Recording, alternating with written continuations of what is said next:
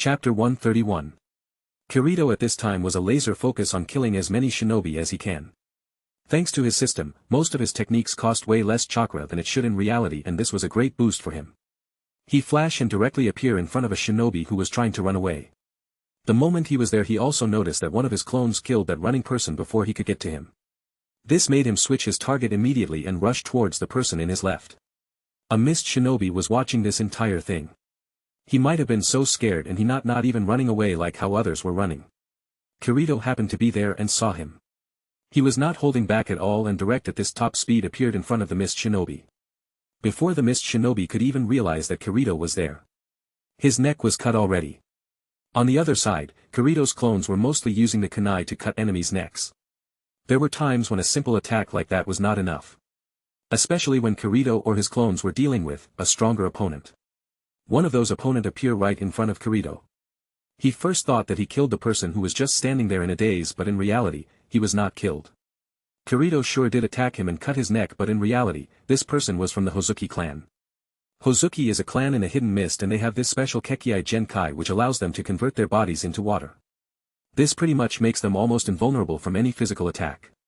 Kirito noticed this only when the neck of this shinobi started to heal and water was visible to him. Thanks to his knowledge of the canon, he was ready for anything. A very simple way to handle this kind of enemy is genjutsu. Don't attack the body but the mind.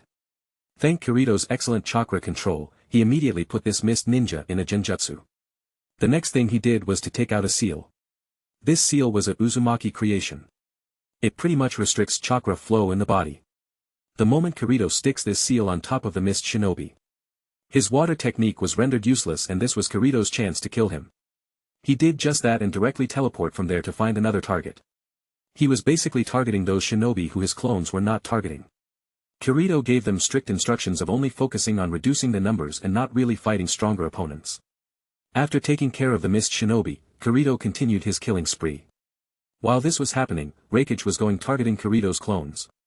There were around 30 clones in the field and Raikage had no idea which Kirito was the real one, so he started to target the first one he saw. The only problem was, all the clones were keeping their distance from the Raikage. And Raikage was fast but not as fast as Kirito. Raikage saw clones killing a shinobi in front of him. At this point he have already understood that this blonde shinobi was able to teleport because of those kunai.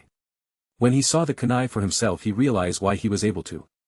There was a Fuinjutsu seal, so place it in the kunai. This was the second Hokage's jutsu and he was aware of it. But being able to use this jutsu to this degree was insane. Come here you bastard! Raikage roar and rush towards the nearby clone who was about to kill a shinobi near him with lightning cracking around him.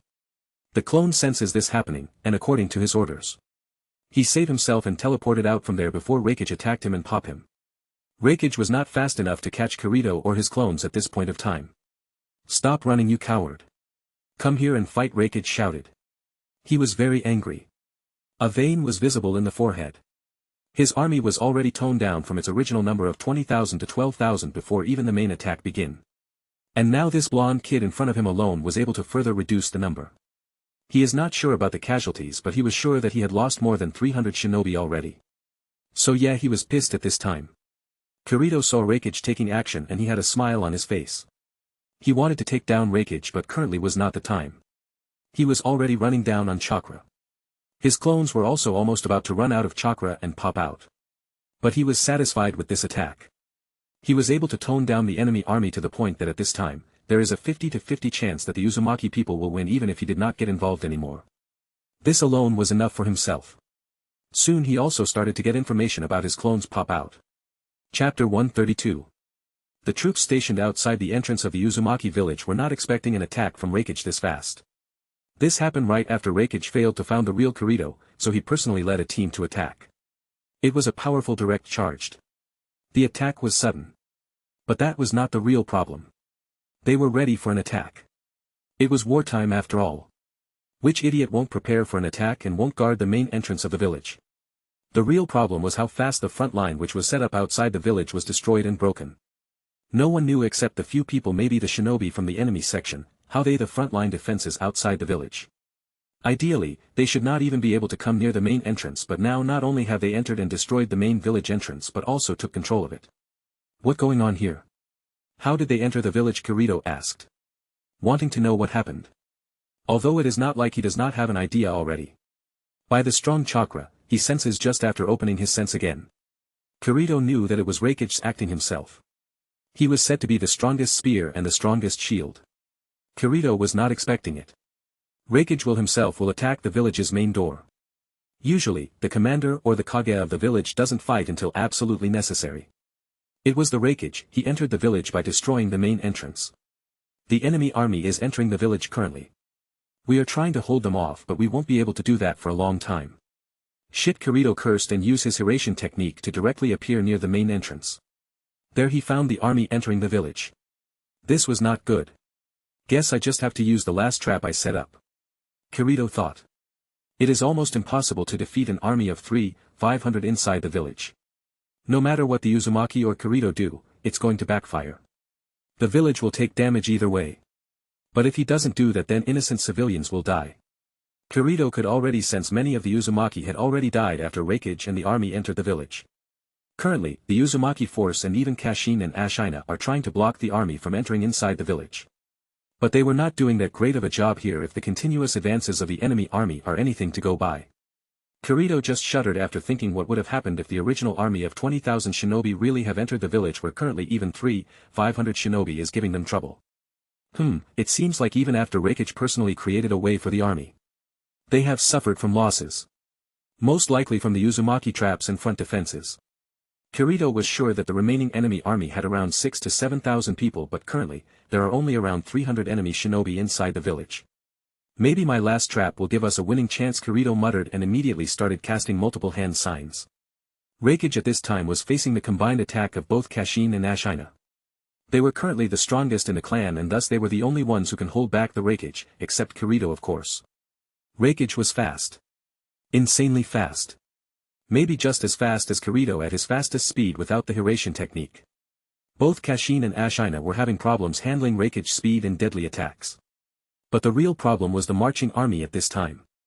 Maybe not as big as 20,000, but to the innocent and unguarded people of the village, even one enemy shinobi is deadly. And this was the only reason Kirito created one last line of defense. There is a price to pay for this last trap, but it was worth it. He planned to destroy an entire section of the village with the enemy army. He already has put a seal around the entrance section of the village so that he can willingly explode the entire section of the village. The only problem was the Uzumaki people in the village.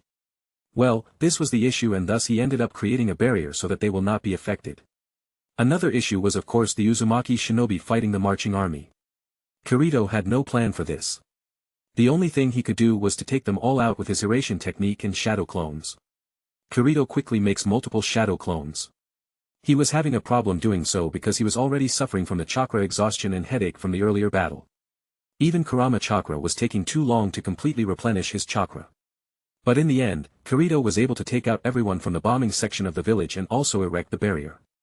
In this condition, I will not be able to hold the barrier. Good thing that I got Sage Mode, otherwise we would have been doomed. Kirito thought to himself. He never actually tried the perfect Sage Mode. But he was really excited to do so. HIATUS closed his eyes and tried to sense the natural chakra around him. Next will be to draw that natural chakra inside him. Before he even knew it, he was gathering the natural chakra inside him and also mixing it with his own chakra. It all happened flawlessly. He almost did not have to do anything himself. There was a clear marking around his eyes. It was like Toad Sage Mode markings, but all black. His eyes, which were blue, turned orange. When he opened his eyes, he could feel things around him. Things which he usually could not even with his amazing sensing ability. This is no normal power-up. This is how Hashirama Senju felt when entering into Sage Mode. No, maybe mine is better. I currently have a 10-to-1 ratio when it comes to natural chakra and personal chakra. This is not possible considering that both the chakra has to be balanced to enter into the Sage Mode. If have less natural chakra, then there will be no change at all. But if you have more natural chakra, then the user will turn into a stone. And here I am not turning into a stone. Thank you, system. Sometimes you really give me good things, Kirito said with a smile.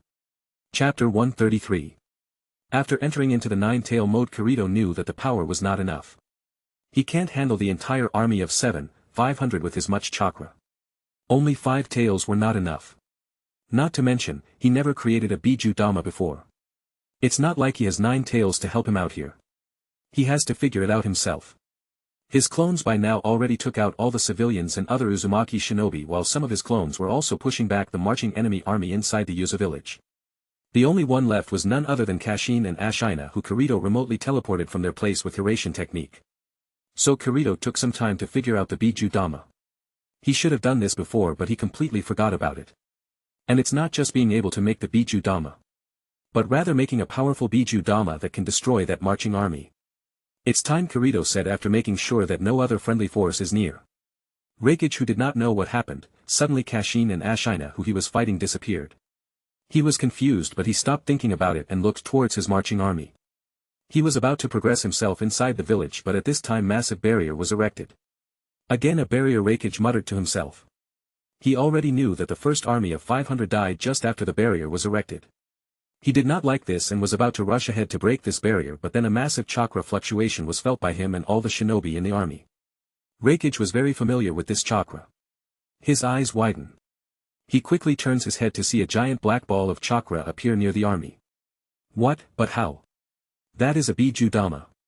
There is no way this Uzumaki have a Jinchuriki. So how Raikage thought about this, but by this point he was already in his lightning chakra armor moving towards the Biju Dama at breathtaking speed.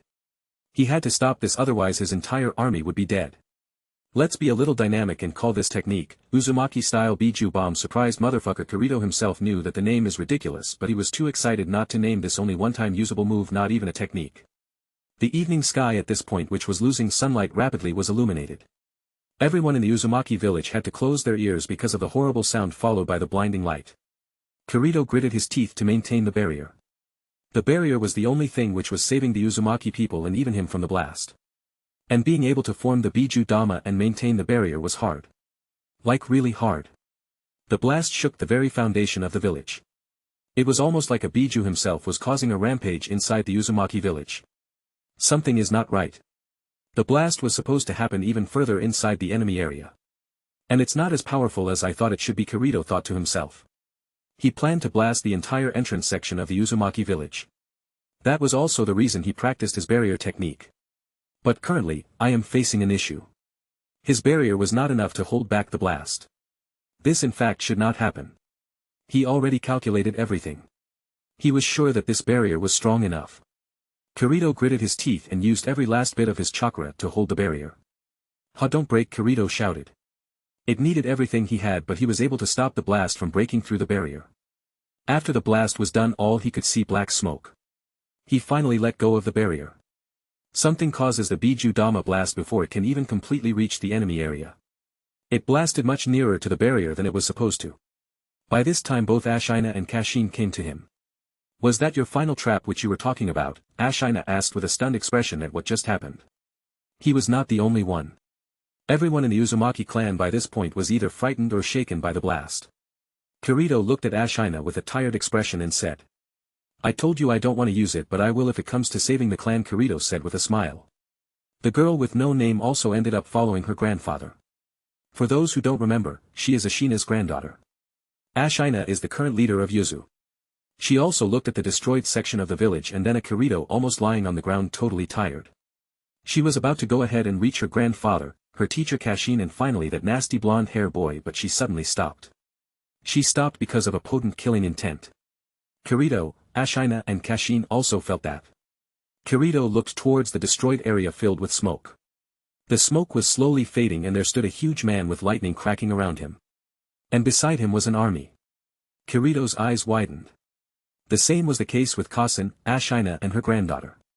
Chapter 134. Kirito looked towards the destroyed area filled with smoke. The smoke was slowly fading and there stood a huge man with lightning cracking around him. Kirito's eyes widened. The same was the case with Kashin, Ashina and her granddaughter. This person was none other than Raikage. He survived. Kirito muttered to himself. It's hard to believe that a person can really survive that blast, but if there is a shinobi out there who can, then Raikage is definitely one of them.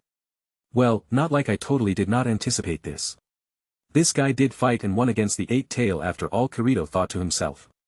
But it would have been really nice if he had died. Would have saved me a lot of trouble. Kirito now was more worried about who would be able to handle Raikage. He should end this pointless war now, right? He is alone after all. Well, his thinking came to a halt the moment he saw what was behind the Raikage. What? No, that's not possible. I can understand that he can save himself because of his lightning armor, but how his army is intact, Kirito said, and even people around him like Kashin and Ashina also heard and nodded in agreement. No, that's not the case, look more closely. There are fewer in numbers and also a lot of them are hurt and burned. Kashin's keen eyes see the difference before anyone else. Kirito followed what Kashin pointed out, and only now he was realizing what might have happened. Maybe my calculation about the blast was not wrong after all. It was Raikage. Kirito muttered this to himself, realizing what really happened here. Apparently, the Raikage was able to throw the Biju Dama towards the erected barrier before it was blasted. Then he also used his own body and lightning armor to pin the blast directly to the barrier until it exploded. This significantly reduced how much his own remaining army was affected by the blast. Secondly, the remaining army also ended up sacrificing their own men to save the rest of them. Using their comrades as shields. They used their own comrades as shields to protect themselves. Morally, this is just plain wrong, but this surely gave them a fighting chance. And they are still alive. Around 300 of them. Ashina said with a low tone of anger. Well, desperate times demand desperate measures, I guess, Kashin added. I need some time to recover. You three have to handle Raikage and the rest of the army, Kirito said. Three? Asked Ashina, but then looked towards where Kirito and Kashin were looking. The no-name girl was standing there looking like a puppet, not sure what she should do. Ashina was about to call out to her, but at this time the Raikage started moving towards them. The powerful aura he was emitting was pressing down on all of them. Even his own army. This is troublesome, Kirito said with his best imitation of Shikamaru. Uzumaki, that's what they call you here, right? I never anticipated that you would cost me this many of my men to take down your village, Raikage said with a low growl. How the hell did you get a Biju Dama? Since when the Uzumaki country is hiding a Jinchuriki, Raikage asked. It was apparent that Raikage now was very interested in the imaginary Biju he was thinking, which the Uzumaki had. After hearing this, both Kashin and Ashina looked towards Kirito with questioning eyes. How the hell do you guys think that I was able to come here when that seal of yours is a chakra-devouring sink? Kirito replied before they asked him. Okay then, take my granddaughter and get out of here. We are going to take care of Raikage and the rest of the army. Both Kashin and Ashina told Kirito. You both will die if you went against him alone, Kirito said, trying to stop them, but he himself did not have a better idea of what to do. Both Kashin and Ashina looked at Kirito with a smile. We will gladly die if that means protecting our people, Ashina said.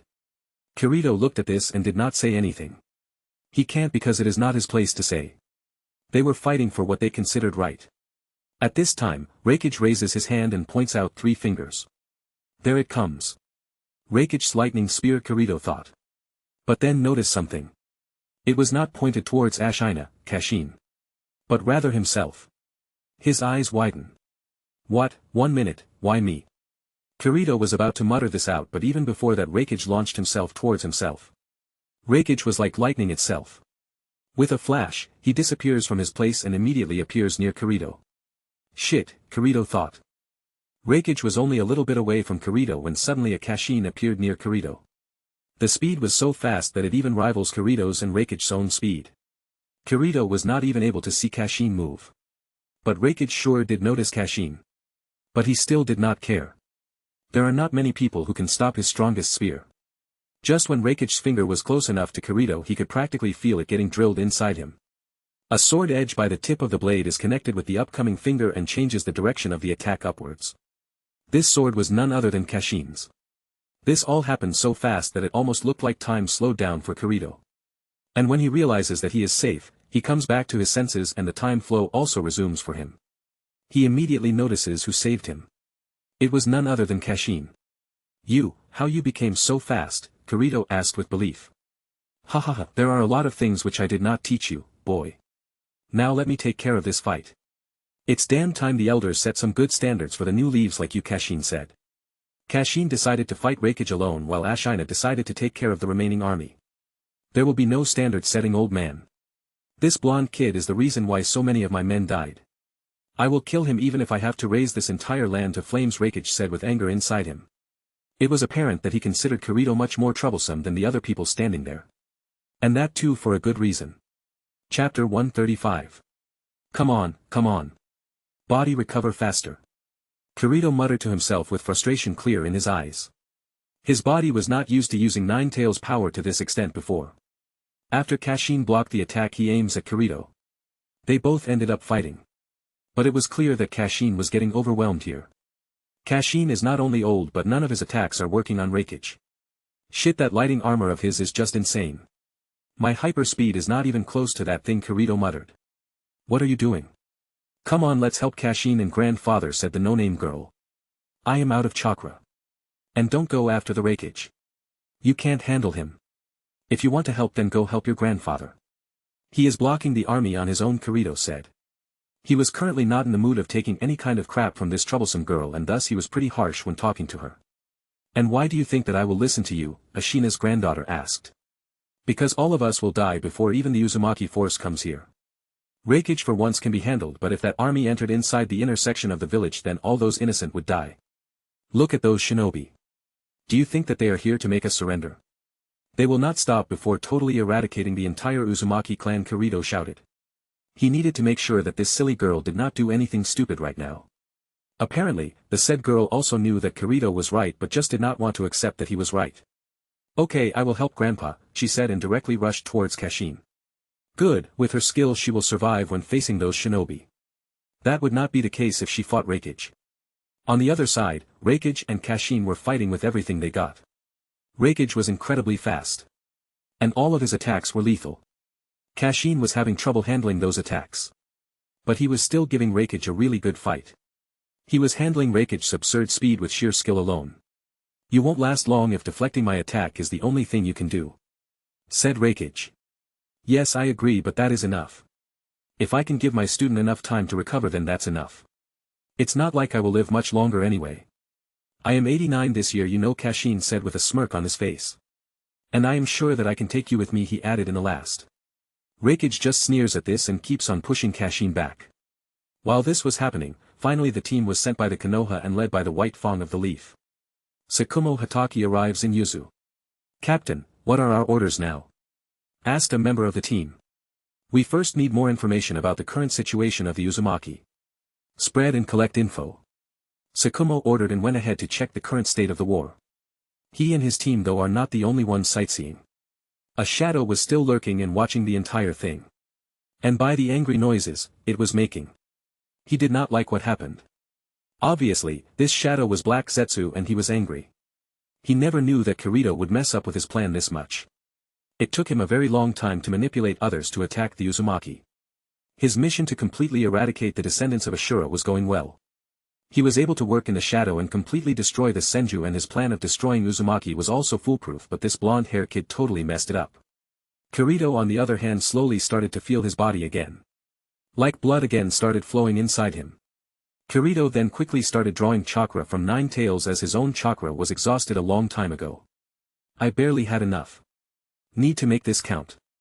Kirito said to himself, opened his observation haki and started rotating the chakra in his hand. On the other side, Raikage and Kashin's fight even started to affect others in the army. Kashin by this point was breathing hard. It was clear that the age was catching up to him. Ashina and his daughter on the other side also getting pushed back and looked in trouble. They might be stronger than normal shinobi, but the sheer numbers they were fighting were not mere jokes. Even Kirito would have faced trouble if he did not have his Hiraition technique. The only reason they were even holding up to this point was because they had enough seals to crowd manage. Kirito felt the upcoming Uzumaki force and was fully ready to take down Raikage before the army arrived back. I might not be able to move again after using Nine-Tailed Chakra, but I need it. I am almost exhausted. Well, at least I don't have to worry about this godforsaken army. I just need to take care of Raikage then. I will only get one chance. I have to make sure that I end this by this one attack, Kirito thought to himself. And soon Kirito also got the chance which he was waiting for. Raikage shifts from using his 3 fingers to using only 2 fingers. This is supposed to increase his attack power according to what Kirito remember from the anime. Kirito also remembers how to handle this particular attack from the anime as well thanks to Naruto. Raikage charged in Kashin. Kashin, who at this point was not looking very good and breathing hard, stood in his place, ready to intercept Raikage. But both Kirito and he knew that Raikage's attack was much faster than it was previously. He can't counter this one. Raikage was almost upon him, but at this time, Kirito activated replacement. And the person he replaced himself with was Kashin. Chapter 136. Raikage charged towards Kashin. Kashin, who at this point was not looking very good and breathing hard, stood in his place, ready to intercept Raikage. But both Kirito and he knew that Raikage's attack was much faster than was previous attack. He can't counter this one. Raikage was almost upon him, but at this time, Kirito activated his replacement technique and replaced position with Kashin. He already had put a seal on Kashin, so he does not have to find him every time he need him or Ashina. There is the seal on Ashina too, and both of them did not know about that. Kashin suddenly went from facing an incoming Raikage with a definitely deadly attack to standing where Kirito was like an idiot. For Kirito though, it was much more intense. He directly switched positions with Kashin, and in front of him was the incoming Raikage with the speed of lightning. It was only because of his observation of Haki that he was able to catch Raikage's speed. Dude, what is this guy doing here? With this much talent, he should be in the Olympics. Land of Thunder will definitely get gold. Kirito joked to himself. What he was thinking aside, Kirito already had a Rasengan in his hand. Raikage noticed that Ashina suddenly disappeared, and suddenly the blonde kid he wanted to kill appeared in his place. He was curious how that happened, but he wanted to kill Kirito even more. He did not stop but kept on going and directly targeted Kirito's heart. Kirito was also ready with Rasengan in his hand. Alright, need to aim right, Kirito muttered to himself and dodged at the right time when Raikage's hand arrived near him. Raikage's eyes widened at how fast Kirito moved and dodged the attack. But was just the start. Just like how Naruto did in the anime. Kirito waited for Raikage's arm to get past him and he dodged beneath the arm. Just like Naruto, Kirito was also in Sage mode. Then slammed the Rasengan in an angle of the elbow of Raikage. This attack ended up changing the direction of the Raikage attack. His finger got redirected backwards and directly pierced his own shoulder. This all happened before Kashin or others could even notice that Kirito was suddenly fighting the Raikage. Awesome, I did it, Kirito shouted. He was honestly suspicious about this move Naruto pulled in the anime, but it really worked. Kashin only noticed Kirito when he heard Kirito shouting. He then noticed Raikage pierced his own shoulder and on his knees. By the way, for anyone who is confused, we are talking about the third Raikage. The one Naruto fought in the fourth Shinobi War. The big beard one. Kirito slowly walks towards Kashin. He was honestly tired by this point. Maybe this was the reason he did not see Raikage standing once again back to his feet. He was bleeding heavily from his left shoulder, but still he stood like nothing had happened. His eye was fixed on Kirito's back. Kashin notices this. His eyes widen. This particular expression of Kashin was also noticed by Kirito. He was tired, very tired. Honestly, he might have not made this kind of mistake if he was mentally not this much tired at this point. He would have never shown an enemy his back until he confirmed he was dead. But this extreme chakra exhaustion and headache he was facing because he overused Haki in the morning while spamming the Flying Thunder God technique and Shadow Clone Jutsu, made him commit a mistake which no experienced shinobi should do. Showing their back to an enemy. Kirito just realizes this and immediately turns back, but it is already too late. In a split second, he saw Raikage coming towards him like Shinigami. Kirito thought. Shit, but it's not like even if I did not let my guard down then I could have avoided this attack in the first place. My body is hardly moving after using that much Nine Tails chakra. I honestly should have trained in Nine Tail chakra before, but no point thinking about it, I am dead. He stood there waiting for the inevitable to come. He already closes his eyes. He already used everything he could have now and did not have anything more that he could have done. But the expected blow never came. Kirito slowly opened his eyes and saw something which he was not expecting at all. Something even he did not know that would be giving him many nightmares in the future. There was standing Kashin in front of him facing him. Raikage pierces his chest from his back. In fact, Raikage's hand was only a few meters away from reaching Kirito. Kashin, Kirito said. His eyes widened. Kashin spat blood from his mouth. Kashin, Kirito shouted again and rushed ahead. But Raikage snapped his hand to the side and Kashin's body was sent flying towards the side. Kirito without thinking too much just followed Kashin. It is not like he can do anything about the Raikage, so he just did what he could. Ashina, who was now getting a little rest after his granddaughter and the Uzumaki force entered the scene to hold back the remaining enemy army, saw this and his eyes also widened. He immediately rushes to intercept Raikage. Raikage was about to attack Kirito, but at this time Ashina came in front of him. He himself was pretty tired but stood there. Her granddaughter also noticed that Ashina was attacked and rushed towards him. Kashin, you okay? Kirito asked, but both of them knew that Raikage directly pierced his heart. The only thing which could have saved Kashin at this point was either the 100 rebirth technique from Tsunade or Naruto's power he got after getting Sage of 6 Path powers. Kashin looked weakly at Kirito and smiled. Let's not worry over me. Just like I told you. I did not have enough time to live anyway. At least it is better this way. I give my life to save my student's life, Kashin said with difficulty. Kirito did not say anything. He knew that this was Kashin's last words, so he let him speak. You are not following your heart, Kirito. Kashin looked at Kirito and said. Kirito, however, did not understand anything that Kashin was saying. I am not following my heart, Kirito just repeated. How I am not following my heart? Kirito asked.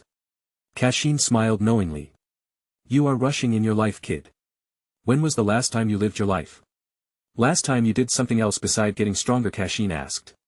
Kirito unfortunately still did not understand what he was trying to say. Don't worry. One day you will understand. Just remember why you are getting strong and whom you are doing all this for in the first place, Kashin said and coughed out blood. I will. Kirito usually would have completely dismissed this talk, but this was Kashin's last words to him. He this time really listened. Good, now go and beat him, Kashin said and raised his sword which he was still holding towards Kirito. Giving it to him. Kirito held the sword, but before fully taking it from Kashin he said. Need some more time, mind staying alive still then? Huh, maybe not. But you really don't need to wait. Just let go of the dormant power of Haki. There is one more type. I know that you two know that, Kashin said, his voice already cracking. Kirito stayed quiet. You just need cough.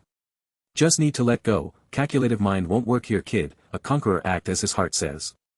You don't need to copy someone else, plan or even prepare, just go right in. Stop being someone else, cough. Chase your dreams, chase your real will. It will make you stronger. Believe it. The will of D.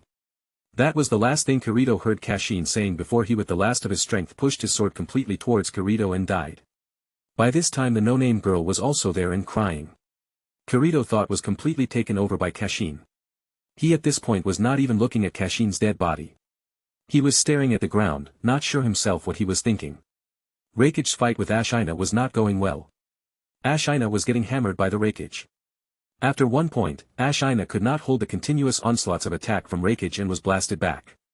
Raikage, even being injured and almost lost his left arm, was more than a match for Ashina. But he did not go forward to kill Ashina. After fighting him, he was sure that Ashina was the easier target here. He needs to kill Kirito first. He once again raised his hand towards Kirito's back, who was right now looking towards the ground. And after only pointing one finger towards him, he rushes towards Kirito. This time around, there was no one to stop him. And he could not sense Kirito infusing any chakra. It was a clean attack directly towards the heart. Chapter 137. Raikage, even being injured and almost lost his left arm, was more than a match for Ashina. But he did not go forward to kill Ashina. After fighting him, he was sure that Ashina was the easier target here. He needs to kill Kirito first.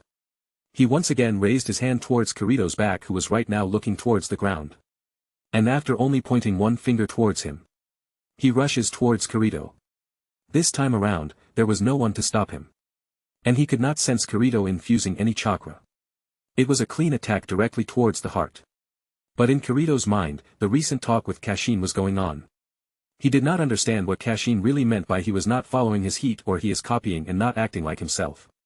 But unlike the usual where he most probably was going to dismiss the entire talk altogether, he just could not get Kashin's word out of his mind. Both Ashina and the no-name girl saw a Raikage coming towards Kirito. They were horrified. Kirito was not moving at all. He was out of chakra long ago and now did not have any way to save himself. Raikage with lightning speed came close to Kirito. His fingers coated lightning. I told you, I will kill you today no matter the case. Even if it had cost me my arm, I will do it, Raikage said the moment he arrived near Kirito. He was about to pierce Kirito with his attack, but at this time, his attack suddenly stopped. Raikage at first did not even understand what happened.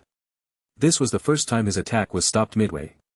What happened? Raikage thought to himself. Ashina and his granddaughter also were stunned. Raikage quickly looked towards his own remaining arm. There he saw a smaller black hand holding his strongest spear. What impossible, Raikage shouted. This was none other than Kirito's hand. And it was black. To those people who know Kirito would say that it is his steel release, but that was not the case. It was him mistaking that it was steel release. It was Haki. You know, I was not particularly close to him. But it still felt bad that now he is gone, Kirito muttered, but Raikage was hearing him just fine. Kirito was not even facing him. He was still looking at Kashin's body. He stopped Raikage's attack without looking at him, by just extending his one hand backwards. Raikage was surprised and a little scared of this exactly. Ashina and his granddaughter were looking at all this. They were not sure how to react to this situation. Yes, the Raikage attack was not as strong as it was previously considering that he is seriously injured. But catching Raikage's attack with just one hand is insane. The old man said something to me before kicking the bucket. I hardly understand what he meant. But I do know that he believed in me that I would be able to save his clan and his family. Kirito said. Raikage at this point was trying to remove himself from Kirito's grabs, but with only one hand, it was pretty hard for him to do that. And considering how I too need this place in good condition so I can go back home, and the fact that you just killed the only person I could really call a teacher. You bet I am going to make sure that what he asked me will happen, Kirito said, and by the end of the sentence, he finally looked towards Kashin's dead body to the Raikage. Raikage also looked towards Kirito when he finally faced him. But immediately he regretted it. Kirito's eyes were not his usual blue. They were red. Not Sharingan red but rather glowing red. Slowly the color around Raikage and other people started to face. In everyone's eyes, the world started to turn black and white. There were flashes of red all around. And then it happened. A terrible energy which brought fear and complete demise in the hearts of people rose. The entire earth was shaking and shattering. Kilometers away, the ocean waves started to rise higher and higher when came in contact with this terrible power. The entire army and Yuzu force halted their movement. Like they were shackled by iron, they could not move.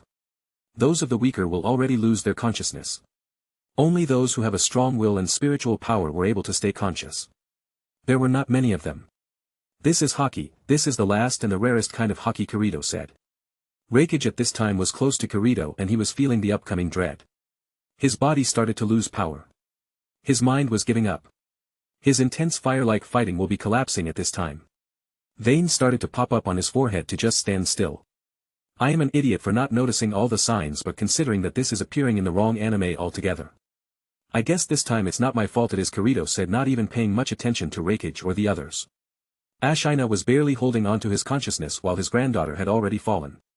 Far away, Tsukumo Hatake, who was standing and watching his battle, also felt this. He was the only person in his team to stay conscious. Although just barely. This kid, he is the same one back then. How is he doing this? Tsukumo was even having trouble breathing, let alone talking. He was not the only sightseer who was uncomfortable watching the show though. Black Setsu, after so many years, have felt this oppression again. He clearly remembers the first time he felt this pressure. And this kid is even more terrible than that man. I mean, who would have thought that in the world of sages, we would see a conqueror, Kirito said with a grin. Chapter 138. The pressure which Kirito was exerting on his surroundings was immense. The entire world was clouded in his powerful Haki, making it look like a black and white movie. Raikage was shaking in his place, his attempts to remove his hands from Kirito's grasp long stopped. Right now he just wanted to get away from Kirito. It's not like he had not faced this kind of situation before. Shinobi always use killing intent to affect their enemies, but what Kirito used right now was much more potent. This was the first time Raikage had felt the pressure inserted by Conqueror's Haki. Kirito on the other hand had no idea how he had Haki in the first place. This power should not supposed to exist in this world. He even names them differently, considering steel release or hyper-focus. He wanted to get to the bottom of this, but currently was not the right time. You wanted a fight, right? Let me give you one. Kirito said and released Raikage's hand. Raikage immediately wanted to back off, but Kirito was faster. He punched Raikage from the same hand he was holding with armament Haki covering his hand. The result was obvious to Kirito. Raikage was sent flying backwards. He still had his lightning armor around him and thus he did not suffer a lot of damage. Kirito was still holding Kashin's sword, which Kashin gave him in his right hand. He knew that armament Haki could be spread to a sword and he focused on his blade. And it worked like a charm. Soon the blade turned black and a black aura surrounded the blade. You called your lightning armor the strongest shield, right? Let's test that out, shall we? Kirito said, but there was no emotion on his face. It's really hard for me to maintain Haki right now. I better complete this fight fast. Kirito thought to himself. A terrible feeling spread across Raikage the moment Kirito used his armament Haki on Kashin's sword. His gut feeling was telling him that his lightning armor would not be able to stop that sword. Kirito's control over his armament Haki was not that great. His observation of Haki was the best out of the three Haki. His Conqueror Haki was the worst. The moment Kirito focused his armament Haki onto his sword, his Conqueror's Haki effect vanishes. Need to train in this after this entire shit show war is over, Kirito mentally noted to himself. Raikage at this time ready to back off entirely from the fight. He might have not cared that much, but considering that he injured himself, his first priority was to save his own life. Kirito though was having none of that. He rushes towards Raikage. He draw from Nine Tail again and activated hyper speed. Uzumaki style one sword strike. Kirito internally thought and struck towards Raikage. Raikage at this time was faster than Kirito, but faster is not always better. This particular lesson Kirito learned when fighting with the no-name girl when doing sword practice with her. Although Raikage was able to dodge the first strike done by Kirito, Kirito immediately changed his sword hand and attacked from the other style. Swiftly changing his sword style and incorporating a few moves from Raging Water Goddess sword style. Before Raikage could even understand what happened, he lost his only working hand. His eyes widened. Because of chakra and adrenaline, he did not particularly feel the pain for some time, but when it hit him, he was completely caught off guard and lost his balance. He stumbled and fell down. Kirito slowly walked towards him. I have not seen One Piece, but I do know that if done correctly, there is a possibility to use the sword aura to extend the range of the attack. Want me to test it out on you? You can be my first opponent to whom I use this move. Kirito asked Raikage with a smirk on his face. To Raikage, Kirito was talking nonsense, but he did not care. Don't give me that, you bastard. If you want to kill me, then do so. But remember that the cloud will take revenge for my death. Raikage said. It was not to intimidate Kirito, but rather he was telling the truth. Well, they can try.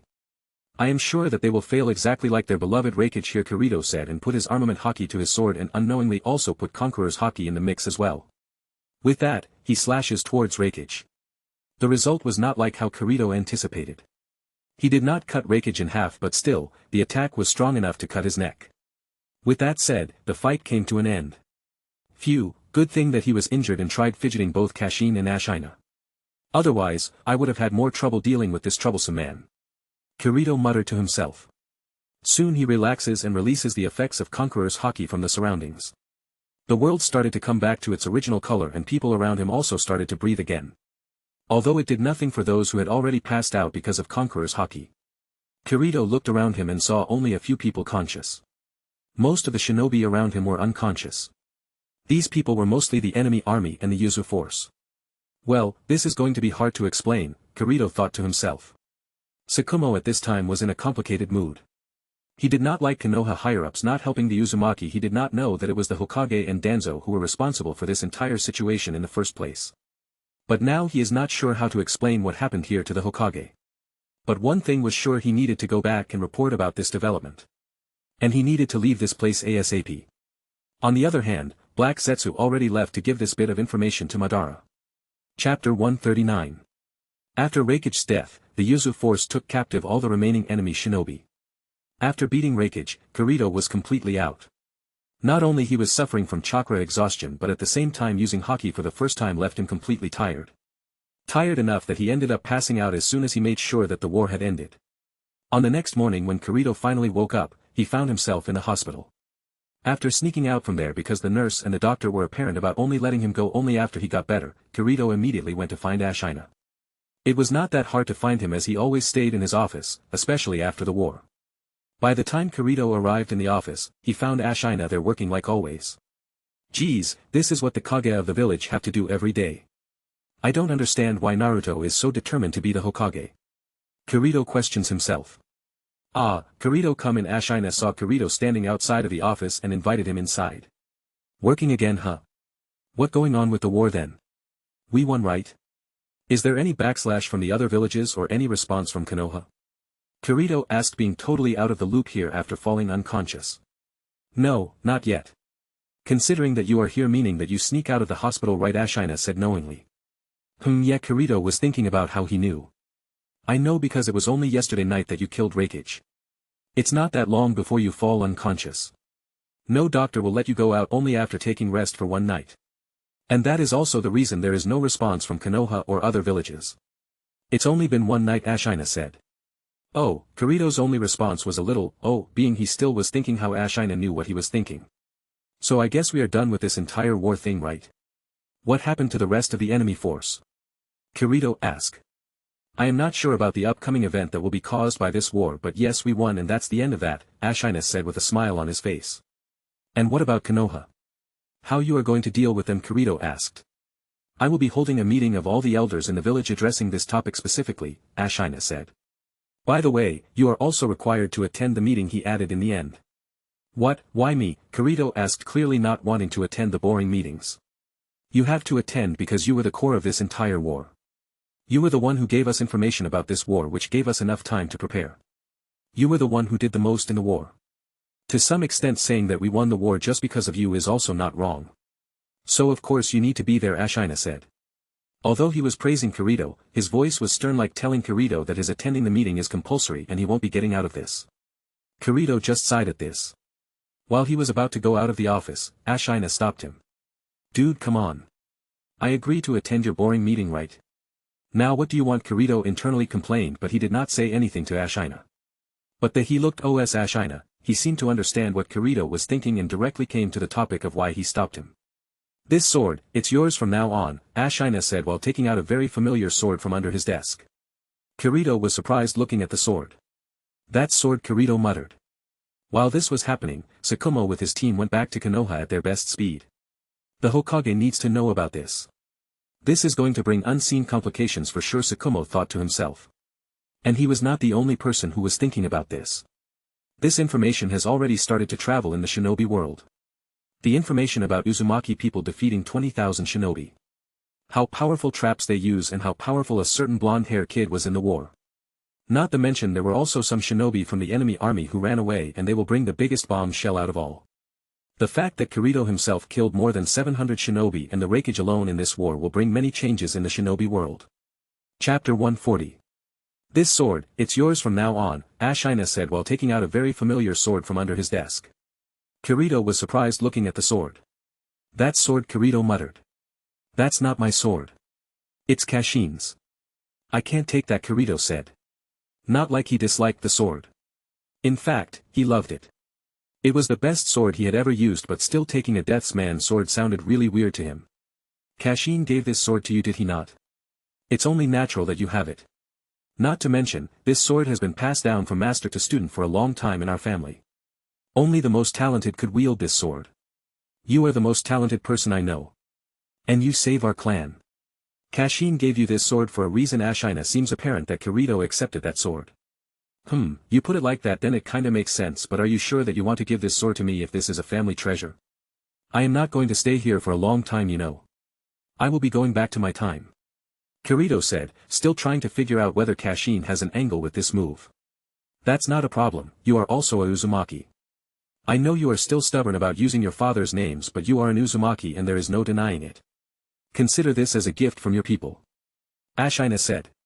My people. Kirito only highlighted this word from the entire sentence. Ashina said. So he is trying to connect me with the current Uzumaki somehow. I certainly don't blame him. Having me means having strong support for the whirlpool. Not to mention, I am still only 14.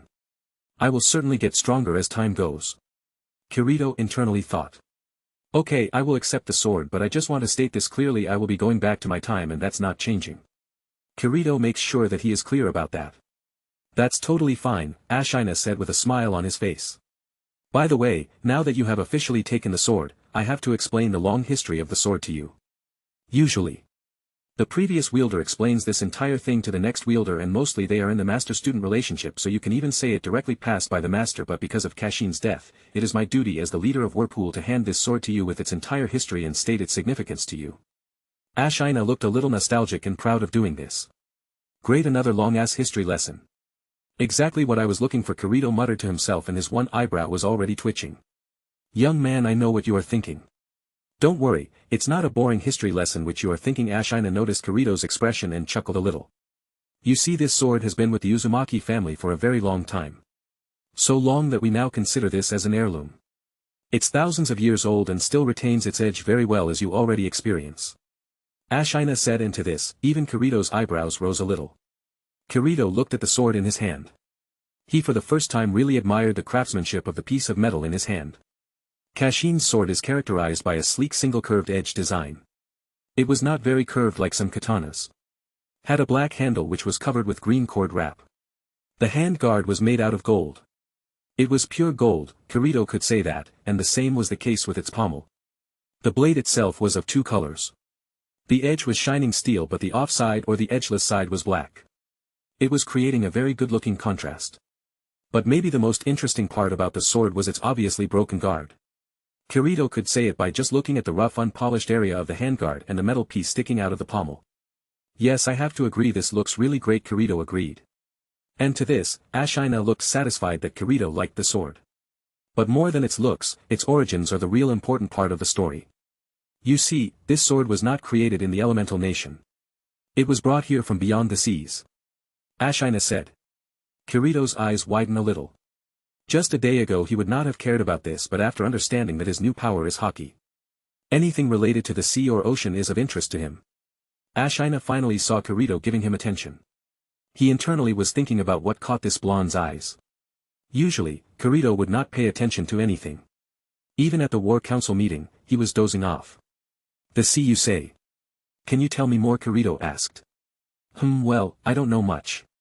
As time passed the information also started to fade away, but I do know that it was given to us Uzumaki by one of our ancestors who was not from the Uzumaki clan.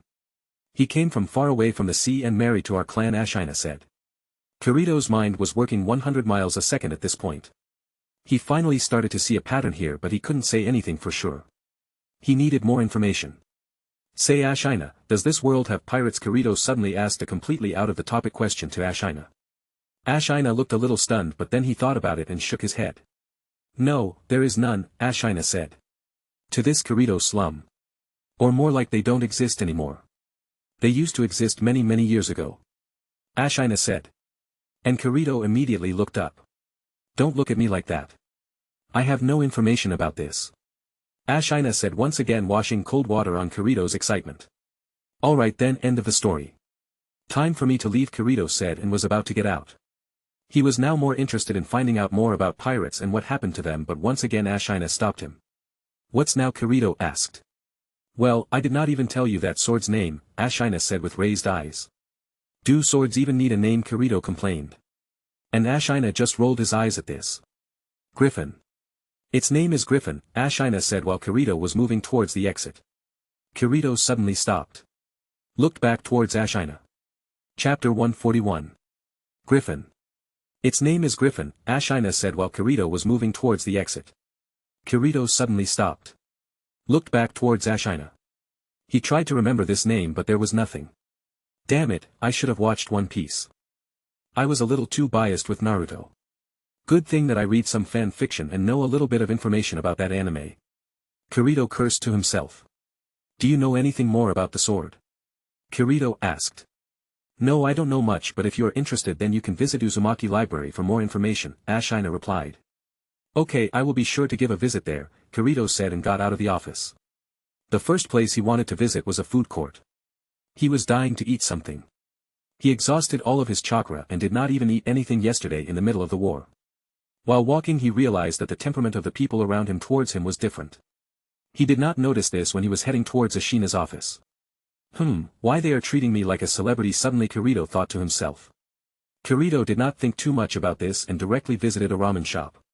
He actually started to like the ramen here in the Uzumaki clan. He was even thinking about learning the recipe for this ramen and giving Naruto a surprise when he returned. Kirito suddenly stopped devouring all the ramen in front of him and muttered to himself. The shopkeeper suddenly realized that he was staring and returned to his work the moment Kirito suddenly stopped eating. Now that the war is done, I need to find a way back. It's already been 2 months since I came here. And I am sure that it will take me a long time to modify the seal and then find a way to travel back to my time, Kirito thought to himself. Kirito's face tense and then he immediately focuses back on eating. This time with more ferocity. Eat and rest for today because from tomorrow itself I have to dedicate all my time to researching that ancient seal. Kirito thought to himself. While this was happening with Kirito, Tsukumo with his team finally reached Konoha the next day. He did not even greet the gate guard which he usually did and directly went after Hokage's office. What is wrong with Tsukumo-sama? He was looking worried. Said a guard keeper. We can't tell you right now but it's very important, one of the team members of Tsukumo said. Hiruzen at this time was looking out of his office window towards the village. He just admiring the village. He might be a power-hungry and corrupt Hokage but there was no doubt that both he and Danzo were loyal to Konoha. Hokage-sama, Tsukumo-sama is here and looking for you, Hiruzen's secretary said. This immediately brought out Hiruzen from his passive mood and he took a serious face. He came back already. Why so fast? It should have taken more time, right? Hiruzen thought to himself. Bring him in, Hiruzen quickly ordered. Hi Hokage-sama, the secretary replied and immediately went out to bring Tsukumo inside. It did not take much time to bring Tsukumo inside. Tsukumo, what is going on? Did you complete your mission this fast? Hiruzen asked. Tsukumo looked a little hesitant about how to answer this question. No, Hokage-sama. The mission is a failure, Tsukumo answered. What happened? You must have a good reason for this, right? Tsukumo Hiruzen ordered to explain what really happened. This let Tsukumo explain everything to Hiruzen. What really happened and everything about Raikage's death and Kirito Namikaze. Hiruzen could not believe what he was hearing at this time. He knew that Tsukumo would not lie to him. But it was really hard to believe what he said. Hiruzen quickly called for his secretary and ordered. Quickly call for all the elders to meet. I need all of them here within half an hour, Hiruzen ordered. There were many things going on in his mind. As soon as Hiruzen got this information, someone else also got this information in Konoha. This someone was none other than Mito Uzumaki Senju. Mito Uzumaki at this time was sitting in her room alone. This was nothing new. She usually stays alone and the only person she comes in contact with is Tsunade. And that's also only when Tsunade is not on a mission, in hospital or in training. But unlike the usual days, Mito was not sitting there with a blank expressionless face right now. She in fact was very excited. He really did it. This kid really saved the Uzumaki clan. Uzumaki, Mito muttered to herself. She has long set up a seal in Hokage's office to spy on her husband. She actually did that because Hashirama Senju had a bad habit of gambling. He used to lose a lot of money like that, so she had to constantly spy on Hashirama so that he wouldn't lose all the money while gambling. But she never thought that these seals would come in used many years later to spy on Hiruzen, Danzo and other elders of the village. There was a smile on Mito's face. She still could not believe that Kirito was not only able to save the Uzumaki clan and win the war, but at the same time, he was able to use the Haki. She was not particularly sure whether it was the Haki, but according to Tsukumo's explanation, it looked just like that. I am sure that after this, that monkey will definitely use me to put pressure on the Uzumaki family. Mito thought and her face became a little hard. Chapter 142. The situation was grim and the atmosphere was heavy. Sarutobi Hiruzen just called for all the elders, especially those who already know the reality of the Whirlpool invasion. He let Tsukumo explain everything to others. That includes how the Uzumaki people won the battle. How big of an army they went up against. The death of Raikage and who killed him exactly. That child, no wonder he dared to talk to us like that in the last meeting. He is capable of killing the third Raikage. Hamura said. Are you sure that he can use the Flying Thunder God technique? Koharu asked. Konoha did not even know right now because this information was only known to those shinobi who survived Kirito's clones using Hiration in the last attack, that Kirito killed almost 700 people on his own. This information is something that the other villagers will get before Konoha, as those villagers' shinobi were in the fight. But here is another very interesting fact that not many people will realize. Kirito defeated Raikage after he fought and killed almost 7,000 shinobi early that morning. Could it be that Mito-sama gave Lord Third Jutsus to him, suggested Tsukumo. He knew that Kirito spent some time with Mito Uzumaki before leaving Konoha when he came last time. No, that is not possible. There is no way that he can learn this jutsu this fast, Hiruzen reasoned. We can't have him grow up. He will be a huge problem if he is given more time to get stronger and reach his true potential. Danzo said. Yes, but that is not important right now, Danzo, Hiruzen interrupted. Hiruzen looked towards all the elders around him and said. The real important thing right now is that we have to decide what to do with the Uzumaki clan. What are you thinking? We did not help them in this invasion and now I don't think that they will keep the alliance with us or they will provide a new Jinchuriki for us, Danzo said. Yes, I am well aware of that, Hiruzen said. Tsukumo, is there anything else that you can tell us about this war or that blonde kid, Hiruzen asked. There is not much information, but when it comes to Kirito Namikaze, then I might have something. I am not sure actually whether this was his doing, but in the middle of the fight, he ended up bursting out with a powerful pressure which totally suppressed all the shinobi around him. I am not sure because I was very far away from the fight, but even I and my team were able to feel a terrible corrosion from him. Tsukumo said. What he was talking about was Conqueror's Haki, but he could not tell exactly because of how unstable Kirito's Haki was at that time. This is because it was his first time using it in his anger. We need Mito-sama's help here. If it's her, then the Uzumaki people will listen to her, Koharu said. Yes, but are you sure that Mito-sama will help us after Konoha did not send reinforcement to the Whirlpool even after they repeatedly asked us? Hiruzen asked himself. We will do that, but currently we need to connect with the Uzumaki before anything. If Konoha do not even send their response about this invasion, then there is no way that those Uzumaki people think that we are honest about our alliance. Hiruzen said to everyone, and others also nodded. What are you going to write to them, and who is going to deliver the letter? Danzo asked. I will not write, it has to be a letter from Ito-sama, and when it comes to who will deliver the letter, then I guess Jiraiya is the best person. Out of all the capable people who can represent Konoha right now, Jiraiya is the only social enough to not directly enrage those Uzumaki even more. Hiruzen said, and others also nodded, although with a little sweat drop, thinking how Jiraiya usually make friends. What followed was Hokage and Danzo going to the Senju clan. Their intention was of course to request Mito to convince the Uzumaki clan for them. Although Mito did not want to do that in the end, she knew that this would create more problems for Konoha and finally agreed. Soon Jiraiya was also called back in the village and the letter was handed to him. It took only 10 days for Tsukumo to explain what happened in the war to Jiraiya taking the letter and coming to the Uzumaki clan. This was also the exact time the Uzumaki clan was about to hold their meeting to discuss what to do with Konoha, after repairing the village and handling everything else. What about Kirito though? Well, he shut himself inside his house and dedicated all his time to researching. He did not even give any help in repairs in the village after considering that he was the person who destroyed the entrance section in the first place. But no one was able to tell him anything because he is also the person because of whom all those Uzumaki complainers are alive. The only other thing that Kirito was doing besides his research about this time travel mishap was training in swordsmanship and Haki. Clan leader, some shinobi from Konoha are here, said an Uzumaki shinobi to Ashina. Damn, I knew that they will act first like this. Quickly call all the elders here. I am immediately taking a higher-up meeting and also bringing that brat here. If he does not come, then drag him to come here, Ashina shouted. Because of the slow repairs going on, he had to postpone the meeting about the war in Konoha.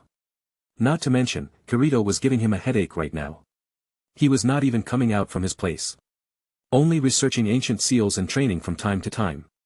Ashina could not care about some sort not brat, but Kirito is different. Not only does he know critical information about the future, but he is practically irreplaceable because of his individual strength. Ashina-sama, I don't think that I can drag Kirito-sama even if I took an entire team to catch him, said the Uzumaki shinobi with a wary smile. Chapter 143. Ashina-sama, I don't think that I can drag Kirito-sama even if I took an entire team to catch him, said the Uzumaki shinobi with a wary smile. This was another issue Ashina was dealing with. Kirito's reputation after the war went through the roof, and most Uzumaki at this point is calling him with honorable titles and honorifics. Another issue is that what the shinobi told him was really true. Kirito is really capable enough that even he himself can't force Kirito to join the meeting or do something he wants relying on just strength alone. Okay, I will take care of that. For the time being, just call and let those Konoha shinobi inside the village and make sure that you are looking over them all the time. If they are going anywhere near children, then notify me immediately, Ashina said. And for a good reason, there is a possibility that Konoha will try to abduct an Uzumaki child to turn him or her into a Jinchuriki. Hi Ashina-sama, the Uzumaki shinobi said, and also understood what Ashina was trying to imply here. After that, the first thing Ashina did was to immediately call for a meeting. And also to bring Kirito out of his room. To do that, he asked her granddaughter to do so. Kirito had no idea what gave Ashina the idea that he would listen to a girl who outright refused to give her name to him. So when she really came to call for her, Kirito did not even bother to reply to her. Only after not replying to the continuous calls from her that Kirito realized why exactly Ashina asked her to come. That no-name girl freaking broke down the entire door of Kirito's house and came inside. Kirito was currently standing in Ashina's office. So you are finally here. I knew that asking her is the right idea. But where is she? Ashina asked. In the hospital, Kirito replied with a stoic face. This immediately put Ashina on alert. Why, what happened to her? Ashina asked hurriedly. Dude, you spoil her too much. If not for this, she might have not turned out to be a bratty little girl. Kirito wanted to shout this in Ashina's face, but considering that he currently needed those Uzumaki people and their help to go back in his time, he kept his quiet. She ended up breaking into my house, Kirito said again in a boring and lazy tone. In fact, he was very sleepy currently because he was continuously working on his research. So what is that supposed to do with her being in the hospital? 1 minute, don't tell me that you attacked her just because she broke through your room, Ashina asked. Do you really think that I have enough time to beat and put some sense in a girl who does not even want to give me her name? No, I did not. She ended up breaking my door and triggered all the traps I set up.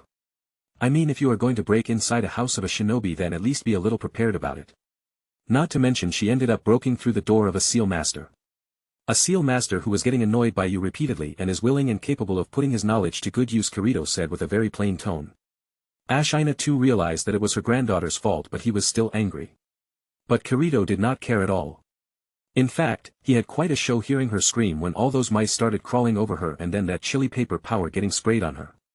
I might be a little too influenced by Naruto and his pranking habits, Kirito thought to himself.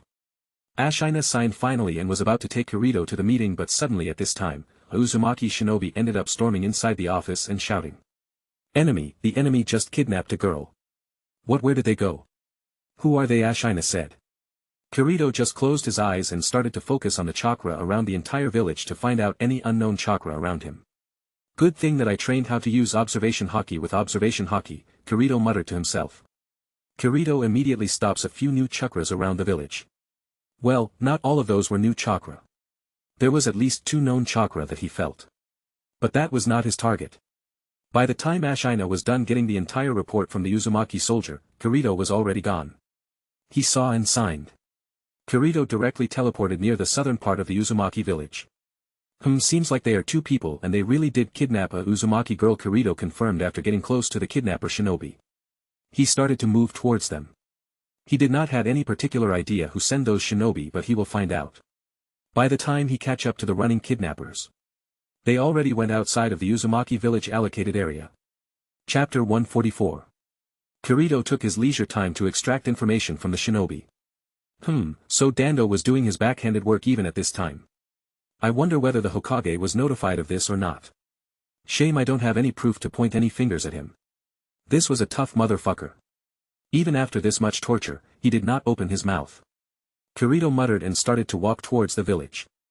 Kirito had to say that Danzo brainwashed his puppets really well. No matter what he do, he did not get any information from his guy. The only way he knew that this shinobi is sent by Danzo was the small seal on this guy's tuff. I should learn how to break that damn seal too. It would be useful one of these days. Now that I think about that, should I kill Danzo here? I am really tempted to do it now. It's not like it's gonna change anything. Kirito muttered. It took some time for Kirito to go back to the village. Actually, he just wanted to waste some time, so those old crooks just started the meeting without him. That was not the case. By the time Kirito came back to Ashina's office, he was smiling and directly hugged him. Kirito was a little surprised and dumbfounded. Now that I think about it, this guy did act a little differently when the clone bought back that Uzumaki girl. The clone did not stay long enough to know why, though, Kirito wondered. Alright, so I guess that this little girl I save is somewhat important to you, Kirito asked. Important, of course, she is important to me. She is my little granddaughter, Ashina replied with a huge smile on his face. You have another granddaughter. How many grandchildren do you have? Kirito asked with a stunned look. Ashina himself was not that old. He was only in his late 40s. Only 2.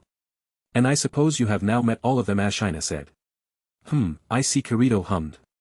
I am the only direct living relative to them. My only son and my daughter-in-law died a few years ago, Ashina said. Kirito nodded his head and looked a little down to give a little respect to the death. Since then both my girls have only me to look after them, Ashina said. Okay, Kirito wanted to end this conversation now. He was really not interested in knowing the entire history of Ashina's lineage. Since the death of their parents, both the girls started to distance others and don't get along with many of the members of the clan, Ashina went on. Dude, I am really not interested, Kirito wanted to say, but now he actually got a little interested, knowing that this might be the reason Ashina spoiled her granddaughter so much, and this is exactly why maybe that granddaughter of hers ended up becoming such a bratty girl. As you already see, one is just a little too proud of herself and another is sly and doesn't like to talk to others much, Ashina said. Kirito pursed his lips and muttered. This guy is just like my previous relatives. Can't stop talking about their child and grandchild's deeds. No, scratch that. They can't stop talking, period, Kirito muttered internally. Alright, I would love to hear more about your lovely granddaughters, but I have some more research to do and a sword to practice.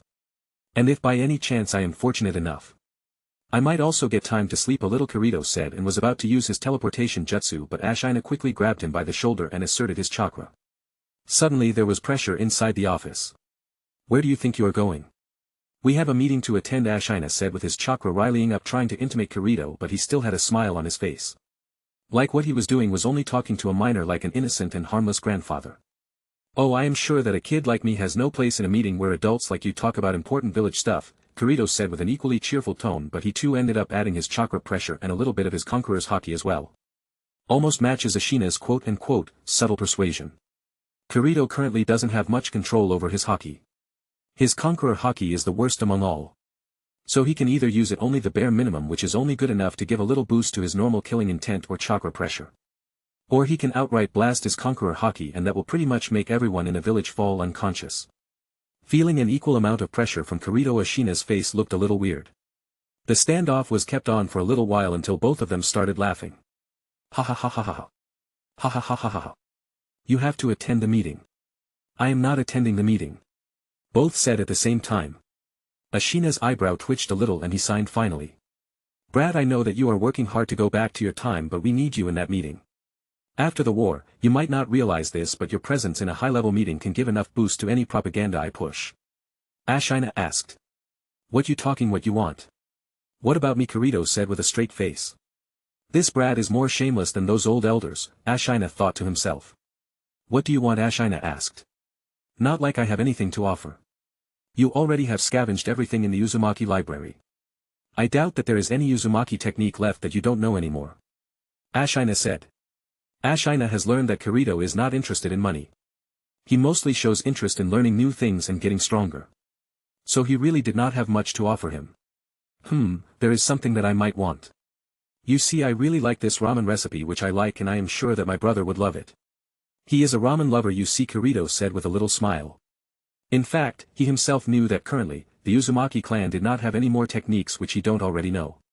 His shadow clones were working really hard to learn everything the Uzumaki had to offer. "That's it." Ashina looked a little surprised. "Yeah, I mean, I know that you need me there only so that you can put a little pressure on those idiot elders. Believe me, I know how big of an idiot the elders of the village could be. And at the same time, it's a really good place to take a nap. I have not slept for the last 2 days." Kirito said and walked out of his office. Ashina looked a little stunned, but he did not care anymore. He just wanted Kirito in that meeting, and that was it. "One more thing, those Konoha shinobi are here and they will be attending the meeting too," Ashina said, and Kirito at this raised his eyes. Chapter 145. Unlike how Kirito thought. He did not get to sleep in the meeting at all. Currently, he was watching the elders of the Uzumaki clan quarrel among themselves. Well, it's not been a long time since the meeting has started. Only 5 minutes to be exact, but Kirito was already feeling sleepy. The only reason he is not able to sleep is Ashina watching him like a hawk and those annoying elders shouting and making a fuss about pointless things. Why these Jurassic people are not kicking the bucket already is beyond me. If you want to make a ruckus, at least wait for the main topic to enter into the discussion. Kirito thought. Even his extraordinary talent of not giving a fuck and ignoring pointless crap was not helping him right now to get that sweet sleep, which was just only a little distance away from his grabs, but he could not just get it because these old people keep shouting in high-pitched voice. "Can we start the meeting now? I can't take this anymore. I'd rather go and fight Madara Uchiha than this." Kirito looked towards Ashina and said. Ashina also looked a little ashamed. He might be the leader of the village, but he have to listen to his elders. Not to mention, there are many elders here who have practically raised him. So he can't say anything. "I think that now everyone is here, we should start the meeting already," Ashina said after seeing that Kirito too was reaching his limit, and knowing him, the first thing he would do is either just teleport out from here or use Haki to knock everyone out. Listening to Ashina's voice, all the elders wanted to say something. They usually don't give this leader much face, unless an outsider is present. But considering that Kirito was there, they refrained from saying anything. It was not entirely that they considered Kirito an outsider. In fact, internally they were pressuring Ashina to tie Kirito to the Uzumaki clan completely, and Ashina for this reason was having more trouble for fast few days after the war. It all actually started after everyone saw what Kirito was really capable of in the war. Not to mention, Kirito himself being an Uzumaki, there was nothing but full support from the Uzumaki family as a whole, especially after Kirito literally saved the entire clan. Ashina was just happy that right after the war, Kirito closed himself inside his room and only did research. This is also the reason Kirito did not know that he had become the most eligible bachelor in the Uzumaki country. But that was not the only reason, his personal power was also a reason. In fact, currently, he was being held as the Raikage killer. Everyone knows that the third Raikage is the strongest Raikage in the history of the Cloud Village, and currently, there are no other Kages who are as strong as him. Maybe once he dies, Sarutobi Hiruzen will take his position as the god of the shinobi. But not now. And that was the reason when the elders saw that Kirito was also getting pretty annoyed, they too just nodded at Ashina's word. Ashina clearly noticed that this elder looked at Kirito after he told them to start the meeting. His eyes twitch and he is internally cured. This old bastards, I am also the leader of the village. At least give me the respect I should have, Ashina thought but did not say. This was followed by Ashina explaining the reason for calling for this meeting. It mainly had to do with the recent war and how Whirlpool's next move was going to be. Lastly, the most important might be, what to do with Konoha. After the meeting really started, everyone's attention shifted from Kirito and Kirito finally got a little sleep. But that was only for a little bit.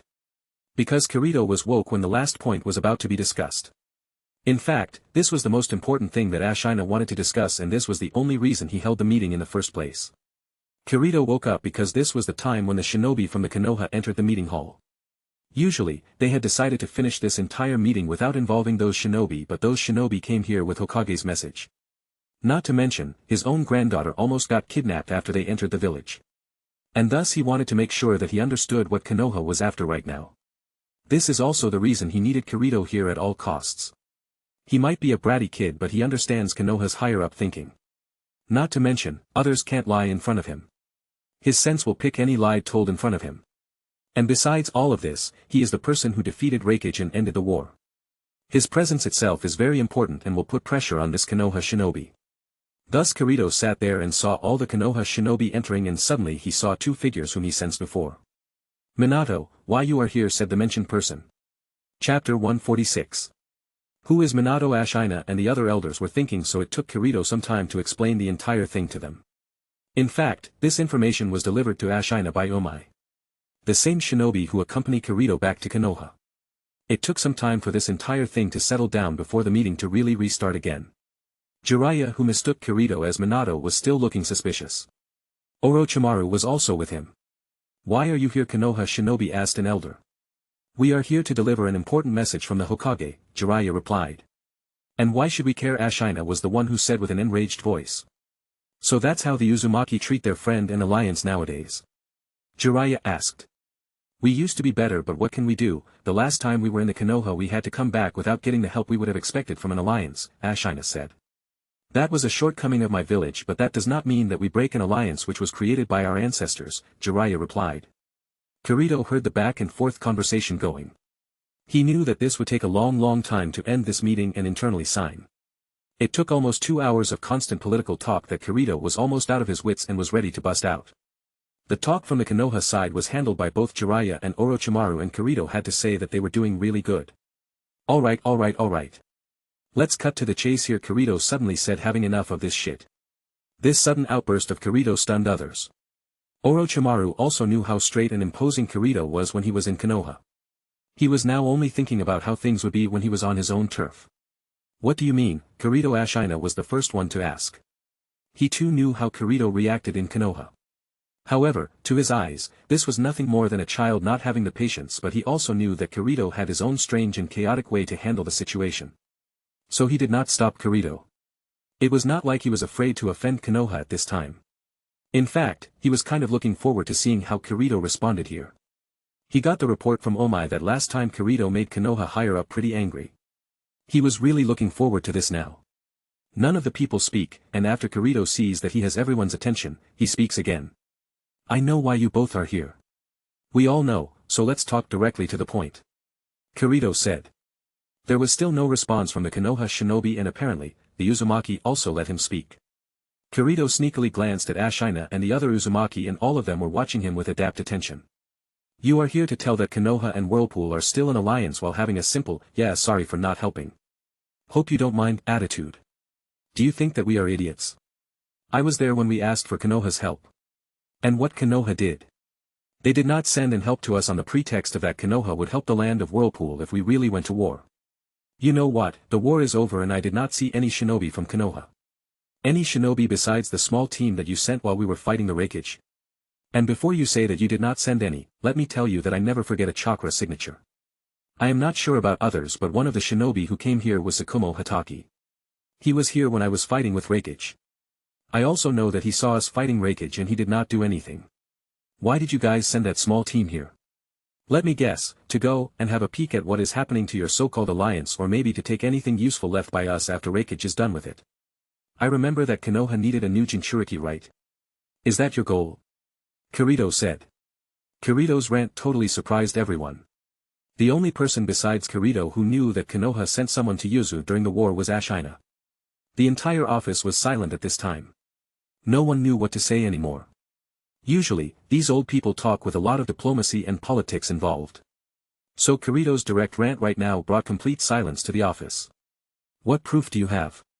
You are shaming the name of Konoha in front of me. I will not stand for it. If you don't have any proof, then you have to take responsibility for all those false claims, said one of the people who came with Jiraiya and Orochimaru. Ashina remained calm because he wanted to know what Kirito was doing. What do you mean by an elder wanted to say something, but suddenly a powerful aura started to emit from Kirito. This was Kirito's Conqueror's Haki. He currently did not have enough control over his Haki, and thus it was very weak. Usually, that is not a good thing, but in this case, having a weak effect is enough. In fact, it's better than completely knocking out this Konoha shinobi and a few of these elders. This Haki quickly shut up everyone who wanted to say something. May it be a Yuzu elder or a Konoha shinobi. I said to cut to the chase, did I not? Kirito said with Haki leaking out. Kirito sounded very dangerous as his voice itself was slow and low-pitched, but it came out like a Biju itself was talking. There was a chill in everyone's heart at this point, but internally Kirito was giddy because it took him a long time to get control over his Haki to do this much. Now that's badass, Kirito thought to himself. I don't need to explain anything to you. Do you really think that I need proof to tell you what happened here? I will repeat what I said when I got out of Konoha back then. I am not looking for your help or your alliance. What I am looking to find out is whether it is even worth being in an alliance with Konoha, Kirito said, his voice echoing. Then he removed his Haki suddenly because he knew that this way he would only get any response and he would be the only one talking. If you did not understand, then let me explain this to you again in a way that everyone can understand. The land of Whirlpool do not have to explain anything to Konoha and does not need Konoha. If you think that we do, then you are delusional. What I said is the truth and we all know it. I don't have to explain or prove this to anyone. You are in no position to ask. If you need to keep the alliance, then it is you who have to prove and explain why Konoha did not send help when the land of Whirlpool needed it. Why send a small team when we were almost about to get destroyed, or at least according to what your leader anticipated? And finally, why did Danzo Shimura send those shinobi to kidnap a Uzumaki child? Not like I already don't know, Kirito shouted and then kept his quiet. He was having fun watching all the Konoha shinobi trying to come up with an answer to his question. Maybe they thought that Whirlpool would keep the alliance just so that Konoha is a very powerful village. Kirito thought to himself. Chapter 147. After Kirito took control of the meeting, there was practically nothing that those Konoha shinobi could say. In the end, even the letter written by Mito was not useful and Uzumaki clan broke their alliance with Konoha. Kirito was very happy, but initially, he was just wondering just what kind of shit show he will face when he go back in time. If his theory is wrong and his time also gets affected by the actions he took right now, then he is fucked. Knock knock. Come in, the door is not locked, Kirito said. Although he said that the person standing outside did not come in. Kirito sighed and said. There are no traps, you don't have to worry, Kirito said. Kirito already sensed who was outside the door. This was none other than the no-name girl. I am not afraid of those traps, you idiot, that girl shouted as soon as she heard Kirito and came inside. Oh, then why were you standing there, Kirito asked. That, well, the no-name girl hesitated to tell. Kirito was currently not in the mood to waste time with this girl, so before the no-name girl said anything more and tried to convince him that she was not afraid of the traps after the last time she got hospitalized, Kirito said. It's fine, I am not interested anyway. Tell me why you are here. Did Ashina send you? Kirito asked. His face not looking good. Maybe the no-name girl also noticed that Kirito was not in a good mood and directly came to the topic of why she was in his room. No, Grandpa did not send me. I am here because I heard what you did, she said. I did, Kirito repeated and thought about it. What the hell did I do to her, Kirito thought to himself. Sorry, I don't remember doing anything to you, Kirito replied after not getting the answer. At this, there was a glint in the eyes of the no-name girl. So now after doing all those things to me. You deny it, she said. There was a little tremble in her voice and her eyes started to moist. Kirito was taken aback. What the hell? What in the world is this insane girl talking now, Kirito gaped. I lost my first time because of you, and now, what I am supposed to do, the girl accused, and there were already tears in her eyes. Kirito's eyes at this point softened. So you found out, Kirito replied with a heavy mood. The girl looked at Kirito suddenly. I am sorry but that was necessary to save your life, Kirito said with a voice that expressed his disappointment. Save my life. 1 minute, what are you talking about? The girl asked, confusion written in her face. Kirito also showed a little confused face and said. I am talking about your womb, of course. After you got hit by my traps, the doctors found out that the particular harmless poison I used did not react well with your physic. Your chakras started to get out of control, and by the time you were unconscious, we found out that your cells started to multiply at an abnormal rate. This particular disease is called cancer. A very deadly disease. Usually, a lot of people have this cancer cell in them, but most of them are inactive. Yours was the same case, but that poison did not react well with your uterus cancer. We noticed that cancer cells spread rapidly inside your body. The doctors did not know what was going on. Although I do know about the disease, I have no idea how to cure it. There was a 100% chance that you would have died in the next days if I did not have done something. So I have to cut out and remove your uterus. I am sorry, Kirito said with head down. But he had his head down because he did not want the laughter to come to his face after seeing the horrified look of the girl in front of him. What, but how? Why are you not looking at me? Tell me. You are joking, right? The girl was already freaking out and was shaking Kirito. Bullshit, no jutsu never misses, Kirito thought to himself. I am sorry, Kirito said, and there was a tremble in his voice. This was because he was trying his hardest to stop his laughter. But this actually sounded like Kirito was on the verge of crying out of guilt to the girl, and she ended up believing him. Kirito saw the girl's eyes water and big droplets coming out from there. I can't become a mother now, she sounded broken and her entire body was shaking. Damn, I might really go a little too far this time. Kirito thought. But she started first, right, he thought. He looked once again toward the girl and after so much time once again realized how beautiful she was. This time his eyes softened for real. I can't, she tried to tell me something but her voice was trembling a lot. Oi, stop crying, I was joking. You are completely fine. You can give birth. I did nothing to your uterus, Kirito quietly said before it was too late. The crying girl looked at Kirito, her face completely red. Tomato, Kirito thought after looking at the face but wisely kept his mouth shut. You, for real? You were joking? There was still a tremble in her voice. Kirito nodded. What followed was Kirito being chased by the girl for the next 10 minutes, trying to kill him. I am never talking to you ever again, the girl shouted. Hey, it was you who started the joke. Why start if you can't take it? Kirito replied and dodged a kunai directed right for his balls. Shit, Kirito was kept on his toes all this time. After another 5 minutes, she finally came down and sat down.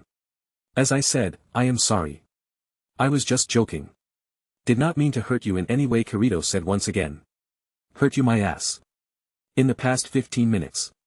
I was near death at least 3 times. This girl is crazy. Uzumaki girls are crazy. Kirito's face looked like he was looking at a predator. He was ready to run as soon as the predator was ready to move again. It's okay. I started it anyways. The girl said, but her face did not show that she meant it. And sorry for that, aiming for you with my adamantine chains, she said looking at Kirito's crouch. Kirito just gulped and nodded. So now tell me why you came here exactly, Kirito asked. Well, I heard that you saved my sister. I just wanted to thank you, the girl said. Oh yeah, I did save that little girl too. She was her sister, Kirito realized now. You don't have to thank me. I did not even know that she was your sister when I saved her. It fine. I did what every shinobi should do, Kirito said with a smile. True, but I only have this one sister, and after I lost my parent. We only had each other and my grandfather, she replied. Oh, not again.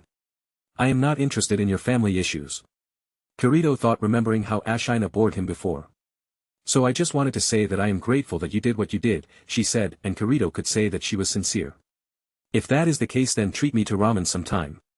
I will call us even then, Kirito said. The girl also smiled but did not go yet. Yes, Kirito said, trying to figure out why she was still in his room. I want to say something, she said. What? Kirito asked, about to teleport out. Asuna, the girl said. Kirito, hearing the girl asked one again. What? Kirito sounded confused. Asuna. I did not tell my name to your right. I am sorry. My name is Asuna, she said. I didn't tell this to you before because this reminded me of my mother, she named me after our grandmother. I just don't like people calling me that besides some people close to me. Beside my real name, people here call me Asuna. Kirito looked at her with an open mouth. Asuna, he said. Are you kidding me?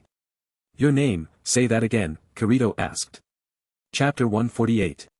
It already has been 2 years since the war. Kirito after that did not do anything extraordinary. He just gives all his attention to finding a way to go back in his time. He was also training and getting stronger. He knows that there is an upcoming shinobi war when he goes back in time. And now Kirito is finally ready to go back to his time after working on this time machine for 2 years. Kirito, Ashina is looking for you in the main hall. This was Asuna who just called Kirito. Both Kirito and her was around 15 years old now. Kirito secretly believes that she is older but is lying about her age right now. But it was undeniable that she had grown into a beautiful woman now. Although only 15 years old is a girl in this world, children are considered adults just at the age of 11 to 12, so calling her an adult is not wrong. Kirito himself now completely looked like Minato. There is no longer that childish look air around him. Alright then, I will go, Kirito replied and passed Asuna by the door where she was standing, but before getting out of the door, there was a smirk on Kirito's lips and his hands twitched. His eyes directly moved towards Asuna's ass and with a quick movement, he spanks her. Ah, Asuna yep and jumped suddenly. There was a surprise and then a dangerous look in her eyes. Kirito thought, just smiled and ran from there. Got you there, Kirito shouted while running toward the main hall. By the time he reached the hall, almost half of the hallway was destroyed by powerful water-style jutsu, sword strikes and chakra chains. Kirito just smirks and appears in front of Ashina with a smile. Asuna also came, and unlike previous times when she was going crazy, she behaved and did not attack Kirito in front of Ashina. In the last year, Kirito and Asuna have grown closer and are in a relationship. Kirito still thinking who the hell he is going to explain this to Ino. It's not like he did not like Ino, but he also fell for Asuna here. Now he is thinking if there is a way to create his own small harem with the few girls he knows. Actually, he did not want to. He only likes Ino and Asuna. No one else, but he knows that there are other girls who like him, and after thinking about this he becomes even more worried, thinking how the hell he is going to handle his own love life. Ashina, you called for me, Kirito asked cheekily with a handsome smile on his face, fully knowing that Asuna standing next to him would not attack him if in front of Ashina. So you are really going? Ashina asked. Kirito has already told everyone that he will be going back to his time. And yes, he told about this time travel situation to everyone close to him. Currently, Asuna, Ashina and many of his Yuzu friends know about this. Yes, I will be going back soon, Kirito replied. At this, both looked a little down. Maybe it was hard to notice with just their face, but Kirito's senses were as excellent as ever. Sensing the down mood, Kirito hurriedly replied. But don't worry. I have cracked the way to travel between time and a parallel world. I will come back. After all, I have this one girl I like here, Kirito said, but never told the name. Asuna snaps her head towards Kirito and Ashina just chuckles. Damn, old man was playing matchmaker for a long time. Kirito still has not told about how he feels to Asuna. The reason being Ino. He wants to talk about this to Ino first. Alright then, I will not oppose it, but remember that you have to come back, otherwise when you will be born at this time I will slap your ass, Ashina said with a teasing tone. Kirito at this just blush. If I born, that is, Kirito replied and shrugged. Knowing that he is from the future. It was not hard to figure out. After talking with Ashina, Kirito immediately started running away from Asuna as soon as Tsunade left. Asuna also ran after him, but just like always she was not able to hit him even once. Eventually, Asuna reaches up to Kirito and jumps on top of him. Kirito could have easily dodged, but he let Asuna grab him. She pushed him down and was about to hit him, but Kirito grabbed her hand and turned. Getting on top of her. He held her down on the ground and said. Got you again. Asuna just smirks and kicks her leg up high. This move directly hit Kirito on his crouch. Shit, Kirito gaped and let go of Asuna. She used this time to grab Kirito once again and turn around, planting Kirito once again. No, I got you, Asuna replied with a smirk. But just when Asuna was about to teach Kirito a lesson. Kirito vanishes with a puff of smoke. Clone, Asuna muttered with wide eyes. Kirito instantly appears on top of Asuna and plants her down. Holding her tight and not letting go. He brought his face closer to her and said. You are too early to defeat me, Auntie, Kirito replied. This totally made Asuna angry and she tried her best to get out of Kirito's hold, but it was impossible considering how powerful Kirito's physical power was right now. He was having a grand time teasing Asuna about her age according to his time. Eventually, she gasped up and pouted. Alright, I give. Release me, Asuna said. Kirito smirked, but unlike usual he did not let go. He gets close to Asuna. She at first narrowed her eyes, fulfilling knowing how Kirito plays pranks on everyone. Something he himself claims that he got from his brother. But what happened next totally stunned her. Kirito directly linked his lips with her. Her eyes widen. This Kirito is different than his 2-year-old self, and you guys are going to see this as Shippuden. Sniff sniff. The sobbing sound came from a little loli with a tomato face. This tomato face was Asuna's little sister, who later bonded quite well with Kirito and even called him Oni-chan. Akina was now 12 years old. But currently, she was crying just like the little girl she was. The reason is Kirito. Today Kirito was going back and he finally told this to Akina. Another girl who was crying was Kushina. Kirito, while staying in Yuzu, also contacted her. Don't worry Akina, Kushina. I will come back soon. Consider that I am going on a training trip or a long-term mission. I will be back in a few years. I promise. Kirito comforted both Akina and Kushina. And he was not lying either. He would be coming back. If not for Kushina, then for Asuna he will come back. But that has to come after the 4th Great Shinobi War. You promise, right? Kushina asked with a sobbing face. Kirito at this just smiled and hugged both Akina and Kushina. Promise. Kirito just yesterday kissed Asuna for the first time. After 2 years, he finally showed direct interest in her, and now he was going. She took his hand, and in confusion and unwillingness. She did not want to take the hand because this also meant that Kirito would go back to his time. What if he doesn't come back? Alright, folks. It's time for me to go, Kirito said, and teleported after taking Asuna's hand once again. He directly appears in the secret seal room. Because he already used his clone to contact Ashina and took all his stuff from here. So it's time to go, Kirito said to Asuna once again. You will come back, right? Asuna asked. I will. For sure, Kirito said, and entered into the circle. He started forming hand signs to activate the time jutsu. This time around Kirito had the Sage mode and 9-tailed chakra, so he did not worry too much about chakra consumption. In the war, he upgraded his template to 60%. The reward was Sage mode. And having 2 years on his hands. He even mastered the Sage mode. But later he was not able to improve his template much as there is no more fights. Soon the massive amount of chakra poured out of Kirito and entered the seal. This time around Kirito had much more control of the time machine. So he directly started the teleportation, but first looked towards Asuna with a smile. So I will see you later, MS no name girl, Kirito said with a smile. This was another way he used to irritate her. But unlike usual this time around she did not get angry, but she smiled back. Kirito then activated the technique. The entire place started to move. The chakra started to merge with the seals and connected with Kirito. Kirito was just about to teleport back, but this time, suddenly Asuna entered the circle. Kirito had to hurry to stop the transmission. But he did not have much time because soon he found a soft sensation on his lips. It took him a few seconds to reboot, but he smiled internally and returned the favor. After the lovely kiss, Asuna got out of the circle and said. Make sure that you come back and find me. Otherwise, I will come there to kick your ass, Asuna said with a beautiful smile. Why, you sound like you will miss me, Miss No Name Girl. Kirito smirked and activated the seal again. Ashina slowly backed up a little, but unknown to her or Kirito there was a chakra threat which was attached to her. A chakra that was connecting her to the seal. Because I love you, you idiot, Asuna said with a lovely smile. Kirito at this also smiled. Then he grinned. Time for the Shippuden to start, Kirito thought to himself. Alright, this is the end of the Yuzu arc. I hope that you like it. I know that I made a lot of mistakes. It was a big deal for me to completely let go of the plot. I know that there are some readers who did not particularly care about this arc. Hope I can improve in the Shippuden. Thank you for all your support. Let's make the Shippuden epic. Chapter 149. Konoha Gakure no Sato. Mom, I am going out.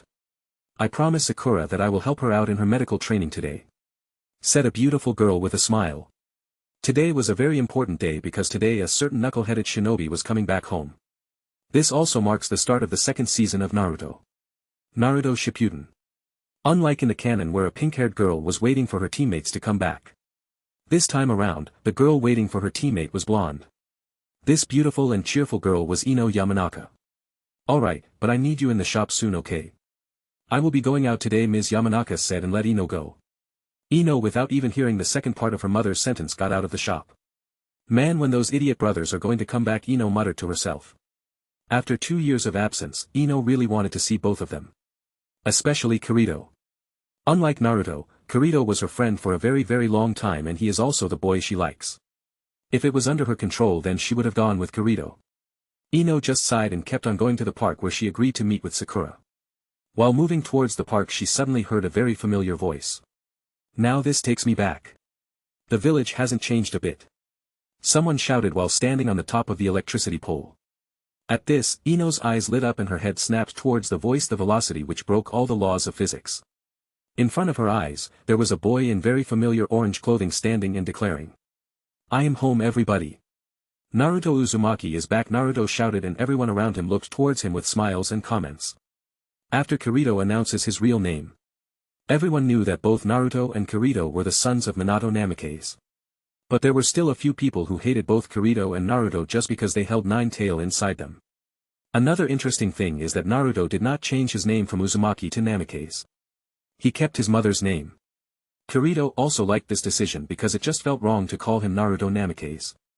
After watching the entire anime, it felt very alien to him. Ino, who was waiting for Sakura, did not care about anything at this time and directly rushed towards Naruto. Naruto, Ino shouted. The villagers around Naruto also noticed Ino coming and gave her the way. Ino directly hugs Naruto. You are finally back. Where is Kirito? Did he not come with you? Ino asked one question after another. Naruto immediately got overwhelmed and stopped her. Whoa wait Ino. I can't answer so many questions at the same time, Naruto complained. Jiraiya at this time was watching this and just smiled. He wanted to directly go to Tsunade. But stopped to see the show. Big brother Naruto. At this time another familiar voice rang in everyone's ear. This kid was Konohamaru. The grandson of the late Third Hokage. Oh, how are you, Konohamaru? Naruto said with a smile. Naruto answered me. Why are you not telling me where he? Kirito, Ino asked with excitement. Oh, I am not sure. He did not travel with us. He said that he would be traveling alone, Naruto replied. In fact, he too wanted to meet with his brother. Out of all the people, if there is one person who he wanted to meet, in fact then it has to be his brother. Hearing this, Ino's face, which was very excited, got a little down. Oh. Oh, don't worry, beautiful girl. I am sure that this person who you are waiting for will come very soon, said someone behind her. Hearing this, Ino immediately blushed. Calling a girl beautiful is always a happy thing for a girl. Especially like Ino, who gave so much attention to her appearance. But then she suddenly realizes that there is someone standing behind her. She did not notice someone sneaking on her. She immediately turned around and was about to make a distance, but the person who was wearing a black cloak caught her hands. Oi, let her go, Naruto said, already becoming alert. At this, even Jiraiya, who was standing a little away, got tense. Even he did not notice this shinobi with a black cloak who was covering his face sneaking up to Ino. Let me go, Ino said in a threatening voice. She was ready to attack the man. Seems like you have gotten stronger, but when it comes to your instincts you still need some work, said the man in a cloak. Ino heard this but did not understand, but suddenly realized that this voice was familiar. In fact, she did not notice this the first time because of how suddenly the man appeared behind her. You are Ino, eyes widen. There was a smile coming from the unknown shinobi, and then he lifted his hood to reveal his face. Kirito. Naruto, Ino and even Konohamaru exclaim immediately. Jiraiya on the side also saw this and got interested. He wanted to take Kirito on the training trip too, but Kirito refused. Now he was interested to see how much Kirito had gotten stronger. Especially after seeing that even he did not notice Kirito sneaking into behind Ino. Long time no see, Naruto, Ino, Konohamaru and you too, Jiraiya-sensei, Kirito said without even looking towards Jiraiya. Jiraiya from his place slightly raised his eyebrows, and then there was a slight smile creeping onto his face, and he immediately used Shunshin to appear near the group. You have gotten taller, brat, Jiraiya remarked. Thank you, Kirito replied with a smile after seeing all the familiar faces. Honestly, he did not think that he would miss everyone so much in these 2 years. Especially his brother and Ino. Kirito, how did you do that? Ino asked. Although she had so many things to ask and say to Kirito currently, she just wanted to know how Kirito sneaked up on her. She knew that Kirito could do that with his teleportation, but even then she did not even notice Kirito standing behind her. Kirito at this just smirked and replied. It's a secret. Hahaha, Naruto laughed. Now I know all of you have a lot of things to talk about, but we need to go to the Hokage office first. And that includes you too, Kirito, Jiraiya said. In fact, he was surprised after seeing Kirito. There is almost no difference at this point between Kirito and Minato. Everyone was looking just like their canon self. Kirito on the other hand was not wearing clothes like Minato anymore. He was wearing a white shirt and black umbu-style pants. A black cloak on his back with one sword on his side and a ninja pouch on the other side. Fine then. Let's meet Tsunade-sama first, Kirito agreed. Tsunade though already had gotten the news that both Jiraiya and Naruto were in the village. What she did not know was that Kirito was also in the village. In the Hokage office. Tsunade was working with a mountain of paperwork. Even in the last 2 years of being the Hokage, she did not get used to all the piles of paperwork. She only survived because Shizen was helping her. At a time when Tsunade was about to give up being the Hokage and was about to think about inviting someone like Pain to destroy this village alongside all this paperwork. The door of the office suddenly opens and very familiar faces appear in front of her. Finally a way out, Tsunade internally fist bumps in the air. Chapter 150. In the Hokage office. Tsunade was working with a mountain of paperwork. Even in the last 2 years of being the Hokage, she did not get used to all the piles of paperwork. She only survived because Shizen was helping her. At a time when Tsunade was about to give up being the Hokage and was about to think about inviting someone like Pain to destroy this village alongside all this paperwork. The door of the office suddenly opens and very familiar faces appear in front of her. Finally a way out, Tsunade internally fist bumps in the air. Soon Naruto, Kirito, and Jiraiya came inside the office. Ino also tags along. To the surprise of Kirito, Ino in this world is an apprentice of Tsunade. He was not expecting this, but it was a good thing. She needs to get stronger. Only then she will be able to protect herself from what is about to come. Jiraiya, you finally returned, Tsunade said. She looked around looking towards Naruto and Kirito. You have grown up, brat, Tsunade said. Kirito was not sure to whom Tsunade was saying this, but he just smiled at this. And you are looking more beautiful, Hokage-sama, Kirito replied. For Tsunade, someone called her beautiful if not strange, but when it came so directly from a kid like Kirito who might be the same age as her son or even grandson. She blushed. I see your mouth is still sharp as always, Tsunade said with mock anger. Oh, it's not just the mouth. I am much better than before. Believe it, Kirito said with a mock imitation of Naruto. Naruto at this just looked towards his brother and pouted. Seems like you enjoyed your training trip, Jiraiya asked. Kirito heard this and was immediately about to deny this after thinking about the pointless war that he had to fight and all that work he had to do coming back to his time. Not to mention the political hassle. But while he was just about to say no, he suddenly also remembered about Asuna. All the things he learned in the past, and not to mention he also got 2 incredible powers like Sage Mode and Haki. Yes. I loved the trip. It was not all roses and sunshine, but I still love it. I might travel again after a few years, Kirito said. Although others felt that Kirito was happy about talking about his trip, Jiraiya was the only one who understood what Kirito's face was telling. His eyes narrowed and he unconsciously asked himself. Seems like your brat found someone important. Minato. Jiraiya had a knowing smile on his face. Good to know that you enjoy it, because it's time to go back to work. I hope you not only enjoyed but also trained and got stronger, Tsunade asked. Hearing this, Naruto was the first one to speak. You bet, Grandma Tsunade. I am super strong now. Hell, you can already hand over the hat to me, Naruto shouted, and to this, Kirito rolled his eyes. Although he looked annoyed, Kirito was pretty happy after hearing those familiar words. Tsunade at this just sighs. This kid has not changed at all, Tsunade thought to herself. And what about you? Let me tell you this now, brat. You were the one who insisted on going on a trip alone. If I don't see a positive improvement, then I will make you tune in and make you do D-rank missions for the next 2 months, Tsunade said with narrowed eyes. Before going to the user runes, Kirito had to convince both Tsunade and Jiraiya about his traveling alone. It was pretty hard, and he promised that he would grow better if he traveled alone. He actually gave Tsunade a pretty hard time back then, and thus now Tsunade wanted to see how much Kirito had improved. After hearing this, Kirito had a visible smirk. Confident oozing out of him. I don't want to disrespect, but as of I am right now, I can beat both of you, and I don't even need 9 tails chakra for that, Kirito said with confidence. Although both Jiraiya and Tsunade both know that Kirito is very strong. Strong enough to drive Orochimaru away on his own. But the current confidence of Kirito shocked them. Kirito being overconfident is not right. There is always someone better than you. A good ninja should always stay vigilant. It was Jiraiya who said this. Kirito at this just closed his eyes and his smirk grew, almost turning into a devilish smile. Sorry to hurt you old guy's feelings, but I mean it. This trip was, well, in a nutshell, it was very inspirational, Kirito remarked and smiled again, his handsome smile never faltering. Although he might have played the hidden powerhouse character at the beginning. But currently, he needs to show his power. This power will give him enough reputation and credit to make his own decisions in the upcoming war.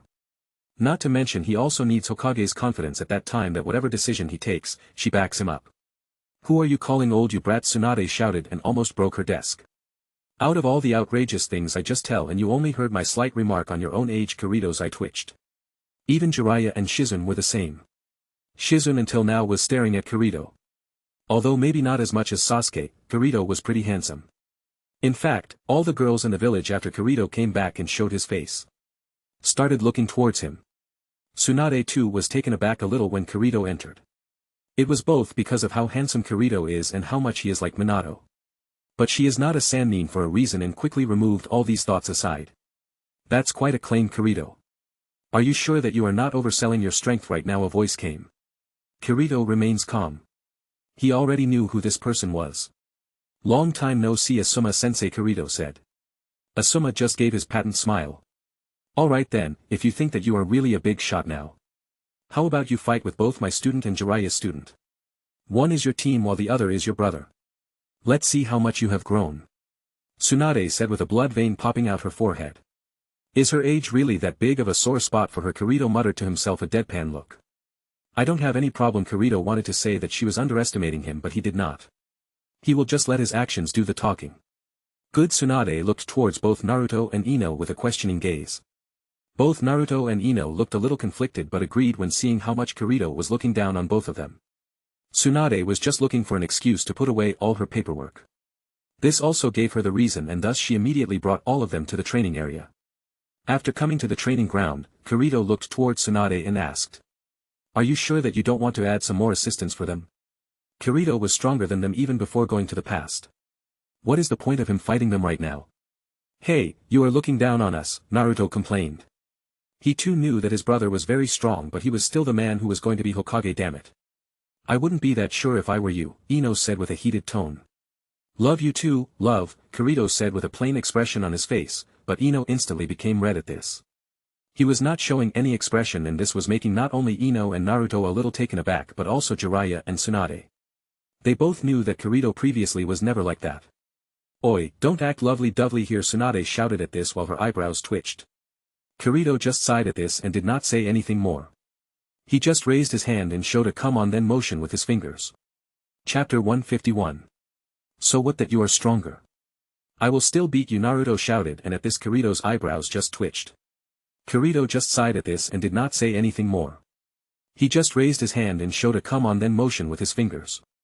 This officially started the match. Both Naruto and Ino immediately vanished from their place. Well, they at least know that they can't directly attack me, Kirito smirked. He did not go after them. He just waited. Why he is not doing anything? Tsunade asked. I am pretty sure that he does not need to. It was Naruto and Ino who challenged him. So he is giving them the opportunity to show what they can do, Jiraiya commented. Kirito did not have to wait for a long time as Naruto was still Naruto, and could not wait for a long time. Kirito saw multiple Naruto coming towards him. They were already making Rasengan on their hands. Well, at least he knows that he can't hold back when facing me, Kirito muttered and waited for Naruto to come. He is still not moving. Tsunade was confused about what Kirito was doing. But just when Naruto's clone was a little close to Kirito, they all pop.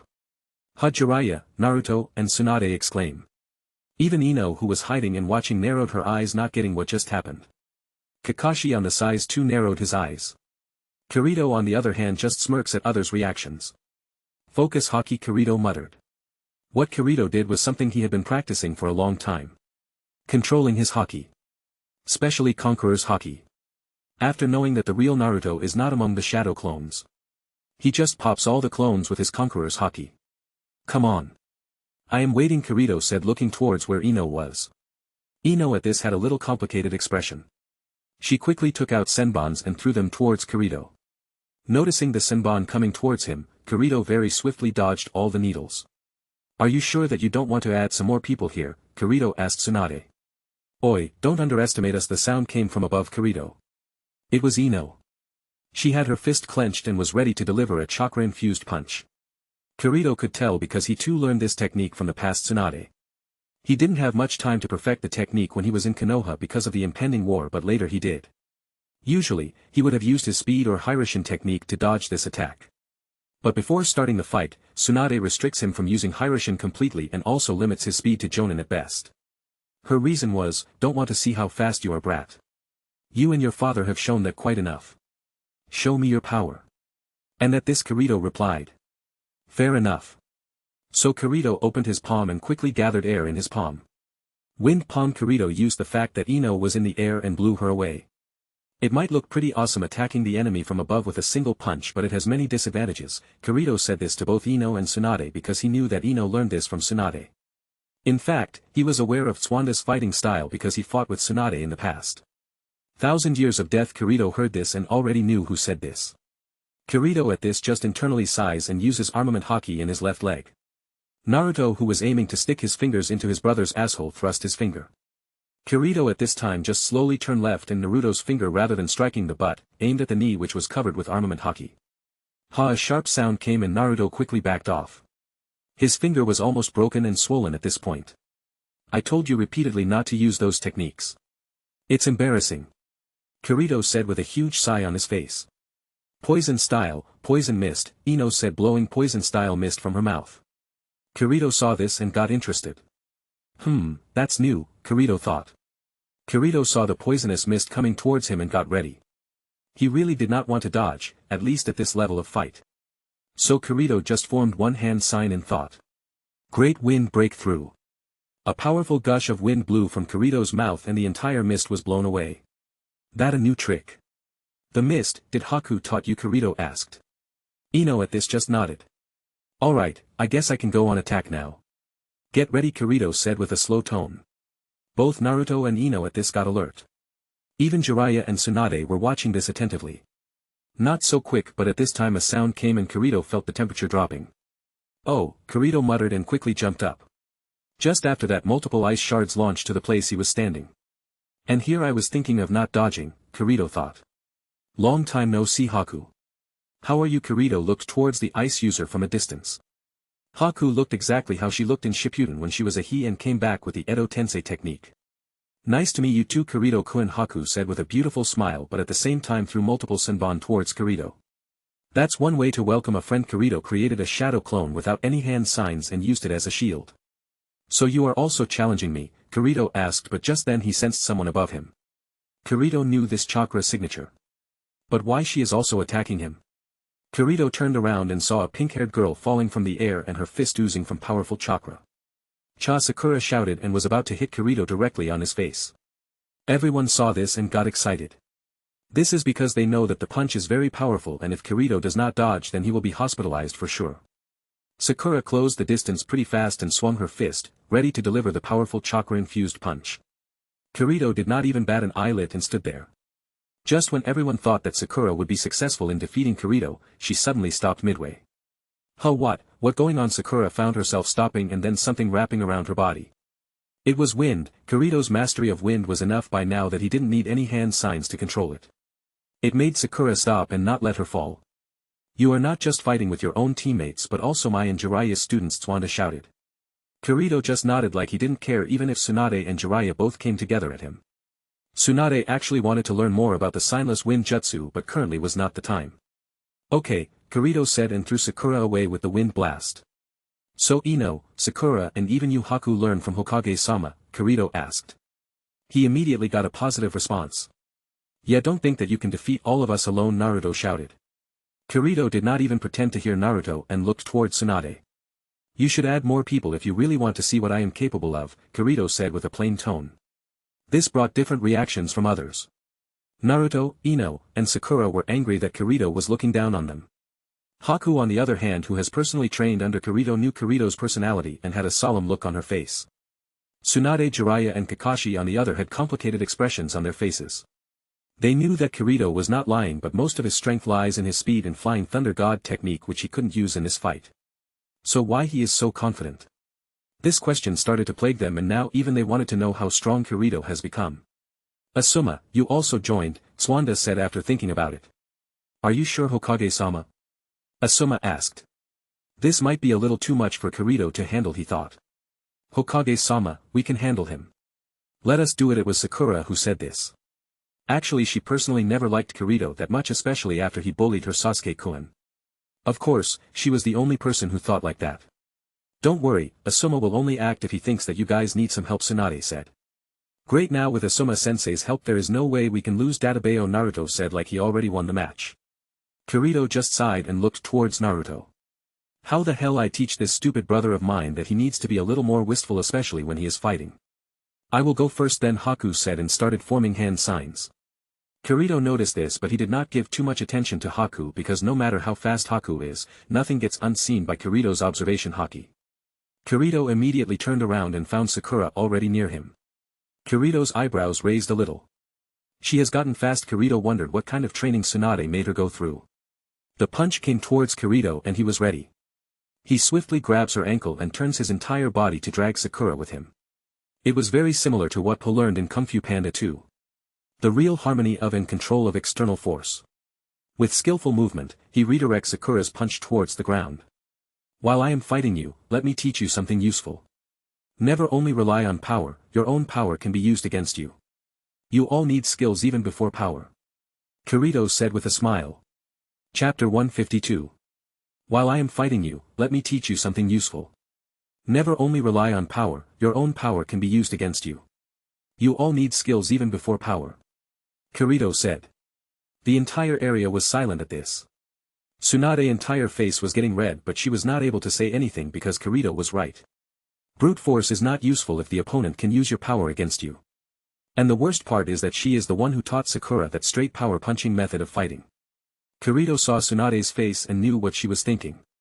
Actually, even she would not have been able to avoid that sneak attack from Kirito because she too attacks just like Sakura. Alright, who's next? Kirito asked with a wink and turned around, ignoring the angry glare from Sakura. This kid is exactly like Minato. Even I now have a hard time believing that this is not Kirito but rather Minato got reincarnated. Jiraiya muttered, and Kakashi, who too was standing and watching the fight beside him, nodded. Alright, I will be coming then, Kirito said, looking around and measuring the distance between all the opponents around him. After hearing this, everyone became alert. Sakura was still down and surprised at just how easily Kirito used her power against her. After knowing that everyone is ready, Kirito finally moved. He can't use more speed than a normal jonin here because of the stupid rules of this fight made by his esteemed Hokage-sama, so he rushes towards Naruto with normal jonin speed. Multi-shadow clone jutsu, Naruto shouted and made multiple shadow clones. In a split second, there was enough Naruto to devour 1 year of ramen stock by themselves. But this technique might work for someone else but not for Kirito. Not only does Naruto have his special seal telling Kirito all the time the position of the real Naruto, but also Kirito can always sense Naruto. But Naruto too knew this. He intended to use the numbers here to overwhelm his brother. Well, that was pointless too because Kirito, after seeing multiple Naruto clones rushing towards him, just smirked and took out his sword from a seal he drew in his hand. A sword, everyone notices. They remember that Kirito was not a swordsman. In fact, Kirito's own team knew that Kirito sometimes used sword, but it was mostly for fun. Kirito knew that others were now interested in his actions. Especially Kakashi, considering that he too used to be a swordsman in the past, not to mention his father. After noticing that Naruto is not among the clones, Kirito puts in the right amount of power he needs and thinks internally. Water divider. What next others saw made them drop their jaw. Kirito's sword shone with a white shine, and then a big bluish-white light of sword energy launched towards the clones. Kirito fully controlled the power so that the sword attack did not affect others. All the clones were popped away by just one sword swing. What the hell? When did this kid learn swordsmanship? And he can even launch chakra from his sword. Kakashi, Jiraiya and Tsunade had intense looks on their faces. The other girls who were about to help out Naruto too were stunned after seeing that attack done by Kirito. Sorry brother, but you are still not my opponent. Kirito at this time used the stunned expression of everyone and immediately appeared near Naruto and put the sword near his neck. Naruto realizes that he is lost after sensing the cold steel near his neck. He unconsciously gulps. Alright brother, now be a good sport and go sit until I send others your way, Kirito said and teleported Naruto away with a flick of his hand, activating Hiraishin's 4th level. Naruto instantly arrives near Jiraiya. He blinks and sighs. Already used to his brother's ways of doing things. This is another very powerful and handy thing Kirito were able to learn. Thanks to all the seals he learned in Yuzu, he was able to develop his Hiraishin to the next level. Right now he has 5 different stages of Hiraishin. First stage, host transfer to the seal. Second stage, seal and the object which the seal is placed on transfer to the host. Third stage, host exchange position between himself and the seal object. Fourth stage, teleport one seal object to another seal location. Fourth stage, exchange places between two seal objects. I will beat you next time. Just you wait, Naruto muttered and pouted. But others were surprised and their eyes were wide. He changed Naruto's location with his Hiraishin, was the only thing they were thinking. Alright then girls, now it's your turn. Kirito turned and said. He also noticed the now standing Sakura who was looking pissed. Haku, Ino, and Sakura were ready to fight, but at this time Kirito released his killing intent. This killing intent had some of his Conqueror's Haki in the mix with it. This killing intent slams onto the girl like a train running at breakneck speed. This aura was powerful. Not as much as pure Conqueror's Haki power, but still powerful. It was more powerful than Orochimaru's killing intent in the Forest of Death. Sakura, Ino, and Haku's eyes widened. There was a sense of danger which he had never experienced coming from Kirito. The closest thing they had experienced to this was Orochimaru's killing intent. But this was much more powerful. Their entire body started to shake. Their mouth started to dry and their legs went numb. Even on the sideline, everyone from Tsunade to Jiraiya had their eyes wide. This kind of killing intent. Just how much stronger this kid became, Jiraiya was horrified. Tsunade, Kakashi and Asuma were also thinking the same. Asuma on the other hand had his eyes narrowed. Do I really have to enter this fight? Asuma thought that it was very troublesome. It did not take a long time for the three girls' power to totally collapse and they fell to the ground with complete despair on their faces. Kirito at this immediately stopped his killing intent and moved towards them. He arrived towards them and squatted down and said this. You all do very well, Kirito said with a charming handsome smile, turning back to his Minato copy in an instant. You all are much more powerful and mature than when I left 2 years ago. I am proud of all of you. Even you, Sakura, Kirito said, turning his charm all-time high. Although all the girls were terrified just a little while ago, after seeing Kirito's warm smile and handsome face their hearts finally calmed down and a little blush appeared out of nowhere. People on the side were slack-jawed at this 180-degree turn in Kirito's attitude. Sorry for going so hard on you, but I had to make sure that you guys understood how dangerous this shinobi life could be. Kirito said, standing up and patting Ino's head a little, just like how he used to do before the time skip. Kirito then looked towards Asuma, who was watching the fight with great interest. Come on, sensei. Let really see how good I have become. Kirito looked towards Asuma and even Kakashi and said. This brought all the attention to Kakashi and Asuma. Kakashi was about to say something, but Tsunade was the first one to respond. No need. I am now aware of your strength. Tsunade said. She really did not want Kakashi and Asuma to fight Kirito now. Considering how Kirito took care of her own apprentice without even lifting a finger. She just wanted to stop this fight and save face for herself. Kirito at Tsunade's reply looked towards Tsunade and smiled. Sure, Hokage-sama, Kirito said with a handsome charming smile. At this, everyone was now wondering whether Kirito had a double personality disorder. How come he suddenly went from a handsome man to a dangerous predator and then back to this polite charming perfection of a man was beyond him. Chapter 153. After embarrassing his team and Team 7 alongside Hokage, Kirito went out to his apart. Man, it's been a really long time since I came here, Kirito said, and there was a pleasant smile on his face. He was pretty tired and just wanted to rest. Although he was not exactly tired because of fighting but because of the time travel which took a lot of his chakra and mental power. Now recovering chakra was easy enough as long as he actively drew chakra from nine-tailed chakra reserves. In fact in this case he likes how Naruto's chakra gets replenished on its own by the nine-tail, but he has to actively draw the chakra to do the same thing, which not only takes time but also a lot of mental energy. Man, if only my chakra would have replenished on its own with Kurama chakra automatically. I sure would not have that much trouble dealing with Raikage, Kirito muttered and dropped down on his bed. This happens because Kurama's soul is not there. He only has the chakra. Meaning, he has to control all that chakra on his own. Not hard if the system template permits it. But strangely very hard if the template is not up to that level. Currently, his template is only 64% and his chakra drawing speed is up to that 64%. He was wondering where is Naruto and was about to open his senses, but then he put a little bit more logic and immediately found out. Ichiraku, Kirito muttered and rolled his eyes. Well, if that is the case then I better sleep for a while, Kirito thought and closed his eyes. Knock knock, the sound came and Kirito woke up suddenly. He looked around and there was no one around him. He then looked at the time and found out that he slept for around 2 hours. Already feeling refreshed he woke up and went to open the door. He already knew who this person was. The moment he opened the door, he saw an angry blonde looking at him fiercely. Kirito internally sighs. There were only 2 blondes in this world he actually cared for. The first one was his brother who had devoured all the ramen in the village around 2 hours ago and currently was hanging out with Shikamaru and Choji. And the other one he was looking at right now. Did someone ever tell you that you look stunning when you are angry? Kirito said and smiled. At this Ino who was angry could not help but blush slightly but quickly control her reaction and go back to her angry mode again. You came back and did not even spend time with me, Ino growled in a low threatening manner, especially the last part. Oh, is someone jealous that I spend more time with my dear bed? Kirito asked with a teasing tone coming closer to Ino. Ino at this blush again. Although her fangirl tendency is a lot better still she was a fangirl. In your dreams Ino pushed back her blush and said with mock anger. Kirito at this smile took Ino's hand snatched her inside the room and quickly closed the door. Ino at this sudden action was stunned. She looked at Kirito and then looked at the closed door and her eyes widened. You what are you doing? She said her face extremely red. Well my Ino is angry then it's my responsibility to make her happy right Kirito said a smirk coming to his face. He slowly started to move towards Ino. What? Ino stuttered. Yes, Kirito already saw Ino backing off and increasing his speed a little. Ino's heart at this time was beating fast. Her mouth was dry and her eyes were fixed at Kirito. She did not even realize that she already was at the end of the room and was pressing against the wall. Kirito came close and saw Ino couldn't run away anymore.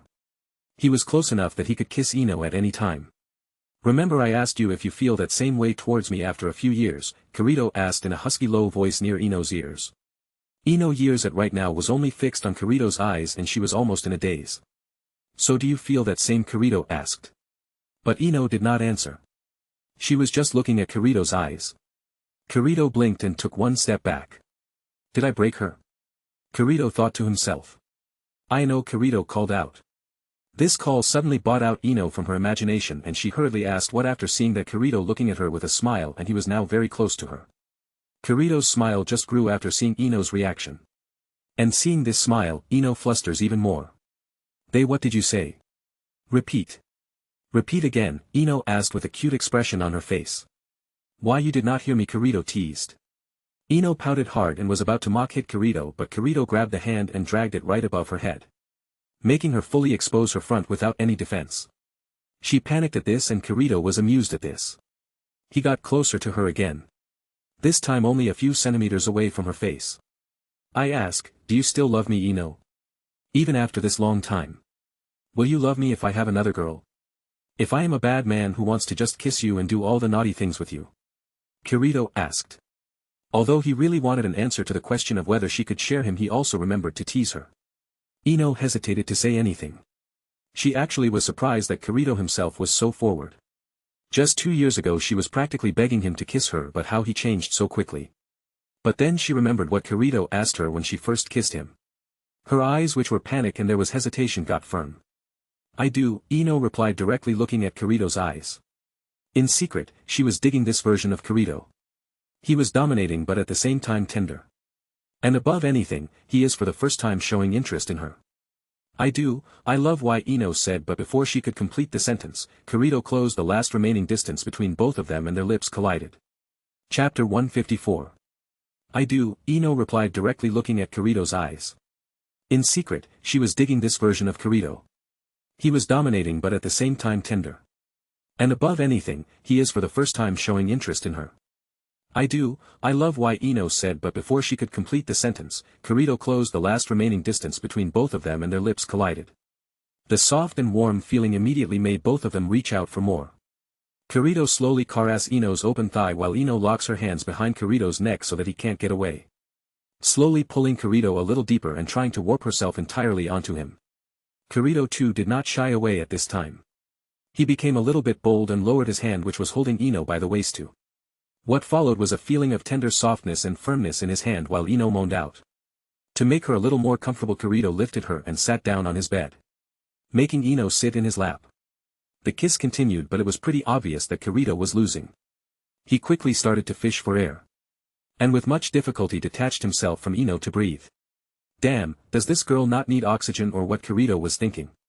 Ino though did not stop there, he started moving her hips, grinding herself into Kirito. Kirito immediately gave a reaction. To not lose out, he too grabbed Ino by her waist and kissed her again. Taking full advantage that Ino wearing clothes which expose her belly, Kirito directly touched her stomach and started going up. Ino, moan out in ecstasy. But Kirito was not giving her a way out. He kept on kissing her. This time I will make you breathless, Kirito internally thought and smirked. Ino though knew Kirito pretty well.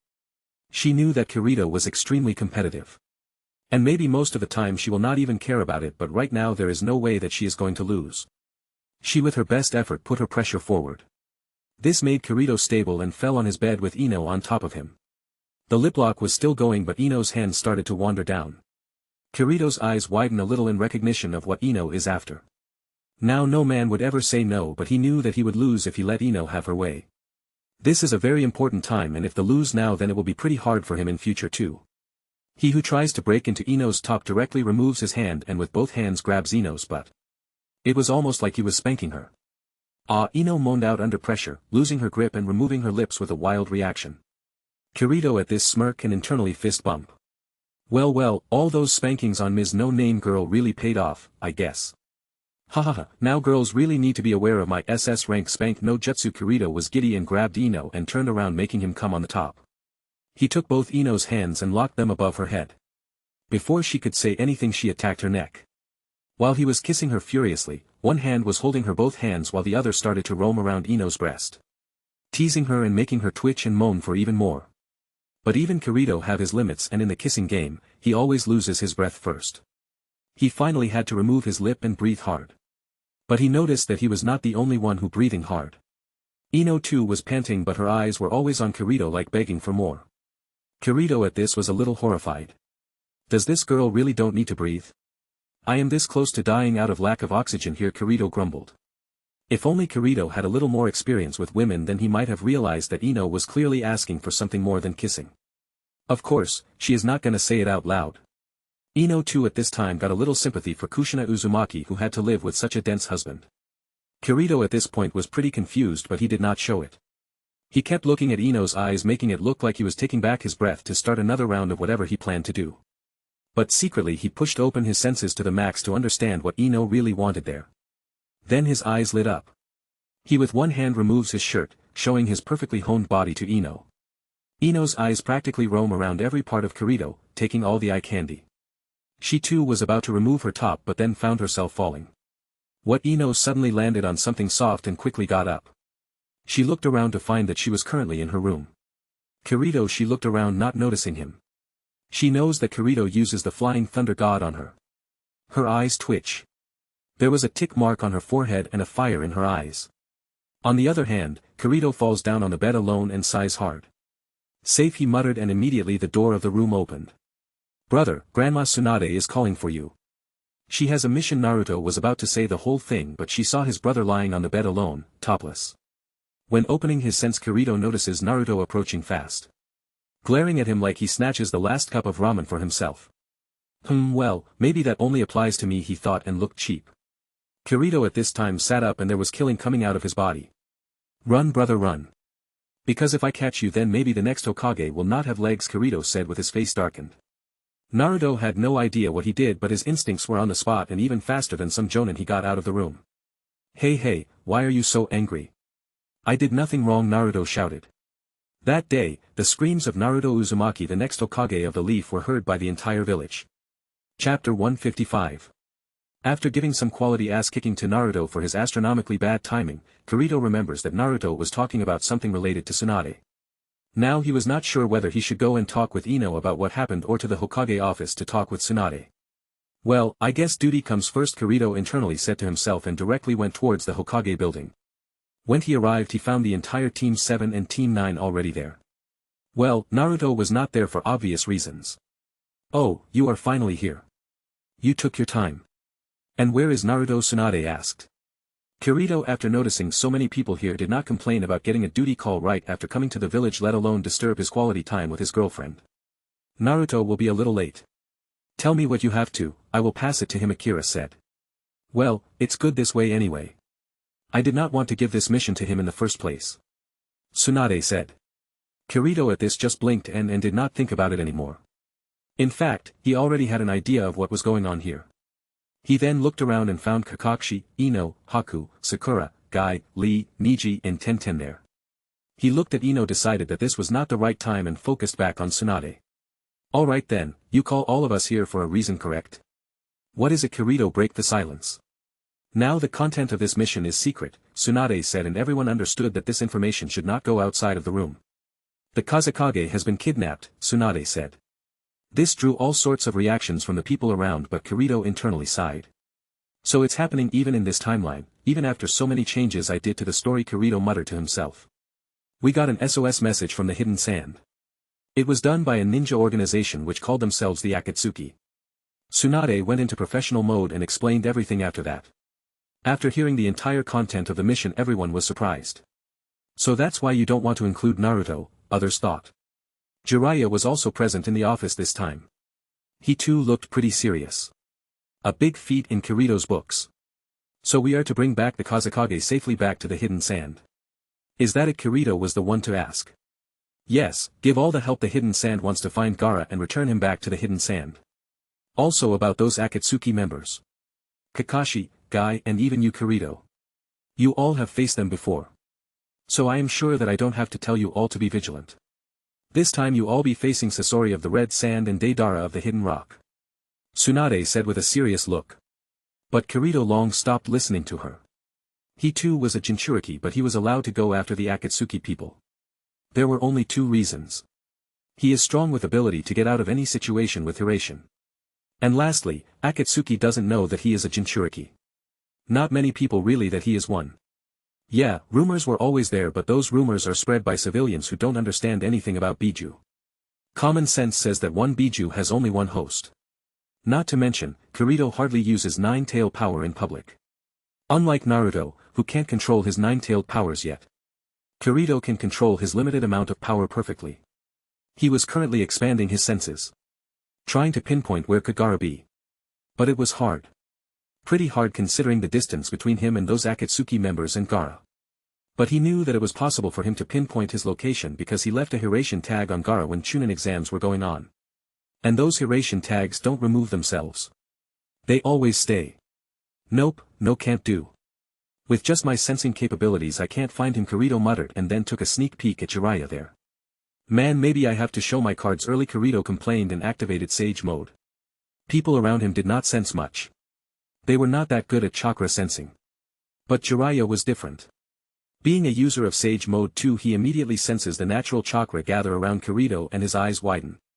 Instantly red marking appeared around Kirito's eyes, and this was visible to everyone. Tsunade too was surprised at this. She had her doubts but couldn't tell for herself, so she shifted her focus to Jiraiya to ask him. Jiraiya at this time was almost gawking. His eyes balls were about to pop out from the shock. They Kirito, what are you doing? Kakashi asked. This is Jiraiya stutters. Shush, silence. I am trying to find Gaara's location. Don't disturb me, Kirito snaps back in irritation. It was hard work to sense someone from this long distance. Nope, even this might not be enough. Gaara's chakra might be under seal. That's why I'm having this much problem sensing him. Kirito thought and activated observation Haki immediately. There was a very interesting fact about both Haki and Sage mode. This gave him a boost. But he was not done. He then blasted observation Haki on top of Sage mode. Over time he has realized that all three types of Haki get a massive boost when used with Sage mode. He thinks that this happens because when under Sage mode, his mental energy and will are boosted, also boosting his Haki. Master Jiraiya, do you know what's going on here? What is Kirito doing? Guy asked. Yes, Jiraiya, is this what I think it is? Tsunade asked. Jiraiya came out of his shock and then looked toward Tsunade and others. Then he nodded and said. Yes, Tsunade, this is exactly what you think it is. Kirito is now a sage, Jiraiya replied. Tsunade, who understood this, had her eyes widen as well, but others though not quite understand what was happening.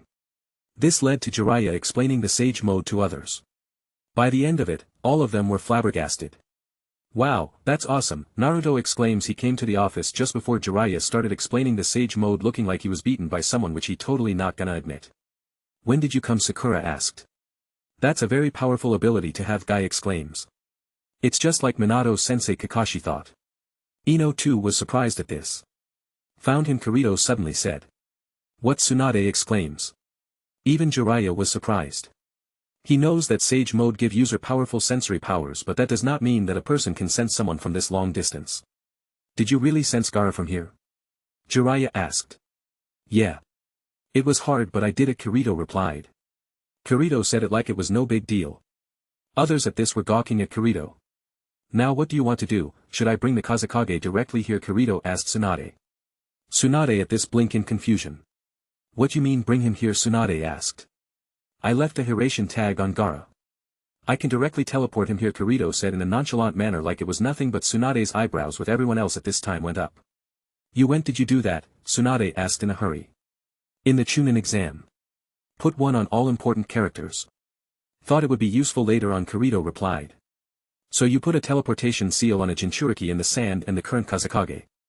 That is what you are telling me. Not to mention, you can sense him from here and teleport him directly from the land of wind to here. Tsuanda's voice kept on rising. And everyone who did not first understand the implications of what Kirito did or is capable of just started sweating bullets. Kakashi Gai, Asoma, and Jiraiya too knew that this was bonkers. If the hidden sand knew this or maybe the other villagers, then it would stir up into a bigger mess than just saving Kazekage. Yup, Kirito answered Tsunade with a charming smile, but at this point, it looked pretty devilish to Tsunade and created a shadow clone. Hand him over 2 different seals. Others were looking at this with fascination. Tsunade wanted to say something to Kirito but she left it for after the mission talk. Then suddenly Kirito vanished and in his place came an unconscious Gaara all of a sudden. And the clone grabs him.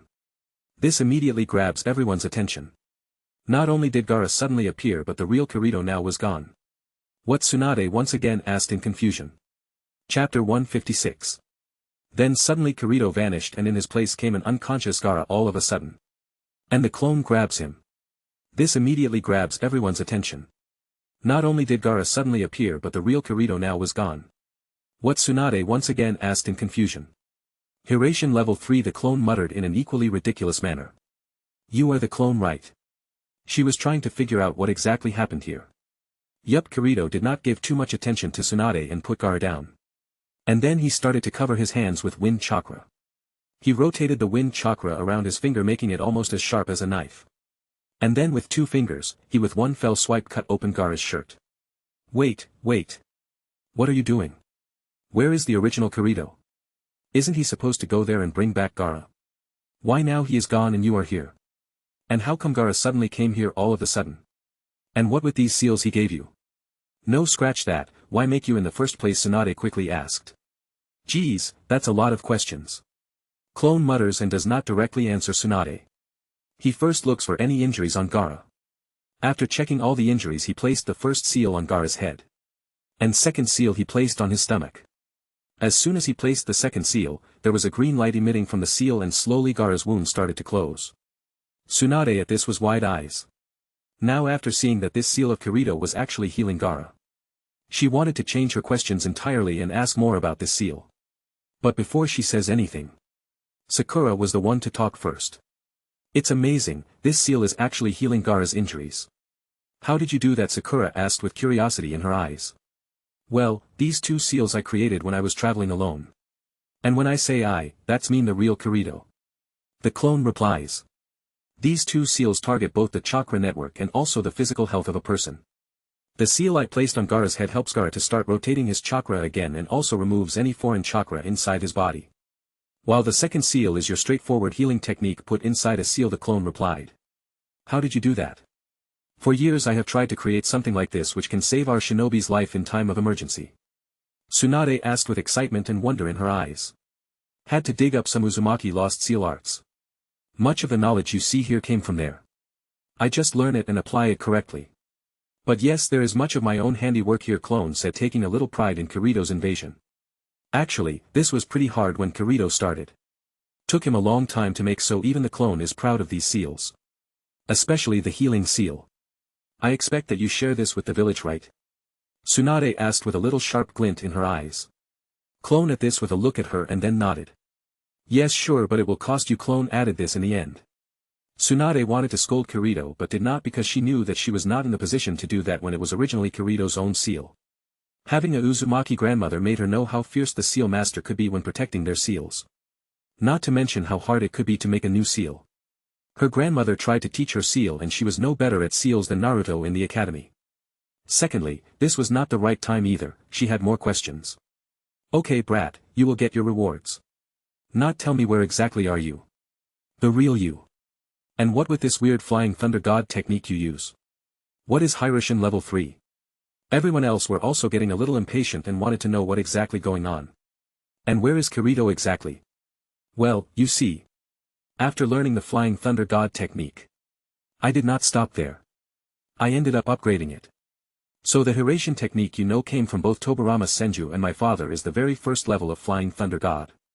I have further expanded this technique into 5 different levels. The clone explained, and at this, once again everyone was shocked. Everyone who at least knows what the flying thunder god technique is for that matter. Those who knew had their eyes widen and they did not know how to react. Those who did not know were mostly confused and wanted to ask about this technique. What is this technique? Naruto was the first one to ask. At this clone's eyebrows twitch. You idiot, I use this technique in front of you all the time. How come you don't know? The clone asked. Ino too looked at Naruto like he was an idiot. And with already angry with him for disturbing her and Kirito's alone time. There was another big punch delivered to his head. And poor Naruto will never know he was getting hit today. Well, let me explain. It was Kakashi who stepped forward to explain the technique this time. Oh, so that teleportation technique is called Hiraishin. That's so cool, Naruto said after getting a basic explanation from Kakashi. That technique is almost like a cheat. Why that kind of technique is not given to others? Niji this time asked. Glaring at Kirito's clone. The clone got confused about the sudden hostility shown by the fellow fate-loving, Hyuga genius, but then suddenly he remembered what exactly was going on there. Ah, I remember.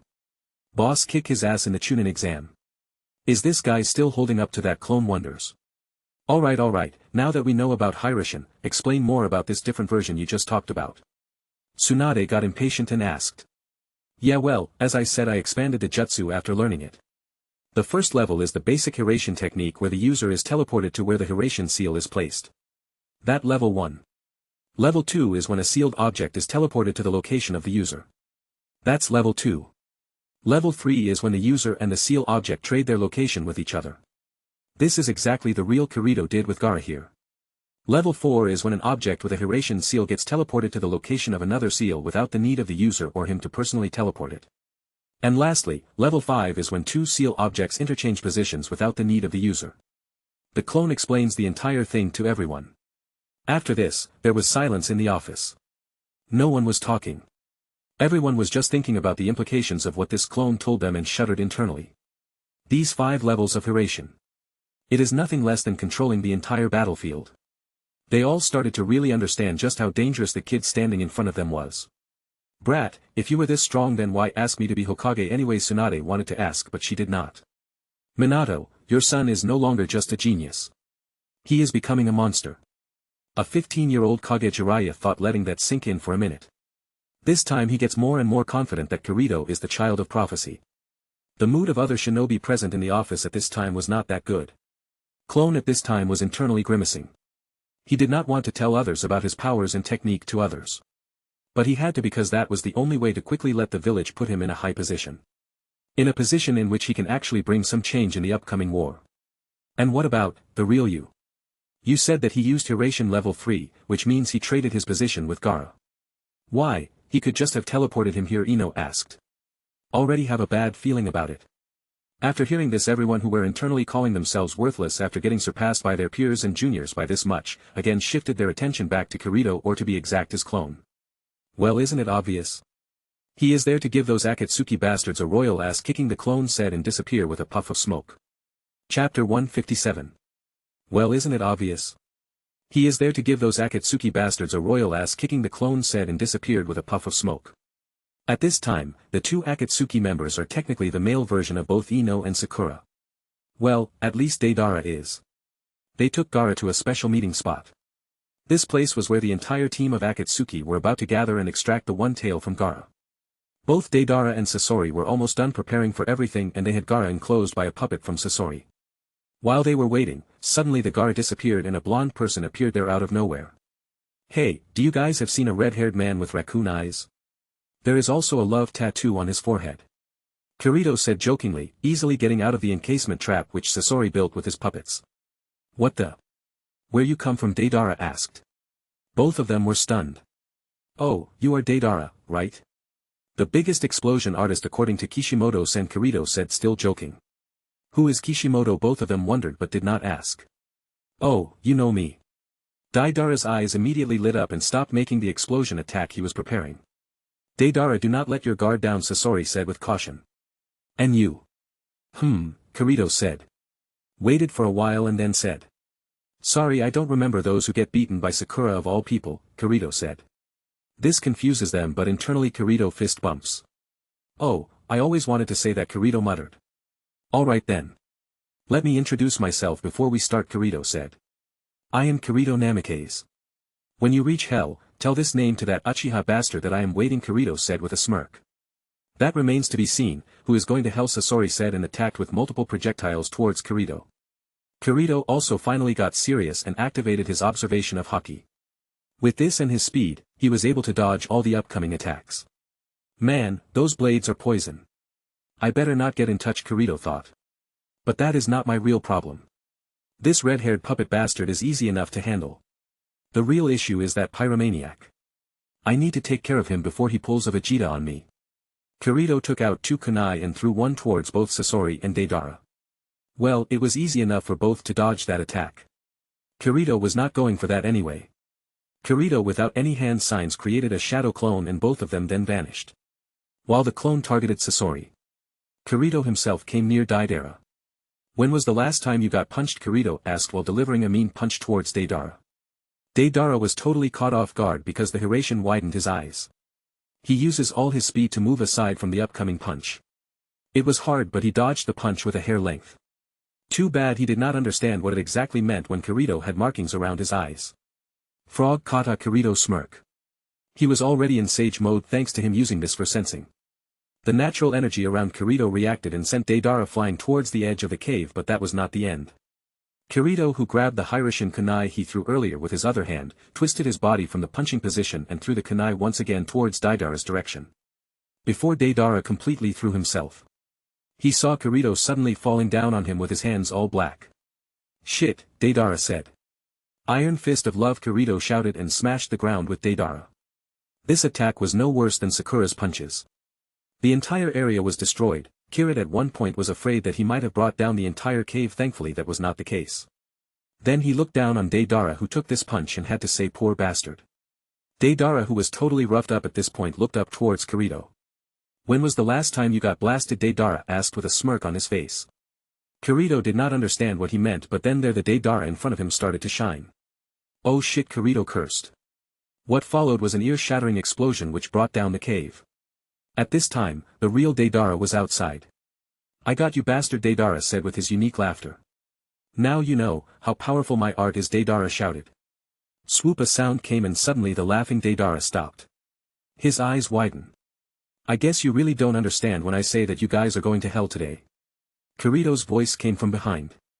Deidara did not look behind because his attention was on his chest. There was a sword coming out of him. No point struggling. I pierce your heart just now. You will die. And for good measure, I use lightning chakra on my blade, so don't bother pulling a last dying attack to take me with you. It not gonna work, Kirito said and crushed all hope for Deidara. How did you even find that I was here? Deidara wanted to know. There is no way Kirito could find him so fast. Oh, that's a secret. But if I have to explain it to a dying man, then you can consider that I saw what your future holds. Kirito teased and twisted his sword and for good measure also chopped off Deidara's head. On the other hand, Kirito's clone at this time was fighting with Sasori. But in fact, he was only dodging and talking with him. Gather information. You know what? I fought an Akatsuki member before. He looked like a fish. Rings any bell? Kirito asked. Sasori, unlike Deidara, was a little more serious and took out all of his puppets to attack the clone. But with Hiraishin, it was hard, really hard. Stop moving, you tree hugger, Sasori said. Do you have any idea what kind of mean material you have been all these years? The clone was practically annoying him. 100 puppets art, Sasori shouted. Oh, are you angry? Clone jumps and dodges the upcoming attack. Oi, are you not done yet? Kirito, who had just taken care of Deidara with record-breaking time, came back with pride on his face. Hey, don't give me that look. I have been collecting info here, the clone complains. You can do that after you beat him, Kirito argued back. Hey, I am just a clone. Give me some break. Well, you are my clone. I don't see why you can't do that. Sir, that is a very unhealthy narcissistic behavior you are developing. The clone said with a deadpan look. A natural character of the strong Kirito replied back. Clone at this just rolled his eyes. Alright, if you are done then I will be going back, clone said and puffed away. Kirito got the information from the clone and then looked towards Sasori. So before I kill you or any of your friends with matching costumes arrive here, do you want to tell me any information which might be very important for the story to progress? Kirito asked. I thought only Akatsuki collected mentally unstable people. Seems like Konoha too is not behind in this, Sasori replied. This brought complete silence. Kirito blinked. Sasori, who did not understand why Kirito suddenly quieted down, also stopped talking. This is the first time I heard a really good smack talk coming out from a villain. You know what, you might really not be that useless, Kirito said and smiled. Sasori blinked and then he got angry. I had enough of you. 100 puppet art, Sasori shouted and started moving his puppets once again. Kirito noticed that Sasori was not just wasting time. He was also moving his puppets behind him. Now all those puppets directly attacked Kirito. Kirito though was unfazed. He stood there and waited. Sasori did not understand why Kirito was not dodging or using his teleportation technique. He understood that immediately afterwards when the puppets almost arrive near Kirito and suddenly fall down. In fact, he lost control over all the puppets he had. What's going on? Sasori asked. Haha. You think you are the only one fishing for time and setting up traps. My clone was doing the same, you know. He was creating an illusion barrier around you. So that I can use this particular technique which is fatal for any puppet master. Uzumaki style. Dark Eclipse, Kirito said with extending his 2 fingers. When you are in this illusion, all your sensory data is messed up. For example, move your head left and your mouth will open. Try moving your finger to control your puppets and you will find yourself jumping, Kirito said. Sasori's eyes widened. Alright then, time to end this fight and take you to Konoha, Kirito said and yawned. Chapter 158. And what about the real you? You said that he used Hiraishin level 3, which means he traded his position with Gaara. Why, he could just have teleported him here, Ino asked. Already have a bad feeling about it. Well, isn't it obvious? He is there to give those Akatsuki bastards a royal ass kicking, the clone said and disappeared with a puff of smoke. Everyone was dumbfounded at this, which was followed by everyone getting stunned, and that was followed by a bang. Smash! Everyone heard a loud sound. Everyone follows the sound and finds Tsunade punching her table to the kingdom. The wooden table was divided in 2 with wooden parts shattered everywhere. That brat. What is he thinking? Tsunade shouted. Don't worry, Tsunade. That brat is a sage now. I doubt that he will be at that big of a disadvantage. Not to mention, in the worst possible outcome, he can just teleport out from there. There is no one who can stop him when it comes to running away with that jutsu. Jiraiya comforted. That idiot. Why every time he have to do something so dangerous? Why did he knowingly put himself in danger? Ino muttered with a little worry and more anger. Hokage-sama, do you want us to go after Kirito? Guy asked. No, that's pointless. He is currently in the land of winds. It will take almost a day at your best speed to get there. Not to mention, we currently don't know his exact location. Tsunade already felt a headache coming to her. This is the exact time she needed a drink. Sakura, take Gaara to the hospital. Kakashi, make sure that the hidden sand knows that their Kazekage is safe and is in the leaf, and Jiraiya, you contract your toads. Kirito is also a toad summoner. Send them to find his location, Tsunade said, already slumming down. Hi Hokage-sama, everyone said and was about to go out, but at this time a spatial fluctuation happened. All of them were on their guard. Kirito suddenly appears back in the office with the heads of both Deidara and Sasori. He was not even concealing them. He had it open to let others see what he did. Kirito, everyone exclaims. Half of them because Kirito safely came back. The other half is because of what he bought back. Here, you're dangerous Akatsuki members. Kirito hardly cares about money, so no need to sell these bodies. He had enough, but he did not want to keep this head in Konoha. I might draw attention to Black Zetsu. He really did not want the Black Zetsu to go after him right now. With observation of Haki and Sage powers, he might be able to sense him, but he currently lacks the means to take care of him. Brat, you will be answering my question about how you killed them. Without orders, you went and attacked the members of Akatsuki members. Is Hokage a joke to you? Tsunade shouted. Although it was clear that she cared for Kirito, her way of showing care and love is the first of hers. First, who said I did not have the order? You just told us to go after Gaara and if possible deal with the Akatsuki members. I am at no fault here. Secondly, it's obvious how I killed them. Come on, what do you expect from a shinobi who can appear and disappear anywhere? I went there and stabbed them in their back. Well, at least one of them. And the second? I put him under genjutsu. Akira said and was about to go out of the office, but Tsunade grabbed him by the back collar that dragged him back. Where do you think you are going? Do you really expect to walk out of this office with just saying that you took care of them? Tsunade smashes Kirito's head with her punch. Sensing that there is no way to get out of this one, Kirito did not dodge and took the punch and also ready himself for the lecture which was about to come his way. Of course, he will replace himself with a clone the first chance he will get. He could just teleport or out by force, but there is no point in doing so. This just gonna come back to bite his ass anyways. What followed was a long lecture from both Tsunade and Jiraiya. Even Ino took part in kicking him while he was down. After almost 2 hours of torture, Kirito finally got out. Shit, they were watching me like hawks. Not even a second to replace with a clone. Kirito grumbles. Kirito after that just wanted to go back to sleep. Chapter 159. It was an off day. Kirito after meeting some of his friends like Shikamaru, Lee and Karen, Kirito was relaxing. While Kirito was thinking about what to eat for dinner, he saw Sakura and Ino running towards the Hokage office. He blinks. What the hell is going on now? Kirito asked himself. He currently did not have anything particular to do, so he decided to go with them. Not to mention he has to talk with Ino anyway. So in the end he also ended up following both Sakura and Ino.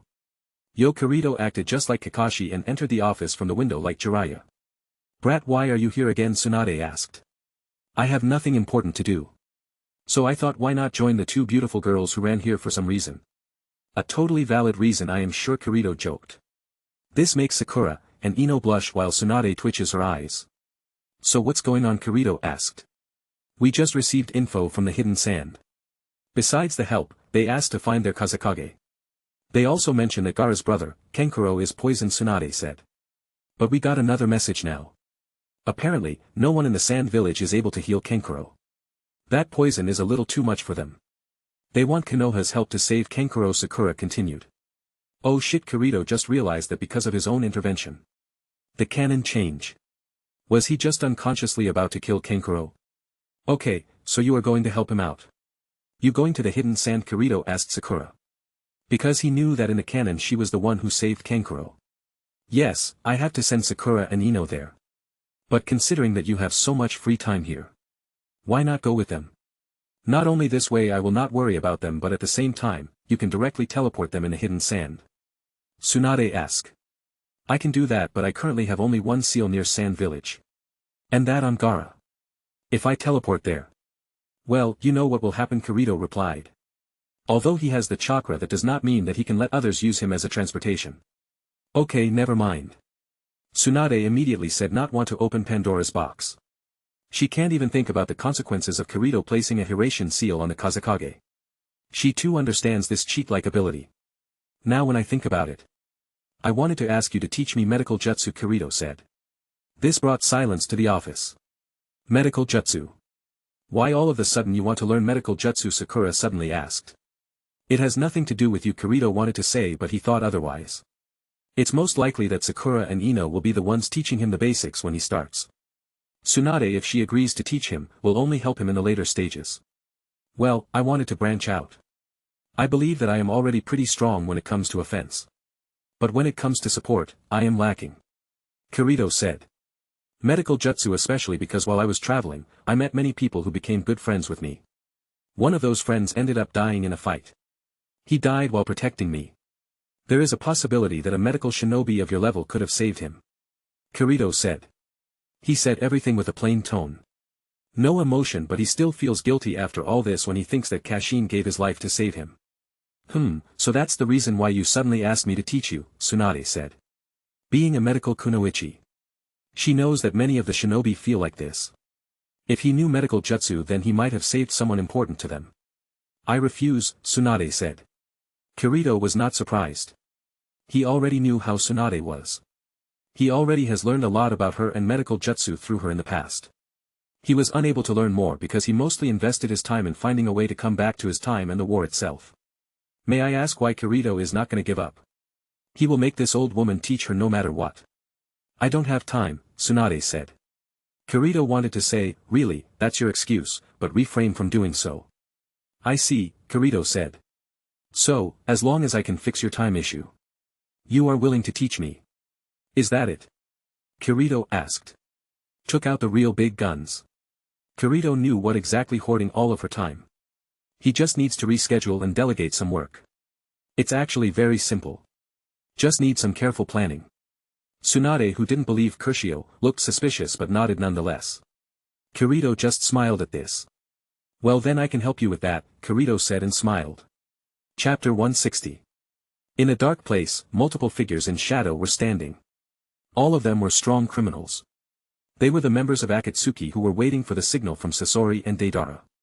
They planned to draw the churka of the One Tail today. That was the exact reason why all of them had gathered there.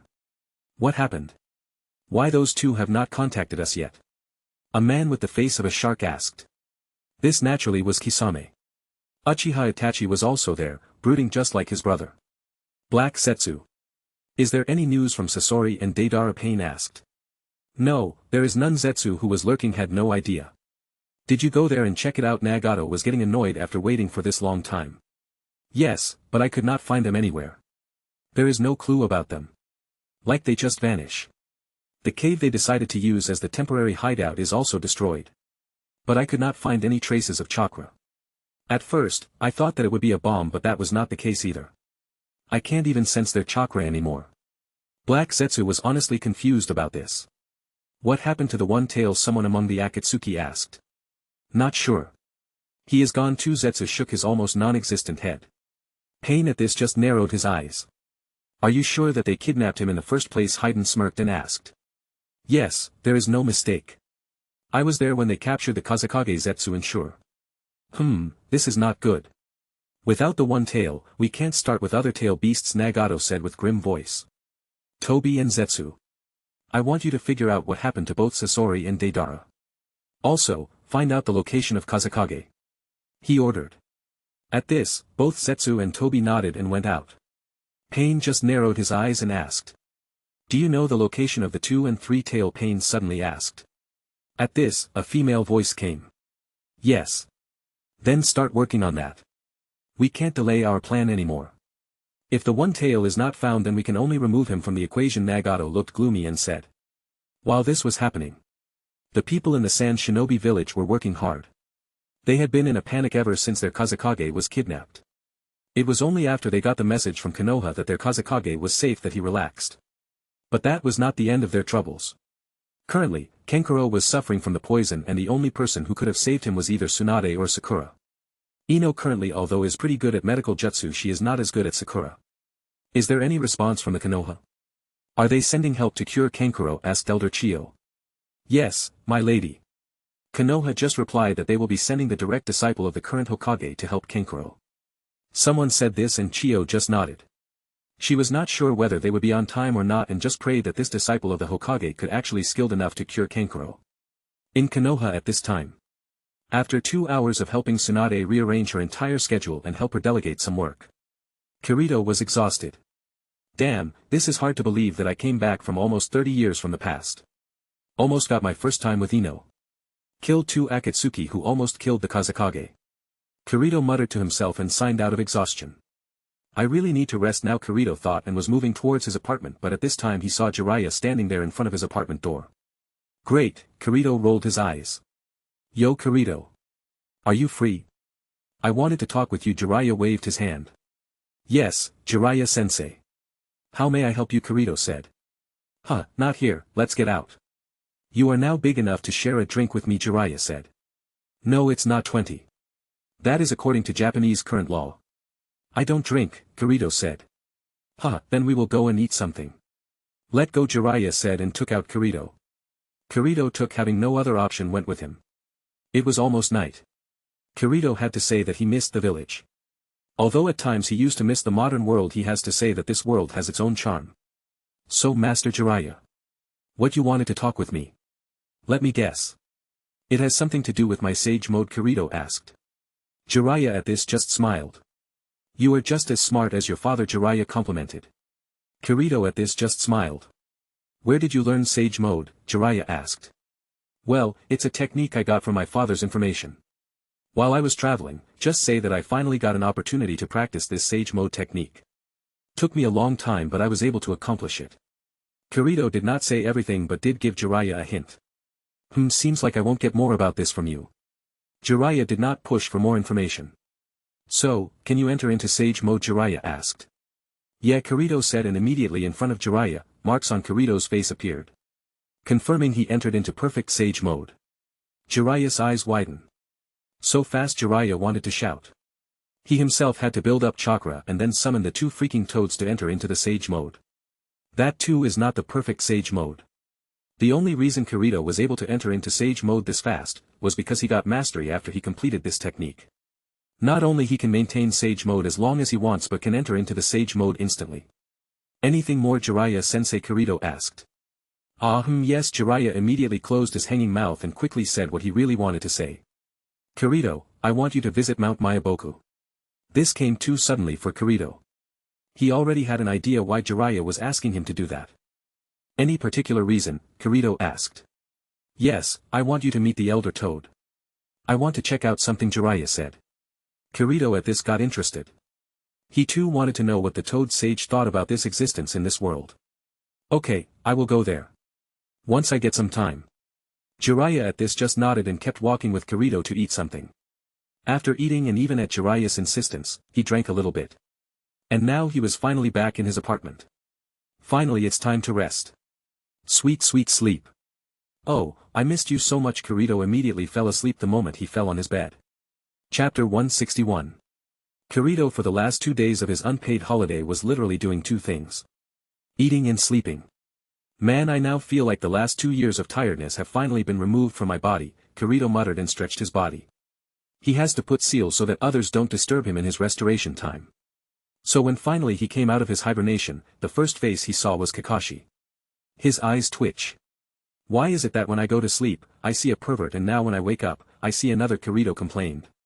What do you want, sensei? Kirito asked in plain tone. Mama, why so irritated? Kirito. I am here to call you because Tsunade-sama has asked you to meet her, Kakashi said with a one-eye smile. After hearing Tsunade's name, the only picture that came to my mind was what just happened 2 days ago. I did not know why, but now I am a little afraid to meet her.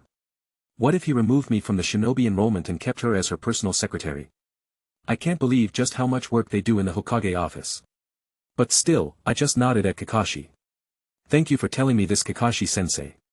I will directly go to Hokage-sama then, Kirito said and vanished from his place. This is the teacher's technique. Very handy. Kirito is becoming a mixture of both teacher and Naruto for some reason. I am not sure whether I should be happy that he is growing up and is very strong or should I be worried. Kakashi chuckled a little. Kirito instantly appears in front of the Hokage office. Weird, no one is in the office. Kirito immediately spread out his senses to pinpoint Tsunade. What is she doing in the Senju mansion? Kirito blinked in confusion. Well, need to go there. Because not any seal there. Kirito had to go there by himself. By the time he went there, Kirito saw Tsunade sitting in the small garden in the Senju mansion. Yo, I heard from Kakashi-sensei that you were looking for me. Yes, I did, Tsunade said. Looking, well, relaxed. Now suddenly she can come a time on her hand. Thanks to Kirito's excellent time management, this was possible. So what is it? Kirito really was not in the mood of taking some random mission right now. Well, the first thing is that I promised you to teach your medical knowledge right. I might have agreed to teach you, but that does not mean that you can learn. You have to pass the specialized test I designed. Tsunade said and looked at Kirito like she had lent him money and he is now refusing to give it back. Done, Kirito just replied. He hardly cares about this special test. He already has the basic knowledge he learned in Yuzu. He got that covered. Hearing Kirito being so confident, Tsunade just sneered. But internally she thought. Kirito did say that he is aware of the basics and even more. What he wanted to learn was the most advanced form of healing. Come on, there is something more, right? You might as well as tell me already, Kirito said. The medical test has to wait. With the information you have given us on Orochimaru. I currently don't have enough time to teach you anyway. The real reason for calling you here is to tell you that I want you to take the Jonin test, Tsunade said, converting back to her serious Hokage voice. Kirito was also a little surprised, but then he also became serious and asked. Jonin, why so suddenly? Kirito asked with confusion in his voice. Tsunade at this just signed. The village does not have enough powerful figures currently, Kirito, Tsunade said. Currently the only true fighting force in the village that we can deploy outside war is Kakashi, Asuma, Jiraiya, Guy and me. As you already know, the Akatsuki have already started moving and they already have attacked the Kazekage. The village currently is in dire need of powerful shinobi. Honestly, we did not expect you suddenly to get this strong. We knew that you had learned Grand Uncle's teleportation technique, but even then you were lacking back then. I have no idea what happened in the last 2 years with you, but not only you have shown the necessary power but also the tactics to become the Jonin. But honestly, you might have even surpassed that. I met Jiraiya and he told me about your mastery of the Sage Mode. That's why I want you to become a Jonin. I know that you are going to stick with your brother as much as possible to save him. This way you can do that as temporary Jonin leader of Team 7. Tsunade said. Bitch please, I just killed 2 freaking Akatsuki. Who cares about the titles? Kirito holds back his impulse to say that. Kirito had to say that it made sense, but what he was not sure was why he had to become a Jonin for that. Everything explained by Tsunade at this point is doable by himself even if he stays a Chunin. What is she trying to pull here? I will take the test. Just tell me what to do, Kirito said. Tsunade at this just nodded and there was a little smirk on her face which did not go unnoticed by Kirito. I will let you know, Tsunade said. Okay then. So if that is, then I will be going, Kirito said. Tsunade nodded at this. Chapter 162. This is not fair. Bachan, I want to be a Jonin too, you know, Naruto whined. Yeah, make big brother Naruto a Jonin too, added Konohamaru. Yes, yes. Make him a Jonin too, came the voice of Konohamaru's 2 lackeys. I just sighed at this and also felt Tsunade and others standing beside me doing the same. For the last time, Naruto, you are not even a Chunin yet.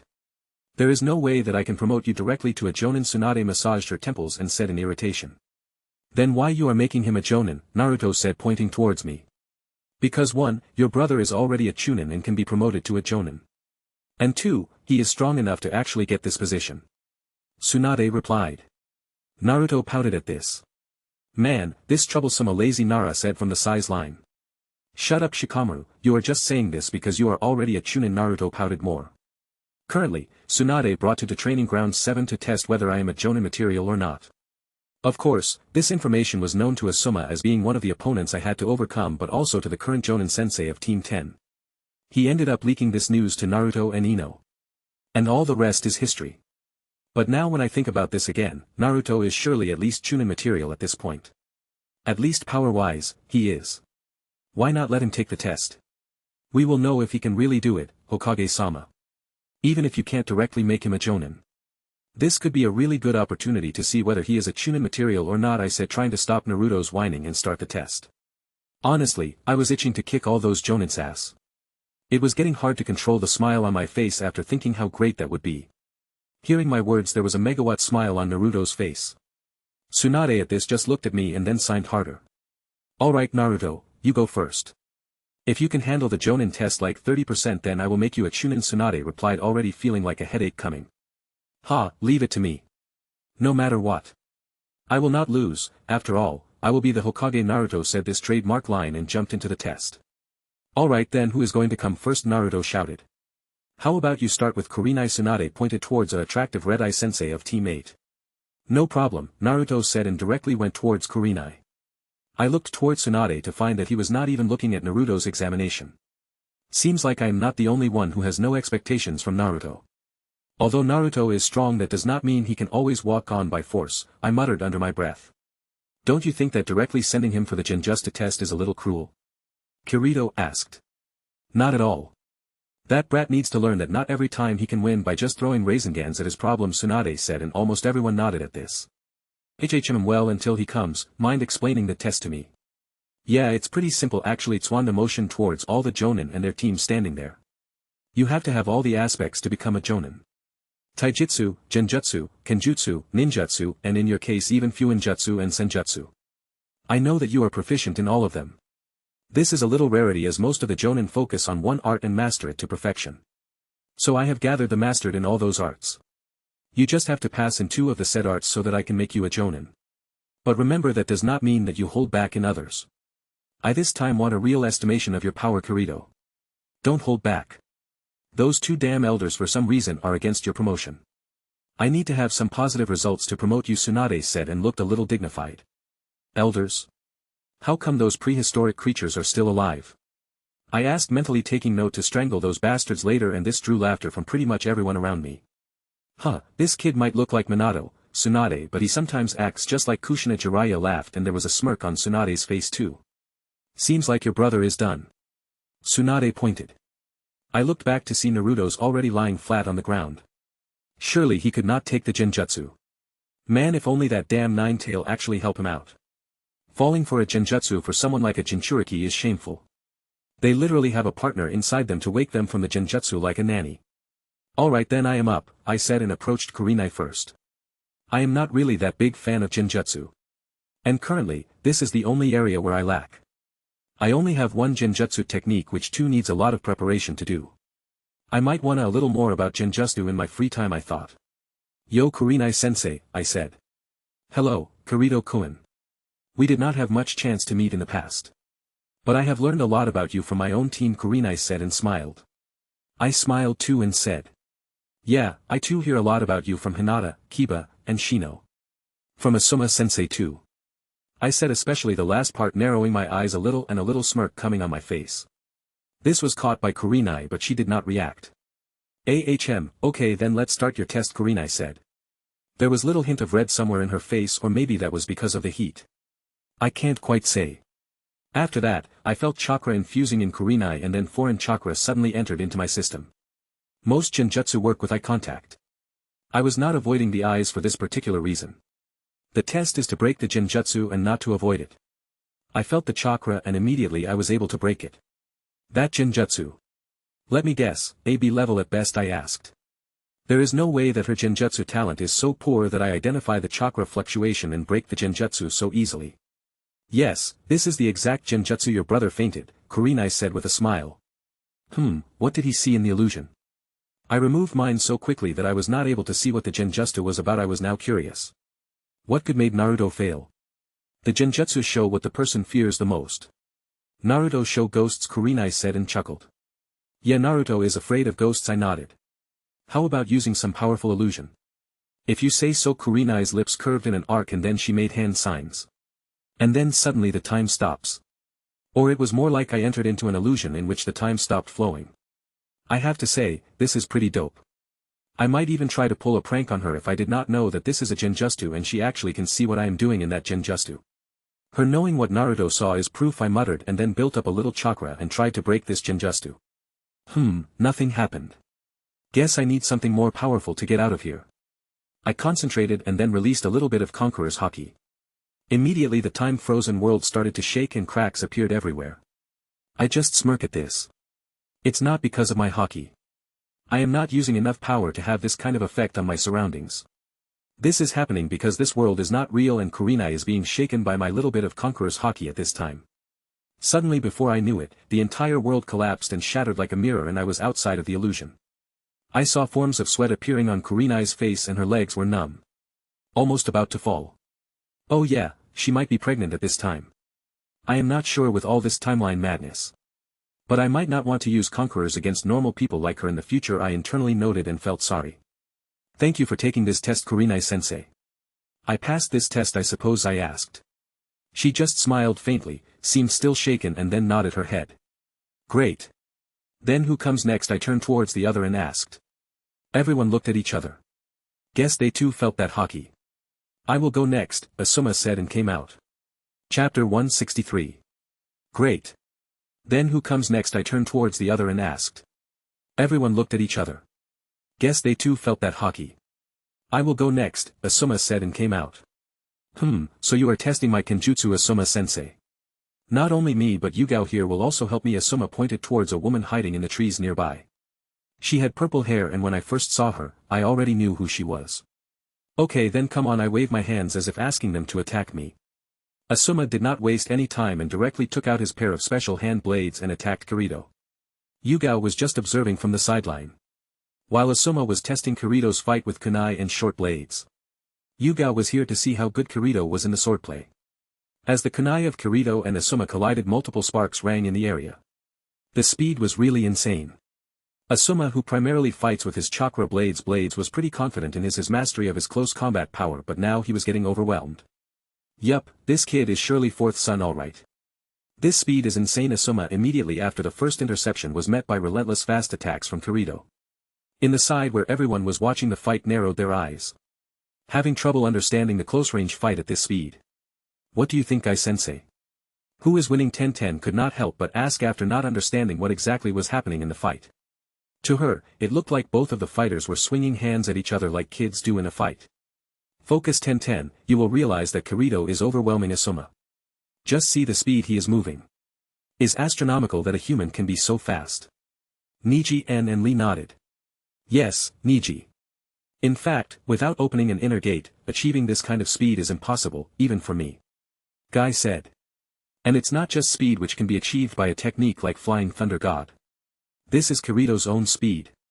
I am sure that Kirito-kun has worked really hard to achieve this speed. Lee shouted. Yes, Lee, we can't let others surpass us, Lee. It's time for us to burn the passion and let the youth guide us.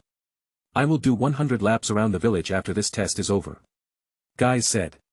Gosh, I will do it too, Guy-sensei, Lee chimed in. Both 1010 and Niji rolled their eyes. TCH, I can be faster. A green-hair man with more than one sword on his waist said. But seeing the fight between Asuma and Kirito, plus the impressive illusion of sunset cast by both Guy and Lee, no one gave any attention to this unknown swordsman. The swordsman was about to say something, but suddenly he realized that the art style was strange here and his eyes twitched. Shit, this is not C. And after saying he ran off. Kirito at this time suddenly felt a little weird and he looked around. Not finding anyone suspicious, he looked back at Asuma and said. I guess this much is enough, Asuma-sensei. No need to increase the intensity any further, I suppose. Asuma also nodded his head and back off, putting his beloved knife back in his pocket. Asuma said. You got this one, kid. Just make sure that you only focus on speed and also put power behind your strikes. Many of you were shallow, Asuma said, took out a cigarette, annoying Kurenai meanwhile, and went back to his position. Well, that should do for the test. So from now on, everything I do will be more like checking out what I am capable of than actually testing me for Jonin. The words Kirito said were pretty normal, but inevitably people around him had a bad feeling about this. Who is coming next? Kirito asked. Yugao was about to jump back as it was pretty normal that the Kenjutsu test will go on, but then suddenly the sound of a youthful man came. Gosh, I can't wait for this fight. I will be testing out you next, Kirito-kun, Guy shouted and entered the fighting ring. Seeing this, Yugao stopped and Kirito also got a little excited. Hand-to-hand fighting, huh? It has been a while since I really considered it. Kirito recalled the last time he fought hand-to-hand. Although he fights in close combat, he always uses his powers like Haki or other tricks. He doesn't remember doing a pure taijutsu fight. Alright, Guy-sensei. Bring it on. Kirito motioned with his hand towards Guy. Haha, here I come, Guy shouted and instantly rushed towards Kirito. He was pretty impressed with Kirito's speed so far. Dynamic entry, Guy shouted and delivered a strong kick aiming for Kirito's chest.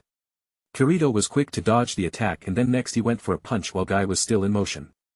Guy, however, being a close combat taijutsu expert, had insane knowledge and experience. He just twisted his body and avoided the punch. Kirito punch was normal. He was not using Haki or infusing his chakra in that punch, so he was surprised that Guy dodged it, but still admired Guy after seeing how quick and decisive Guy was in the battle. This being a pure taijutsu battle, I will not use any other technique of mine. Bring it on, Guy-sensei. Let me see how powerful is your taijutsu. Gosh, this is youth Kirito-kun. Come on, let our youth shine. Guy looked more and more energetic about this fight, and this drew a little chuckle from Kirito. Yup, some characters are just like in the anime. Like Naruto, Guy and Lee are also knuckle-headed ninja with insane persistence and strong nindo. Kirito now was looking forward to seeing how he could stand against a taijutsu expert in a pure taijutsu fight. Guy instantly closes the distance and jabs Kirito with powerful punches and kicks. Kirito was naturally fast enough to handle Guy's speeds. Suddenly a pure taijutsu fight broke out. Damn it, Kirito shouted as he got punched in the stomach. He reared back went for a kick, but Guy's already saw the kick coming and dodged, then he went for a kick of his own. Kirito dodged the kick with pure speed, but the next instant his eyes widened as a punch directly appeared in front of his eyes. Shit, Kirito only muttered, and then he was punched back. It was painful, but Kirito stabilized himself and looked towards Guy, who almost disappeared from his place. If Kirito did not know any better, then he would have thought that Guy too knew a teleportation technique. No, that pure speed Kirito knew better. In the pursuit of not using any puff and only doing taijutsu fight. Kirito was not even using hyperfocus. Before he think anything more, a punch came targeting his face once, again. Damn it, guess I am a little too dependent on my buffs. He wanted to use his other techniques, but he put down that thought. No, don't. This is a loophole in my fighting style and strength. Need to rectify this while I have time. Just like those arrogant Uchihas, I am also getting a little too dependent on my buffs. Especially Haki and hyperspeed. Kirito gritted his teeth and subdued the desire to use any of his buffs. Come on, Kirito-kun. You are not focusing on the fight, Guy said, and another kick was aimed at his face. Oi, what the hell? What problem do you have with my face? Give it a break. Target other parts of my body as well, Kirito wanted to shout. Chapter 164. Oi, what the hell? What problem do you have with my face? Give it a break. Target other parts of my body as well, Kirito wanted to shout. But Guy hardly cares. There was no certain reason why he was targeting Kirito's face.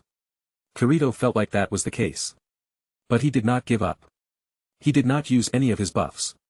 He wanted to only use taijutsu here. What the hell is going on? Why Kirito is suddenly doing so bad? Naruto, who woke up some time ago, ended up asking Jiraiya. Of course, he made a little bit of fuss about him being defeated by Genjutsu. Because he is only using taijutsu. While your brother is extremely talented. But there is no ninja who can master all the aspects of a shinobi arsenal and also become a specialist in them. And this is what you can see now. Currently, you are seeing Kirito only using taijutsu. Although he is fast, Kirito is not a taijutsu fighter. He specialized in ninjutsu, and by the way, he taking that sword everywhere. He might also be good in kenjutsu. But against a taijutsu master, only using taijutsu is fatal. Not only him, but anyone might not do any better. Even I might have trouble facing Guy in pure taijutsu. Jiraiya very patiently explained to Naruto. Naruto at this just nodded and continued to watch the battle. Lady Tsunade, is this necessary to limit Kirito's power so much in this fight? Fighting against Guy in pure taijutsu is not an easy feat, Ino asked, worried a little. Yes, Ino, remember that maybe we here in Konoha push our shinobi to specialized in one particular art, but that does not mean not having a minimum quality in other arts is acceptable. Especially taijutsu. Even when a shinobi does not have chakra, taijutsu can be used. Tsunade said. But you don't have to worry. Kirito is already doing pretty well. Although it's apparent that he is not experienced in taijutsu and he is definitely not specialized in taijutsu, Kirito is still better than any other non-specialized taijutsu ninja. And that's because he is just that much faster than others. In fact, I am still amazed that he is even able to handle Guy by only using taijutsu. Considering how good he is already in so many areas. This is really good. That brat is even better than his father, Tsunade said, and then nodded. Ino heard this and just nodded. Kirito at this time was somehow coping with Guy. Konoha whirlwind, Guy said, and rushed towards Kirito. Kirito slowly was getting the hang of this. He turns and kicks out. Guy twisted his body midway and this made him dodge Kirito's attack. You are doing better and better, Kirito-kun. But this is not enough, Guy said. Kirito did not reply. He only breathed and kept his focus on Guy.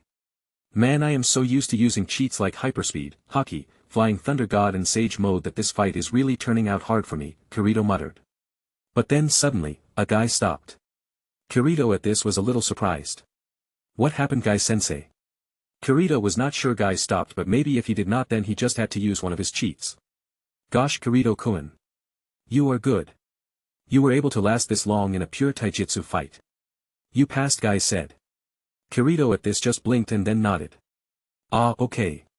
And here I was swearing to surpass all my limits today and go plus ultra. Kirito internally laughed. But then he heard a voice.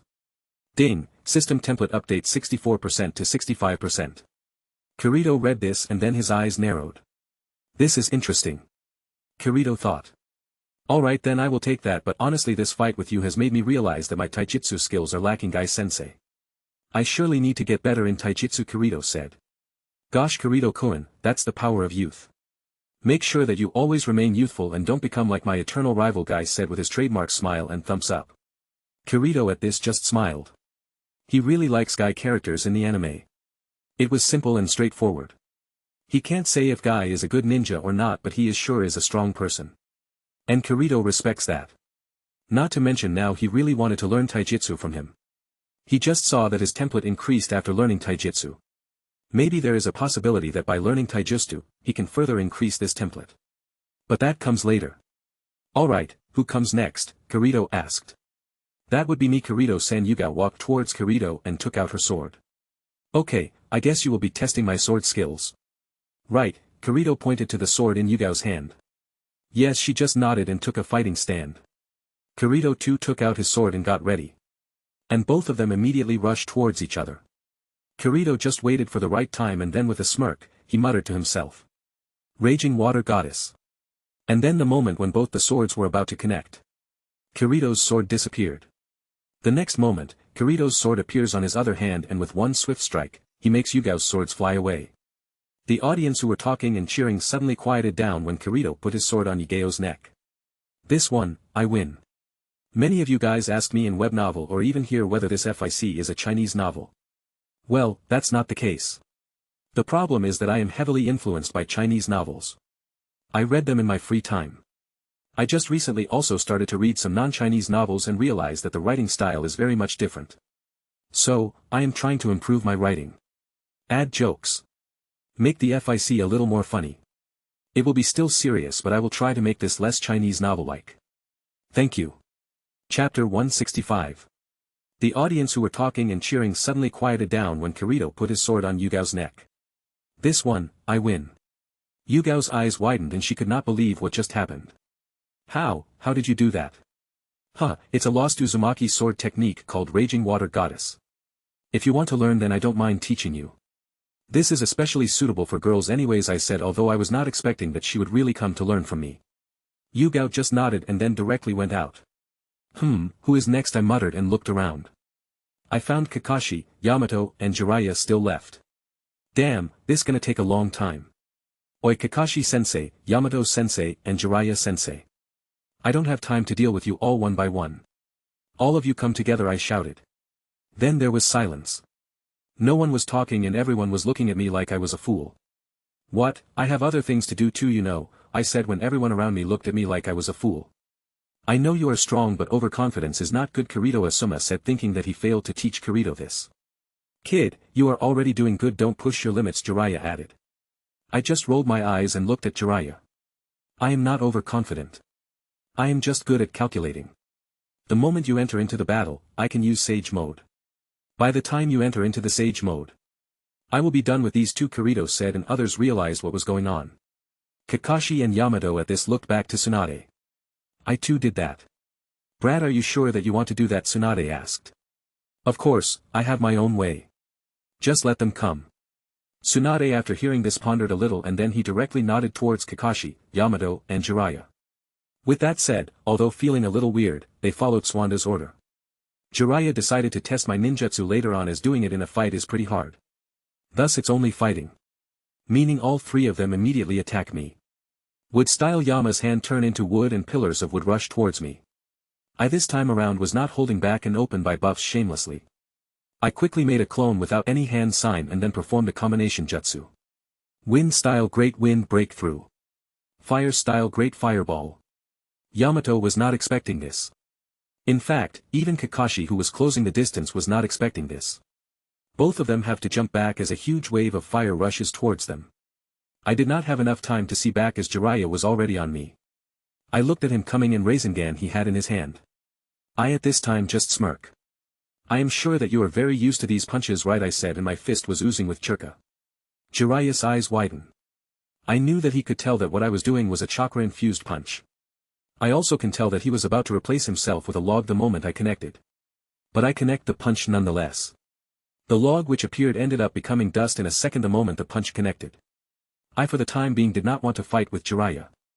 Although I am not sure whether he will activate his own Sage Mode or not, I at least want to make him do it. Thus I have to take care of Kakashi and Yamato first. With that said, I took out a 3-pronged kunai and coated it with wind chakra. After throwing it towards both Yamato and Kakashi, I muttered. Shadow Clone. With just that the kunai multiplied. But I was not done yet. Then I immediately formed hand signed and then did a wind jutsu to increase the speed of the kunai. Both Kakashi and Yamato at this time were ready though. Yamato created a wood wall to defend the kunai. The only problem was that the multiple kunai were coated with wind chakra. Boom. The wood wall collapsed. Yamato and Kakashi did dodge the attack, but they now were more cautious. Well, they are not cowards like Hiruzen and Danzo. These two, unlike the esteems the third Hokage, have really been to the battlefield and their skills are still very much there. Careful Kakashi-sensei. I am taking this to the next level, I shouted, and markings appeared on my face. Jiraiya, who at this time was making a jutsu of his own sense nature chakra. He suddenly stopped making hand signs. Trying to find me, but I was not there. Remember those kunai I threw earlier? Well, I teleported to them and appeared in front of Yamato instantly. Sorry. No hard feeling, but I really want this chapter eating art part of the story to end fast, I said with an apologetic tone, and then delivered a powerful uppercut on his face. Oh, I heard from somewhere. I swear someone said that. Then I turned my head towards Kakashi. He did not delay at all and directly rushed towards me. I too just walked towards him and saw a kick coming. I might have a hella time fighting them if only they were serious. I thought to myself. If only this was not a kick but a Chidori. I thought and smiled. I blocked the kick and punch. Kakashi naturally was able to dodge. Sharingan and all. But even Sharingan can't see natural chakra. Yup, I was in Sage mode, remember? And this is Toad Sage mode. Kakashi was hit even after dodging. And I did not hold back. Gave enough power to knock Kakashi out of this fight. Kakashi flew out and got plastered in a tree. I then looked towards Jiraiya. Master Jiraiya. I am in the Sage mode. You should know that it will be really hard to fight with me if you don't enter into Sage mode yourself. Are you going to do that? I shouted, and Jiraiya also looked a little troubled. Chapter 166. So what exactly do you mean? I asked to Asuma and Shikamaru. After beating everyone I ended up becoming a jonin. Got my jonin vest and now I am a full-fledged jonin. Shame Jiraiya did not enter into the Sage mode. Otherwise, I might really have a good fight with him in Sage mode. Currently, only Jiraiya, Tsunade and Guy is my opponent. I looked towards Asuma in front of me and remembered that this guy ended up dying in the anime. I won't let that happen. It's not like they are weak. It's just that they did not have any way to handle the situation. And kill Haiden. Don't estimate their power according to my fight with him or other jonin.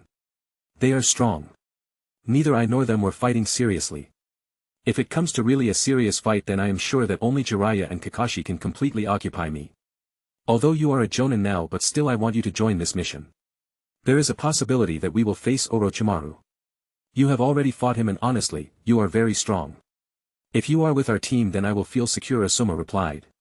He is talking about the Sasuke capture mission which happened in the Shippuden after Sakura got the information after she beat Sasori. This time around I was the one who got the information from him and gave it to Tsunade. What about other jonin? Kakashi-sensei, Guy-sensei and others. Are you sure you want me? All of them are busy. For a mission like Kazekage Rescue, the village has no problem dispatching 2 or more jonin, but this is different.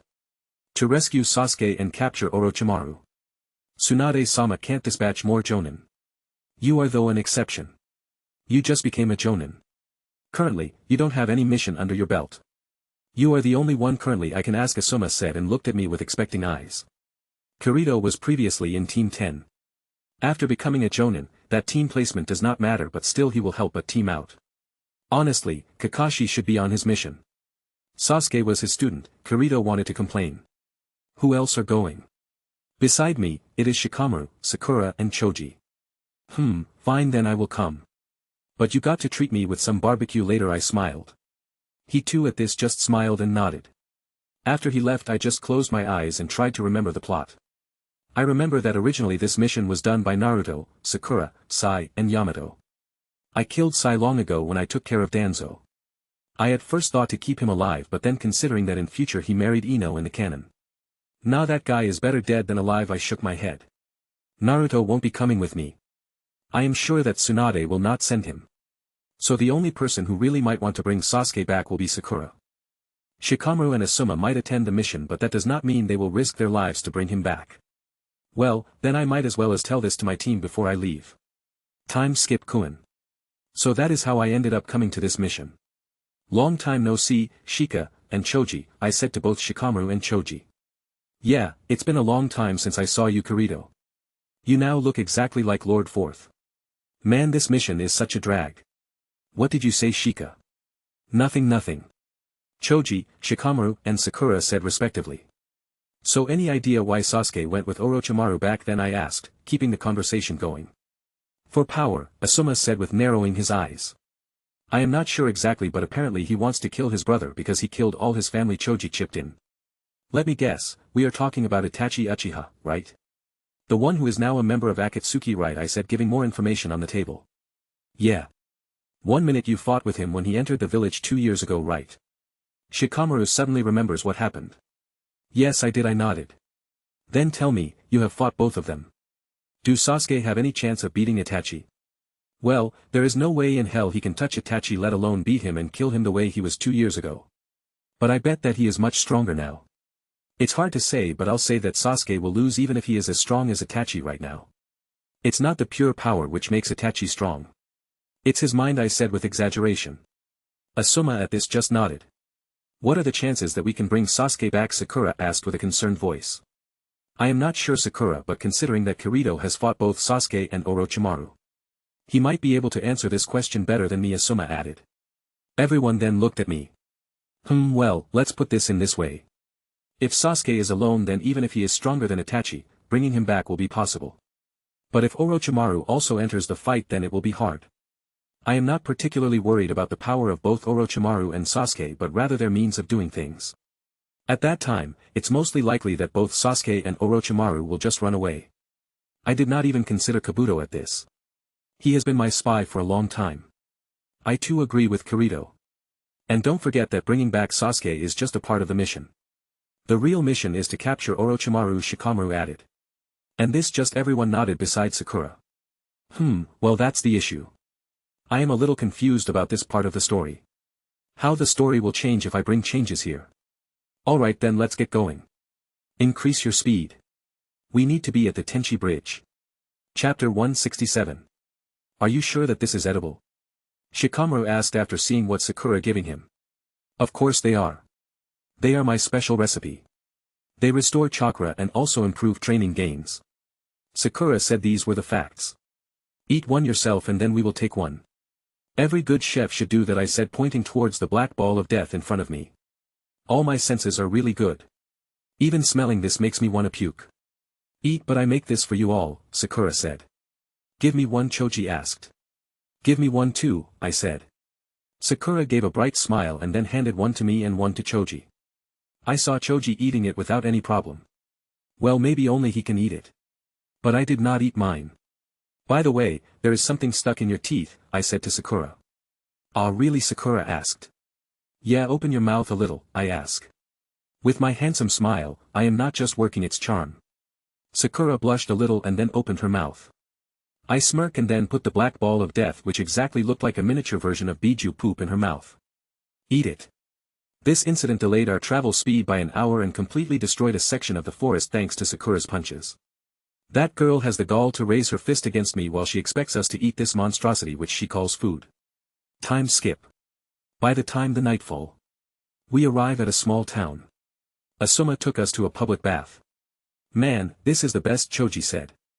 Asuma and Shikamaru were lazy enough to not say anything and just nodded.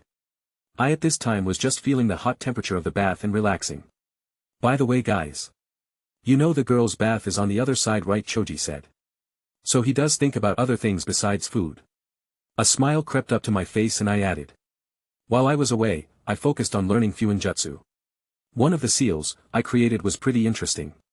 It allows one to look through a solid object without destroying the said object. Let's say the said object could be a wall, I said with a smile. This attracts the attention of all the people in the room. Is that true? Asuma asked with a hint of red on his face. What do you think? Do you have it right now? Yeah. Troublesome. Master Drea will pay a lot of money for something like this, you know, Asuma said. I know, why do you think I made this? I am gonna rob all the money from that pervert fool. I smirk. 500 Rio and the seal is yours. I instantly became a salesman and said. Well, guess did they buy it or not? Time skip. It took us some time but we finally reached the Tenchi Bridge. I looked around and found a sizable blush on all the boys' faces and a smirk. Will you guys tell me why you all are blushing? Sakura asked. Let me be clear, I was not blushing. Nothing. It's nothing, Shikamaru said. Sakura then looked at all of us with narrowed eyes. I did not care too much about it and only focused on the bridge in front of me. I don't remember the canon that well, but I do know that somehow Orochimaru came here. There is a possibility that he is already here, and thus I have already blasted my sense to find him. Okay, now get serious. I am going to act like Sasori and meet Kabuto. Be ready for action, Asuma said, and then turned into Sasori. I was thinking about going myself, but he denied it. He wanted mainly me here to protect others. And then I sense him. It was still just as repulsive as I remember. I wonder why Orochimaru's chakra is like that. Soon Kabuto arrived and the talk happened. I just kept on hiding from others. I did not care much about the talk itself, but am looking forward to seeing how well Asuma can pull off this disguised undercover mission. Kirito, why are you looking so relaxed all of a sudden? Sakura asked. Tension in a situation like this can really get to all of you. You all too need to relax a little. Focus, but don't let the situation get to you, I said. Okay, Sakura said, and others nodded. Soon things just like in the anime out of hand, and then suddenly Orochimaru appear in front of Asuma. Alright, now's the time. Go, I shouted, and everyone rushed forward. Orochimaru, who suddenly saw many people arriving, just laughed in his own wicked way, but then suddenly his eyes fell on me. Ku, I was not expecting you to be here, Kirito-kun. Orochimaru said. I am afraid that I can't say the same. In fact, we are here specially for you. How you say about going home, I said with a smile. There was a dangerous glint on his eyes, but he did not act directly. Where is Sasuke? Sakura break the silence first. Ku, Sasuke-kun is fine. But who are you? I don't remember, and Sasuke never told me about you, Orochimaru said. And from that point onwards they started talking. I honestly don't understand what talking will solve. Kick his ass and then kick Sasuke's ass before bringing him back to the village. But apparently, they want to talk with Orochimaru. Why not just directly invite him for a podcast show? I just rolled my eyes and said. If you all are done talking about the past and your bloody plan of immortality, then how about now we just start fighting, I said with an annoyed face. Ku. Kirito-kun, you have not changed much. Still impatient, Orochimaru said, and then there was a killing intent spreading around us. I remember the last time I felt this killing intent. It was even hard standing in front of Orochimaru. But now it's totally different. Chapter 168. Ku. Kirito-kun, you have not changed much. Still impatient, Orochimaru said, and then there was a killing intent spreading around us. I remember the last time I felt this killing intent. It was even hard standing in front of Orochimaru. But now it's totally different. And then the action begins. Orochimaru instantly completed 9 hand signs, and then multiple snakes rushed towards Asuma, who was close to him. I am sure that even Orochimaru knows that there is no way that he can take all of us together. At least my last time performance should have given him this much insight into my power. So why attack Asuma first? But I suddenly realized. No, Asuma-sensei, that's a trap, I shouted, but it was already very late. Asuma, to avoid the sakes, replaces himself with a log and appears behind both Orochimaru and Kabuto, trying to do a sneak attack. But that was a mistake, as Orochimaru had already replaced himself with a clone. So when Asuma's attack connected, Orochimaru ended up attacking Asuma. I was not expecting this. Splash, blood suddenly flowed, and I saw Asuma barely avoid getting stabbed to death by Orochimaru's sword. But his abdomen was pierced and blood was oozing out from it. Shit, I immediately appear in front of Asuma and Rasengan, I shouted in excitement. Mostly because I wanted Orochimaru to avoid this attack and move away from Asuma rather than actually hitting him. What exactly happened? Sakura, quick, heal Asuma-sensei, I shouted and brought back Sakura, who was in a daze of what suddenly happened. Hi, Sakura too rushed towards Asuma. I looked back towards Orochimaru, but then suddenly I froze. I saw Orochimaru inserting his sword through Kabuto's heart. My eyes widened and suddenly I was having a bad feeling. Ku, do you really think that I will not find out that you are a double agent, Kabuto-kun? Orochimaru said with his killing intent flaring. He knows. But how the hell did he know that I controlled Kabuto and now he is my undercover agent? But 1 minute, there is a possibility that he does not know. He might only know that Kabuto is working for others. He might not know whom he is working for exactly. What the hell is going on here? Shikamaru asked. Choji and him were ready to fight anytime, but the current location was not suitable for that. This bride is not good for Choji's expansion jutsu. Sakura was healing Asuma, but I could feel it. There was poison on that blade. Sakura at best can give temporary treatment here. What kind of poison do you use on Asuma-sensei? I asked. Not even acknowledging that Kabuto, my spy, will killed in front of my eyes. It would be better if no one knew about that. Ah, you really have not changed, Kirito-kun. Always be serious and stick to the mission. Not even wondering why I killed Kabuto here. The killing intent Orochimaru was giving off was getting stronger and stronger. I might be fine here, but what about my team? He is your subordinate. If you kill them, then it's just better for me. Coo. Yes, I guess that is true. You see, Kirito-kun, Kabuto-kun here was a double agent. He was betraying me.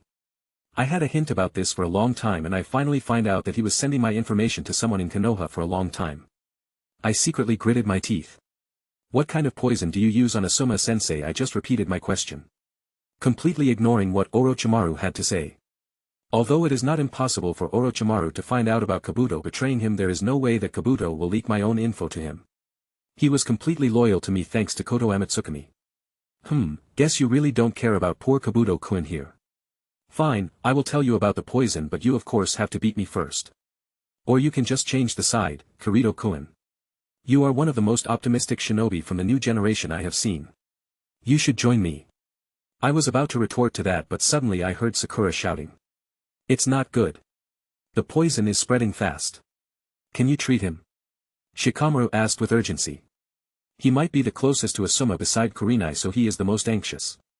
Not here. I need to take him to the Konoha hospital, Sakura said. Shit, what kind of poison did this guy use? Damn, if Ino was here then she might have known. She studied poison, maybe she could have helped. How much time does he have if he is not treated? I asked, wanting to know the current situation first. 10 minutes at most, Sakura said. I at this just gritted my teeth.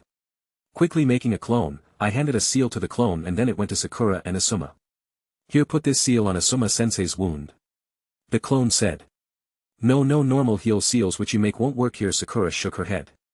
She naturally knows about the healing seals, as Kirito had to give many of his sealing seals to the Konoha hospital and sealing team.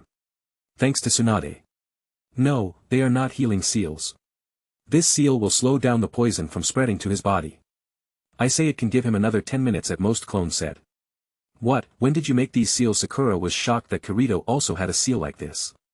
This is not the time. I will be taking you and Asuma-sensei to the village. He needs immediate medical attention. When the clone was about to grab Sakura, she suddenly burst out. No, I will stay here. I need to take Sasuke back. But Asuma-sensei needs medical attention, Sakura. As a medic, you should know his condition, right? Shika added. Lady Tsunade is in the village. He can easily save Asuma-sensei. Not to mention, you guys will be left her alone without a medic if I go with him. At this, the clone and Shikamaru both thought about it. Okay then, I will be taking Asuma-sensei back, the clone said, and after grabbing Asuma he immediately activated the Flying Thunder God technique and vanished from his place. While this was happening, I was facing Orochimaru. I was not making any sudden movements. The reason was that I was sensing a violent chakra nearby.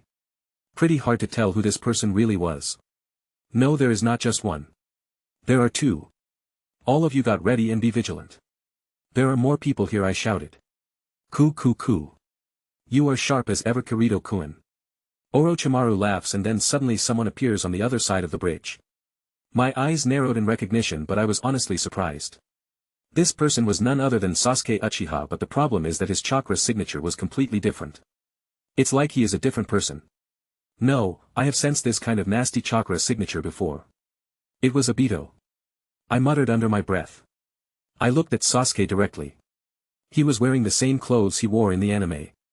But there was one difference. His eyes were different. Chapter 169. No, I have sensed this kind of nasty chakra signature before. It was Obito. I muttered under my breath.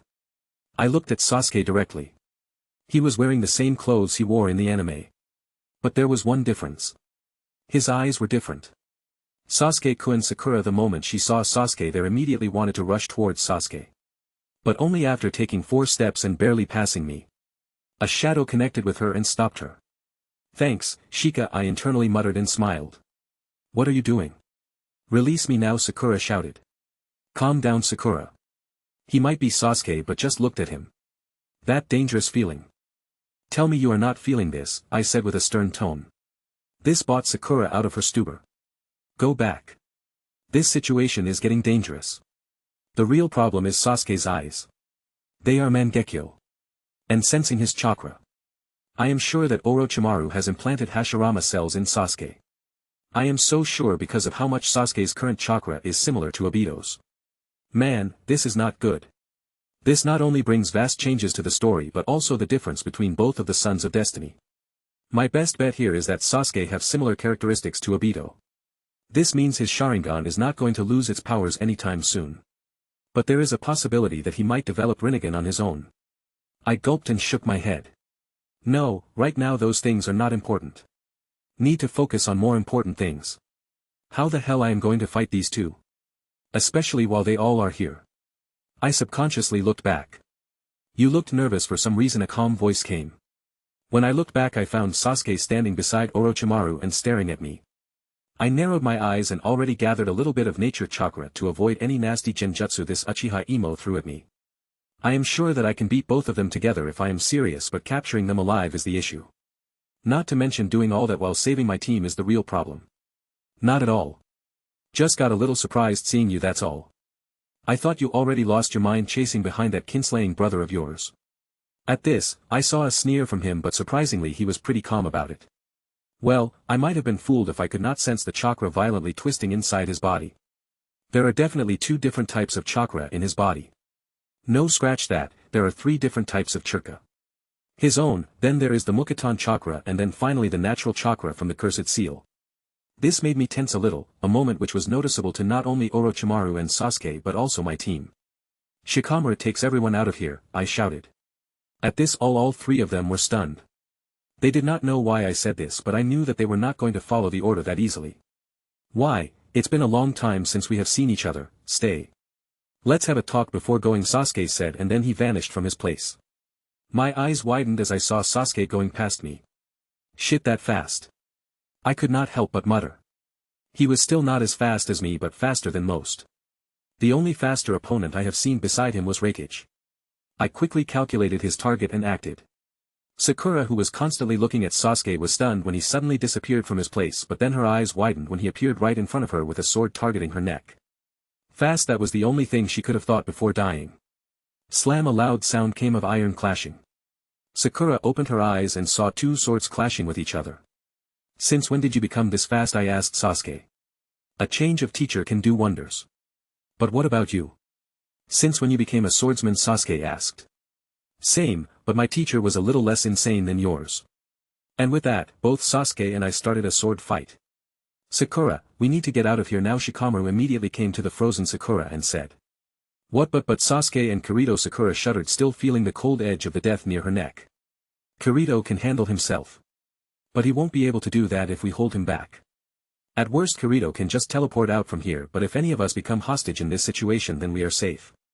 Actually, even Shikamaru did not know why Kirito said to get out of here, but when he saw Sasuke's speed, he had a bad feeling.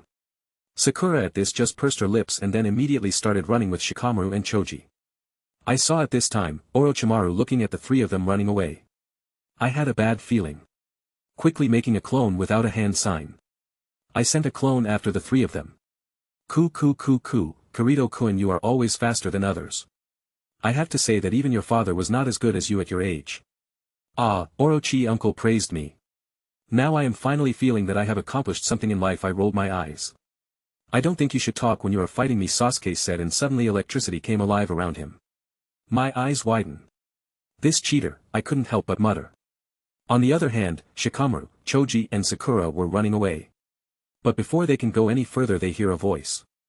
Oi, stop, a familiar voice came. All of them suddenly stopped and looked back to see Kirito's clone. No need to run, guys. Come here, I will directly teleport us, the clone said. But none of them move. Do you really think that we can't tell Kirito apart from an imposter? The clone blinked and was confused. What, how come this guy suddenly dropped their IQ level so much? The clone thought. I am no imposter. I am Kirito's clone. Oh really, then tell me what we call the Hokage-sama, Choji asked. Tswanda-sama, clone answered like it was obvious. Wrong, we called her attractive blonde. There is no way you are Kirito. What that name has anything to do with this situation? Oi, how come I am supposed to know that? I hardly hang out with you guys. Yeah, Choji, that not gonna work. Alright, let me ask. Tell me what we called Sakura behind her back, Shikamaru asked with narrowed eyes. Oi Shikamaru, you guys call me names behind my back at this. Sakura was livid. I mean what you guys say behind her back. Let me do you one better. Remember the seal I gave you back then? The one which can be seen across the wall. The one which you guys used. The clone was not able to complete this before both Shikamaru and Choji rushed towards him and closed his mouth. Alright, he is Kirito. There is no doubt about it. But while the banter was going on, the clone felt another chakra which Kirito felt a little while ago near them. Chapter 170. Ah, Orochi uncle praised me. Now I am finally feeling that I have accomplished something in my life. I rolled my eyes. I don't think you should talk when you are fighting me, Sasuke said, and suddenly electricity came alive around him. My eyes widened. This cheater. He stole my original jutsu. Kirito wanted to curse. A powerful blow landed on me with insane speed. I was sent flying on the opposite part of the bridge. That attack unconnected because I was too surprised by the technique it was using. It was very similar to the lightning-style hyper speed. Crash crash, I hit multiple trees. Why do I feel that author-san is making villains stronger to give me a hard time? I almost wanted to break the fourth wall and asked. But with that said, I looked back at Sasuke and saw lightning around him. I narrowed my eyes. The first thing which can come to my and anyone's mind in this situation is that this is the Raikage lightning chakra armor. But with that said, thanks to hyper speed, I can say that that was not exactly the case here. It was more like a copy of my hyper speed than lightning armor. It's very similar. Not exactly like the chakra armor as the third Raikage. I thought. Since when did you become this weak? Namake's Sasuke spoke and a terrible killing intent came rushing towards me. Since I realized that it's much more fun letting arrogant scum like you fly a little before completely crushing them under me. And there was it, a badass response. A sneer came to Sasuke and then he rushed towards me with the same lightning speed. I smirk at this time and with even greater speed rush towards Sasuke. Taking out my sword to block Sasuke's sword, I cover my sword with wind chakra. Both of us rush towards each other, light rays of light rushing towards each other. Extremely fast and collided. Boom. A huge shock wave passed and the place where the attack happened collapsed. There was a crater in that place. But both of us were still trying to push each other back. Third person POV. Both Kirito and Sasuke looked at each other with intense looks. The chakra was flaring out of them and both of them were trying to push each other back with their swords. Sasuke's lightning sword and Kirito's sword Gryphon, coated with wind chakra, were grinding with each other. This time it won't be like the last time, Kirito. I have changed more than just you think. Do you see these eyes? These are the pride of my Uchiha clan. There is the power I have gained by joining Orochimaru. By leaving Hidden Leave, Sasuke roared and pushed Kirito back. Taking 2 steps back, Kirito said. Oh, there was a last time. I can't even remember. Must be a really quick fight for me to forget. Kirito smirked and pushed back. Regaining the position once again. The chakra was getting more and more intense. And then suddenly, like both of them were thinking the same thing, both of them backed steps and started a sword fight. Crash. Both the swords collided. Crash. Again the sword collided. Crash. Once again. Orochimaru at this time was watching the fight happening from afar. Coo. These two have surpassed me in swordsmanship.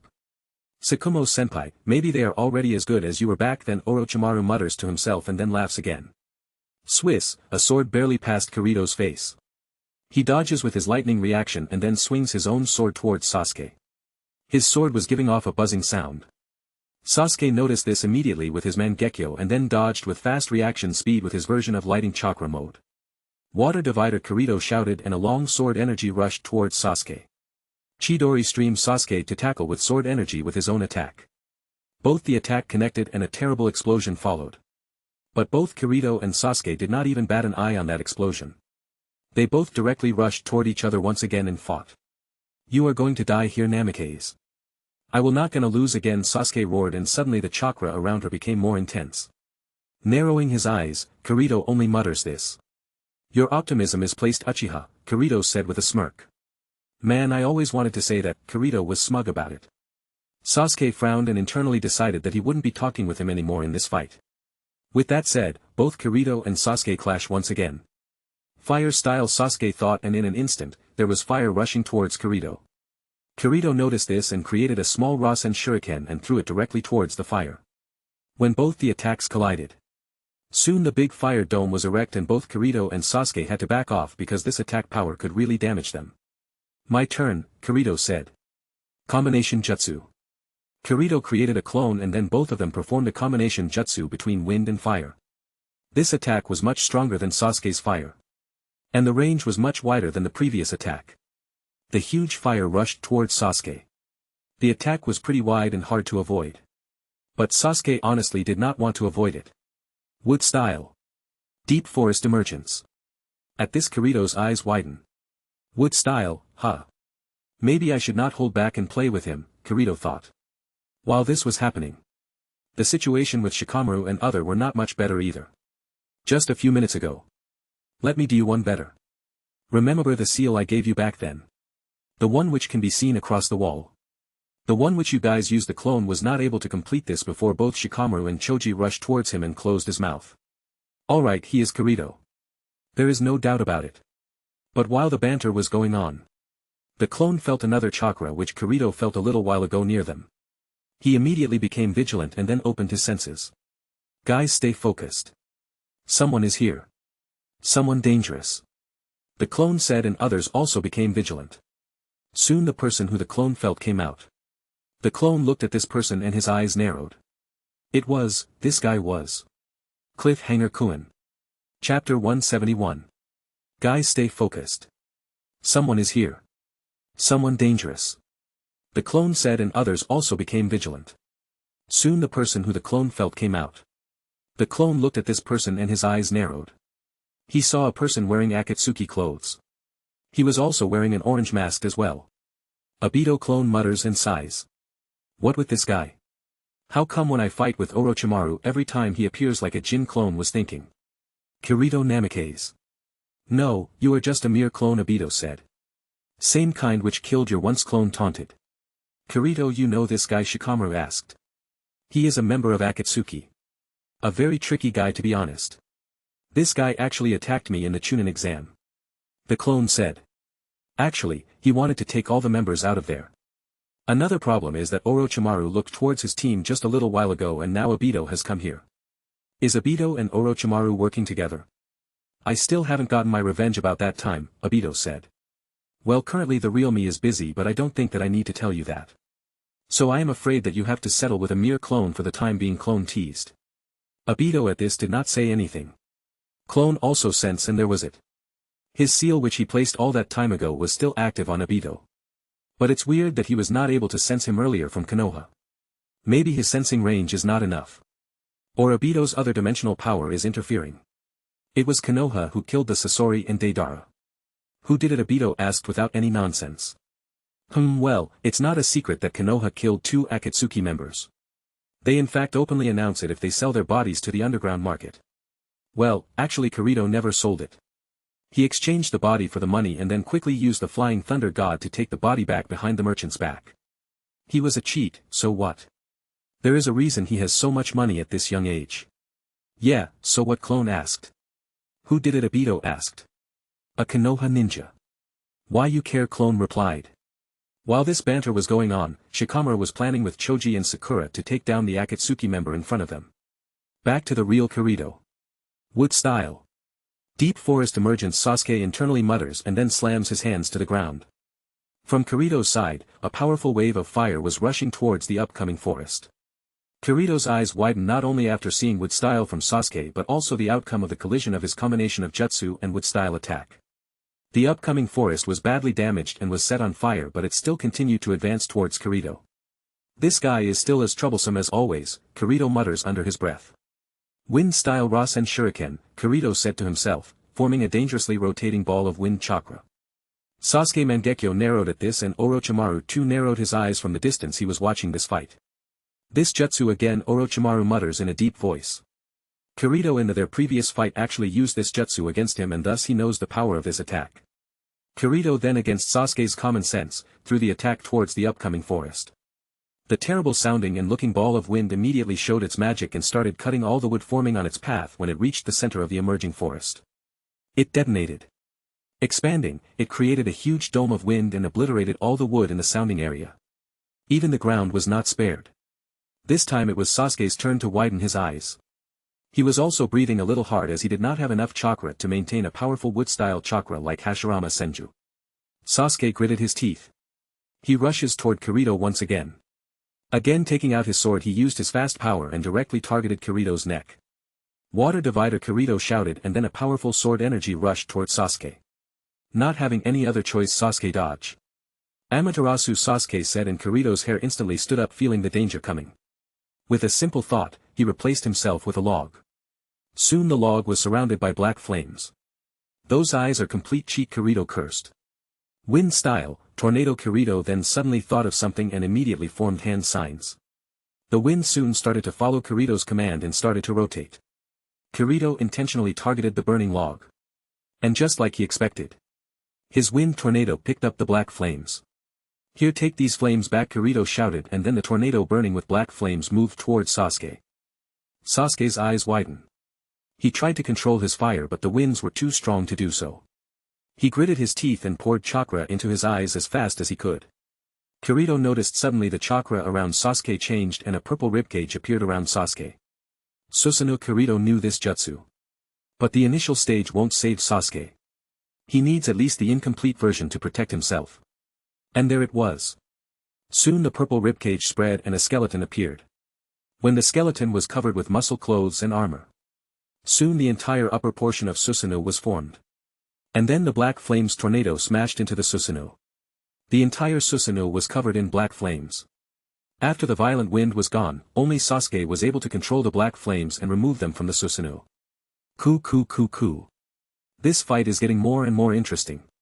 After implanting Lord First Cell and opening Sasuke's Mangekyo Sharingan, I never thought that anyone would be his opponent. But Kirito-kun once again submerged my views on him.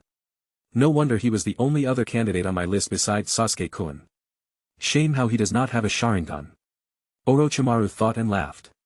Chapter 172. And then the black flames tornado smashed into the Susanoo. The entire Susanoo was covered in black flames.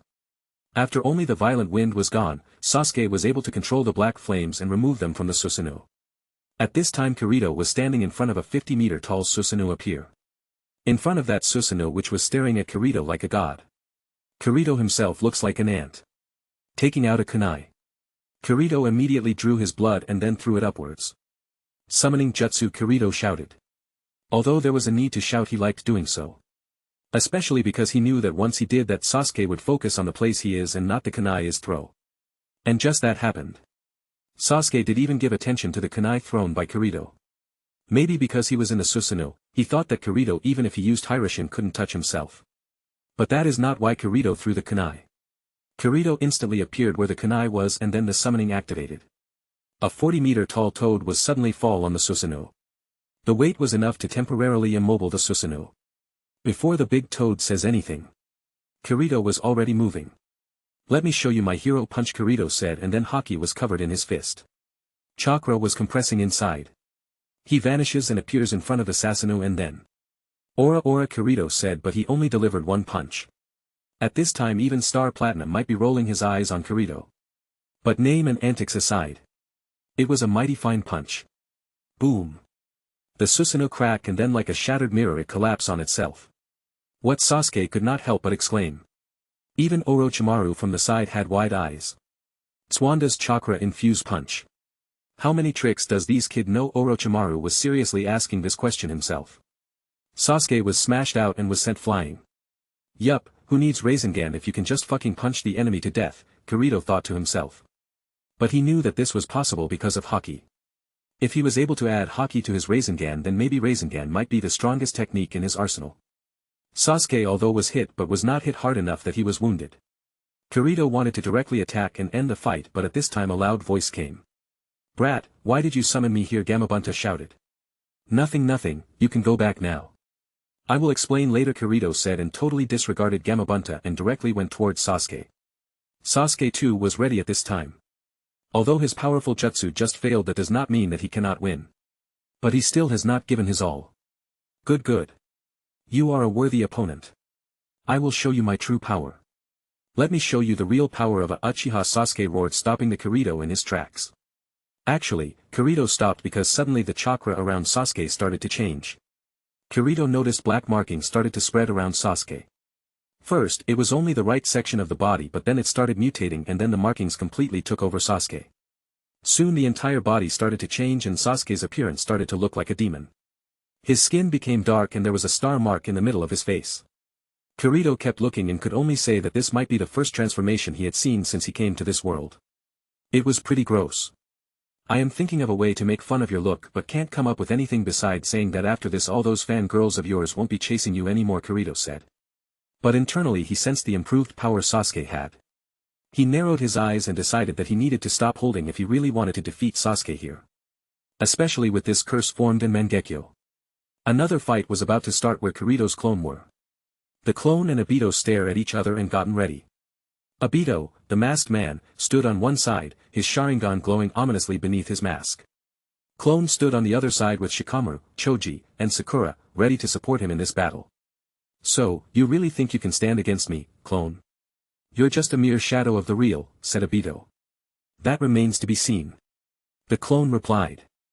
As the tension reached its peak, Clone made the first move. He charged at Obito with incredible speed, his fists crackling with chakra.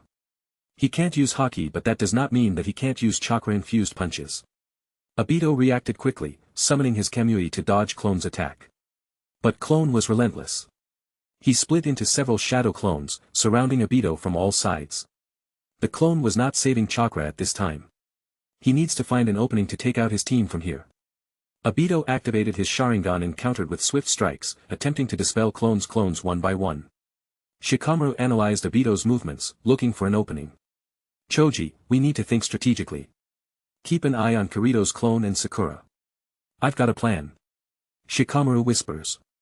As the battle raged on, Clone and Obito clashed with incredible force. Choji transformed, charging at Obito with an enlarged fist.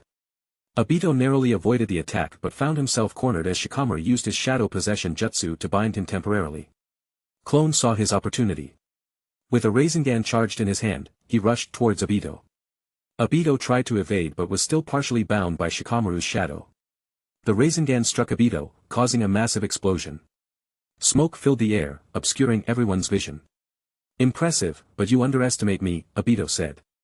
He immediately activated Kamui before he suffered any damage himself. This time around this guy is playing pretty calm. It will be hard to fool him, Clone thought. Obito activated his Kamui and disappeared, reappearing behind Clone. He struck Clone with a powerful kick, sending him flying. Good thing that Kirito's clones are tougher. Clone just gained his balance and stopped himself. Sakura rushed to Clone's side, subconsciously wanting to heal his injuries, but that's not how shadow clones work. We can't keep this up forever. Choji, try to immobilize him with your enlarged fists, and Sakura, prepare to strike when he's distracted. Shikamaru said. Choji nodded, transforming again, while Sakura focused her chakra. Clone, determined not to fail, gathered his strength and charged once more. Choji's attack distracted Obito, giving Sakura the opportunity she needed. Cha, Sakura shouted, and then there was a crater afterwards. But again the attack did not even touch Obito. Clone spun around, delivering a powerful Rasengan to Obito's chest. But again it was pointless. Need to take out this guys from here. I better work fast, Clone thought. Chapter 173. Kirito at this time was watching a totally demonized Sasuke, watching him like he was the prey here. Kirito looked serious and waited for anything Sasuke threw towards himself. But then his instincts were like screaming at him, and then Sasuke disappeared from his place. Kirito's eyes widened. Sasuke was surrounded by lightning and his movements at this time were almost as fast as Kirito's. Shit, Kirito muttered and immediately dodged a powerful punch coming towards him. What the fuck? This curse seal comes with a speed buff attachment, Kirito complained, and also totally blasted his hyper speed technique and matched Sasuke's speed. For the first time after Raikage, Kirito found someone who matched his speed if he was not counting Hirashin. Smash! The fist collided and a huge shock wave was created. Kirito at this time was thrown backwards, unlike Sasuke who was just standing in his place. Damn, that hurts, Kirito cursed, shaking his fist. Damn this cursed seal. Guess I have to use Sage mode here. At first, I thought that I would be bullying Sasuke if I used Sage mode, but maybe now I might lose if I don't use it. Kirito mutters with an agitated expression. Sasuke did not think too much and directly launched another attack towards Kirito. But his Mangekyo Sharingan caught a strange marking suddenly appearing on Kirito's face. He did not care. Power corrupts, and this was true even in the case of Sasuke. He did not think too much and only rushed forward to attack Kirito. I have enough of you, Kirito said and made a fist. The fist immediately turned black and then chakra started to gather in the fist. Kirito just wanted to blast off Sasuke but then suddenly realized just how powerful this punch would be and that he might kill Sasuke at this, so he stopped. Normal punches with Haki or chakra-infused punches are powerful and deadly for normal people. But for someone like Sasuke, he can handle it. Well, Kirito's handle it, meaning that he won't directly explode and die. But Sage mode with Haki is totally different. He now after this much time of training knows that these 2 training sessions do not add power but rather multiply it. In fact, he is sure that just adding Haki to the Sage mode is enough to cause real damage to even 6th level characters. If he adds chakra-infused punches on top of that, he might be able to exert force, close to what Guy was able to achieve with his 7th gate open. Maybe even the 8th gate if he compares the power to a normal punch from a guy at that stage. Kirito immediately stopped himself. So when Sasuke came with a Chidori, aiming at his heart, Kirito just sighed and decided to do this in the traditional way. Making a Rasengan, he pushes his hand forward. But he was still in the Sage mode. Big Ball Rasengan. Kirito smirked and both techniques collided. In terms of power alone, Kirito had enough advantage. Soon both the attacks detonated and this time around Sasuke was sent flying backwards. Honestly, that felt pretty good. Rasengan and Chidori is such a classic. Almost like Kamehameha and Gaelic Gun colliding. Kirito smirked and rushed forward. Orochimaru at this time was amazed at the level of fight that was happening. It's not like he has not seen a fight at this level but only from someone much older. How old is Sasuke and Kirito? 15 years old. This is just mind-boggling. Sasuke, who was blown away by the explosion, immediately regained his balance and then started pouring chakra on his eyes. Kirito saw once again a purple giant forming. This again Kirito could not help but mutter. Fine then, let end this long draw fight already. Kirito thought to himself and then started drawing his chakra. He then with all this power jump high. While this was happening, on the other side the fight between Obito and the clone was also going on. Clone almost lost 80% of his chakra and started to worry. Being a shadow clone, he did not have enough chakra in the first place. To take his team out of here he at least needs 15% chakra, and that too when he is not targeting Konoha but a place much closer to the fight. Can't wait any longer. I don't sense the fight ending on the other side anytime soon. Need to take my team out, clone thought. But he was also interested to know what exactly going on here. Why is Obito here? Why suddenly attack them? There is no reason for Obito to attack them. Maybe because Kirito is there, but still there is no need for going after a clone. He can just go after the real Kirito. Clone really wants to know the answers to this question. But right now was not the time to think about those. Clone took out a smoke bomb and smashed it. The moment the smoke covered Obito's vision, Clone directly uses all of its remaining chakras to launch Hiraishin, and after making sure that he takes Sakura, Shikamaru, and Choji, he launched the Flying Thunder God technique immediately. Instantly all 4 of them appear far away from the Tenchi Bridge area, and then suddenly because of getting out of chakra, the clone pops. Guess we are safe, Choji said. But Kirito is now fighting Sasuke, Orochimaru, and that Akatsuki member alone, Shikamaru said, and others also became serious at this. Sorry for the small chapter. No time to write any more today. I will try to make the next chapter a little bigger if possible. Chapter 174. Kirito saw once again a purple giant forming. This again Kirito could not help but mutter. Fine then, let's end this long drawn-out fight already. Kirito thought to himself and then started drawing his chakra. He then with all this power jump high. Massive big ball Rasengan, Kirito shouted. For the first time, I poured more than necessary amount of chakra into a Rasengan. Next a Rasengan which was almost half the size of the incomplete Susanoo that Sasuke created, and by the way was much stronger than the previous Susanoo thanks to the cursed seal, rushed towards Sasuke. Sasuke saw this and directly activated his Amaterasu fire and targeted the big ball Rasengan. Kirito saw this and launched Hiraishin. Before the fire even reached Rasengan, Kirito immediately vanishes from his place thanks to Hiraishin and then appears behind the Susanoo. Then Susanoo suddenly crashes with a powerful grinding force. Sasuke gritted his teeth and poured more and more chakra into the Susanoo as possible. Kirito smirks at that and then also introduces wind chakra to the massive Rasengan. It was like a hot knife cutting butter. No matter what, Sasuke was not able to handle the powerful Rasengan. And when being in the Sage mode, it was just too easy for Kirito to make his Rasengan even more powerful and bigger. Simply he has enough chakra to keep going for another hour and so. But it did not take an hour. Only a second after the contact the entire Susanoo started to grind and shatter in the end. Kirito did not want to kill Sasuke here, so he did not attack Sasuke with that massive chakra. He just appears in front of Sasuke and then delivers a sharp punch without any additional add-ons. But the Sage Mode power was still there. It was enough to knock Sasuke out, who had already exhausted almost all of his chakra. Sucker punch, baby, Kirito smirk. And then looked towards Orochimaru. He was expecting that Orochimaru would act. So he was very cautious of him. "Ku, you have become a lot stronger than I expected, Kirito-kun," Orochimaru said after coming closer to Kirito and Sasuke. "So do you want to fight me now?" Kirito asked. He was still looking at Orochimaru while doing this. Orochimaru, after seeing this, just gave a smile and also looked a little helpless. There is no point in taking Sasuke-kun from here. He is already a missing nin.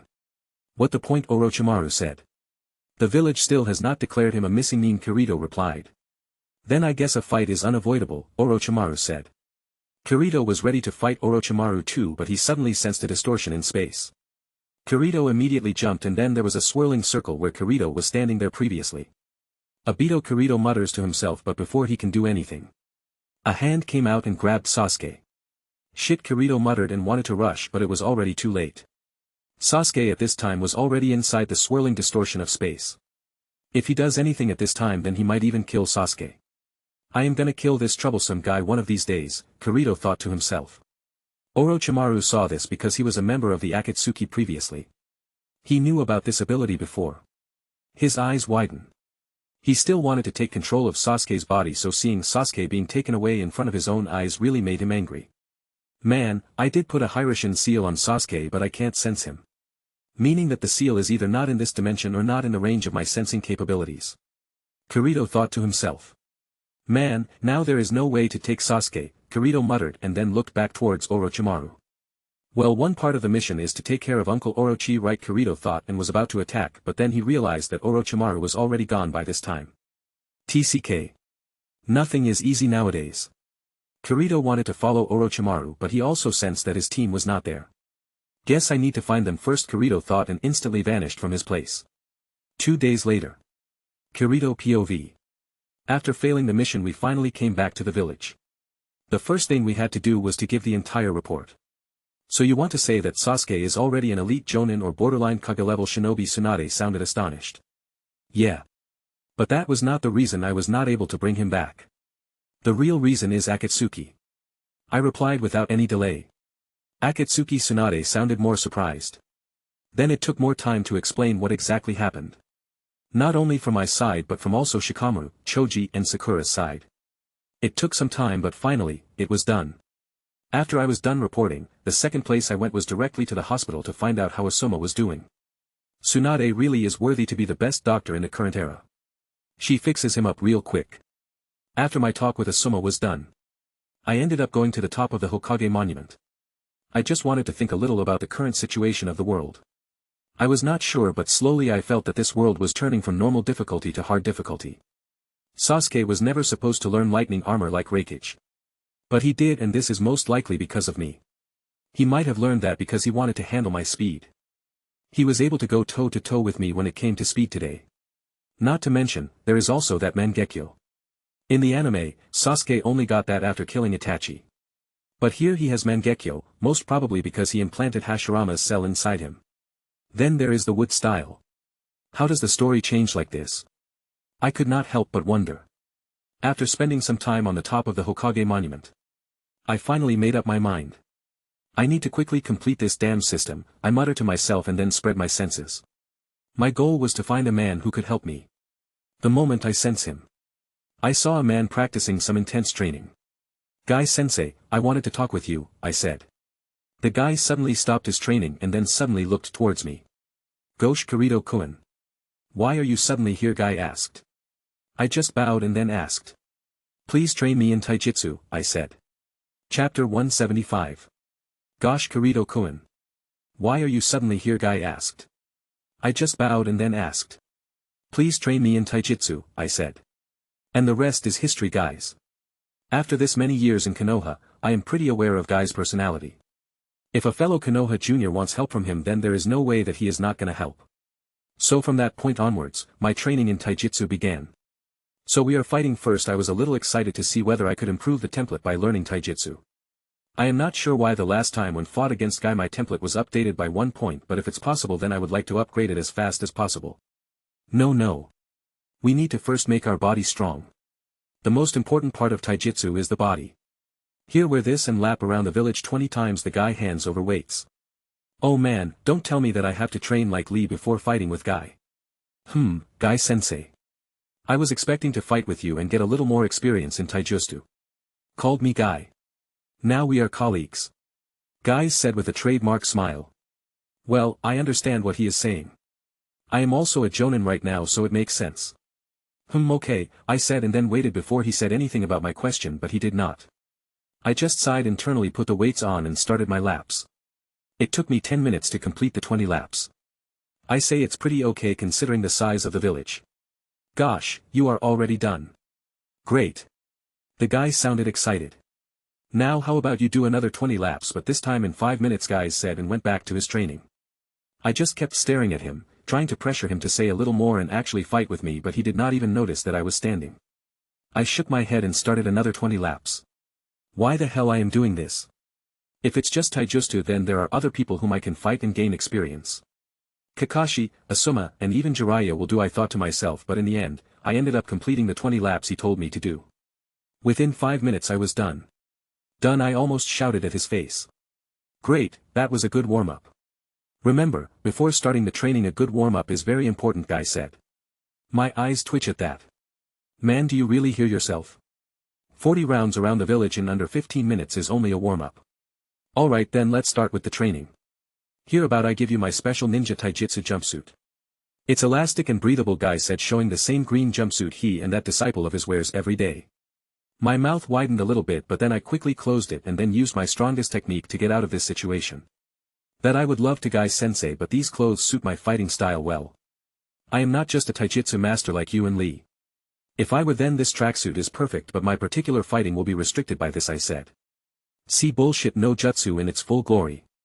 Oh, that's a shame, but don't worry my young friend, we will fill this gap with the passion of our youth, Guy shouted. And here it is. I was wondering why there is no mention of the youth by now.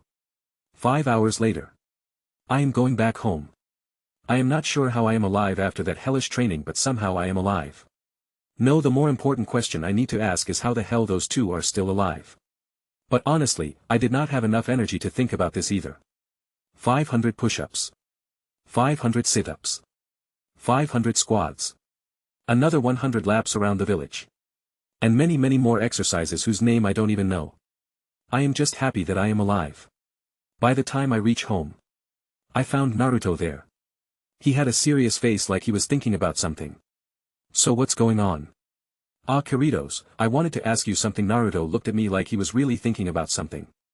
It's a hard thing to let Naruto think about something, let alone this seriously. What? I just completed a mission with Kakashi-sensei. This was my first mission after a very long time. I found that I am not that strong really, Naruto said in a dejected manner. I mean, Pervy Sage teaches me a lot but I am not seeing it. You are already a jonin. I am still a genin. Naruto said in a down tone.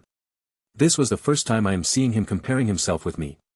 It's pretty natural that siblings compare themselves and then try to outmatch each other, but in Naruto, I never saw this. He is just too positive all the time to think about all these things. So how come suddenly today this brother of mine is thinking about this? I mean, you were able to defeat me with Sakura-chan, Ino and Haku combined. You even beat Kakashi-sensei, Kurenai-sensei, Asuma-sensei, and even Pervy Sage did not fight with you in the Jonin test. Naruto kept going, and the more he talked the more desperate he sounded. Compared to you I do not see any difference in my strength. I also heard about Sasuke from Sakura-chan and Ba-chan. They said that he too is almost as strong as you. Naruto almost sounded like a kicked puppy. But my eyebrows twitch at the last comment. As strong as me? Please.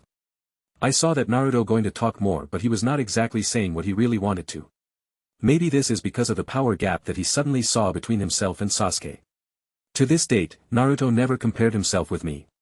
His own brother. He just accepted that I was better. There was no competition, and honestly, I never liked this laid-back attitude of his. I wanted him to be competitive so that he train harder and get stronger faster.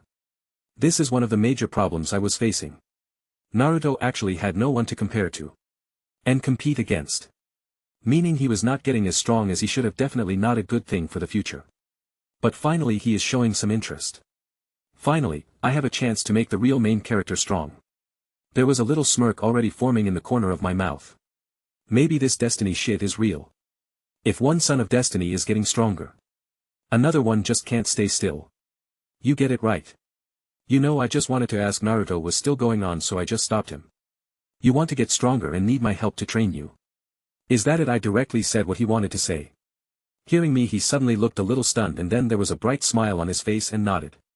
Okay, meet me tomorrow in training ground 10, I said with a smile and went to my bed. I did not wait to see, but there was a megawatt smile on Naruto's face. Chapter 176. Konoha Gakur no Sato. Training ground 10. Alright brother, as you said you need me to train you. Before I do that, I first have to fix things which are already wrong with you, I said with as much patience as I muster for my knuckle-headed brother to understand. Ah, what's wrong with me? Nothing needs fixing, Naruto said with a confused expression. Well, for the time being, we are going to start with the most common mistake.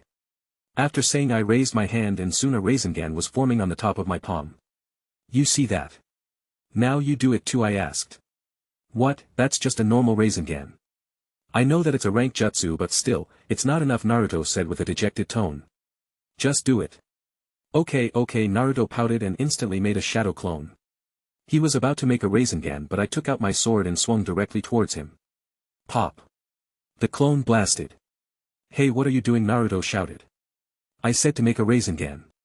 Not a clone. That's what I was doing, genius. Naruto said with an exaggerated tone and made another clone. The clone went to Naruto and started making a Rasengan. But just before Rasengan was about to create, I swung my sword again. Pop. Okay, now you are doing this on purpose. You want to fight? Naruto shouted. I said just to make a Rasengan. Not a clone. Make a Rasengan without clone, I repeated, trying to be patient. What? But I can't do that, Naruto shouted, irritated. Then don't you think that this needs fixing, brother? You are not only wasting chakra here but also the important time during a fight. Every time you want to make a Rasengan, you first need to make a clone, which will take you to make the hand sai. Take both of your hands. Then you have to match the chakra of your clone with yours to make a Rasengan. Not to mention, if both of you are in motion, then this is even more troublesome and inconvenient. Lastly, as you can see, if something happens to your clone midway, then you won't be able to use Rasengan until you waste more chakra and time to make another clone. It's ineffective, I said. But looking at him, I knew that he was not taking this seriously. What? But what is the point? I can use the Rasengan in the end, right? Naruto replied, and I only nodded. Okay then. Make a Rasengan and attack me. And I will do the same. Ha, but why? He asked, not understanding what was going on here. Do it and you will understand. I said, still in a plain tone. Okay. Shadow clone jutsu, Naruto said, and another clone appeared beside him, but he froze with the clone. He looked in front of him and saw a Rasengan already in front of his face, and if only he so moved a little forward, his face will be ground into cheese. Kawaii. What happened? I thought that the way you make Rasengan works for you. Then how come I was just about to kill you? Why not face my Rasengan with a Rasengan of your own? Let me guess. Because you are slow, I said. Naruto gulped but still said. But that not fair. Of course, you are fast. You are currently the fastest shinobi in the village. He complained, and I sighed. Yes, I am faster than you. But that is not the point here. The point is that you are not as fast as you can be. And the reason is your imperfect way of making a Rasengan. Don't you think that you can save a lot of time by just learning how to make the Rasengan with one hand? I asked. After thinking a little, my knuckle-headed brother finally nodded. Great, now make 300 clones. Ha, clones. Why clones? Because that's how I am going to teach you. Did you forget the shadow clone training method I taught you before? Ah, no, I remember. Okay, here we go. Time to finally get stronger, Naruto shouted. Shadow clone jutsu. Soon there was almost 300 clone in the clearing. Good. Here, take this. I throw a scroll towards one of the clones. What's this? Asked many clones at the same time. That scroll has enough balloons and balls for you to start training on single-hand Rasengan from the ground up. Now start doing. Okay, a loud shout came from all the clones and then fist pump high in the air. I smile and immediately catch the real Naruto, who is about to go with the rest of his clones for the Rasengan practice. No, that's training is only for the clones. Let them do it. You are coming with me, I said with a smirk. Huh, where? Shouldn't I go and train with my clones? Naruto asked with confusion. I at this just smiled. 5 minutes later. Good morning Guy-sensei. I am here to continue my taijutsu training. Naruto also wants to learn taijutsu from you. I hope you don't mind, right? Gosh, that's the spirit. That is the power of youth, my young friends. Now both of you start with 30 laps around the village with this on, Guy said and handed over the weights. My eyes at this just twitched, see the laps and the weights increasing. Naruto was not faring any better. 1 minute. Why taijutsu all of a sudden? I never asked you to teach me taijutsu, Naruto complained. That's because you have many loopholes in your taijutsu. When I fought you earlier I noticed. And don't complain. I am too training with you, don't I? Even I left 300 clones behind with your clones to practice swordsmanship. So don't complain, more or less we are training equally, I said. At this, he just muttered and started the training. 6 hours later. How come we are still alive after that training? Naruto asked me. Ha ha ha ha ha, I could not help myself. Hey, why are you laughing? He got irritated. Nothing nothing. I asked the same question to myself earlier. That's why I am laughing. I replied and kept on walking towards home. By the way, where is Kakashi-sensei? I have not seen him or Jiraiya since I came back to the village, I asked. Oh, Kakashi-sensei and Pervy Sage have gone on a mission together. It has something to do with Akatsuki. Naruto said this and his mood turned sour. Hey, don't worry. They will not touch you until I am here. Not to mention, once our training is completed. I am afraid that even if I am not around, they will think twice before attacking you, I said and patted them on his shoulder. Come on, let's go home. In my travels, I have learned a special method to make ramen. You might even forget Ichiraku after eating mine, I smirk. Ha, there is no way. Oh, okay then. How about a little bet with me? If you like the ramen then you will do one thing I ask of you. If you did not then I will do the same. What you say? I asked him. You are on, Naruto shouted. I at this just smirk. Oh my poor brother, I thought and smiled. Chapter 177. Days like this kept on going and I kept on training with Naruto. I remember that in Shippuden, Naruto trains under Kakashi and Yamato to create wind-style Rasen Shuriken. This time around, I thought, I started teaching Naruto a lot earlier. This should do it. But the real question is how the hell I am going to. It's done, Naruto shouted while I was thinking. Breaking my concentration and line of thought. I looked towards him and saw a clone holding a fully formed Rasengan in his hand. A smirk spread on my face and I shouted. Alright. Release all your clones and then show me your progress. With that said, all the Naruto clones released themselves and then the real Naruto came in front of me. He raised his hand and then I finally saw the result of all his training. Rasengan, Naruto said, and a ball of highly dense rotating chakra formed in his hands. Awesome, you have finally completed the first training. Now tell me, brother, do you want to continue or give up here? I asked, already knowing the answer but still asking. Huh, are you joking? I am not stopping before I am a jonin like you, Databeo, Naruto shouted the last part. I smirk. Okay then rest for a little while before we start the training, I said. To this, Naruto nodded and immediately ran away. Where he was running away? Well, that would be to eat the lunch I made in the morning. The special Uzumaki-style ramen.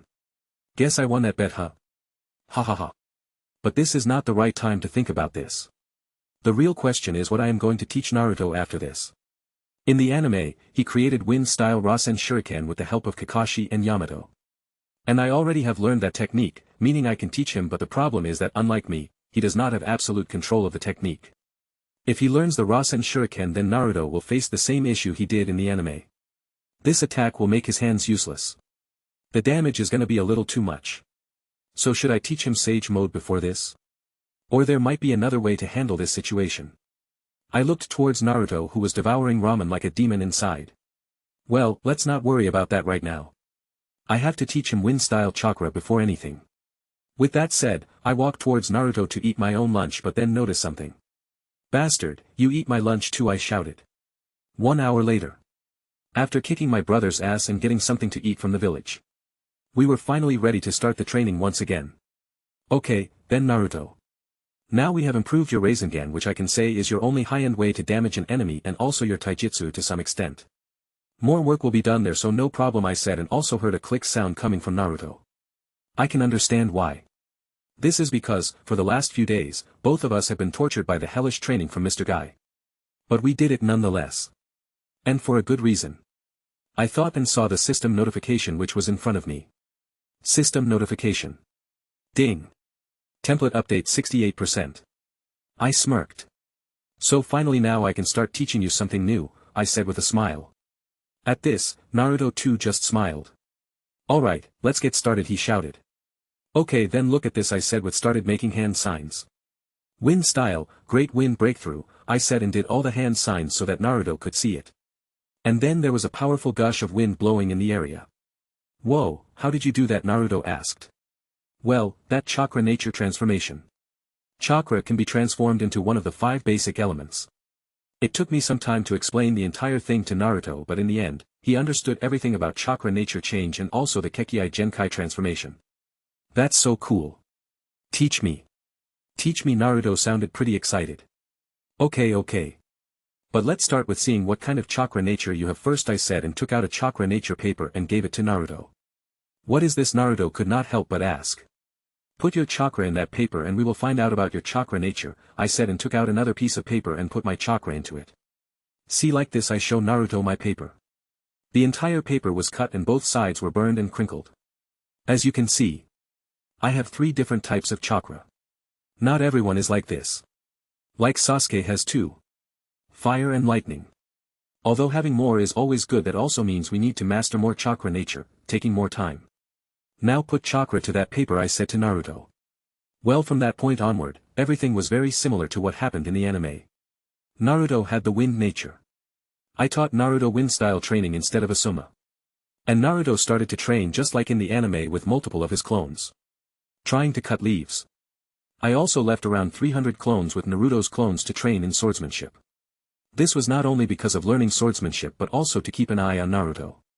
In the anime, Yamato was there to stop Naruto if nine-tail chakra leaked from him. But right now I have to do it. After leaving Naruto alone, I went directly to the Hokage office. Tsunade called me earlier for some reason. I directly launched the Hiraishin and appear outside of the office. Knock knock. I heard Sunda saying come in and I entered. So you are finally here. Good, Tsunade said and I slightly narrowed my eyes. You called me here for some reason. Do you have any mission for me? I asked. Me, Brad, it was you who wanted to learn medical jutsu from me. Do you even remember or forget, Tsunade said. Oh yeah, I want to learn but I thought you don't have time right now. That was the reason I was not disturbing you, I said. Tsunade at this just shook her head. Don't worry about me, brat. I promised to teach you and I meant it. So do you want to learn or not, Swanda asked. Yeah. I want to learn, I said. Chapter 178. Why we are here, Naruto asked, a little frown on his face. I just brought Naruto to the Valley of the End. The reason is, that there is no other good waterfall around to learn wind nature chakra transformation. And the reason why Naruto was frowning was because this is the place where Naruto last fought Sasuke. Although it was nothing like in the anime, but still Naruto wanted to bring that bastard back. Alright, now get on to it. Get on to what? What do I have to do, Naruto asked, totally confused. I just rolled my eyes. I just explained the entire thing to Naruto while we were coming here. But just like Naruto, he did not listen to anything or outright did not understand. Okay, let me repeat. No, even better, let me show you what you have to train, I said and jumped towards the waterfall. Because I could not just directly ask Yamato to help with Naruto's training. I have to come all the way here to train him. After getting up with the water walking technique, I put my hand on the waterfall. Naruto's eyes widen as the entire waterfall splits in 2. See, this is what you have to do. Use wind style to cut the waterfall. Similar to cutting a leaf but much harder, I said and came down. Naruto at this looked a little dazed but then immediately regained his excitement and made multiple shadow clones. By the way, today I won't be training with you. I have other things to do. But I just am leaving a shadow clone just in case you need any help, I said and a puff of smoke appeared. Clone came and I vanished from Naruto's view. Konoha Library. I instantly appeared there and looked around. Quickly spotting the familiar pink hair. I approach her. Hello, Sakura. I hope that I am not late, I asked. No, I just arrived here. Good. Then let's start, I said. Tsunade appointed Sakura to teach me medical jutsu. Actually, I already thought this much. Although I would have preferred Ino or Tsunade herself, I too understand the reason. Ino is not as good as Sakura and Tsunade doesn't have time. In fact, the last time Tsunade called me, it was because she wanted to take a surprise test to see whether I was capable of learning the medical skills or not. I passed with flying colors. In fact, I was so good that she did not let Ino teach me. Because Ino's might be not as good as me. Meaning I am stuck with Sakura. I just went towards her and sat beside her. Why are you sitting that close? How I am supposed to see what you are teaching me? She just rolled her eyes. I smell and she kinda smells like, well, sakura flowers. I wonder why. Is that a new shampoo you used? I asked. This got her attention. How do you know? Well, usually you smell like jasmine, but now you smell like sakura flowers. She blinked. When did you smell me, you perv? I rolled my eyes at this. I don't have to actively smell you ms pink hairs. My nose is strong enough that I notice it. And don't call me perv. I slap your ass because you deserve it. A real enemy at that time would have done more than just spank you, I replied. I can practically see a tick mark forming, but she did not do anything. Yes, I got a new shampoo. Interesting. Got a date with anyone?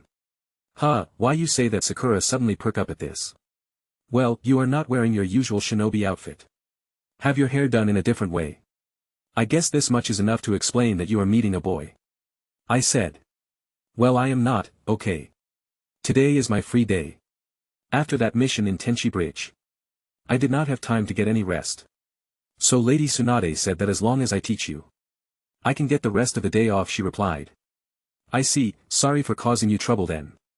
Let me make it up to you after we are done here, I said, and she just rolled her eyes. We started our studies.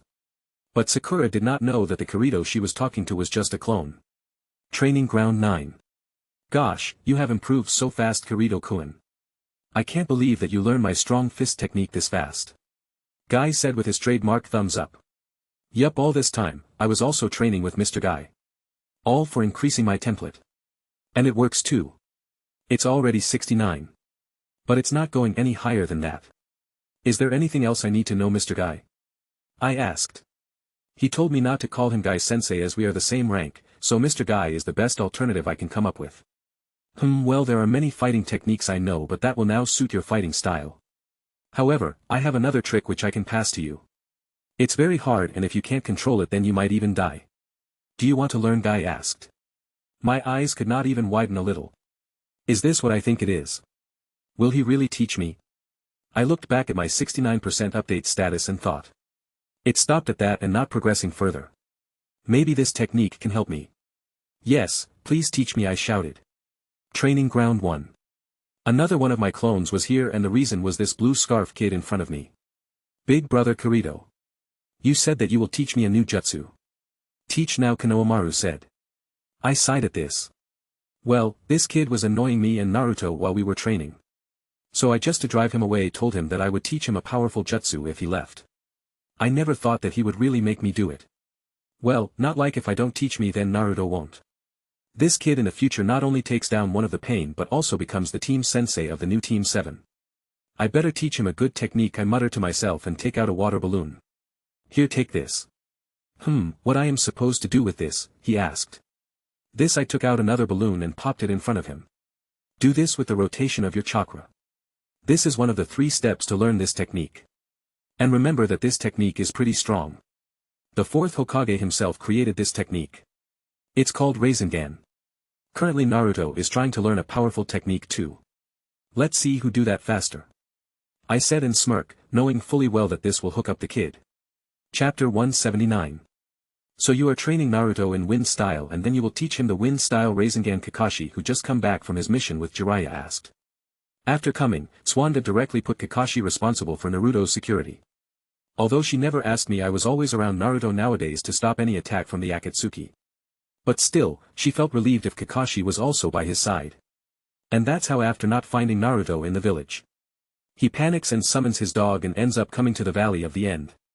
Yeah, he already mastered Rasengan with one hand, and now after he mastered the wind chakra transformation, I can start teaching him the wind style Rasengan, I replied. Wind style Rasengan. Even your father was not able to learn this jutsu. He was unable to add any chakra nature to the Rasengan. Would you mind showing me how you do it? I am pretty interested now, Kakashi asked. Yeah, no problem. I too think that I need to show Naruto why he is training this hard. Maybe I can motivate him more. Kakashi at this just turned his head and looked towards the waterfall entirely filled with Naruto's clones trying to cut the waterfall into half. I don't think he needs more motivation, Kakashi deadpan. Well, you never go wrong with a little more, right? I replied and then shouted. Naruto, come here. He did not reply. Maybe the sound of the waterfall is too much for him to hear me. I took out a shuriken and threw it towards a clone. Puff. The moment the clone vanished, all the Naruto stopped in their place. Oi, what are you doing? He shouted. Come down, I want to show you something. Oh, Kakashi-sensei. You are back, he shouted from there. After he came down, I said. Naruto, although you are learning the wind nature chakra transformation, have you ever thought why? I asked. He at this just shook his head. Good, then watch carefully. Because I am going to teach you this, I said, and then started to walk a little further. Kakashi-sensei. What is he doing? Naruto asked. You will learn soon enough. Keep watching, Kakashi replied. Naruto turned his head and looked at my stretched hand. He saw a Rasengan forming in my hand. Then suddenly the wind started to flow towards the Rasengan. Sure. A sharp sound of wind suddenly came to both of their ears. This, Naruto muttered. Eyes already have stars. Kakashi also widens his only exposed eye. But I was not done yet. First, make a normal Rasengan. Remember that it will take more chakra to add wind, so expect the size to increase a little or make the Rasengan small in the first place. Once you done that, then you started adding wind chakra. I said, not looking at them. I raised my hand to let the entire wind-style Rasen Shuriken form. The moment I raised my hand, the Rasengan started to become more powerful and rotate faster. The wind intensity increased and finally, a terrible sound came. My chakra was so dense that it did not turn white because of the wind chakra but light blue. Then a miniature version of the Milky Way galaxy appears in my hand. The Rasengan started giving an even more eerie high-pitched sound. Wind-style Rasen Shuriken, I shouted. Tell the name of this fabulous move to the universe and throw the Rasengan. He threw at both Kakashi and Naruto's eyes widen. Like a missile, the Rasengan went towards a tree and cut it. Next tree was also cut, and so the next 4. And finally, when the Rasengan stopped, it expanded and a huge majestic dome of wind was created. I looked back towards Naruto and Kakashi before the dome was created. Recreating the famous Tony Stark scene when he used the Jericho missile for the first time. But I honestly didn't believe that they were looking at me, and I smirked face at this time. Poof, suddenly smoke came and Kirito was gone. With Guy and real Kirito. Size seems like Rasen Shuriken took all of the clone's chakra. Well, I should not worry about Naruto as Kakashi-sensei is with him, thought to myself. Currently, I was training with Guy and it was pretty hard. Honestly, nothing to know here, so let's see what my other clone is doing with Sakura. With Sakura and Kirito clone. I can't believe this. How did you do it? Sakura asked, acting like Hermione. Well, I say that because currently, she was getting a tad too competitive as I was setting a world record in this world with my learning talent. Thanks to my hyper-focus technique. It's simple. Just a little mental trick to remember things. I bullshitted. Oh, what is it? What's what? That memorization technique. Oh, that. Well, you need to make a story which kind of connects things. I bullshitted more. After 5 minutes of continuous bullshitting, I made her finally believe in my bullshit. That's amazing. But if you can learn this fast, then why you were getting average marks in the academy? Sakura asked in confusion. Well, I just did not want to read. I spent most of my time training. Most of the time, I was just not present in the class. It was a clone. At this, Sakura's eyes widened a little. Alright, enough boring stuff. I told you that I would make it up to you to take all your off days. Come on, I said, and grabbed her by the hands and launched the Hiraition technique. Wow, what are you doing? Sakura asked the moment we teleported. Nothing, just as I said that I will make it up with you. Here it is, I said, and made her look forwards. This place was my hidden training ground, which is now almost like a resort at this point. A chance to enjoy all the luxury this world has to offer. This is my Namikaze resort. And no, I totally did not just make that up right now, I said. Well, Sakura is not looking at me at all. She already had stars in her eyes after seeing the beautiful resort in front of her. Chapter 180. Konoha Gakure no Sato. I took Naruto to Training Ground 7 where Kakashi-sensei and Yamato-senpai were already waiting for us. What's going on? Why we are not going to the Valley of the End? Naruto complained. Since the day I have shown him the wind-style Rasen Shuriken. He has been eager to learn that technique. I honestly feel sorry for my brother. He has no idea just how much troublesome it's gonna be to learn the wind nature chakra. Let alone Rasen Shuriken. I brought you here before. From this point onwards your training will be handed to Kakashi-sensei and Yamato-senpai here. Naruto at this blinked but then immediately said. What but why? You already know the technique. Isn't it better for you to teach me? Naruto whines. True, but I have a mission. So I can't teach you. Of course, if you are ready to wait for me to come back and waste all this time then sure. Be my guest and wait for me, I said, already knowing the answer. Kakashi-sensei, I hope you already know what to teach him, right? He is currently learning wind chakra transformation. If I don't come back in time then please go ahead and guide him on learning the wind style Rasengan please, I said, and at this, Kakashi just gave his one-eye smile. Brother, make sure that you work hard and don't cause trouble for them, I said and vanished. After that, I directly went home. And back my back. I have to meet Team 10 on their way. Because I wanted to tell Kakashi how to help Naruto learn the Rasen Shuriken and what kind of problems it can cause to his own hands, I did not go out on the mission with them. They left earlier this morning. And now I have to catch up with them. But before that, I went to the weapon shop. Hello, mister. Are you done working on my sword? I asked. I gave my sword to the smith for some minor changes. Like taking out the hand guard and making the sword look more like a katana. And also to change the handle as well. Making it more oval than round. This sword. Where did you get it? I have never seen it before. It's even better than the 7 ninja swords from Kirigakure. Mr. Smith asked with amazement. It's a gift from my teacher. He taught me swordsmanship, I said with a smile.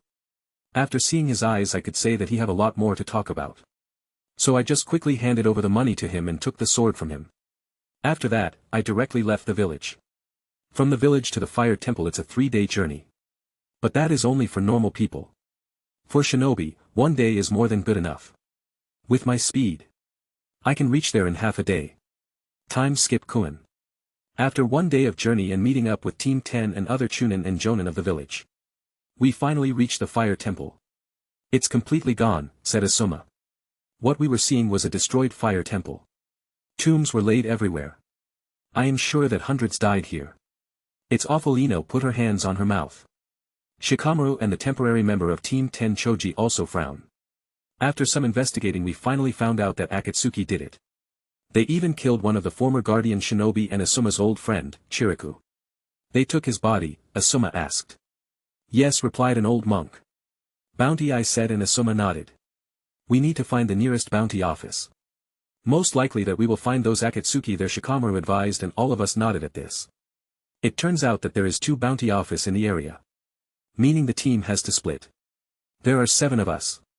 A team of 4 or 3 will do, but... I looked towards Asuma. I remember that Asuma died at the hands of the Akatsuki members.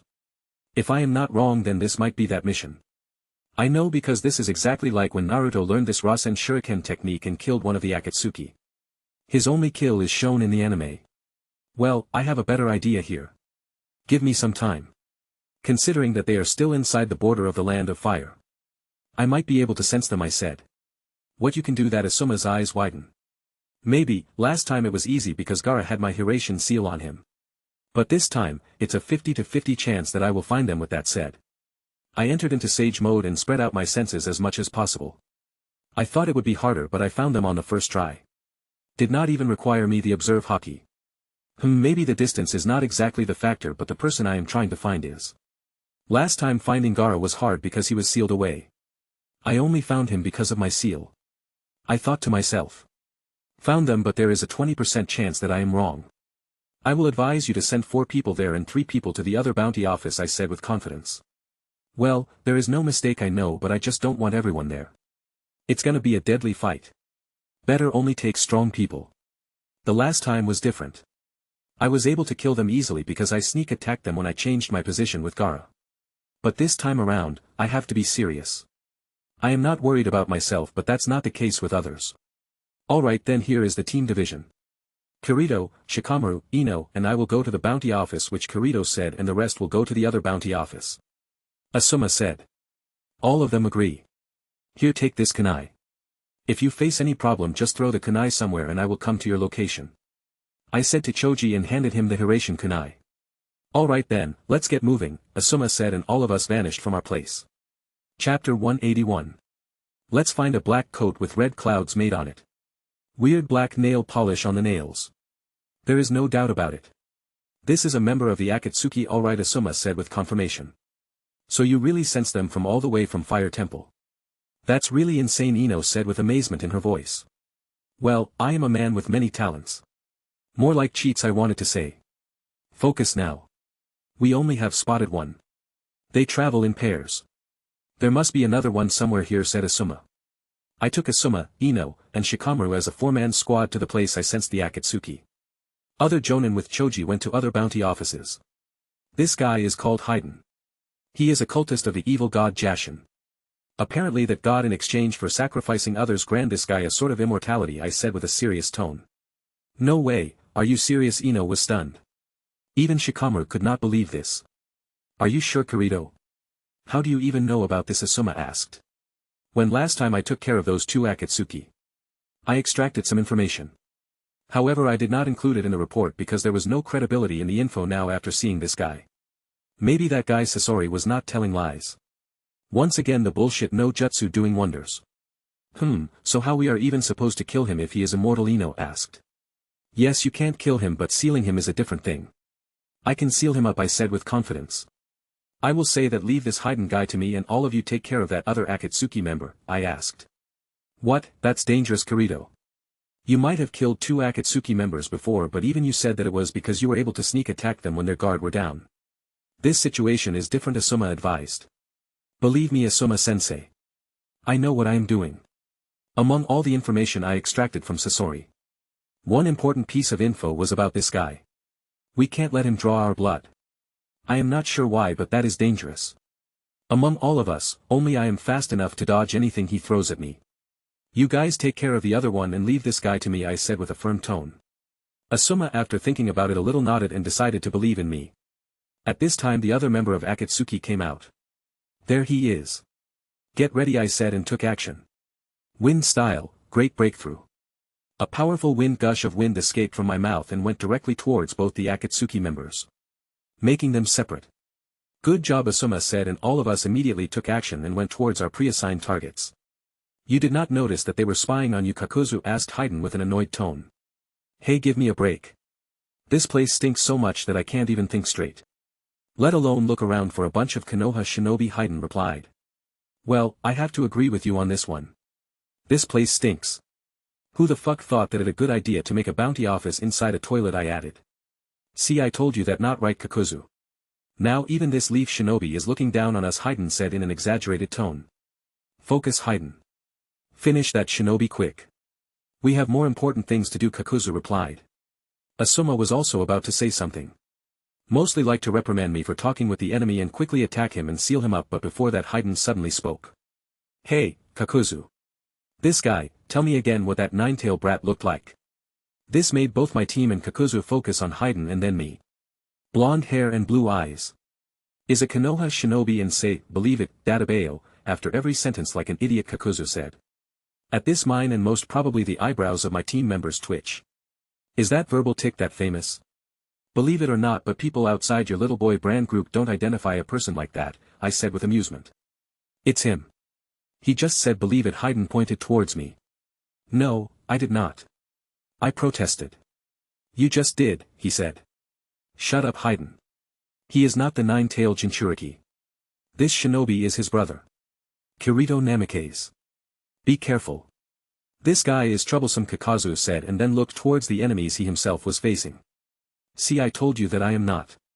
Now that you are done talking, can we start the fight, or do you want to wait for the new year? I mock and take out my sword. Rushing towards Haiden. Haiden too took out his iconic red triple-bladed scythe. The sound of metal rang in both of our eyes and a smile appeared on my face. I pushed him back and went for a strike. Although he was tied to the attack. But I dodge easily. I just noticed that this guy has absolutely zero defenses. He hardly cares about getting him. And why should he anyway when he is immortal? Raging water goddess, I mutter. This technique is something Asuna taught me. A trick of a sword where the user suddenly changes the sword hand and confuses the opponent. Maybe it won't work with someone else, but this guy who has zero defenses. Slash. I made a sizable cut on his chest but it was not deep. That is a problem with this attack. There is usually not much power behind the attack. I saw the wound on him but he was like nothing happened. It's still hard to believe that he is immortal. Pretty weird if you ask me, I mutter under my breath and clench my sword harder. Water divider, I said, and then a sword slash rushed towards Haydn with incredible speed. But when I was sure that it would hit him. That annoying guy dodged the attack in the last second. So he will dodge any attack which will completely sever his limbs or body apart. I noticed and made a mental note. Haydn then suddenly cut his own wrist and dropped the blood on the ground. I narrowed my eyes in recognition of what he was doing. Then he started to make a weird symbol with his blood and I affirmed my guess. This is his weird ninjutsu. Can't let him draw my blood. Now the last ingredient for the ritual, he muttered, but I totally heard him saying and got ready. With that said, he jumped towards me. Chapter 182. Now the last ingredient for the ritual, Haydn muttered, but I totally heard him saying and got ready. With that said, he jumped towards me. And now that crazy bastard wants to take my blood. Like as if I just sent few kunai at him. But Haydn dodged all of them. The one he could not dodge was struck away by his scythe. Oh no, you don't, I mutter under my breath and rush forward. A Rasengan already forming on my hand. I saw a smirk forming on Haydn's face. This bastard thinks that he can dodge this attack as well. Then try dodging this, I thought to myself, and threw the Rasengan towards him. He already took a position to dodge the upcoming Rasengan after seeing my throwing it, but suddenly the Rasengan vanished. He who was about to dodge the attack got a little confused. Anyone including myself would have thought that the technique failed, but only those who know. Haydn changed his previous idea of dodging and swinging his scythe, but before he could do that, suddenly he felt something hitting him. His internals at this time were twisting and ringing throughout in his entire body. He was thrown away and I just smirk. Vanishing Rasengan. I mutter. But that son of respected women, as we should not disrespect women for what their son does, got up like it was nothing. While this was happening, the fight between my Team 10 and Kakuzu was also going on. Shikamaru has already caught Kakuzu with his shadow clone. Asuma, now Shikamaru shouted. Asuma was already on his way. He took out his 2 chakra blades and inserted them directly into Kakuzu's heart. Now Ino Asuma jumped away immediately and instantly Sakura appeared and gave a mighty punch which even put the likes of Izuku Midoriya to shame. Yup, she too have learned the chakra-infused punches. Kakuzu was sent flying backwards. Is that guy dead? Shikamaru asked to himself. Honestly, he wants to believe that that is the case, but his instincts are telling him that that is not the case. There is no way that a member of the Akatsuki will die this easily, right? Shikamaru asked to himself. Stay sharp, that guy is not dead yet, Asuma said. Unlike his team. He has enough experience to tell whether he delivered a killing blow or not. That guy is not dead. Asuma, are you sure about that? Shikamaru asked. Yes, Asuma-sensei. I punched him with everything I got. There is no way that he can walk after that. And you too pierce his heart, right? Ino asked. Before Asuma could answer, Kakuzu's body moved and he stood up. There was anger in his tone. You bunch of idiots just destroyed one of my hearts, Kakuzu said and took off his shirt. The entire body was covered with snitches. Well, at least it felt like it was snitches. In reality, it was not snitches. It was his jutsu. A very special jutsu which made him immortal. There were also many masked snitches on his body. And then something pretty disturbing happened. His body started to open from the snitches and then black threats came out. And all the masks suddenly came out of his body. 5 different monsters made entirely of the threats and each has 1 mask. But then one of the masks, which was already cracked, broke and the monster died in front of everyone. What the hell is that thing? Sakura asked in disbelief. I am not sure, Sakura, but be vigilant. I do not have a good feeling about this. If those monsters can also fight, then we no longer have the numbers advantage, Asuma said. Shikamaru too nodded at this. Crash crash, a constant sound was coming from the other area. That's where Kirito and that guy Haydn are fighting. We need to stop this guy here. Let Kirito do his job, Shikamaru said and took his thinking pose. Asuma and Sakura also took the position of defending Shikamaru and attacking Kakuzu and his monsters. On the other side of the battlefield. Stop swinging that sword, you pesky ninja, Haydn roared in anger. This is because all of his attempts to get my blood were seen by me and I dodged all of his attacks.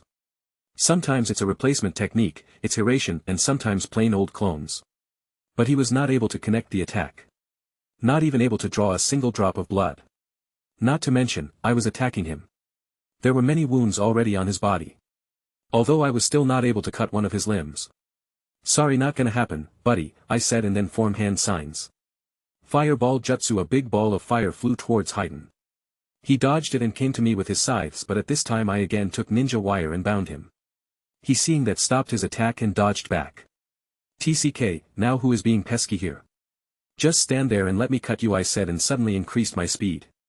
I appeared right next to him and swung my weapon. But at this time I saw him not dodging. I could easily cut him, but he did not dodge. And I realize why. The moment I cut him, he turns into a mud clone. "Shit," I internally said, and show the real Haiden emerging from underground, swinging his scythe. I can dodge the attack, but then I will lose this chance to cut him, I thought and smirked. Well, there is another way to save myself. Unlike other ninjas in this world, who have impressive offensive power but lack in defense, I have something which makes my defense top-notch. Armament Haki. The place where the scythes were about to pierce turned black, deflecting the blow and making Haiden wide eyes. What I am sure that he at this time wanted to ask. But before that, I turn and deliver a powerful sword swing. "Water divider," I said, and a slash of sword energy, this time mixed with wind-style chakra, emitted from my sword and cut that bastard's left arm. "What, but how? I got you there. How did you deflect my attack?" Haiden asked in disbelief. "Simple. The attack was not strong enough to pierce my skin," I said with extreme satisfaction. "Stop joking. There is no way that my attack lacks power. Tell me what you did." Haiden sounded pretty annoyed. "Well, if you want to know, then listen. There exists a legendary power which has changed countless worlds. This power goes by many names, but all there is one guarantee: if you are chosen by this power, then you are no longer an ordinary person. There is a 100% chance to win any battle and solve any problem in life," I said, building dramatic effects. What it is?" Haiden asked, already denying the fact that there exists a power more powerful than what his god Jashin has given him. "It's called plot armor." Chapter 183. Plot armor. Haiden muttered. He was hearing this term for the first time and had no idea what that meant. "Leave it, you're not gonna understand the mystery behind how the cosmos works. Just understand this much. Sometimes talent and hard work are not enough. Sometimes some far less deserving get what you wanted just because the luck is with the other guy," I said with a dejected tone. Not even joking either. Sometimes talent and hard work get lost in the road of life, and those who get the trophy is the one who had better luck. But that does not mean that we should stop chasing after our dreams. Because one day we surely get what we deserve. While Kirito was explaining to Haiden the truth of life, Asuma and his team were having problems containing Kakuzu. Ino jumped high and was about to punch Kakuzu, but suddenly a string caught her mid-air and slammed her onto the ground. "I told that girl not to jump attack." Asuma was handling 2 of Kakuzu's monsters while Shikamaru was holding down another 2 monsters. Ino was the only one at this time who could handle Kakuzu. But that Kakuzu, not Sasori. She was having a pretty hard time even touching him, let alone punching him. Ino, who just got slammed to the ground, looked up and saw Kakuzu forming hand signs. No, Ino's eyes shank. Wind style, great wind breakthrough. Kakuzu released a powerful enough wind jutsu which almost upturned the entire area and rushed towards Ino. At this time both Asuma and Shimaru were busy helping Ino. Having no other option, she just closed her eyes, waiting for the death. The attack was so fast that there was no way that she could form any hand signs and use any jutsu. But the impending attack never came. After some time Tu felt something weird and opened her eyes. The person she thought she saw was Kirito, holding her princess style, pretty far away from the attack range. "Man, it's good to think that I sent my clone to help Ino," Kirito clone said with a bright smile on his face. "Kirito-kun, when did you come?" Ino asked in amazement. "I am just a clone. I sense that you guys have a problem dealing with this Kakuzu guy, so send a clone, love," Kirito said with a smile. "I am glad that you did." Ino could not help but say. "Well then leave that bastard to me and you go and help others," I asked. "No. Ha. I am not leaving. I too can handle myself in a battle. I am no longer that little girl anymore," Kirito Ino said. Although naturally, the clone would not give her much attention, he could see in Ino's eyes that she meant it. "Well fine, if you want to help then I don't mind." Clone, putting Ino down and looking back at Kakuzu, who was already making another hand sign. "Ino, before you help me, go and help Shikamaru. Kill that 2 monsters he is holding down. Punch the mask and break it," Clone said. Ino wanted to protest, but after seeing the serious face of the clone she just nodded and rushed out. "No, you don't." Kakuzu naturally knew where Ino was running to. He was about to attack with another wind-style ninjutsu, but Wind style, wind bullets clone fired at Kakuzu. Asuma at this time was handling lightning monster and fire monster. His wind style was able to handle the fire much easily and he himself was a lightning style user so there was no problem for him to dodge and counter those attacks. Shikamaru who was holding back both earth style and water style monster was almost at his limit.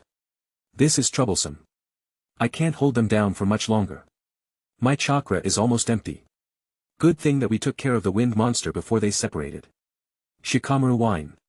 But then he heard someone. Ino was rushing towards the monsters. Ino, did you take care of that? Kakuzu? Shikamaru asked, but Ino did not say anything and just rushed towards the monsters and punched the first monster hard in the mask. No, but I got a little help. I will take care of him pretty soon, Ino landed and said. At the same time, the monster fell to the ground to death. Clone on the other side was only able to waste Kakuzu's time. He was not strong enough to fight off against a Kage-level shinobi. He was just waiting for Asuma, Ino and Shikamaru to take over. Haiden rushes forward and attacks me. Hello, original here. This guy just doesn't stop. After cutting off one of his arms he became more and more desperate. Stop your little piece of, Haiden said. Stop dodging and start fighting back. Show me how good you are, Haiden shouted. Ask your mom, she can tell better, I said with a satisfied smirk. Oh man, annoying enemies are just the best, I mutter and duck, dodging an angry Haiden. But the fun time had to end and I knew it. Conqueror's Haki, I narrowed my eyes and a terrifying aura spread around. Good thing that my team was not around here. Because the moment my Haki collided with Haiden he almost lost his footing and fell down. Now is my chance, I mutter. Conqueror's Haki is very good for taking out small fries and stunning enemies. But I am still not proficient in it to actually warp my Conqueror's Haki on my attacks. Or use emission. I instantly appear in front of Haiden with a flying thunder god. Water divider, I shouted, and multiple rows of attack I sent towards Haiden. Cutting him into 5 pieces. Now, Uzumaki style sealing. Taking out a scroll specially made to handle people like Haiden. I put all of his body parts in the scroll one by one. No, give back my body. Kakuzu's head stared at me and said. Man, that's creepy as hell, internally thought, and held the head and sealed him too. Of course, I first kick a good kick to the head before sealing it. Once this was done I went to the team and saw all of them fighting with Kakuzu and 2 of his monsters. My clones went out, I guess. I did not even notice. At this time, I also sense other Konoha teams approaching us. I looked back at Kakuzu and narrowed my eyes. He took back the remaining 2 monsters inside him again. In the anime, Kakuzu only died because of the Rasengan Shuriken. Now I wonder whether this guy will die if I just destroy his heart. Well, not like I will have time to figure that out. I said while watching a Rasen Shuriken forming on my palm. My clones have already done the one thing which I wanted, so I can now execute my plan. Rasen Shuriken might not work for Haiden, but it will work against Kakuzu. We already know this from the canon. So just when Kakuzu took the monsters inside him, I knew that it was my chance and appear right in front of him through the seal my clone left on him. Excuse me. Please take this, I said, and like a salesman handed the Rasen Shuriken towards Kakuzu.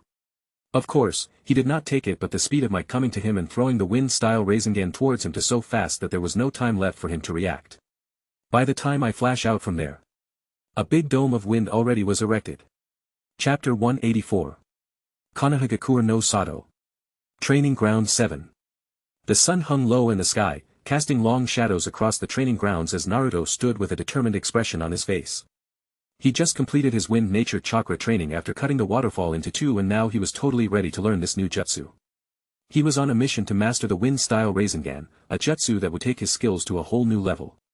Kakashi Hatake and Yamato were training him as Kirito planned. Actually it was Tsunade who put Kakashi to train Naruto while Yamato was pulled in by Kakashi. Naruto had always been a slow learner, but mastering the wind-style Rasengan was proving to be a challenge in particular. Kakashi and Yamato watched from a distance as Naruto attempted to infuse his chakra with the wind element, forming the Rasengan. He'd been working tirelessly for weeks to master the wind chakra, all for this. Beads of sweat glistened on his forehead as he concentrated. Kakashi, with his signature book in hand, observed Naruto's progress. Naruto, remember to maintain a perfect balance between your chakra and the wind element, he called out. Take it one step after another. Although Kakashi said this, but even he knew that this technique is hard. Kirito made it look easy. Yamato, on the side, nodded in agreement. Kakashi's right, Naruto. Don't rush it. Feel the flow of your chakra and the wind element merging together. Naruto took a deep breath and focused once more. His hands began to spin, forming the Rasengan. Thanks to Kirito's previous training, now he can form the Rasengan with one hand, but with each attempt, he could feel that merging wind chakra with Rasengan is impossible. If not for Kirito, who already mastered the technique and show him, he would have already declared that it was not possible. Kakashi and Yamato had been quietly watching Naruto's progress, but with each failure, they were getting demotivated. Man, this is impossible. Naruto shouted in frustration. And yet your brother without any help created this technique, completing your father's incomplete jutsu. Kakashi said. Yeah, he is a genius. I am not. So what I am supposed to do about it? Naruto pouted. Mama, Naruto. I am not saying that he is better. I am just saying that if he can do it, then so can you. You both are brothers after all, Kakashi said. Although he said that it was hard for him to understand how Kirito mixed the Rasengan with wind chakra.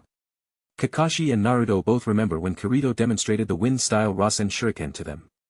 They could still remember the sheer amount of power that technique had. Clearly an S-rank ninjutsu. Both of them back then had wide eyes and their jaws were hanging down in amazement. The place which Kirito targeted in the Valley of the End was destroyed at the molecular level. Even Kakashi's Sharingan was not able to see the amount of damage done by Kirito. Immediately after, Naruto rushed to Kirito, begging to teach him the technique. But only now do both of them realize that what Kirito made look easy back then is very, very hard to achieve. Let's try again, Kakashi said. But how? It's like looking at left and right at the same time. There is no way I can do that. How I am supposed to make a Rasengan and at the same time also add wind chakra in it is beyond me, Naruto shouted in frustration. Kakashi too was not sure about this. Back then, he had his Sharingan open and he saw Kirito doing both Rasengan formation and wind chakra merging simultaneously. While thinking about this, he suddenly remembers what Kirito said to him before leaving for the mission. Tell that idiot not to copy me. Do it in his style. That is the only way he can make this jutsu work for himself. Kakashi remember and tell these exact words to Naruto. Naruto after hearing this became even more confused. What is that supposed to mean? Naruto asked, but then suddenly thought of something. Do it my style. Naruto repeated the words and then smirked. The Hidden Rain.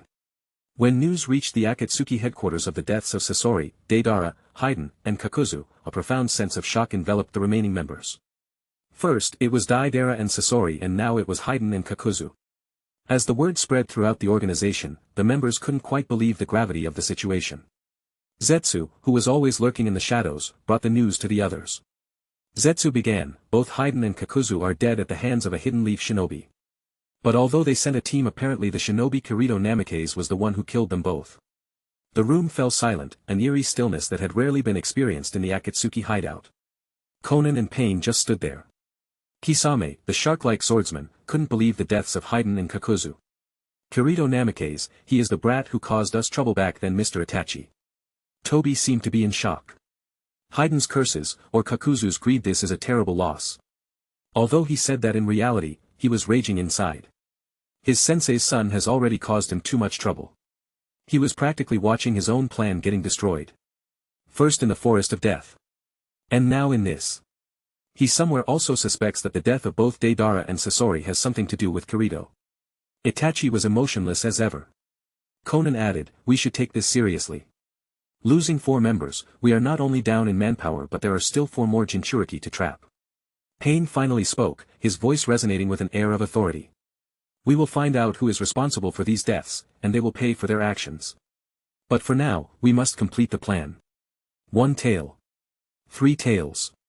8 tails and 9 tails. Almost half of the tail beasts are yet to be captured. Focus on that first.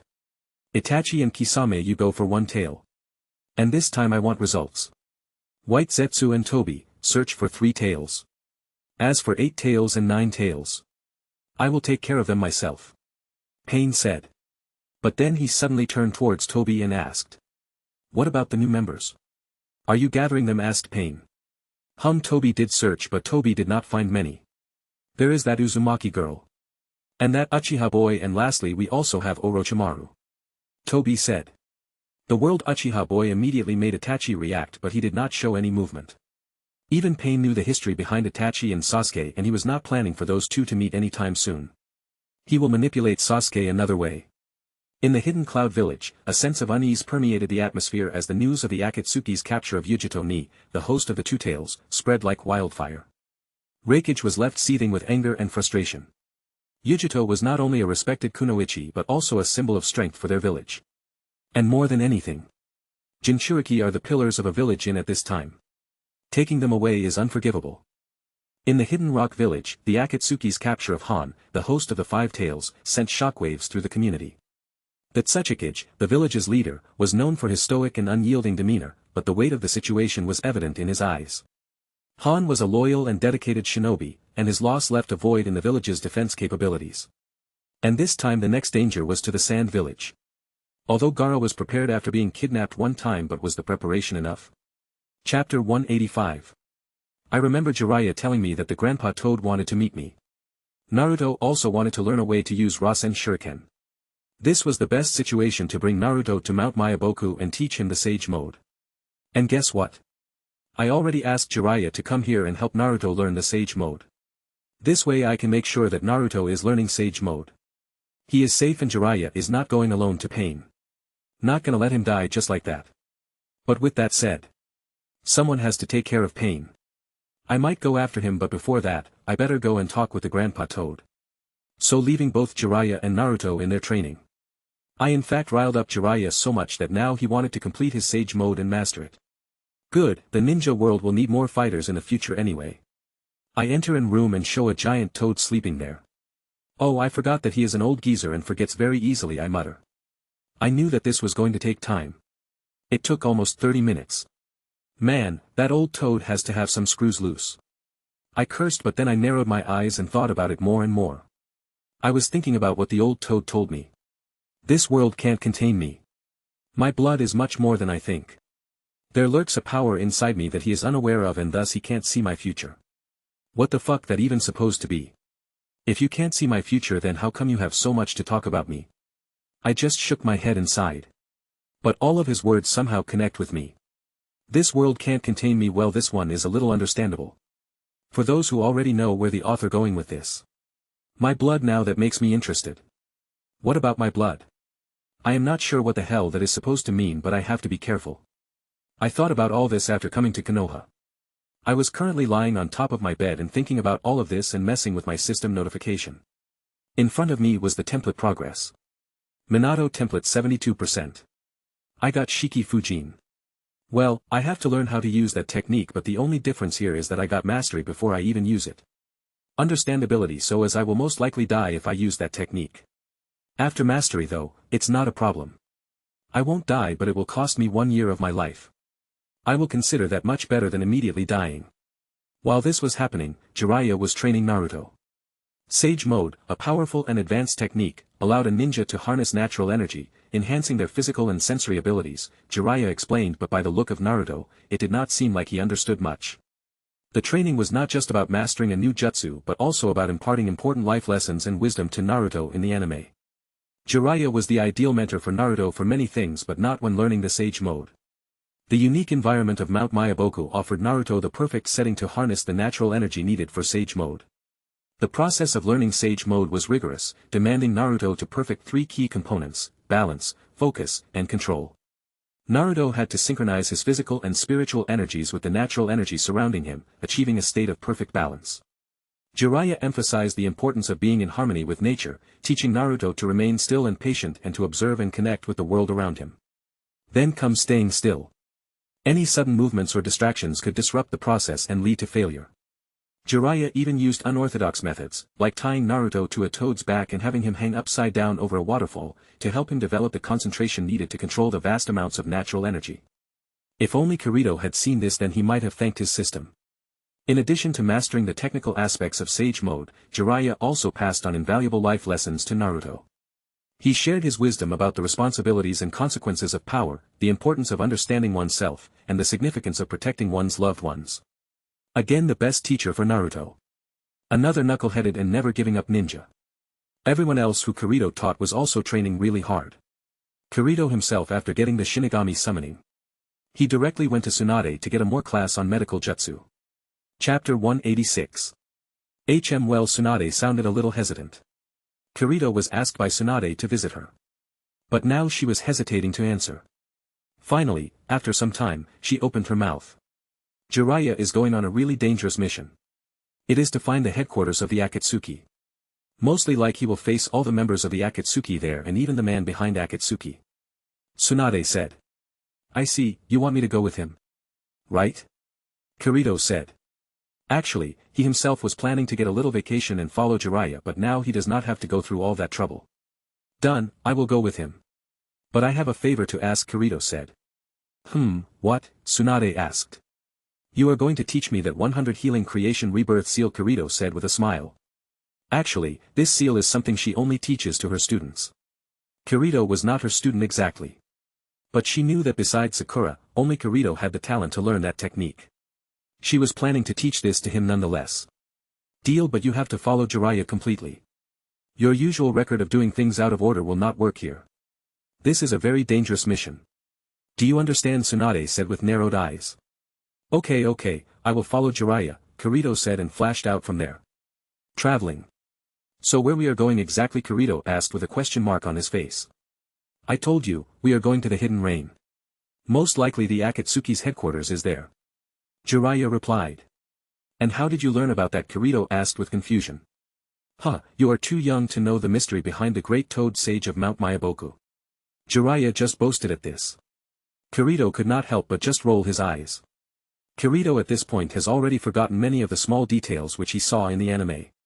Not like it matters anyway. This world has already shown him that it's not just a mere rip-off of the anime or the manga. This was the first time he was traveling with Jiraiya. I should get a little more template point because of this, right? Kirito wondered. Anyway, the point is that he knows that Jiraiya will die on this mission. Actually, the idiot had an opportunity to run away. But he decided to gather more information on Pain and even take down his old disciple. Jiraiya the gallant, yes. Heroic, absolutely. But I can't say that he was very smart. Kirito could not help but just shook his head. Not like he was looking down on Jiraiya. In fact, he admires him. Those who can even give their lives for the beliefs they hold in their lives are all respected no matter what. Maybe Madara was a villain, but who cares? He stole the show and Kirito is sure that that bastard had more fan value than even Hashirama and to some extent, even Minato. Just because he is badass and also he walks on the path he believes in till the very end. Even the death was not able to stop that man. Kirito looked at the Jiraiya and could not help but ask this question. Hey, Master Jiraiya.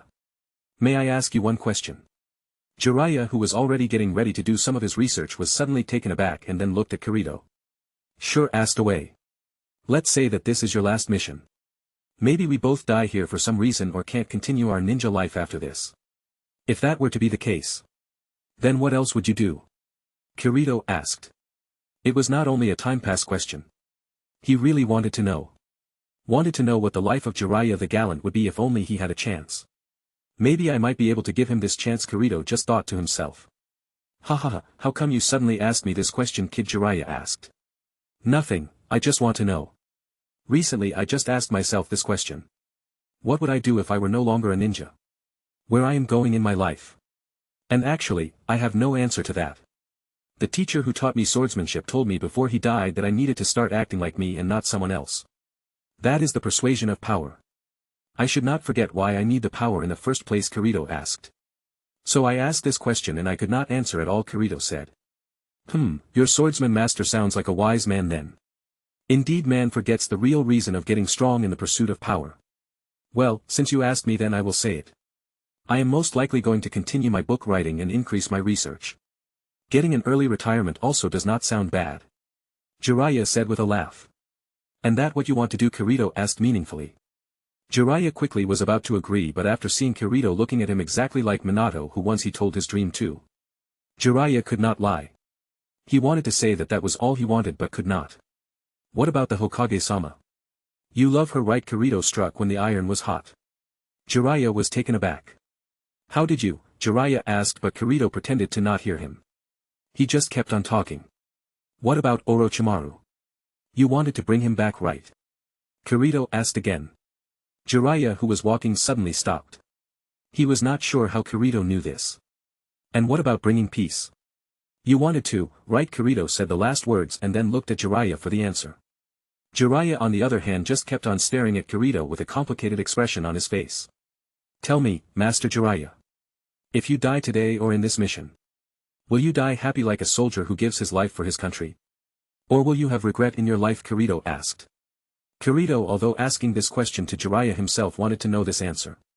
What is he gonna do after the story? Till now he worked hard and all his actions were taken to survive in this world. But what after that? He jokingly always said that he wanted to bring peace to this world. But he himself never had a dream. You know, your father too had a way of seeing through other people's hearts. Maybe that's why I'm not surprised that you saw through mine. You are getting more and more like him, Jiraiya said. Kirito just thought about the time when Kid Minato found out about his time travel identity back in Yuzu and smiled. Yes, I will gladly give my life for my village and country. For my loved ones. But I have many regrets in my life. Sorry kid, but I know that you too wanted to know the answers to your own questions. That's why you are asking me these questions. But I am not sure. All my life I have been a failure. I saw everyone who were important to the girl I loved die and I could not do anything.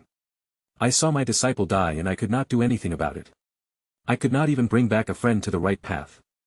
I was not even able to achieve my lifelong goal of bringing peace to this world. I don't have answers for your question, Jiraiya said with a sad smile on his face. Kirito for the first time saw Jiraiya like this. An old man who could not do anything in his life. But when he just wanted to say something, trying to improve Jiraiya's mood. Jiraiya suddenly said something. But I also believe that sometimes our dreams are so big that we can't achieve them in our lifetime. But that does not mean that they die with us. So although I might die with regret, I do not for a second think that my dreams are not going to come true. Because I have entrusted my dreams to the next generation. This fire which I always wanted to ignite so that the entire world gets illuminated.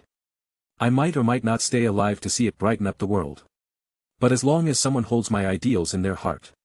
One day we will achieve peace, Jiraiya said, looking suddenly very different than his usual image.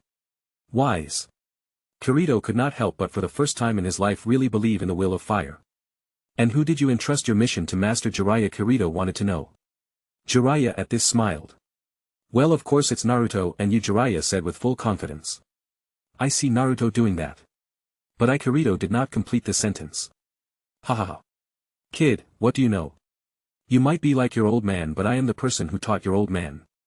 You are more like Minato than people give you credit for. Listen, maybe this is not the answer to your question, but it may give you an idea. Right now you are just trying to find your calling. One day you will find it. You will realize. Success is never about achieving the goal but rather following the dream and finding your true calling. To dream something big and to finally, against all odds, work towards that goal. Power is indeed the mean to an end. Success and failure are just lifelong learnings. The real success is to have the guts to pursue your dreams. So find that dream that you always wanted to do and then announce it to others. Loud and clear. Maybe this is the only area where you can learn something from Naruto, Jiraiya said, and then kept on walking. Kirito at this just kept on thinking. What he wants to do. If I am not acting like myself. Then where did I go wrong? Kirito just mutters to himself. Trying to find an answer to this one question which Kashin told him. Be what you always wanted to be. He remembers Kashin told him this in his ears when he died. What do I want to be? Kirito could not help but ask himself. Chapter 187. After talking with Jiraiya. Kirito was thinking hard about what he wanted to do. What he really wanted. So he continued to travel with Jiraiya. Going towards the hidden rain. It took 5 days to reach the land of rain, but they finally reached it. So we are finally here, right? Kirito asked. Yes, I only have come here once during the Third Great Shinobi War, Jiraiya said. I also took 3 disciples here. They were orphans. Jiraiya continued. For Kirito it was really strange that Jiraiya was telling about the 3 disciples of his right now. When they were just about to enter the hidden rain village. Maybe Jiraiya already knew that they were about to fight with his 3 disciples. Kirito was not sure.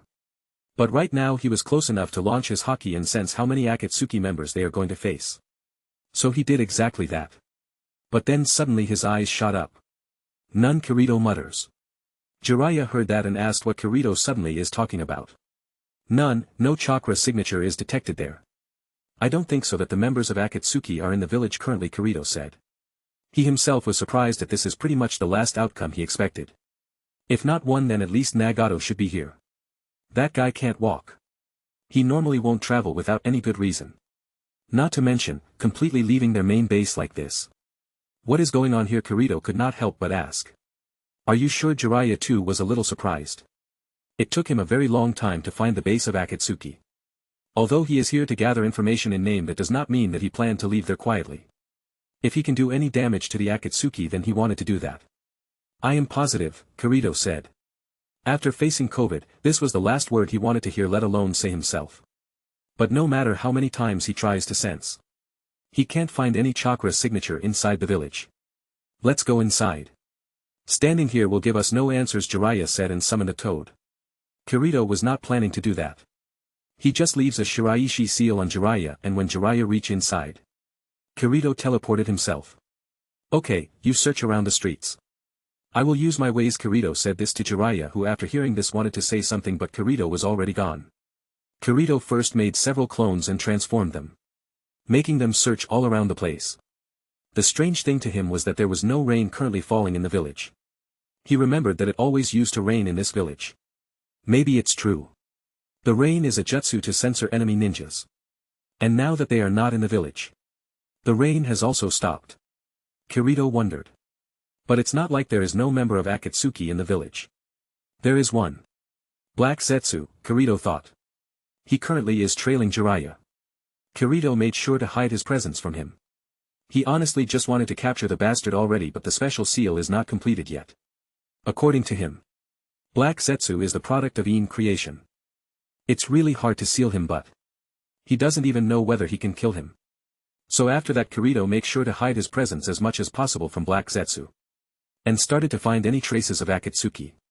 After 1 hour of his wide area search, with hundreds of clones working behind in the shadows, he himself uses observation Haki to the max. Kirito honestly did not find anyone. What the hell is going on? They really are not here. But why? Kirito could not help but ask himself. In the entire anime, the only time Nagato leave the hidden rain is when he personally attacks Konoha with all the paths of the pain. Kirito thought about this and suddenly his eyes widened. Nine Tails is currently in the village. Kirito couldn't help but talk. No, Naruto is currently in Mount Mayaboku, learning sage mode. And that exactly was the case. Pain already knew that Konoha was hiding the Nine Tails. But he does not know that Naruto is currently not in the village. Summoning Jutsu, Kirito immediately summoned a toad. Gamma, I have a really important mission for you. Go back to the village and station there. The moment you find any trouble there, I want you to inform me. Okay, the green toad just said and was about to go out, but at this time Kirito suddenly said. And make sure that Naruto does not find out about this, Kirito added at last. Gamma just nodded, and with a puff of smoke, he left. Kirito was about to get Jiraiya out of there, but suddenly he noticed a certain bird in the air. His eyes narrowed. The bird was carrying a message. It was from his information network. After the loss of Kabuto, he established a very basic information network.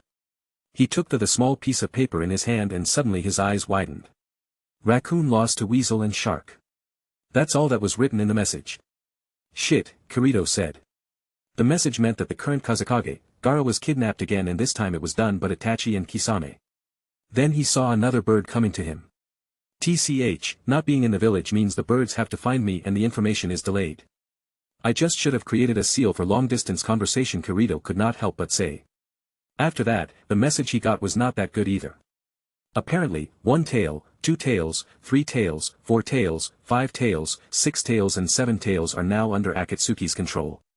Maybe there is a chance to save Gaara, but then he won't be able to go to the village in time if anything happens. No, I have time. I need to find Gaara. Not only he is a really important character, but at the same time, he also holds 1 tail. Can't let Akatsuki have the 1 tail.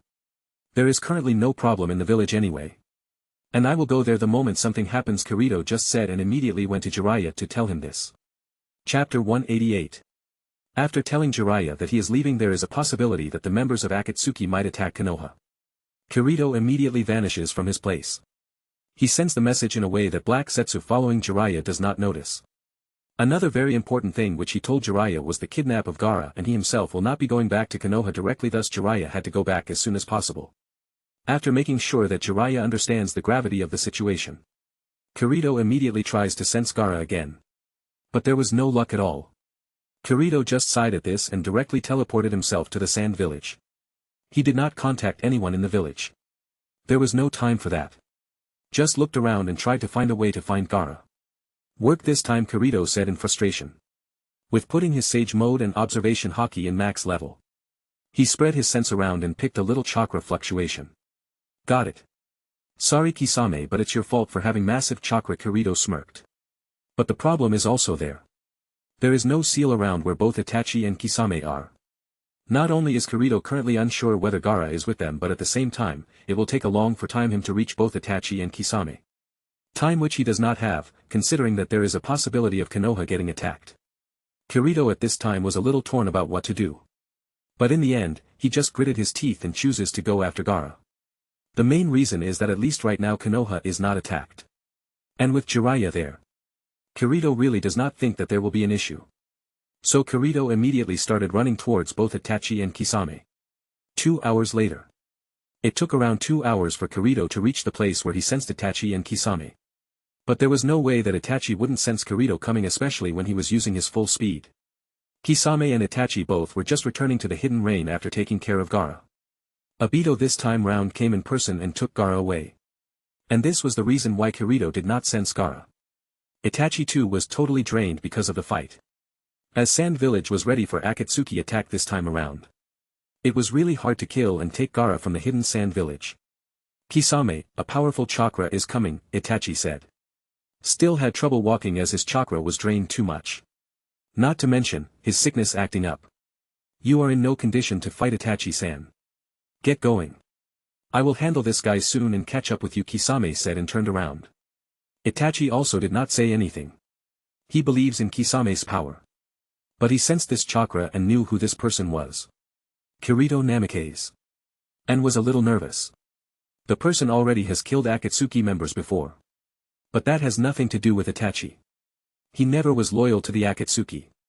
So he kept on walking towards the hidden rain after nodding to Kisame.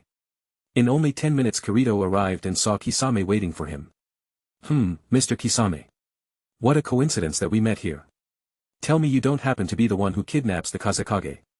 Are you? Kirito asked. Cut the crap, brat. I am in no mood to waste time on you today. So get out of here or I will just kill you, Kisame said. I don't remember him being this irritated, Kirito thought. Well, it just happens to be that I am also very busy today. So here is what I can offer you.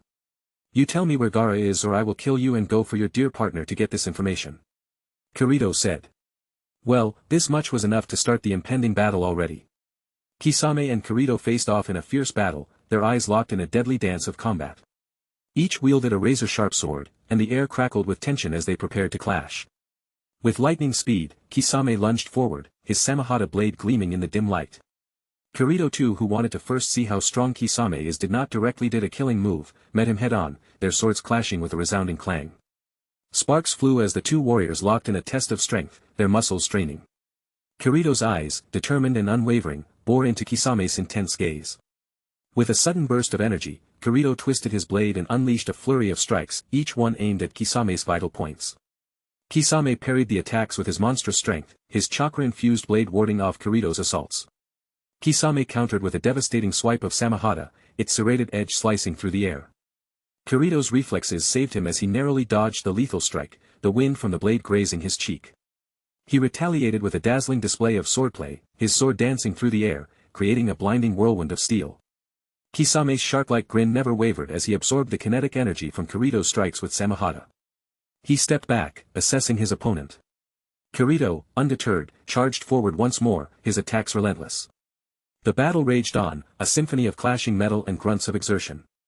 Both warriors were pushed to their limits, sweat pouring down their faces.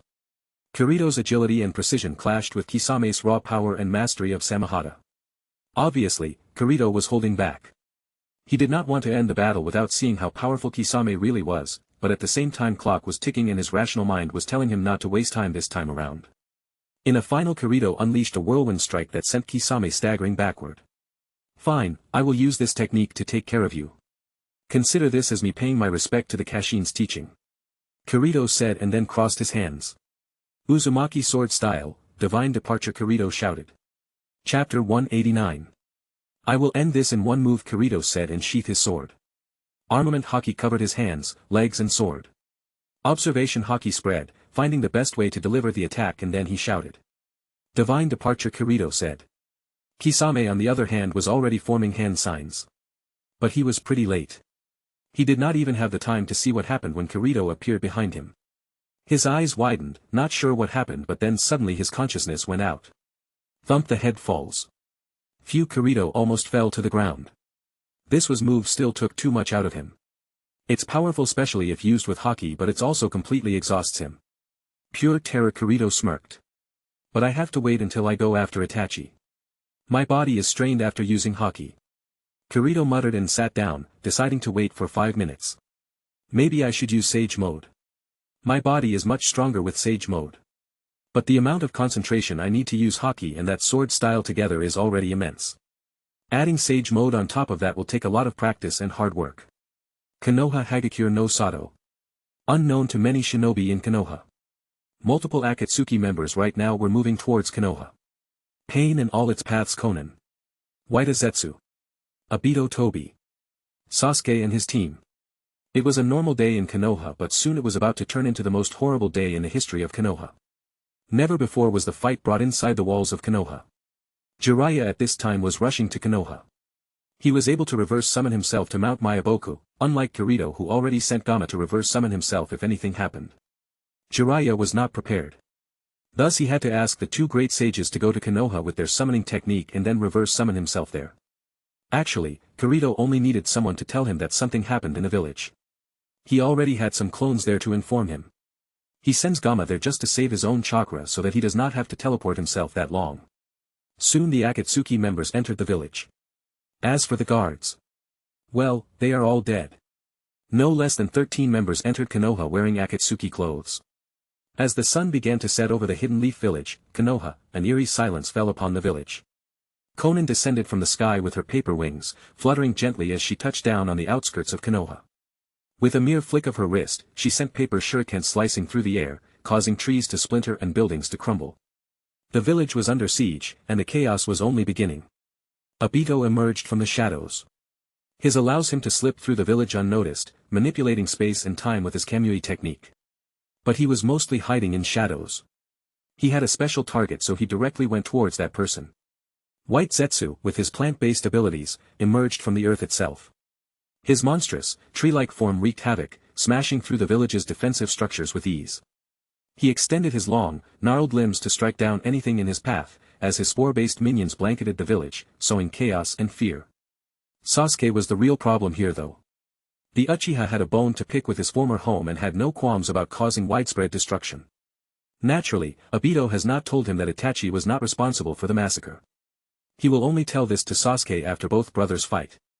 After all, this will let Sasuke work for the Akatsuki. Suigetsu and Jugo, with their unique abilities, complemented Sasuke's assault. Suigetsu, a master of water jutsu, unleashed torrents of water, flooding streets and buildings. Jugo, fueled by his inner rage, transformed into a monstrous creature, smashing through structures and causing widespread devastation. And of course, just like in the anime, the real problem was none other than the self-proclaimed god himself. Pain in all of its paths. Soon the destruction brings all the shinobi all over the place, trying to stop the invaders. But that only increases the kill rate. Tsunade too ordered all the available shinobi to handle the situation and quickly sent notice to Kirito and Jiraiya. Even Naruto. She looked around and suddenly found that one person was not there. Kakashi was not there. This is because, currently Kakashi was facing a certain masked man. Chapter 190. As the chaos of Pain's attack engulfed Konoha, Kakashi found himself face to face with a mysterious opponent. Unbeknownst to him, it was Obito, the one who had given Kakashi his Sharingan years ago. Obito stood before Kakashi, ready for a battle neither of them could have foreseen. Obito today was here to take back the Sharingan he gave to Kakashi. He wanted it back because currently, the Akatsuki is not looking good. He needs to increase his power. Obito's voice was cold and distant as he spoke, "Kakashi, it's time to reclaim what's rightfully mine." With those words, the fight began. Kakashi, puzzled by the masked figure, readied himself for combat. Obito, wielding his own Sharingan, moved with uncanny speed, launching a barrage of shuriken at Kakashi. The two Sharingan users clashed in a dance of blades and jutsu. As their battle raged on, Obito's dark intentions became clearer. The confrontation intensified as the two warriors pushed their abilities to the limit. Kakashi's lightning-fast reflexes and Obito's mastery of space-time jutsu clashed in a spectacle of raw power and emotion. The village was crumbling around them, but neither of them cared. While this fight was happening, other members were also making all sorts of trouble for Konoha. Pain's assault on Konoha was a devastating onslaught, leaving destruction in its wake. The 6 paths of Pain, acting with ruthless efficiency, each wrought their own unique brand of havoc. The Deva path was the only Pain which was doing nothing. Compared to him, every other path was wreaking havoc. The Azura path advanced relentlessly, firing destructive missiles and unleashing powerful mechanical weaponry. It targeted strategic points within the village, damaging key infrastructure. The human path used its ability to extract information from its victims, causing chaos by infiltrating Konoha's defenses and capturing critical intelligence. It compromised the village's security. Of course, the information he was looking for was the whereabouts of 9 tails and 3 tails. The animal path summoned a legion of grotesque, powerful creatures that terrorized the streets of Konoha. They attacked civilians and shinobi alike, sowing panic. The Naraka path restored fallen paths and interrogated captured villagers, ruthlessly extracting any information needed. The Preta path absorbed chakra from any shinobi it encountered, leaving them powerless. This action disrupted Konoha's defenses and weakened its forces. But it was not just one-sided destruction. There was Konoha ninja who were resisting. Amidst the chaos and devastation of Pain's attack on Konoha, the village's resilient ninja rose to defend their home. United by their unwavering determination, they countered the 6 paths of Pain with courage and fierce determination. Sakura worked tirelessly to heal the wounded, exhibiting incredible strength and resilience in the face of chaos. She ensured that her comrades stayed in fighting shape. And not only healing but her offense was also insane. Shikamaru devised cunning plans to outmaneuver Akatsuki's attacks. His tactical prowess guided Konoha's forces in their efforts to resist the assault.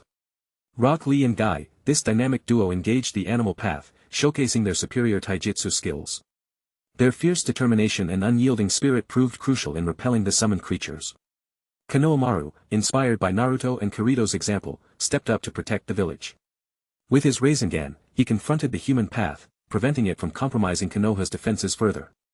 The elite Umbu Black Ops worked covertly to counter the intrusions of Pain's Naraka path and Preta path. They thwarted attempts to gather information and absorb chakra, preserving the village's secrets. Niji and Sasuke faced off each other. Niji's Byakugan eyes locked onto Sasuke, and the tension in the air was palpable.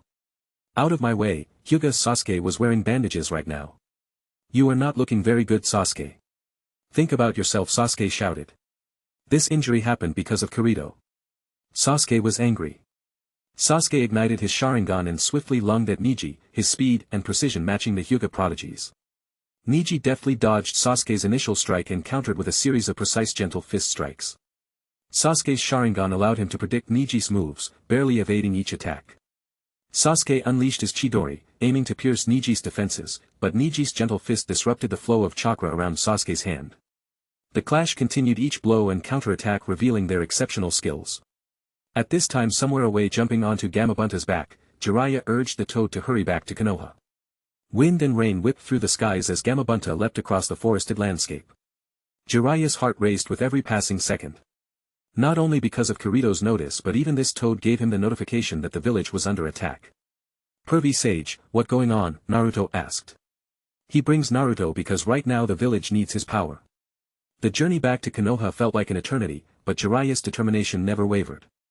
Kirito, who was taking little rest at this time after using the gate, also got the information from Gama and decided to get a reverse summon to Mount Umayaboku and then directly to Konoha as soon as possible. Guess like I can't go after Itachi today, Kirito just sneered. Chapter 191. Tsunade was looking at the entire village getting attacked by the Akatsuki members, but she couldn't do anything for the time being. All of her high-end shinobi are right now not in the village. Jiraiya, Guy, Kirito. Not to mention, even Kakashi is also not there for some reason. She did not know that currently, Kakashi was fighting with Obito.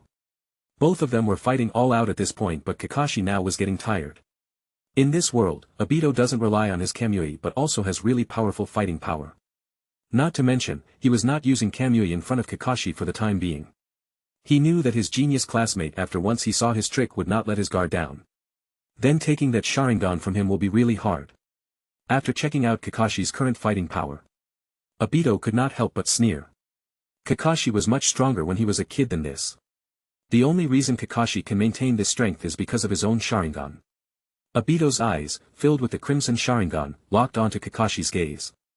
With a sudden burst of speed, he lunged at Kakashi, his hand poised to rip the Sharingan from Kakashi's eye. Kakashi, quick to react, brought his own Sharingan to bear and met Obito's attack with deadly precision. Their movements were a blur of swirling black and red, a testament to their formidable skills. Obito was relentless, launching a barrage of kunai and shuriken, forcing Kakashi on the defensive. Kakashi's Sharingan allowed him to predict Obito's moves, but Obito's inhuman speed kept him on his toes. Obito pressed closer, each strike carrying the weight of years of pent-up anger and resentment. Kakashi matched his every move, determination etched into his visible eye. But Obito was waiting for the right time to use Kamui. As Kakashi prepared to counter another strike, Obito's Sharingan shifted, and with a flicker of his eye, he activated Kamui. Obito had taken back the Sharingan he had once entrusted to his friend. Before Kakashi even knew it. Everything he used to block Obito was pointless. Before Kakashi did anything, Obito was already gone. Shit, Kakashi could not help but say this. On the other side, the fight between Sasuke and Neji was nearing close. It became a completely one-sided fight after Sasuke used his Mangekyo. Neji was no match for Sasuke, with incredible means and destructive attacks. Not to mention the sheer speed was also just insane. Sasuke's Mangekyo Sharingan blazed with power, granting him speed and strength far beyond Neji's abilities. As the two combatants locked eyes, a sense of dread washed over Neji. The Uchiha's movements were a blur, and in an instant, Sasuke closed the gap between them. Neji launched his precise and deadly gentle fist attacks, but Sasuke effortlessly dodged and countered with devastating precision. His Chidori surged, crackling with dark electricity, and struck Neji, sending him tumbling through the rubble. Neji struggled to regain his footing, blood trickling from his wounds. Sasuke, relentless in his pursuit, appeared before him in a heartbeat. When Sasuke saw that Neji is taking too much time from him, he decided not to hold back. With a quick look, Sasuke activated his version of lightning mode and appeared right in front of Neji. Taking out his sword, he directly pierces Neji's heart. Neji's eyes widen. He looked at Sasuke, who was looking at him with indifference. Tsunade found herself facing pain. He sought the Nine-Tails Jinchuriki, and this conversation was a high-stakes encounter in the midst of the brewing conflict. Actually, she already knew that Akatsuki already wanted Naruto. That is the real why Naruto is not in the village. Tsunade stood her ground, her steely resolve mirrored in her amber eyes. Do you really think that we will just hand over Naruto to you just like that? Tsunade said and narrowed her eyes. Pain, his piercing Rinnegan eyes staring at her, spoke with a sense of calculated determination. Hokage, why do you resist true peace? The Nine-Tailed Jinchuriki will fall into my hands one way or another. I will achieve true peace no matter what. So why resist?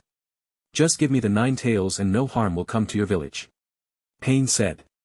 Tsunade clenched her fists. Never. Do you really think that Konoha will bend down and obey whatever you will say? We are not giving away Naruto to you. And the peace you talk about is nothing but your delusion. Pain nodded, acknowledging her skepticism.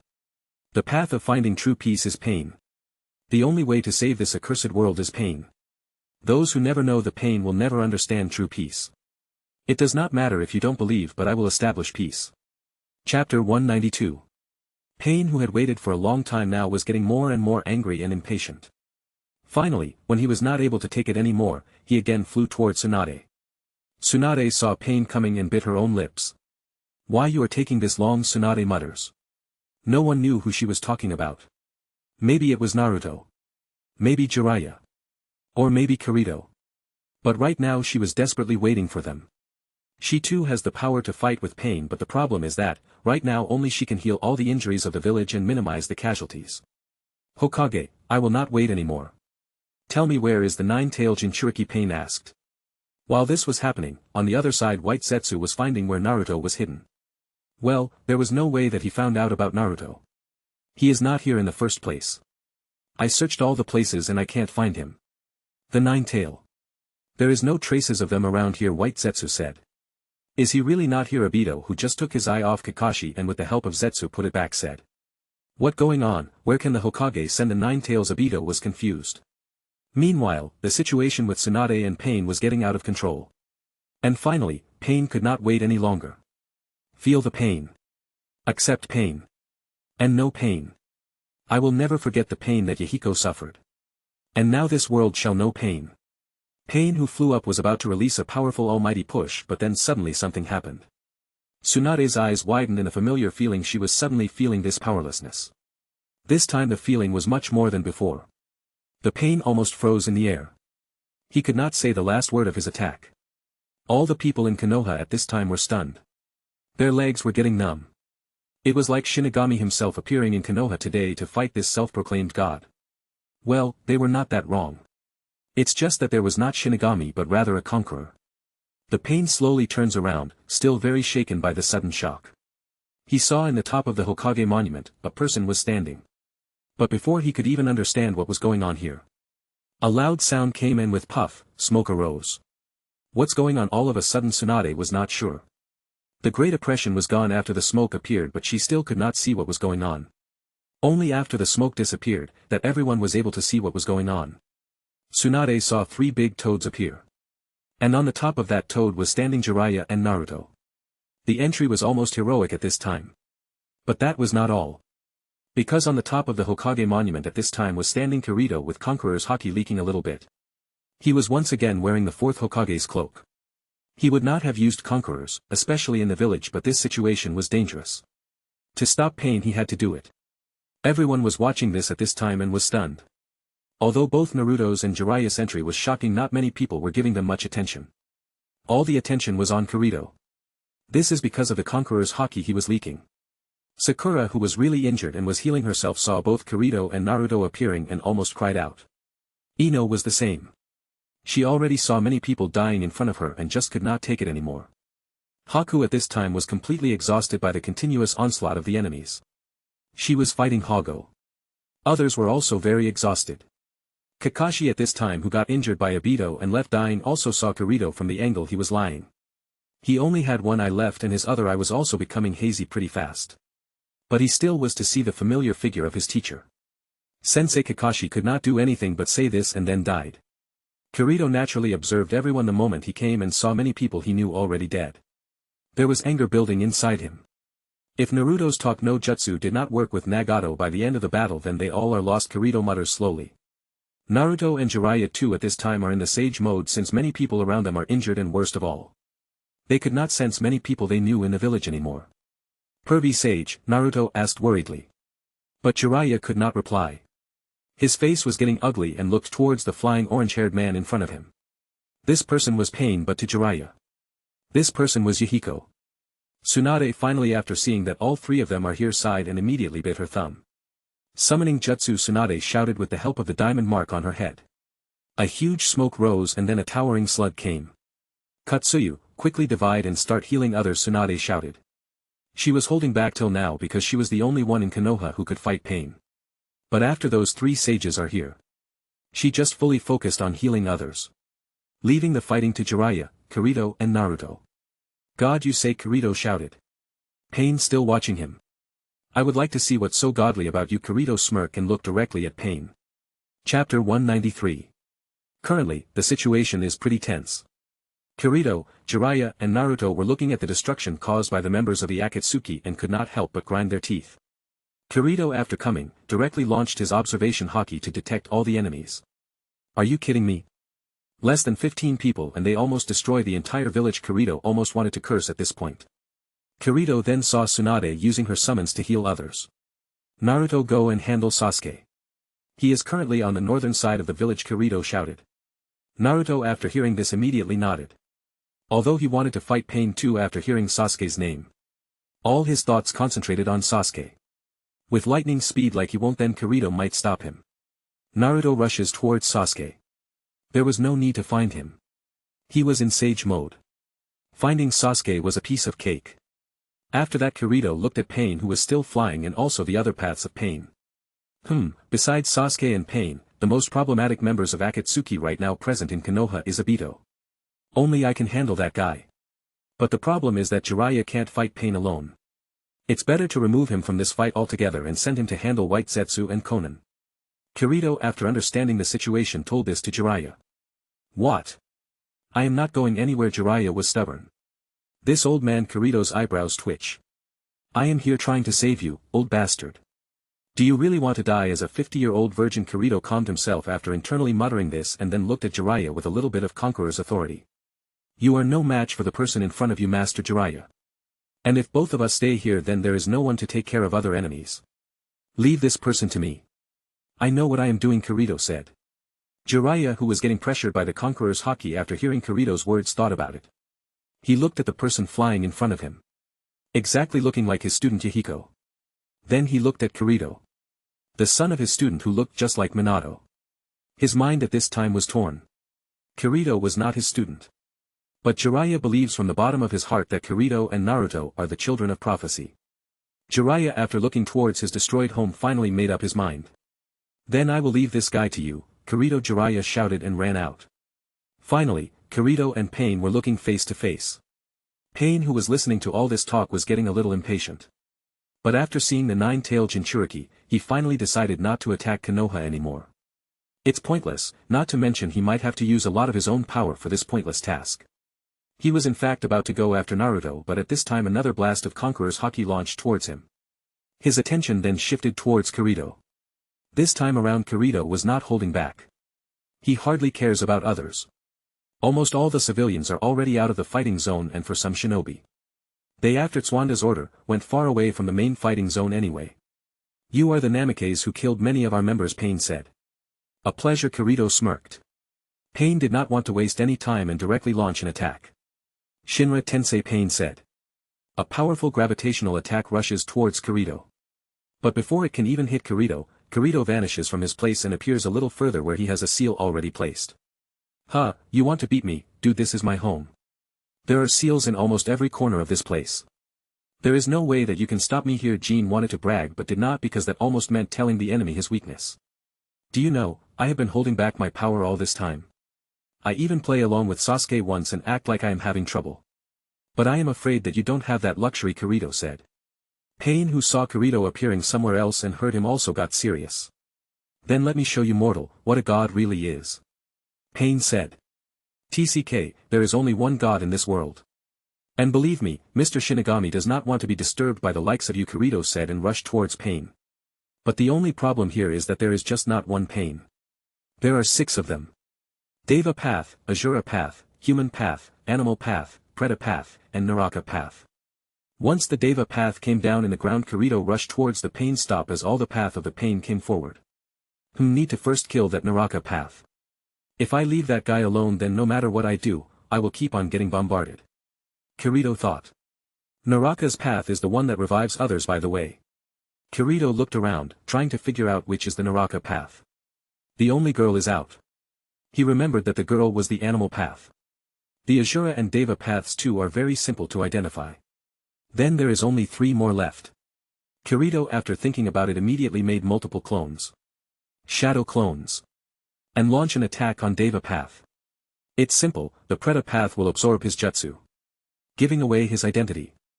And that exactly happened. Okay, now I have to choose between those 2. The only paths which are left are the Naraka path and the human path. Kirito thought to himself. I don't think that I can narrow down even further without letting my intention known to Pain. I better just kill both of them, Kirito decided and started to think about a strategy. Chapter 194. Naruto, after getting an order from Kirito, immediately rushed towards Sasuke. Sasuke at this time was killing some of the Konoha shinobi. When Naruto reached to Sasuke's location, he saw Sasuke piercing one of the Konoha ninja's chest with his Chidori. Sasuke, Naruto shouted. Sasuke knew this voice. Although all this time he was running behind Kirito and had only revenge in his mind. That does not mean that he forgot about this loudmouth. Naruto, Sasuke mutter. His Sharingan once again coming live. Right now he just wanted to kill.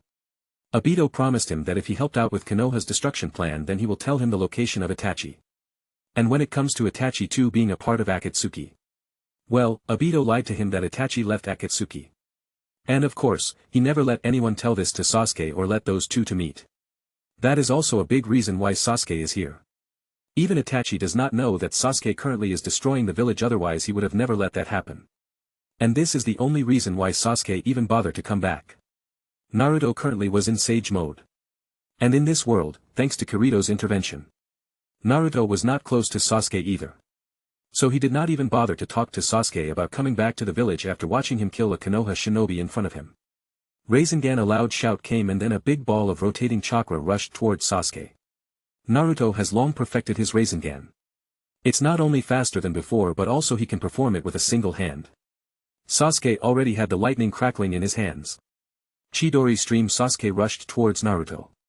Then the most classic scene in Naruto anime happened.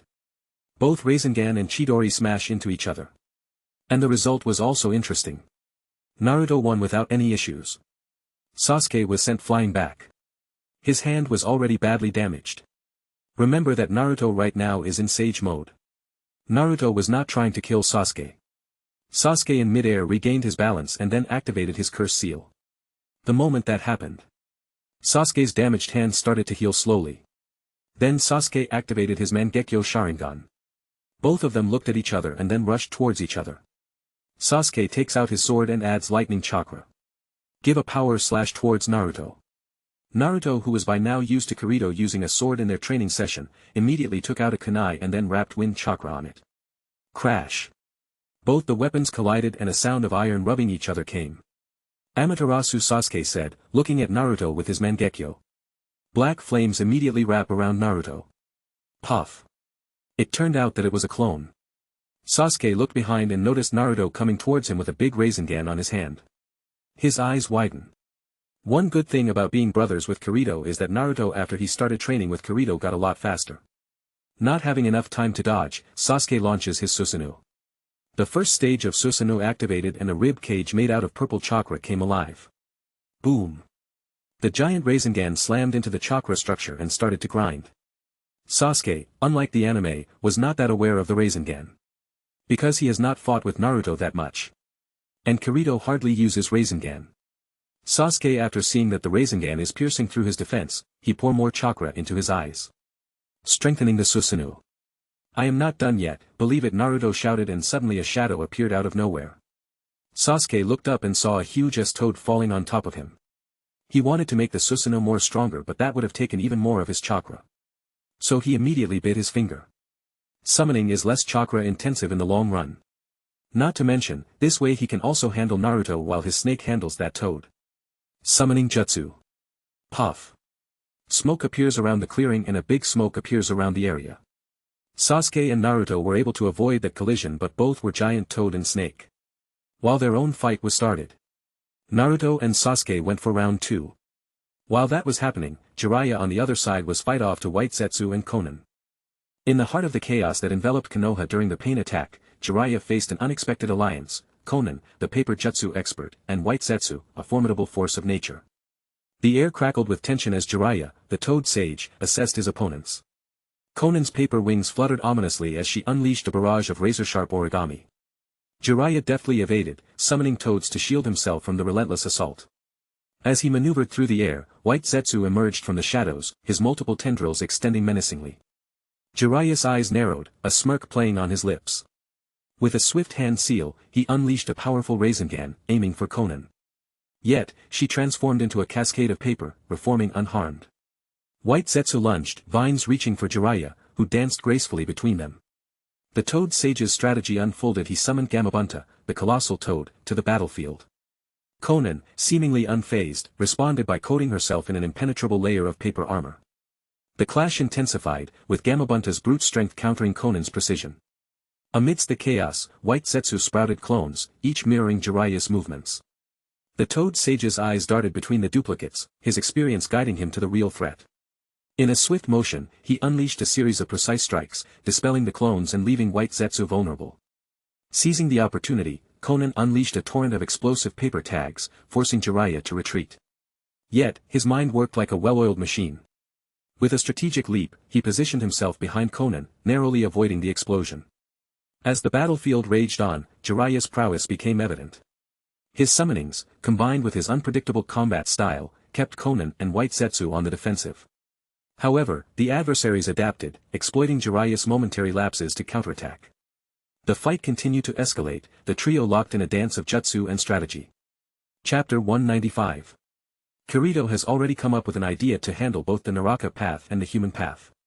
While Naruto and Jiraiya were handling their own enemies, Tsunade was almost done healing all the people who were seriously injured. Because of the intensity of the battle, most of the other ninja who are not that qualified have already left the area. Their staying there is only meaningless casualties. Kirito's idea was very simple. He will make all the paths of pain forcefully take action beside the Naraka path and human path. Considering how important the Naraka path is, there will be always one person who will be guarding him. Just like how there is always one person who is staying with the Deva path. Not only does the Deva Path have the highest defense power but at the same time, the Deva Path uses the body of Nagato's best friend, Yahiko.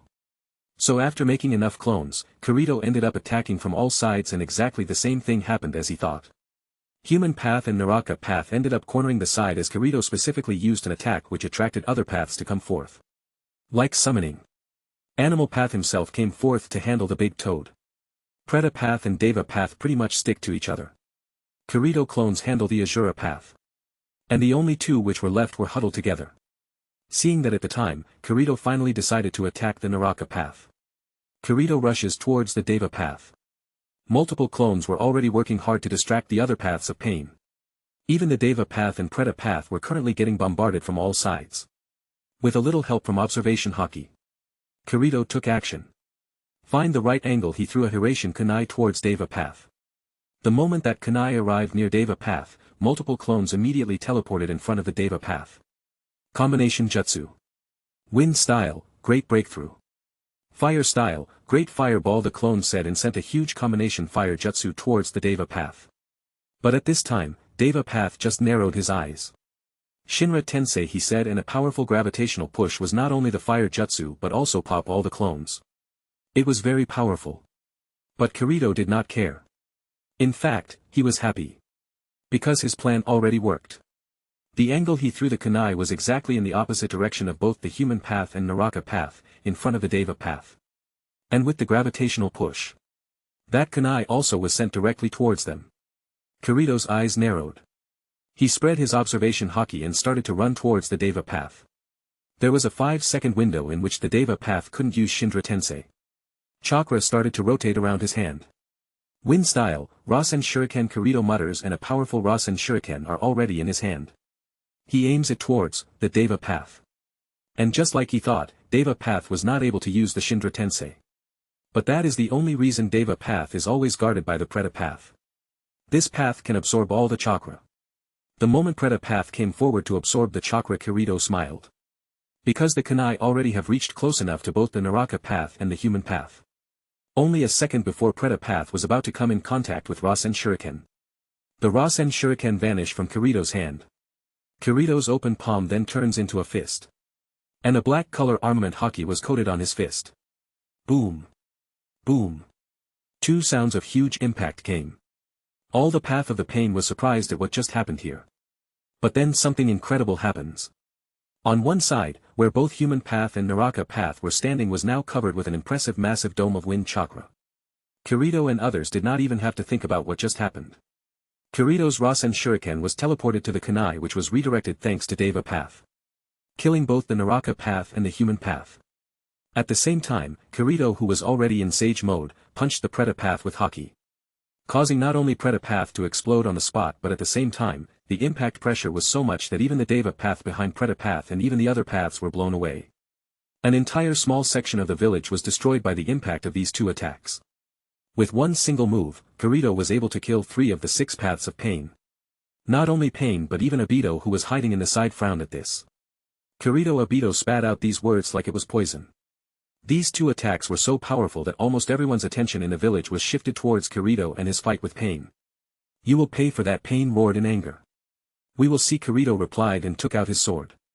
Water Divider Jean shouted and sent a powerful sword energy towards Deva Path. Shinra Tensei. The sword attack and Kirito both were pushed back. Yeah, 5 seconds is over. Kirito mutters and is about to attack again, but at this time, he saw that his big toad, who was fighting with the animal path, was seriously injured. Shit, Kirito cursed. Chapter 196. Kirito saw his big toad summon falling and a 3-headed dog coming to bite him. Kirito's look suddenly became sharp and a force of terrible Conqueror's Haki rushed towards the 3-headed dog. The animal summon of the pain was so shocked that it immediately lost its footing and fell down face first. The only downside of this was that Conquerors also affected his summoned toad. Thank you for your help. But you should go back now, Kirito said, and after making some hand signs, the toad with a puff of smoke was gone. Then Kirito looked around, counting the number of enemies around him. Thanks to Naruto and Jiraiya, he only has to deal with pain and not worry about other enemies. There are only 3 paths of pain left, and then it's Obito and Nagato. While he was thinking about it, there was a slight glint of red light in his eyes. Currently, he was not joking around like he used to. The observation Haki was working all the time. He senses danger and jumps up. Soon a rotating distortion of space appeared where he was and a sword stabbed at that place. Obito. Kirito could not help but spat out this word. Great, now I have to handle both of them together.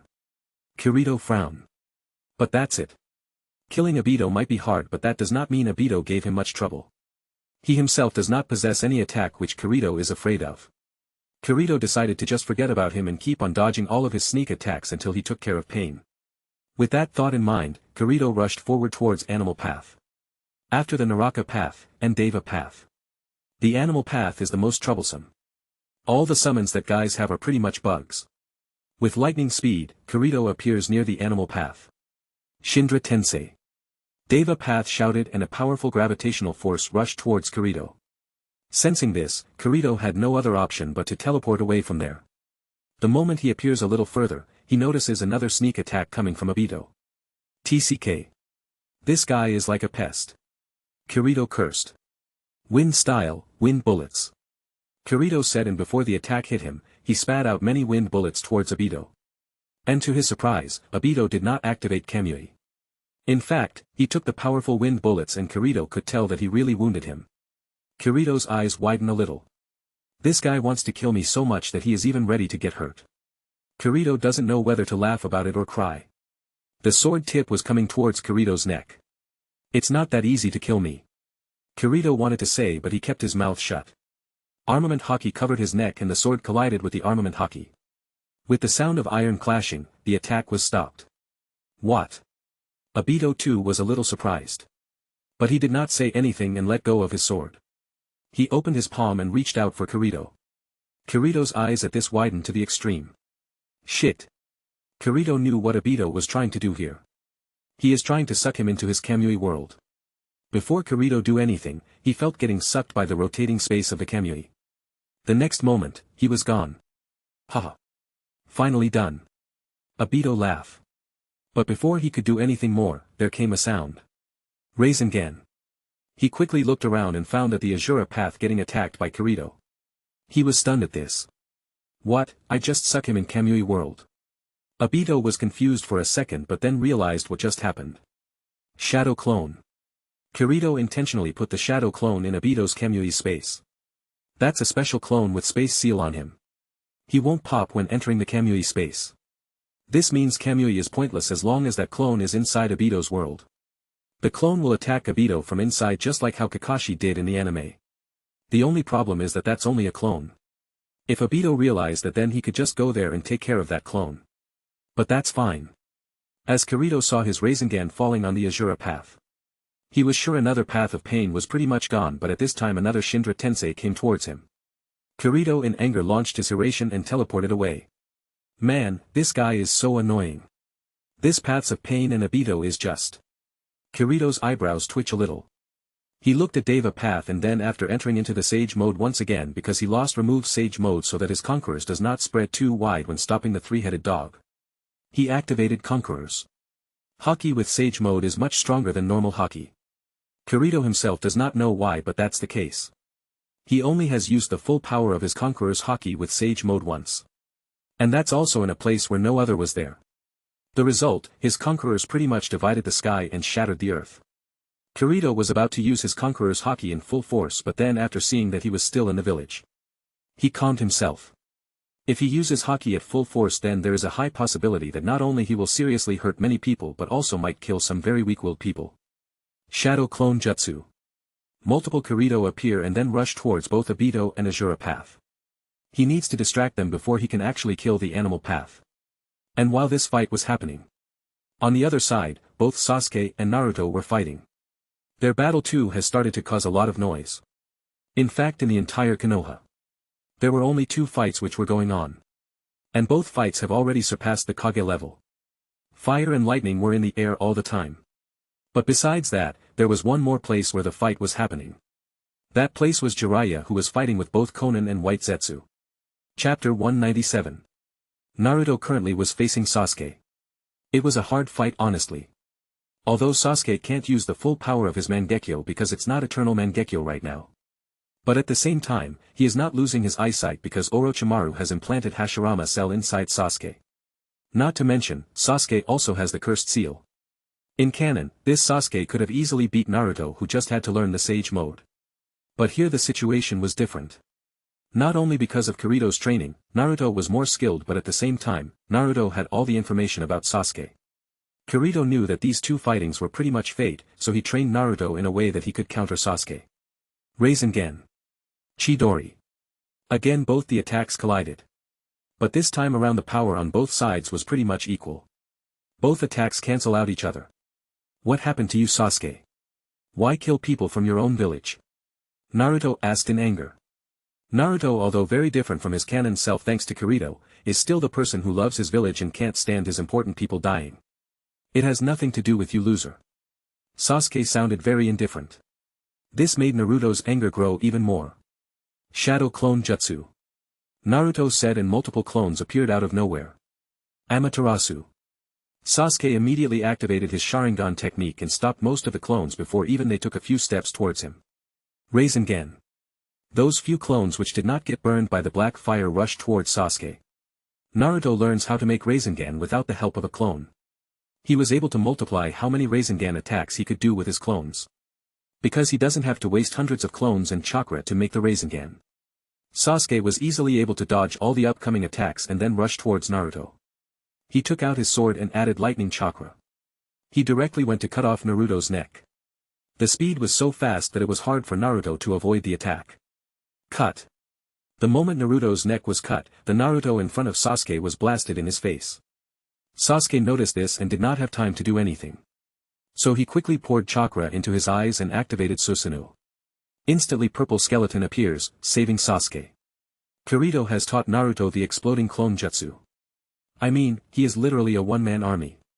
And if all those clones hold a C4 inside them. Think about the horror.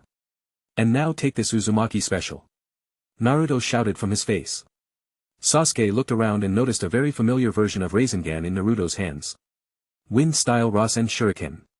There was a little fear in Sasuke's eyes. He did not have the time to dodge, so he did what he did back then. Pour as much chakra as possible in his Sharingan and make his Susanoo stronger. Naruto then threw the Rasen Shuriken towards the Sunasu and a huge dome of wind appeared. The power of this attack was stronger than Kirito's. Currently, Naruto is in Sage Mode. Kirito attacks Sasuke with this technique without the additional power of the Sage Mode. Ah! Sasuke gritted his teeth. He drew more and more chakra from his cursed seal, putting him under more pressure. But in the end, he was able to stand and defend the Rasen Shuriken. But the problem was that it almost left him powerless. Sasuke's cursed seal resided and his Mangekyo too turned back to normal Sharingan.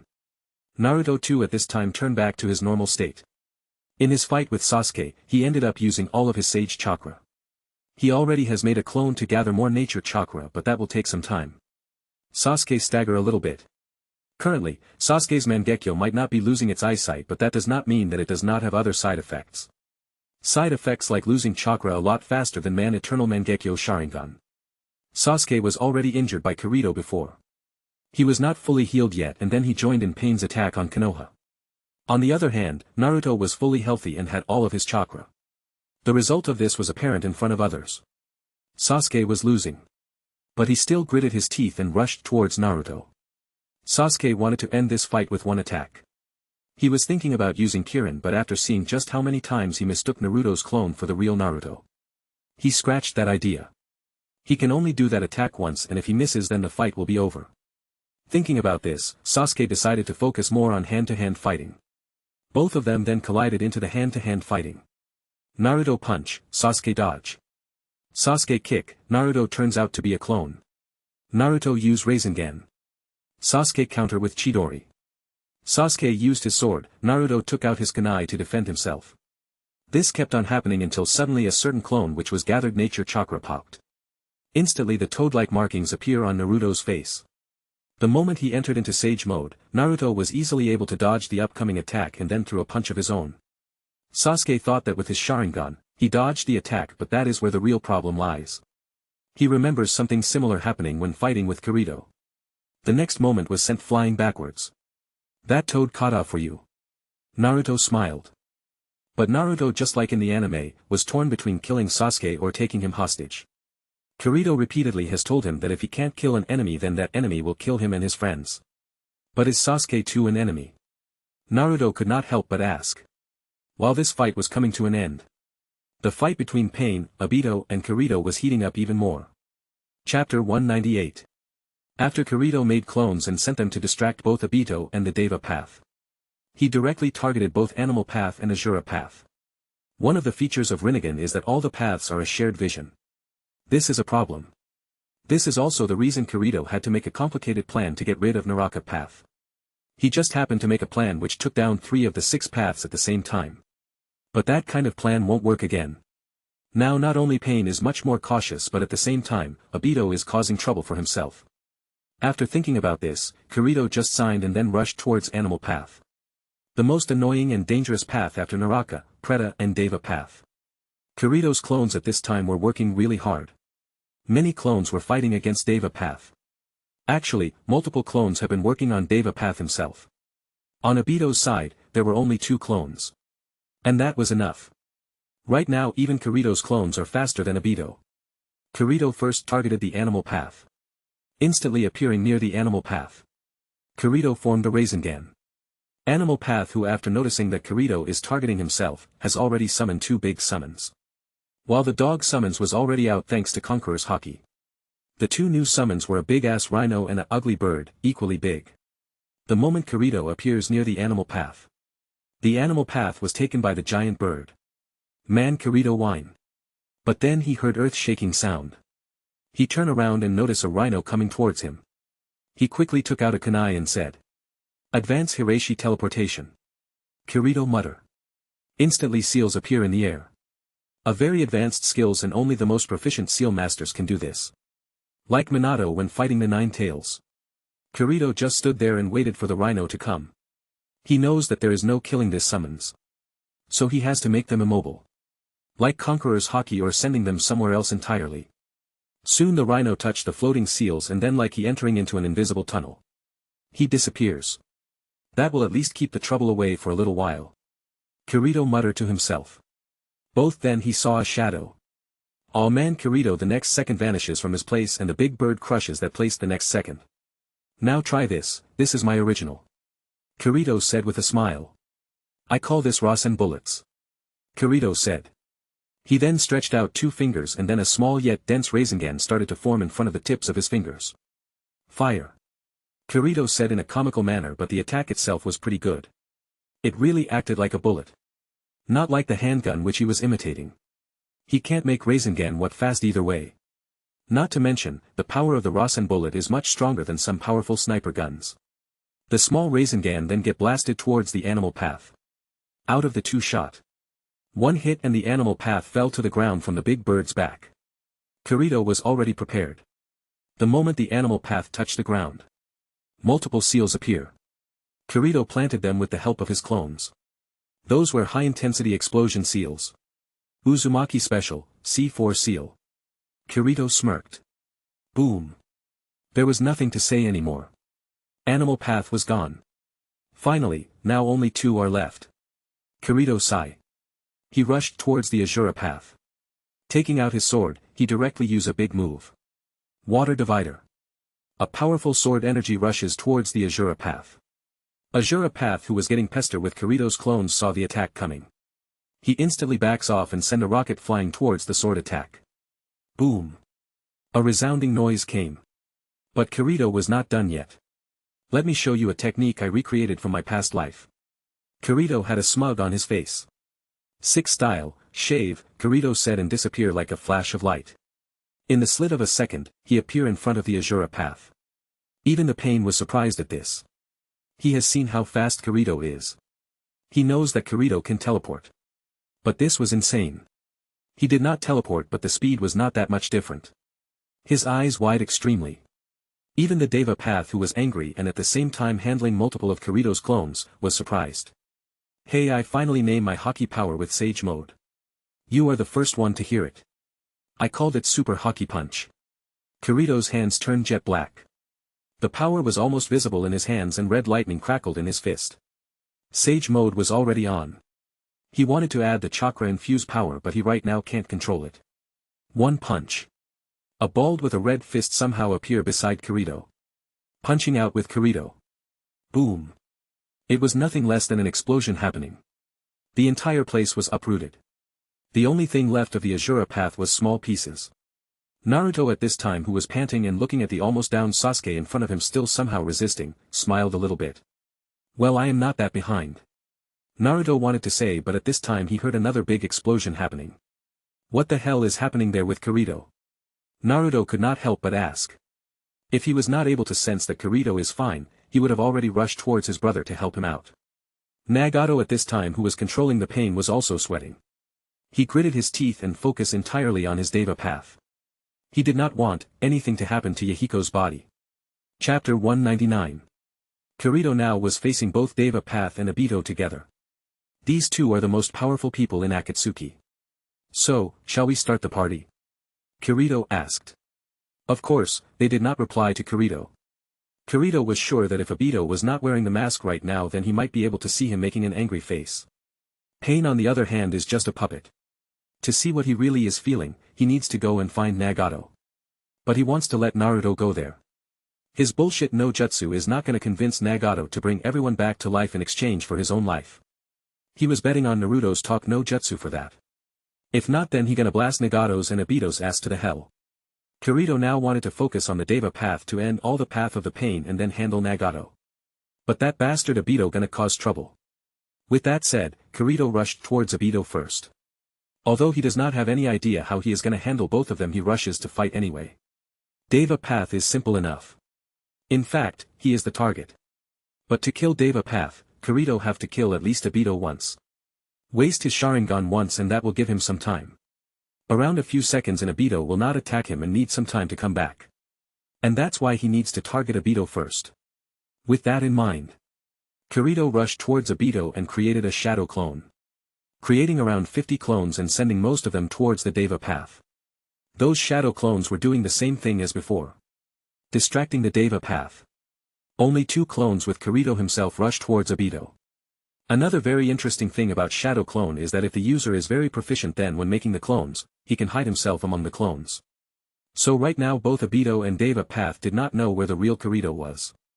Obito, after seeing Kirito's clones coming towards himself, he got ready. Immediately he rushed toward the incoming clones and took out his sword. Kirito and his clones did the same. Clash. The sound of sword clashing came. And instantly Obito was getting overwhelmed at this time.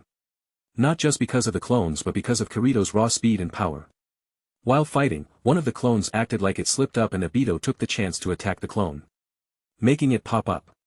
Of course, that was not the real intention. On the next moment, Obito got attacked by another clone. With the help of Kamui, Obito easily dodged the attack. But again, that was not the idea either. When the clones pop, he gives all the memories to the clone which was inside Obito's Kamui's dimension, giving him the signal to get ready and also giving him the exact location where the fighting was happening. Kirito after that took action and started fighting with Obito himself, while the clone was helping from the sideline. Shindra Tensei. A powerful gush of gravitational force pushes him with Obito away. Shit. Kirito said. He looked around and noticed that Deva path attacked the clones, but because the direction was the same, he and Obito also got affected.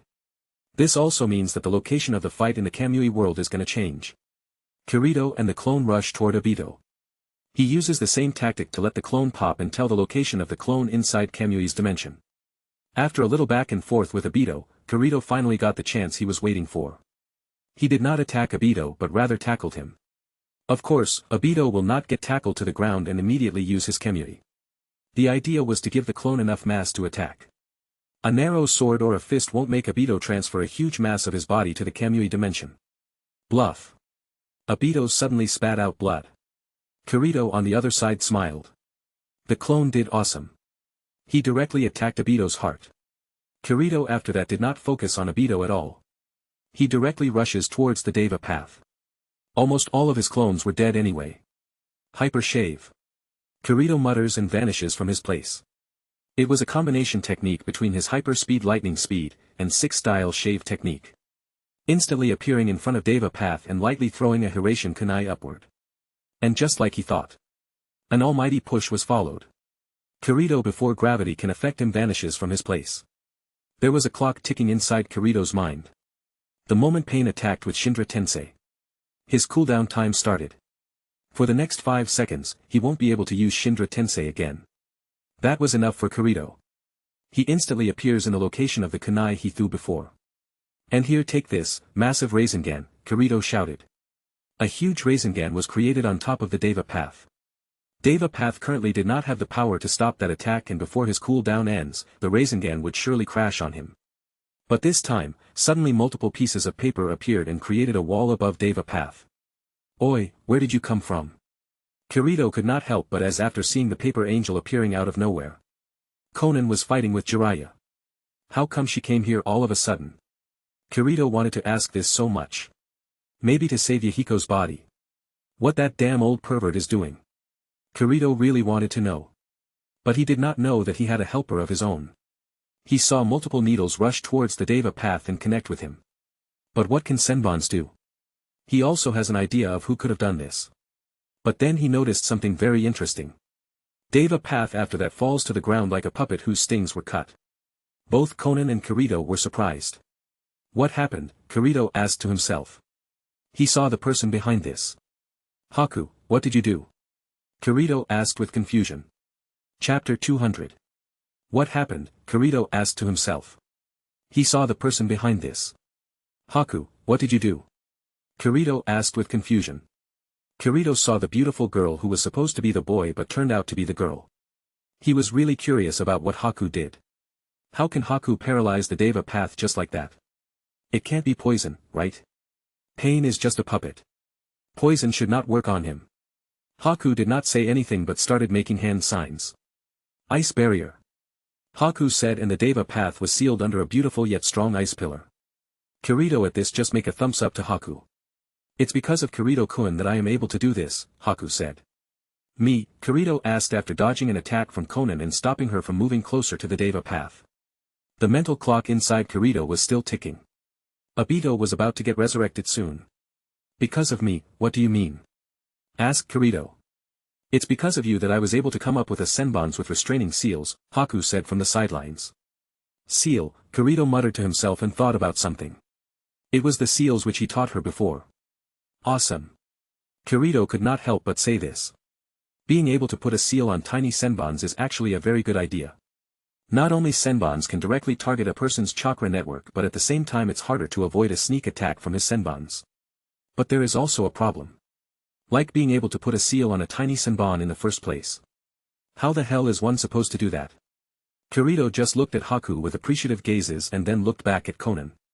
But at this time Obito too was revived. He only had 3 Sharingan left. 2 of them he is not something which he is ready to sacrifice. This means only once he can only revive once. Too far from my comfort zone. And here comes trouble. Haku, you take care of that paper woman. Leave that mask freak to me. Kirito said and touched the piece of the shard in which the Deva Path was captured. And immediately the ice shard vanished from its place. Conan at this looked agitated. That was Yahiko's body. Even Nagato was like that. But he had a more urgent issue to handle as a certain Sanmin was making his way towards himself. After Kirito's order, Haku put all her focus on Conan. Kirito slowly walked towards Obito with a face like he gonna send him to the kingdom come. Obito too was ready to kill Kirito in his fight no matter the case. Kirito has already killed himself 3 times now and he can't let himself be killed anymore. But he still does not understand how Kirito killed himself earlier. He after getting revived even went to his Kamui dimension. But there was no one. He could not understand what was going on. The reason he could not find anyone was because the clone inside the Kamui dimension came prepared. He already had a seal which hid himself from Obito. This way he can kill Obito multiple times. Obito right now was very worried and cautious about his situation. Kirito did not say anything and directly rushed towards Obito. Obito did not use the Kamui. He was still not sure what kind of trick Kirito used to kill himself. Kirito on the other hand knew that at best he could use the same trick one more time. And after that, Obito will find his clone. Right now was the best chance to kill Obito and Kirito did not want to miss his chance. Kirito rushed forward and took out his sword. Also created many clones to pressure Obito. Obito saw this and clapped his fingers together. Deep forest emergence, Obito shouted. Oh yeah, this bastard can do this too. Kirito cursed. Water divider, Kirito said, and a powerful sword energy was sent toward the upcoming forest. Kirito was sure that if this was Hashirama's wood style, then he had no chance to counter it with just normal sword energy, but right now this was Obito who he was facing. The wood was cut, but it kept on coming. Kirito did not do anything about it because by this point the clones were ready for their attack. Wind-style Rasen Shuriken. The clones shouted and 5 Rasen Shuriken was sent flying towards Obito. Obito, after sensing no other way to escape this wide-range attack, activated his Kamui. His entire body was submerged in the attack. And that is how he was able to see how Kirito killed him last time. He saw a clone ready for him to come to the Kamui world. And the moment he came, he was impaled by a sword through the heart. Obito gritted his teeth but in the end, died once more. But the first thing about coming back to life, Obito directly killed that clone. Kirito at this time was waiting for the attack to die down and Obito to come back. Because of the Kamui dimension, Kirito could not get his clone's memories, so he was not sure whether the clone killed Obito or not. But he smiled after sensing only 2 Sharingan on Obito after he came back. Obito was furious at this time. If not for his lack of power, then he should have tortured Kirito before killing him. Kirito had already started to make another plan, but then he saw Obito removing his mask. Kirito narrowed his eyes and noticed that Sharingan was on Obito's left eye. He sensed that something was not right. And he was right. The next moment, Obito's right eye turns into the Mangekyo shape just like his left eye. Kirito was honestly stunned. This is Kakashi's eyes. Kirito also knew the implications of this. He got tense and wary of the space attack which might come towards him from nowhere. But Obito never targeted himself. He turns his head towards Haku. Kirito's eyes widen. Shit. Chapter 201. But Obito never targeted Kirito. He turns his head towards Haku. Kirito's eyes widen. Shit. Kirito did not have much time to do anything. He activated his observation of Haki. And there was nothing that he could do. Can't teleport Haku this fast. Teleporting faraway objects needs time and chakra build-up. That's why he can't directly teleport someone from far away from himself during the battle. He can't do anything. Gritting his teeth, he himself teleported near Haku. He did not even have the time to take Haku and teleport away from there. Kirito, with the help of the Flying Thunder God, was able to push out Haku from the place. But there was a sacrifice. This was the best thing he could do to save himself and Haku at the same time. Even after covering this left hand with Haki, it did not work. Haku, who was warped around Kirito's one arm right now, was first stunned and then shocked. It took some time for her to understand what happened. Then she looked at Kirito's left arm. There was nothing there. His arm was gone. Kirito did not care. The Hokage world has a way to replace the arm with an artificial one. Saving Haku was more important. There are not many people in this world that he values. His brother, Ino, and Asuna are a few of them. Definitely, Haku is also a part of that group. Kirito-kun, your arm. Haku almost shudders to that line. No biggie, it's just an arm. Kirito quickly said. Although he said this to not let Haku blame herself, Kirito himself was very angry. I will be taking this, thank you, Kirito said and took a chakra-suppressing Senbon from Haku. Kirito still likes this combination of weapon and seal from Haku. Brace yourself.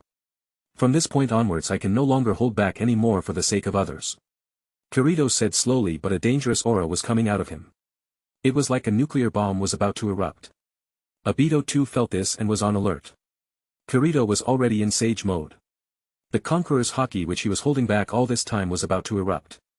Konan, who was fighting with Haku, already left after sensing someone approaching Nagato. Kirito touched Haku then from his only intact arm and teleported her far away from the battlefield. His eyes were already gleaming reddish. Haku suddenly arrived where most of the Konoha ninja was. It was much further away from the main battleground. Kirito, who was standing much further away from Obito, looked at him. Just a mere look was enough to make Obito's back get wet with cold sweat. The look was just like his teacher, the fourth Hokage, when he looked at an enemy. But this was much more dangerous. Unconsciously he activated his Kamui. But Kirito hardly cares. That girl is my precious person. If you want to take her life, you better be ready to die. Kirito said and vanished. But before his Haki, the sound was vibrating in the entire Konoha. Almost everyone was able to hear it. The powerful words pierced the soul of everyone around. And then he vanishes from his place. Finally using the seal he put on Obito all that time ago in the Forest of Death. Coming right in front of Obito. And then it happened. Unleashing his most powerful Conqueror's Haki enhanced with Sage Mode, a force that emanates the user's willpower, he aimed to totally overwhelm Obito both mentally and physically. The Conqueror's Haki manifested as an overwhelming aura, a palpable pressure that gripped the entire village. Villagers and ninjas alike felt an inexplicable sense of dread as the Haki exerted its dominance. Even the real world was shaking. The ground under Kirito's feet was shaking. The small particles of dust started to float. There were cracks forming in the ground. Kirito's eyes glowed with an intense and commanding presence as he focused his will on Obito. As Kirito's will intensified, a ripple effect spread through the area. Obito, despite his Sharingan and other formidable abilities, found himself momentarily paralyzed by the sheer force of Kirito's overwhelming determination. The Conqueror's Haki, a force of intimidation and domination, began to affect not only Obito but every individual in Konoha. Ninjas and civilians alike fell to their knees, unable to resist the overwhelming pressure exerted by Kirito's will. Some weak will also cough up blood from their mouth and some were forming from the mouth. The sky darkened, and the ground trembled as if the very earth acknowledged the clash of these extraordinary forces. It was like an apocalypse was about to come. This made even Obito in the Kamui space stunned. Deactivating his Kamui by force. Kirito on the other hand was only standing in front of Obito. Staring at him right in the eyes. Obito long stunned even forgot to breathe. Kirito took out the Senbon and slowly put it right in the middle of the Obito's forehead. First let me take care of these godforsaken eyes, Kirito said slowly, but it almost sounded like the devil whispering in Obito's ear. But he could not do anything. His body was not moving. Kirito then slowly used his only hand to take out Obito's left eye. That eye is the most problematic one. The pain finally made Obito being able to move. But that was the reason why Kirito used the chakra-suppressing Senbon. He directly targeted the first gate of chakra inside Obito. This blocks Obito's chakra temporarily. He was not able to activate his Kamui anymore because of that.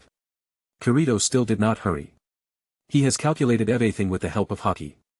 He then took out Obito's right eye. This cheat-like ability was now in his hands. Now die, Kirito said, and beheaded Obito standing there paralyzed and less like asleep ready to be slaughtered. Kirito saw Obito's head falling to the ground. He signed then. He still has one Sharingan on him. Still not death. That bastard. Kirito mutters, but he cannot do anything. He does not have time anymore. He already has lost too much blood on his lost arm. He needs to heal himself. Chapter 202. Naruto, who just beat Sasuke and he himself did not have much power left, suddenly felt intense pressure coming from the place where Kirito was fighting. He already knows about Haki.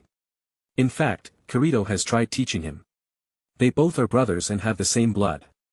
There are not many reasons why Naruto can't learn this right. But it never worked. Only later does Kirito realize that it's because of the system he is able to use Haki. So yes, Naruto already knows about Haki. Kirito in fact have trained Naruto to resist Conqueror's Haki. This Haki was to handle the killing intent of others. But this was not even 1/10 of this power. Of course, what Naruto was feeling right now was Kirito's all-out super Haki outburst. Even Sage of Sixth Path will feel this pressure, let alone him. But the good thing was that Kirito stopped pretty quickly. Naruto, thanks to his Sage mode, was barely able to resist the Haki from that distance. It's a good thing that there was such a distance between him and Kirito. After he established himself, Naruto rushed towards Kirito. He wanted to know what pushed Kirito to this extent. By the time he reached Kirito, he saw Kirito healing himself. He noticed that Kirito's left arm was gone. His eyes widened and was surprised to the core. But before he can say anything, Kirito opens his mouth first. Naruto, good thing that you are here. Go to the east. Jiraiya should be there. Help him out. He should be fighting the real pain alone there. Kirito said. Naruto listened to this but then looked at Kirito's lost arm and there was a little anger in his face. Oi, Naruto. Don't worry about this. It's just an arm. Remember, not to lose your mind and always stay focused. Kirito said, seeing that Naruto was getting angry and might replace using his talk no jutsu with his fist. You can't do that, brother. Many people's lives depend on you. Kirito mutters to himself. With that said, Naruto, although unwillingly, ran towards Nagato. Kirito just signed and then after completely stopping his bleeding, he started walking toward other Konoha ninja. He wanted to see what happened to Tsunade this time around. If she is fine and has not turned into a mummy after healing others. Then he would like her to make him a hand. With Naruto. When Naruto arrived he saw Jiraiya fighting with Konan. Both of them almost arrived there at the same time. Jiraiya had to find his way around while Konan already knew that place. And naturally right now Nagato is defenseless. So Konan will not let anyone near Nagato. Not even Jiraiya. Of course, Jiraiya too did not want to kill Konan and was holding back. Naruto was about to help out Jiraiya but at that time, Konan stopped. She stopped because Nagato suddenly said to let both Jiraiya and Naruto come to him. Kirito at this time totally leaves the problem to Naruto and Jiraiya. He has no way to force Nagato to revive others. While walking he also noticed all the destroyed buildings around him. Man, I was planning to buy that house after I turned 19, Kirito complains. He could not do anything and just sighed. Slowly walking towards the shelter he notices many civilians there. He also saw medical ninjas healing others.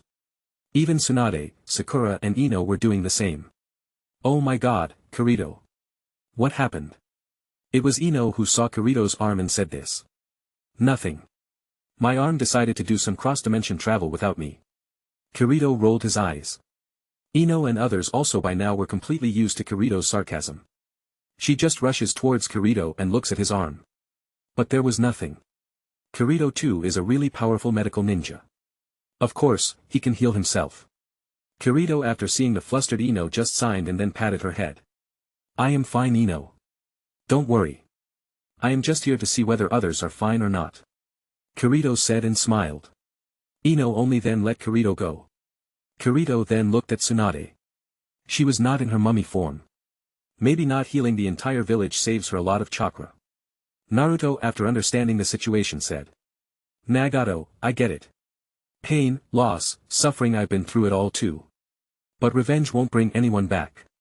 We can change this world together. Change. Look around, Naruto. This world is a cycle of pain. It's all I've ever known. Nagato just retorted. No, Nagato. Naruto's right. We both have seen the darkness in this world, but I've also seen the light. You have the power to make a difference. Jiraiya said. I used to be alone, just like you. I was full of anger and hatred, but people believed in me. They never gave up, and because of that, I changed. You don't have to walk this path alone. Naruto added. Change. How can one person change anything? Nagato was tried and after seeing his master's face again. He could not help but narrow his eyes and asked. It starts with understanding. Naruto has the power to connect with people, even those who have suffered the most. Jiraiya answer. Nagato, let's break this cycle together. Let's create a world where pain and suffering don't dictate our actions. Naruto said with full power of talk no jutsu altering the common sense of his enemy and turning to bring him to the bright side. There's a moment of silence as Nagato contemplates Naruto's words. Slowly, he reaches out, grasping Naruto's hand. Naruto could have sworn that he heard those words. Softly Nagato said. You're a stubborn one, Naruto Uzumaki. Let's see if your talk can truly change the world. As the trio stands united, a surge of chakra emanates from Nagato. His eyes glow with newfound resolve. Suddenly, the devastated landscape of the Hidden Leaf Village begins to shift. Rinne rebirth. From that point onwards, pretty much everything was like the anime. Kirito who just resting suddenly saw this and smirked. Well, I'll be damned. That bastard and his plot armor. Chapter 203. After the pain attack, the village was in a complete restoration phase. The good thing about this time compared to the canon was that the village was not completely ruined. Kirito was currently in Konoha's hospital. Ino just won't let him leave. He actually once tried to even replace himself with a clone but for some reason, Ino was able to find him. After he realized that Haku was working with Ino and put a tracking seal on him. That traitor. Kirito could not help but sigh. After 4 days of torturous boredom, he faces while lying down in the hospital bed, staring down the boring white ceiling of the room. Kirito finally was about to get discharged. Haku, are we done yet? Kirito could not help but ask this. Yes, we are almost done. All the reports are fine. Beside your left arm. You are totally intact and fine. Ino replied from the sideline. Kirito just rolled his eyes. Saying internally that he hardly cares about it. Just let me go, you mad women. Or I might become mad if I have to stare at this white ceiling anymore. But before Kirito can really try launching his Hiraishin and try once again to run away, only for Ino or Haku to somehow find him and drag him back to the hospital. He heard a familiar voice suddenly. Now enough you two. I can't let one of my best shinobi to lie around here while the entire village demands to see their hero. Tsunade had a snickering smile on her face. Hero. Kirito narrowed his eyes. And then he started to have a very bad feeling about this. Oh no, no no. You did not. Kirito asked. Huh, why you are reacting like this? It's a good thing. Tsunade said, but the smirk on his face was widening. Fuck good thing women. Naruto was supposed to be that hero. Without this, the story progression will be even more different. Kirito wanted to complain, but there was nothing that he could do about it. But what he can do about it? Tell her that you are going against the wishes of the almighty creator Kishimoto-sama. He just signed. No, he will not give this woman the satisfaction of asking why she did it. He already knows why. Because she knew that Kirito didn't like public exposure. It started after the Konoha crush. After that incident, he single-handedly saved the village. He was nothing less than a hero for the villagers for a short time. However, after that incident, he was not in the village for long as he went after Tsunade to bring her back and also the entire time travel drama. But then he was able to see the true horror of fangirls. And those were not the only problems he had to face. Kirito just shook his head a little and then sighed. He really did not want to talk with this girl anymore. He needs something good to eat.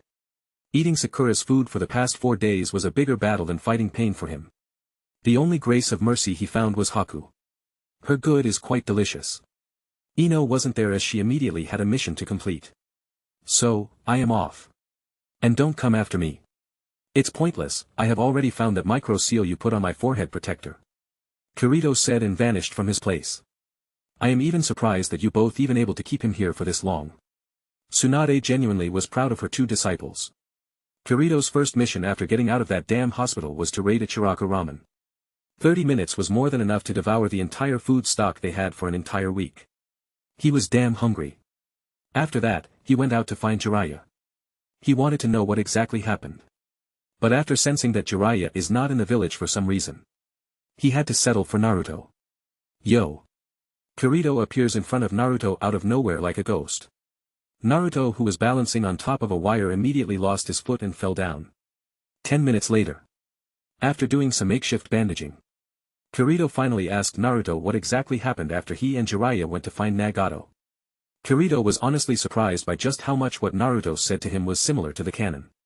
After that, the entire day just went on. He had nothing better to do anyway. He just kept on wasting his time with Naruto. But that did not last long. On the next day itself, Kirito was summoned by the Hokage. Kirito had no idea what's going on now. Not only he doesn't remember much after the pain arc, but at the same time, right now the story is totally messed up. Enter the Hokage office. He notices something. The situation was not looking much better right now. Something surely has happened. Kirito mutters to himself. He looked at Tsunade, who was frowning hard, and even Jiraiya was back by this time. What's going on? Tell us already, or just call us later when you are ready to talk. All this silence was making Kirito irritated. Tsunade glared at Kirito. Kirito just glared back. After spending so much time with Kirito, everyone knows that after a particular glare which ironically matches Minato's, I am gonna kill you look. It's better not to mess with Kirito. The last fight with Pain was a really good reminder for everyone. Even Tsunade is not an exception to this. In the past, once Kirito gave this look to her and sadly she did not realize what it meant. Well, let's say that after that, sitting was really hard for her for 1 day. And that's after her became a super doctor in this world. And no, he did not bang her, you perverts. Chapter 204. So after Kirito pretty much owned everyone in the Hokage office with just a look, the meeting finally started. Kirito also noticed that many of the clan heads were also present there. Like Hyuga, Nara and etc. After the invasion, I asked Jiraiya to increase intel gathering on Akatsuki. And I don't know whether it's a good thing or not, but we are not the only ones attacked by the Akatsuki. Many of the Jinchuriki are already gone. In fact, the Jinchurikis which are left are the Nine Tails 2 host. Tsunade said after settling down. Let me explain more, Jiraiya said, taking over. My intel network gave me the information about how the 8-tailed Jinchuriki, Killer Bee, Raikage's brother, is attacked by Itachi Uchiha, a missing nin from Konoha. Raikage has summoned the Hokage's summit after 30 years for the first time. It's no longer just about Akatsuki and 1 or 2 villages anymore. Akatsuki although lost many powerful individuals but now they have 8 out of 9 Jinchurikis. They alone have enough power to destroy 1 or even 2 villages if they use the Biju. Jiraiya said. This is so much like the canon. Seems like the world will somewhat correct itself no matter the case. Well, I better not jinx it. Kirito thought to himself. Kirito after that pretty much switched on his I don't give a shit mode and deliberately miss all the meetings until Tsunade said this. So I will be attending the upcoming 5 Kage summit. She said that while looking at both Kirito and Naruto. Naruto was scratching his head because the level of conversation was way past his IQ level. Thank goodness that Konoha has one Nara Shikamaru for this future knuckle-headed Hokage. And she was looking at Kirito, the reason being that Kirito sleeping while leaning on the room wall. Naruto quickly shook Kirito to wake him up. Kirito groggily woke up and looked around. Oh, so we are done, Kirito said with a plain voice. Both Tsunade's and Sakura's eyebrows were twitching at this time. Tsunade was about to say something. But Kirito beat her to the punch. So we are going to the summit. I guess that it will be in the land of iron considering that it's neutral ground. Kirito said. He might have not listened to what happened but he knew the plot. Everyone was a little stunned by this. In their mind, Kirito who did not listen to the entire conversation and still being able to guess the ending of the conversation is just insane. We are leaving tomorrow, Tsunade replied. Who is coming with us, I asked. Who said you are coming? Tsunade narrowed her eyes. Bitch, please. If not me then who? Kirito almost rolled his eyes. 1. Because I have beaten the shit out of all the Akatsuki till now, I am somewhat of a pro at that right now. 2. Because I am the only person who have any bit of information about those Akatsuki bastards. And lastly, because I am me. Kirito Namikaze. The name is enough to bring pressure on the Kages. Especially after what kind of information they have gotten from their spies in the village about the pain and my fight. Kirito said and smirked. Sounded a lot more narcissistic when he said it but again there is no lie in there. This time around, almost everyone's eyes were twitching but hardly anyone could deny the facts. So after that Tsunade coughs and ends the meeting. 1 minute, I am going as well, Naruto shouted. And here I just started to wonder why my dear brother still has not realized that he is not in the mission list. Kirito was hoping that he forget that fact. And by the looks of Tsunade, she was hoping the same. You can't do that Naruto. Going out of the village right now for you is not safe. Tsunade said. Kirito too thought about it a little but honestly, he don't see any problem at all. Not only Naruto himself right now is strong enough to handle pretty much anything. But Kirito also has taken care of that nasty cheat of Obito. So there will be no problem with someone appearing right in the middle of the meeting hall and catching all of us off guard when our pants were down like in the canon. And in the end, Kirito himself is going. But he still did not intervene in Naruto's and Tsunade's shouting match. He had more important things to spend his time on. So Kirito before either Tsunade or Naruto drag him into the conversation, launches his Hiraishin technique and vanishes from there. Oi, Kirito help me out here, Naruto shouted. Brat put some sense into your brother's head, Tsunade shouted not too late. Chapter 205. Sorry for the late but it's finally here, I will soon be changing the chapter no or sequence so it won't be a problem. Even after getting released from the hospital, I was not left alone by the likes of Ino. I have to say that I am lucky to have someone like her in my life. It's strange how everything even started. Have you taken your meds? Ino asked, she was wearing casual clothes right now. It was her off day from the shinobi business. I looked at her and saw her big moist eyes staring at my non-existent arm. There was sadness there. Something which I could tell just by her expression. Had to say that frown doesn't suit her face at all. I shifted my eyes a little down and saw the fair milky skin tone of her skin with the small cute mouth. She was wearing jeans with a normal cream-colored crop top. They suited her well and looked quite erotic with that tone and slim stomach of her. Why are you suddenly staring? Ino noticed my eyes on her stomach and asked narrowing her eyes a little. You started it, I said while pointing towards my, now gone, left arm. She is sad near me and leans onto me slightly. Haku told me, you did it for her, Ino said but there was no anger or any other feeling in her voice like he stated a fact, and nothing more. If you are jealous then I don't mind losing the other one for you, I said with a little smile on my face. Oh you are going to lose things for me, but ain't the arm, Ino said with a smirk in his cute little face. I could feel her melons pressing on my chest slightly. I didn't even realize it but she was much closer to me right now, enough close that I could kiss her by just leaning my face forward. And what would that be? I played along. I know where she was going with it. Not like I disliked it. In fact, I would have crossed this last step and claimed her virginity long ago, but time never allowed. You, Ino said, staring into my eyes with her pearls looking at me and not even blinking. I didn't even think twice before linking my lips with hers. A soft and smooth feeling immediately assaulted me. I relished that feeling, but I desired more. And clearly, I was not the only one, as the beautiful girl who I would not hesitate even once to give the wedding ring also started touching me down there. Having only one hand is troublesome. Sasuke from the Boruto timeline has my respect. But I used the one I have with skill. I started by slowly caressing her face while she was furiously kissing me and made my way down slowly. I slowly grabbed her breasts, giving them a light squeeze, and kept my hands there for a little while to check for any rejections. There was none. I became bolder and put my hand inside her crop top. It was easy enough to do.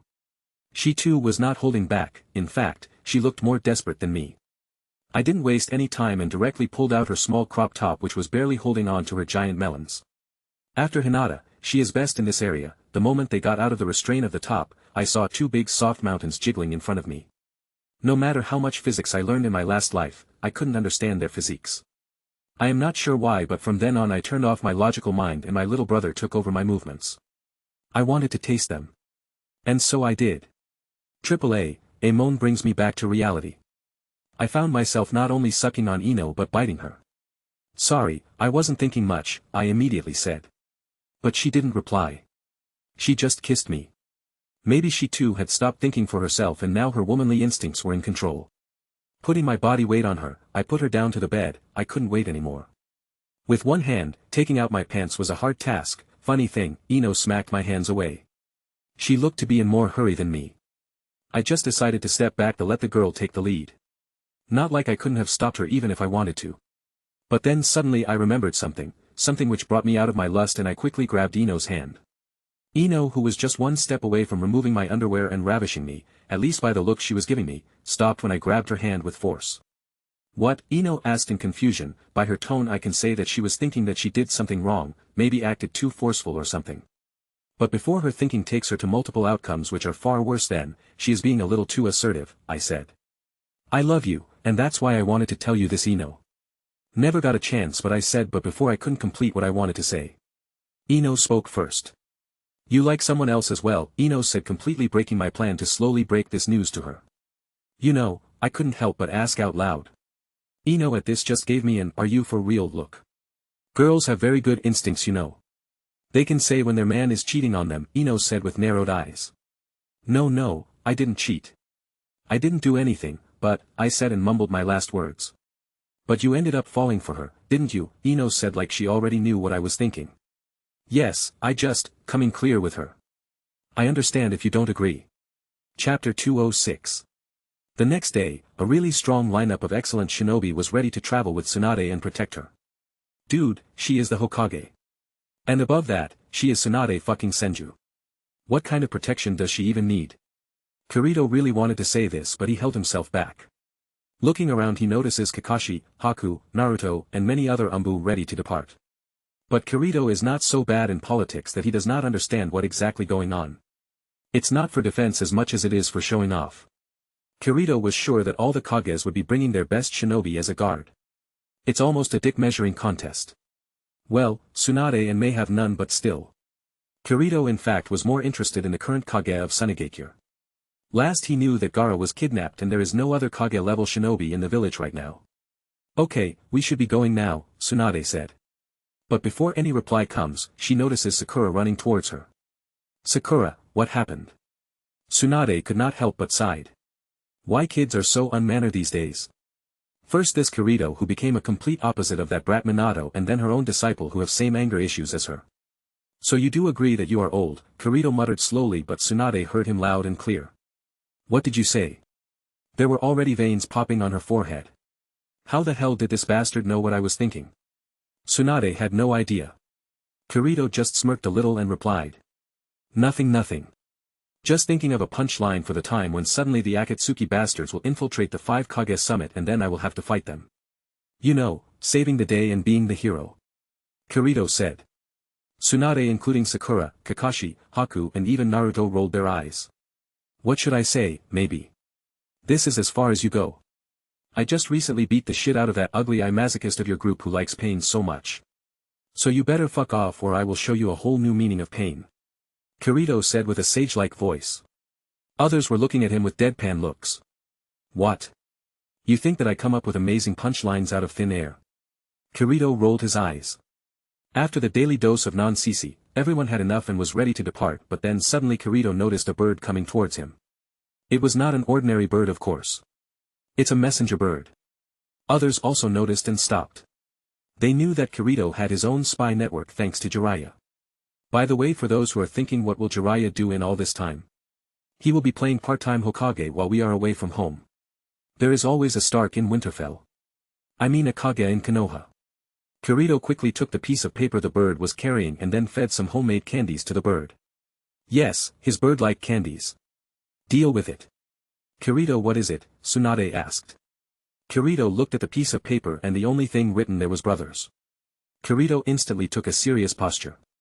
Brothers mean Sasuke and Itachi. Meaning finally the time when both of them will fight each other has come.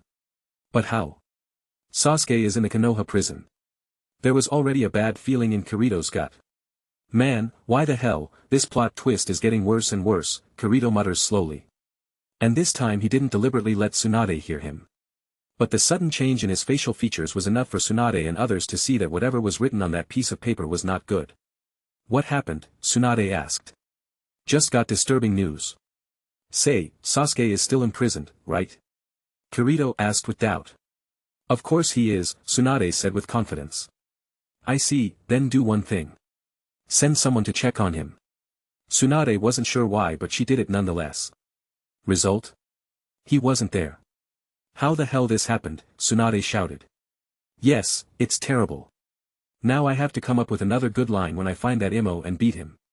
Kirito jokes. Everyone gave him a glare which immediately shut him up. Again taking a serious look, he said to everyone. I have somewhere to go. Possible I might find Sasuke. Kirito said with a no-nonsense attitude. Tsunade wanted to say something but seeing the serious look on Kirito's face. She knew that there is no changing his mind now. Sigh. Sometimes she thinks that she is Hokage but only in name. Kirito was about to go before anyone said anything, but at this time, Sakura grabbed his only arm. Take me with you, Sakura said. What, that's a dangerous place, Kirito replied. Not wanting to travel with the pink head. Take me, Sakura said with a firm voice. Kirito looked at Sakura's green eyes and only saw determination. TCH, women are troublesome. Kirito suppresses his urge to roll his eyes and give in. He could totally go without her, but something was telling him that it was not good for his mental peace. Fine, Kirito said and got ready. He looked at Haku, who also looked like she wanted to come. Not to mention, Naruto. But wasn't taking anyone else. Even if he gets free Wi-Fi in this godforsaken era of no internet. And with that said, he vanishes from his place with Sakura clutching him like a koala. Chapter 207. Sakura, why did you decide to come with me? Kirito could not help but ask.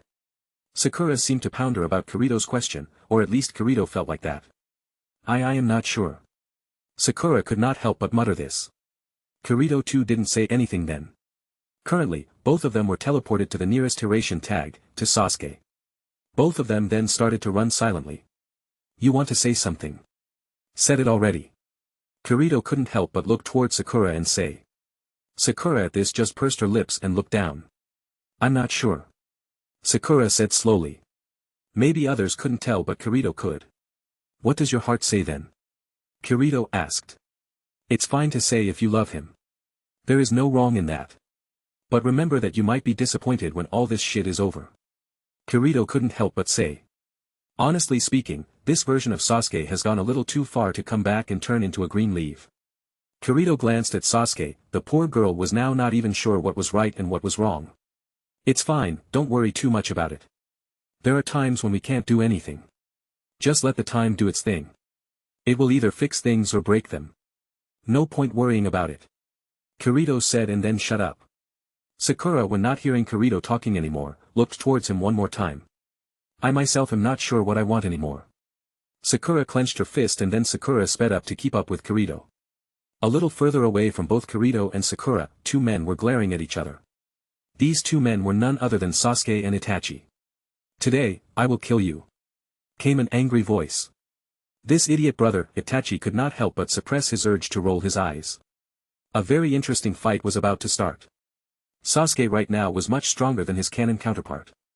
He did not waste any time and directly rushed towards Itachi. Poor Itachi has to play with his baby brother even when he is sick. Chidori steam. Sasuke started with his trademark attack. Itachi still had his stoic expression on his face. But internally, he was frowning. He never wanted something like this to happen. He never wanted the situation to come this far. But life does not go the way he wants to. This time round the fight was much easier for Sasuke considering that he himself has the Mangekyo Sharingan. Not like Itachi cared either way, he was about to let himself anyway to erase all that hatred from Sasuke's heart. But now his long-term plan has turned a very bad twist. I wanted you to go back to light, Sasuke. Itachi could not help but wonder. But he knew now that it was really hard to do so. Sasuke has killed a shinobi of Konoha. Even if Hiruzen Sarutobi was alive, this was almost impossible to bring back Sasuke to the village. Well, at least through a normal way. Itachi was not sure anymore. The only thing, right now under his power is to give away his life and let the hatred in Sasuke's heart dissipate. Susanoo. Itachi thought, and a red color Susanoo appeared out of nowhere. Sasuke's Chidori was nothing in front of Susanoo. Amaterasu. Sasuke mutters and red flames flare up around Susanoo. Itachi eyes slightly widen. Seems like my stupid little brother really has gotten stronger. Itachi now, at least had to assurance that even when he is gone, Sasuke will be safe. With his power, he can do that.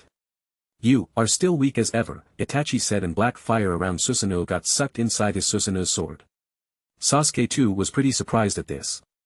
Amaterasu, getting sucked away like that, his confidence in his Mangekyo slightly lowered a bit. Sasuke did not stop there, he immediately activated his lightning speed armor, because this Raikage lightning armor copy does not have much in terms of defense, rather its only effect is to speed himself up. He developed it just to handle Kirito's speed. Fire style, fireball. Sasuke said, and a massive fireball was sent towards Itachi. Itachi, who also deactivated his Susanoo because of his health condition, can't activate his Mangekyo for a long time, saw the fireball coming and sent a fireball of his own. While Sasuke's attack was much more powerful, Itachi was more skilled with his attack. With his fireball, he was able to redirect Sasuke's attack. Itachi then sends a genjutsu towards his little brother, but being the owner of a Mangekyo Sharingan himself, he just shrugs off the genjutsu, unlike in the canon. In fact, Itachi was only able to put Sasuke under genjutsu because, at that time, Sasuke only had a normal Sharingan while Itachi had the Mangekyo. While the battle was still going, an uninvited guest was looking at this entire battle from afar. This person was none other than Obito. He currently did not have any Sharingan on him. One of his eyes was hollow from inside, while the other had a normal eye. After Kirito took his eyes, he was just a shell of his former shell. And there is no doubt that Obito is here to take care of Sasuke. While this was happening, Kirito and Sakura were also rushing towards the place where the fight was happening. Although he did get the information, he himself does not believe that he can reach the place in time. Chapter 208. Both Kirito and Sakura were rushing at their top speed. But it was already too late. Kirito was the first to notice. There is no chakra fluctuation anymore. Kirito mutters, and after looking at Sakura, who is hardly able to keep up with Kirito and majorly slowly him down.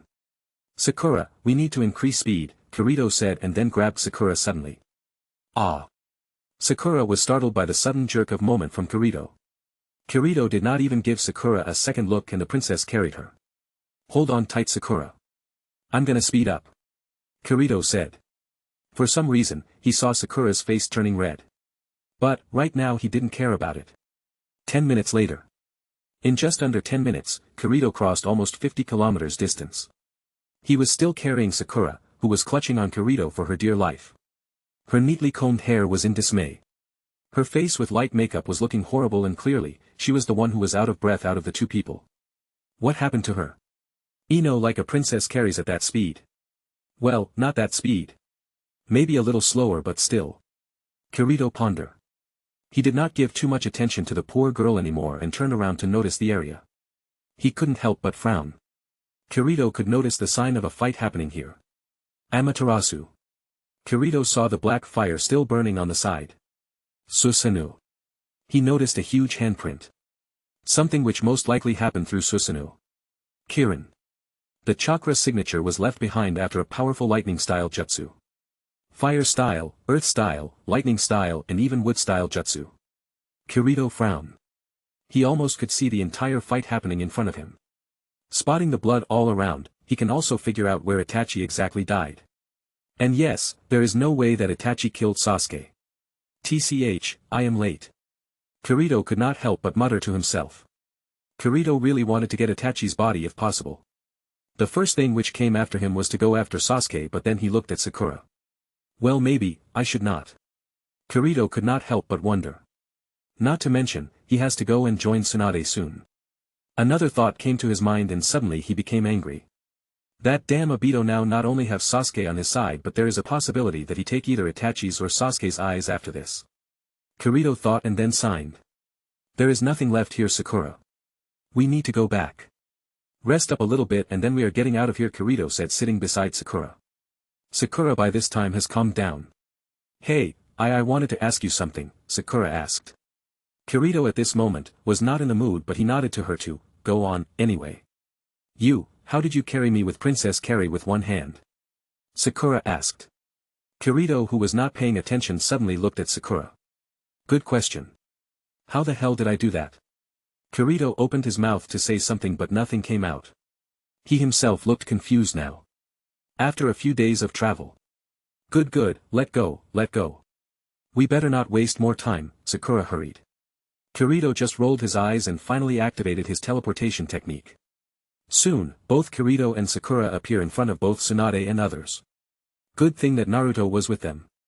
With him there, Kirito can easily track them. Yo, did you guys miss me? Kirito said the moment he appeared. But he could only see the irritation on Tsunade's face. Okay, don't show that face, I clearly had a reason that I took my time, Kirito said. Get ready, in under an hour the 5 Kage summit is gonna commence, Tsunade said and turned around. Well, it's not like I will be even visible. I mostly am gonna hide with others, Kirito wanted to retort, but he refrained from making it after seeing the face of this attractive temperamental woman. Later on, Tsunade said that only 2 people could follow her. Considering the power and technique of their arsenal, the most suitable shinobi among them were none other than Kakashi and Kirito. Are you sure that only 2 people are enough? Sakura asked. Yes, all of them are Kages of their villages. If I am taking more shinobi, then it will be seen as my lack of confidence in my own strength. Tsunade said. Everyone agreed to this. The reason the Kages take bodyguard is not for their safety as much as to show their power and represent their village. A Kage himself is a very capable shinobi on his own. There is no need for a guard all the time. Finally, the fight started. Kirito himself was really interested to know who would come from the Sunagakure side. Kirito with others then arrived at the hall where he first noticed the leader of the Land of Iron. For a nation ruled by samurai, this place sure is well maintained in terms of politics.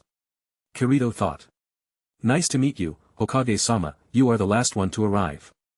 All the other Kages are already here. Please come in, said Mifune with a smile. But by his look itself, there is no mistaking it that he is in a tense situation.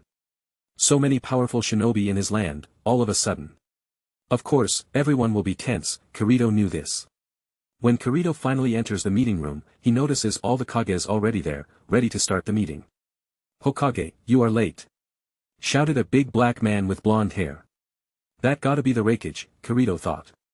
I apologize for the delay, Raikage, but now that we are here, we better start the meeting, Tsunade said.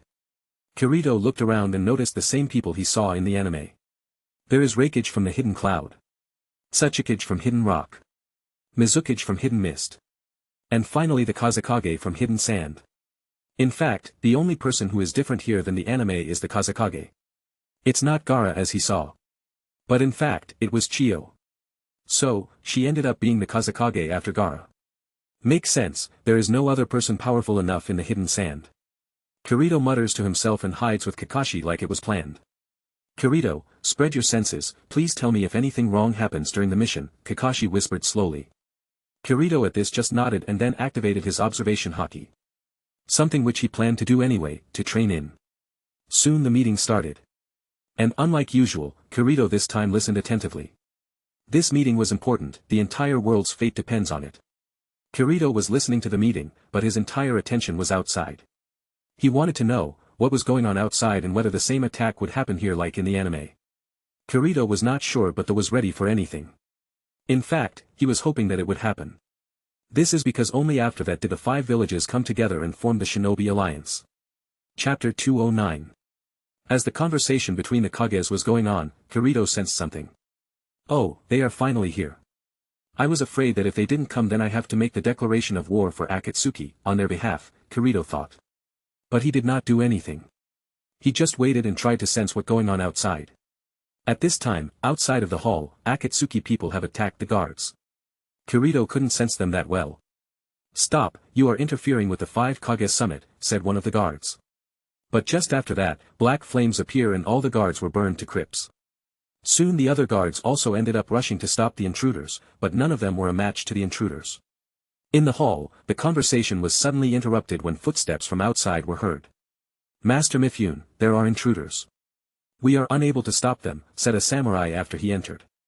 Kirito has already informed about this to Kakashi. Not only this but also how exactly they are facing. Who are they? Raikage could not help but ask. Akatsuki, they are the members of Akatsuki. Sasuke Uchiha with other members of the Akatsuki have attacked us, said the guard. Only after hearing Akatsuki's name, Raikage agitated and immediately rushed out. That was pretty fast. Kirito wondered. Maybe the speed is comparable to mine. And this time for real. Not like Sasuke, Kirito mutters slowly and wonders whether he can learn the lightning armor. He learned the lightning chakra nature but never practiced lightning jutsu beside his hyperspeed. Nowadays the youngsters are just too impulsive. Anoki the Kage of the Hidden Rock, spoke the first. Chiyo on the side could not help but nod. Both Terumi Mei and Tsunade just looked at each other and shook their heads. We better go and see what's going on, Tsunade said. Sasuke is from Konoha, we need to stop him ourselves, Tsunade said. I was waiting for you to say that. Kirito was the first one to act. Tsunade then accompanied by both Kakashi and Kirito went after Raikage. On the Raikage side, the situation was not looking that good. Only Sasuke alone was hard to handle. The problem is that currently, Sasuke has the Eternal Mangekyo Sharingan and also the Hashirama Cell. Not only he can now use the wood style but also has considerably his chakra consumption was even better than before. EMS are cheats in Naruto. Kishimoto flavors Uchiha too much. The chakra exhaustion he faced last time when he faced Naruto wasn't a problem for him right now. Surely this change came after Sasuke replaced his eyes with Itachi's Mangekyo Sharingan. Now he has the Eternal Mangekyo Sharingan in his arsenal.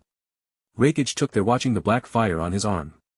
After fighting with Sasuke a little bit, he at least knew that the black fire was dangerous. But his anger made him almost go mad and attack Sasuke in a blind rage.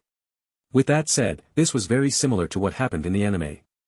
Sasuke, who was fighting with the Raikage, also noticed Kirito coming and stopped. Out of all the people there, if there is one person who he wants to beat, then it's Kirito. He always has been inferior to Kirito. In fact even Naruto beat him last time and he can't take it anymore. Not even once, he has beaten Kirito and now, with this power in his hand. He wanted to beat him finally.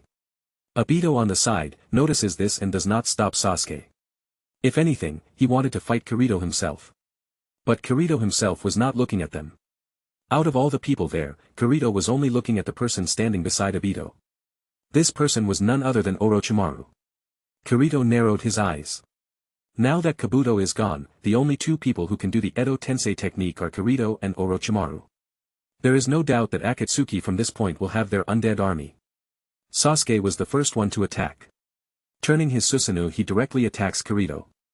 Kirito had to stop staring at the person, standing beside Obito and block the attack. Activating his Haki, he punches out. Stopping the Susanoo's attack midway.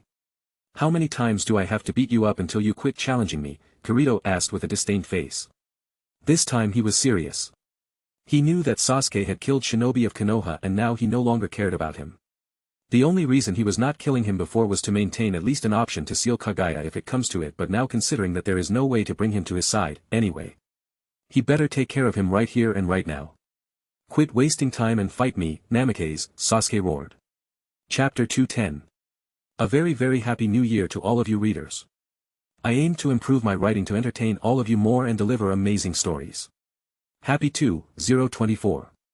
From today, this FIC will get more updates, I will give my best. Quit wasting time and fight me, Namikaze, Sasuke roared. Why, you guys are doing enough damage by yourself. By all means, please go on. It's pretty interesting, watching people duking out and getting their butt kicked. Kirito said, and almost everyone around him looked at him like he was an alien. Oh God, Tsunade mutters, like something she doesn't even want others to know that Kirito is from Konoha. That's mean, he could not help but mutter. Well, Sasuke was not that much interested in joking. He attacks Kirito anyway. Sasuke rushed towards Kirito like there was no one else there. Kirito waited. But internally he already had open observation Haki, calculating all of Sasuke's moves. Amida Sasuke was saying, but Kirito vanished from his place. Don't play around, I know what you are thinking. Kirito appeared behind Obito, who also had his Rinnegan open and was about to cast Almighty Push. He got the Rinnegan from Pain, of course.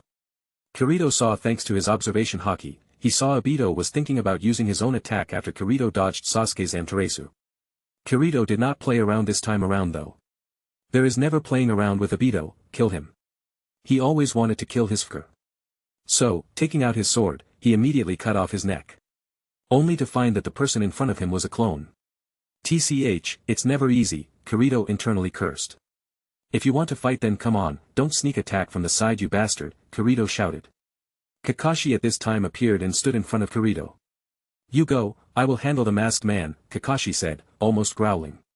For those who don't remember, the masked man, aka Obito, took Kakashi's Sharingan in the pain attack. Kirito isn't sure why his lazy sensei, who is lazier than him, is suddenly showing fighting spirit, but he doesn't care. Yeah, you do that, Kakashi sensei.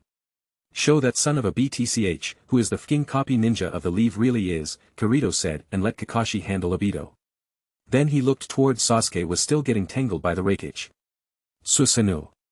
Sasuke shouted and a massive Susanoo appeared out of nowhere. It was still the half version and not the entire Susanoo, but still, it was strong. By the looks alone Kirito could tell that this Susanoo is much stronger. Does Eternal Mangekyo make the Susanoo stronger, besides making the user capable of using its full version? Kirito could not help but ask. He was just about to attack, but suddenly Tsunade made the move. She jumps with extreme speed. Sometimes Kirito even wonders how it is possible with her assets. And then a punch was swung at the Susanoo. Boom. The entire Susanoo was thrown 5 meters back. Reader-san, please tell me, why the FCK I keep getting on this violent woman's bad side. They will steal my spotlight, like this, Kirito said in amusement. So with a grim he also took action. Wind-style Rasen Shuriken, Kirito muttered, and a wildly spinning ball of wind and chakra was thrown towards the Susanoo. Kirito also appears right in front of Tsunade. Took her hand like a gentleman and vanished with her. Just before his attack makes a Chinese noodle out of the Susanoo. So you are finally planning to move, Tsunade asked, glancing at the big ball of wind in front of him. Nah, just thought that I can't let an old woman like you show up to me, you know, Kirito said. This followed a series punch towards him by Tsunade, but Kirito turned out to be a clone. The real Kirito was on the other side of the clone. He knew that Sasuke had survived the attack and came out. I really want to kick his ass, but I want at least Obito to explain why they are here. If not anything, this will kick-start the Shinobi War and other villages will be alert. So he didn't attack Sasuke. On the other side, he also noticed that both Kakashi and Obito stopped their attack. Why are you here? Kirito asked. If no one is asking, then he has to be the one who sets the ball rolling. He asked this question to Obito. Not even giving a second look to Sasuke. But that doesn't mean that he not paying him any attention. And by the action of Obito, who quickly took the center stage to talk, Kirito knew that he too wanted to declare war. Akatsuki wants only one thing, world peace, he said. Kirito just rolled his eyes. Please, come to the point or we can start fighting again, Kirito said. And by the looks of Raikage, he was looking forward to it. Obito too, sensed the situation might go out of hand any time and decided to cut his nonsense short and deliver his message. Honestly, he was not afraid of the Kages or the village, but he had the confidence to fight with them because he had the Biju in his hands. Right now though, he has not brought those Biju. Give us the last 3 Biju. We never wanted a war, but we will if anyone stands in our way, Obito said. I am sure that his dialogues in the anime were better. Maybe this guy is under performance pressure. It's not like he has his cheat anymore, right? Kirito could not but wonder. Chapter 211. I saw her gulping and a smirk came to my face. Chapter 212. Give us the last 3 Biju. We never wanted a war, but we will if anyone stands in our way, Obito said. I am sure that his dialogues in the anime were better. Maybe this guy is under performance pressure. It's not like he has his cheat anymore, right? Kirito couldn't help but wonder. That's all you have to say? Kirito asked, feeling disappointed at the lackluster performance of Obito. Ah yes, Obito said in confusion. He inevitably felt that he was being looked down upon but couldn't understand the reason. Why the Akatsuki is doing this? Tsunade was the first one to speak and ended the awkward silence. For world peace, of course. Unlike what many of you think. We are not some sort of terrorist. We in Akatsuki seek world peace. The kind of peace that everyone had at least dreamed about in their life once. The kind of peace which I dreamed about back then. And this dream is only possible with my Eye of the Moon plan called Infinite Tsukiyomi. Obito slowly but steadily started to explain the cause of the Akatsuki and everyone listened. Kirito on the side finally felt that it was coming together. So why do you need the power of the chakra breast beasts to achieve this peace of yours? Don't tell me that your peace is about crushing anyone who opposes you. How are no different than some terrorists? Kirito was the one to say this and everyone else nodded at this. Raikage on the side thought that he had enough. Lightning suddenly appeared around him and he became a blur, instantly appearing next to Obito, ready to punch him. The speed was commendable, as Kirito himself too didn't have this firm grasp on lightning chakra transformation. But all for none, as Obito stood there with a dominant look, and the moment Raikage was close to him, he initiated his technique. People in Konoha were aware that the masked man was Uchiha Madara and he used the time-space ninjutsu. No one can touch him, as all the attacks will just phase through him, but Kirito had long taken his Mangekyo. Even if he wanted, he couldn't use Kamui. But Kirito knew better. He had seen Obito's eyes, those there were normal eyes. He should have no eyes if logic had anything to say. Unfortunately, Obito now didn't even need the Sharingan as he had something better. Suddenly powerful Rinnegan eyes exerted their power and Raikage was sent flying backwards. Will there be a 5-second cooldown time here? Kirito wanted to know if he could attack Obito now, but that would stop him from declaring the fourth great shinobi war here. The reason he was not directly taking care of Obito and the rest of the Akatsuki here was simple. Madara. I mean the real Madara freaking Uchiha. There is the possibility that he has already come to live, and if that is true then it's much better to let the story develop the way it should and let the villages build a resistance to what was about to come. Why does Kirito think that Madara has already come back? Because Orochimaru, him joining the Akatsuki is the biggest problem out there. Now that I think about it, I shouldn't even focus on Obito in the first place. Kirito pondered and robotically turned his head towards Uncle Snake, who was looking around with amusement but then suddenly had a feeling of dread coming to him. He is the root, skill the snake and others will not be a problem. Kirito's mind like an AI at this time was generating all the positive results behind Uncle Orochi's death. But then suddenly he stopped. He wanted to just kill that problem and be done with it, but considering who this person was, he shook his head.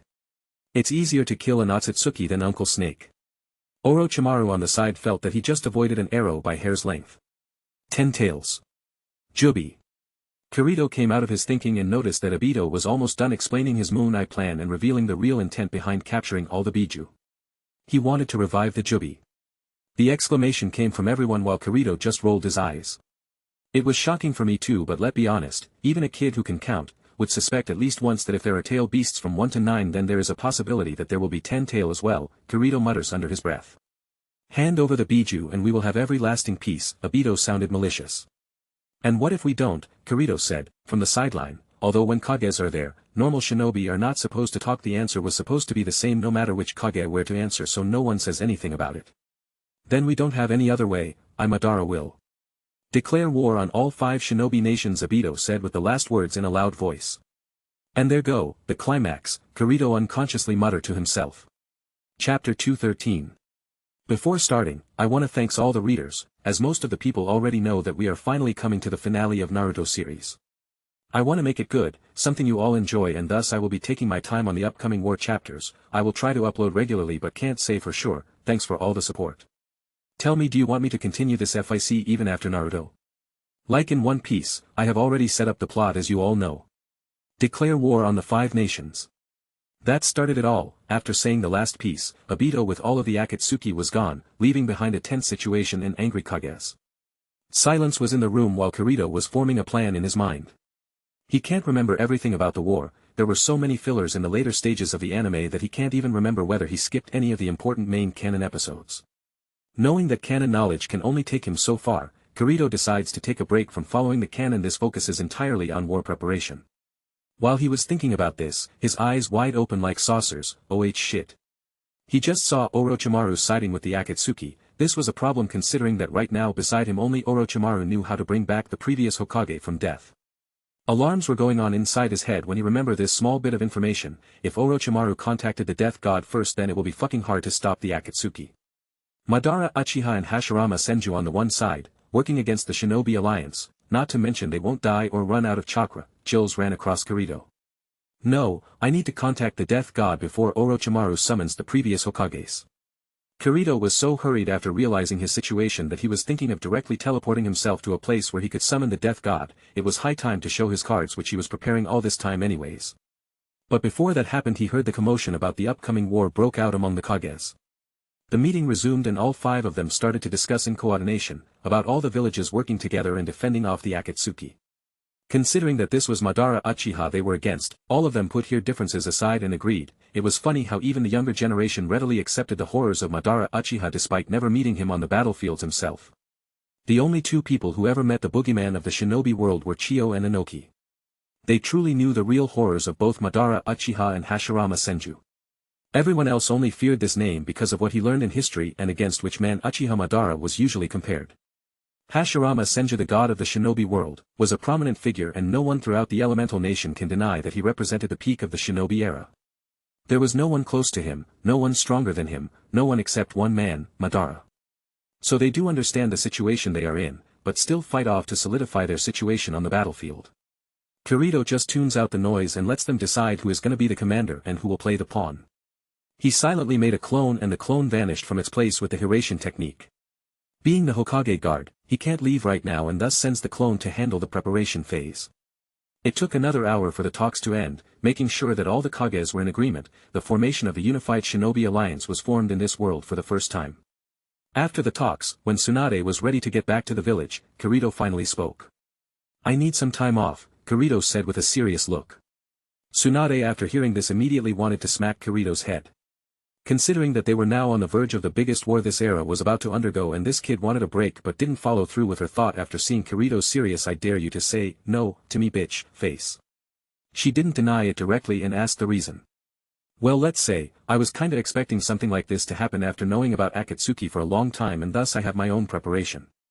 Now just need to bring that help when the time is right, Kirito said with a straight face.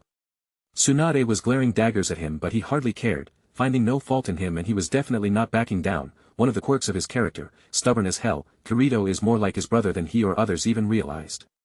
Both brothers are very willful, Tsunade finally sighed. Fine, but I want you back as soon as possible. I want you to go and train Naruto and stay with him. I don't want you or Naruto to be part of this war. Now it was Tsunade who was in a serious phase and talked with all the authority of a Kage. After all, maybe others only consider Naruto a Jinchuriki after his breaking out with 9 tails chakra before, but Tsunade knew better. She knew that Kirito also held half of the 9 tails. So you want me and my brother to hide away while people who we both care about fight for their lives and shed their blood? Let me ask you, what part of Uzumaki's temper and Namake's determination you don't understand? Kirito asked in a nonchalant manner, but his attitude about this was apparent. It's an order, Kirito. Tsunade was not backing down on this.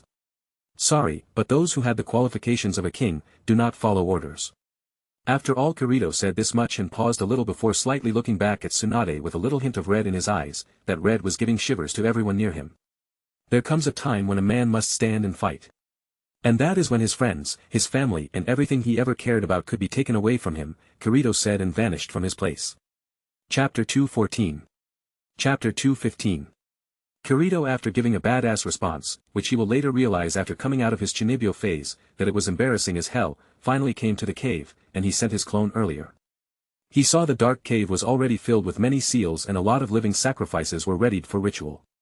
He took his place. Unlike in the canon, he didn't need the Shinigami masked. Thanks to his cheats he could just summon the Shinigami with just a little blood lost and expending 1 year of his life, nothing when it's compared to the entire motherfucking war in front of him. Clone had already bought all the sacrifices and even made them ready to be killed. Kirito took a deep breath and started the hand signs, and with a kunai cut open his palm. Much more blood was required for this than a normal summon contract. Shinigami summon, Kirito said and slammed his plan on the ground, letting the seal be soaked by his blood.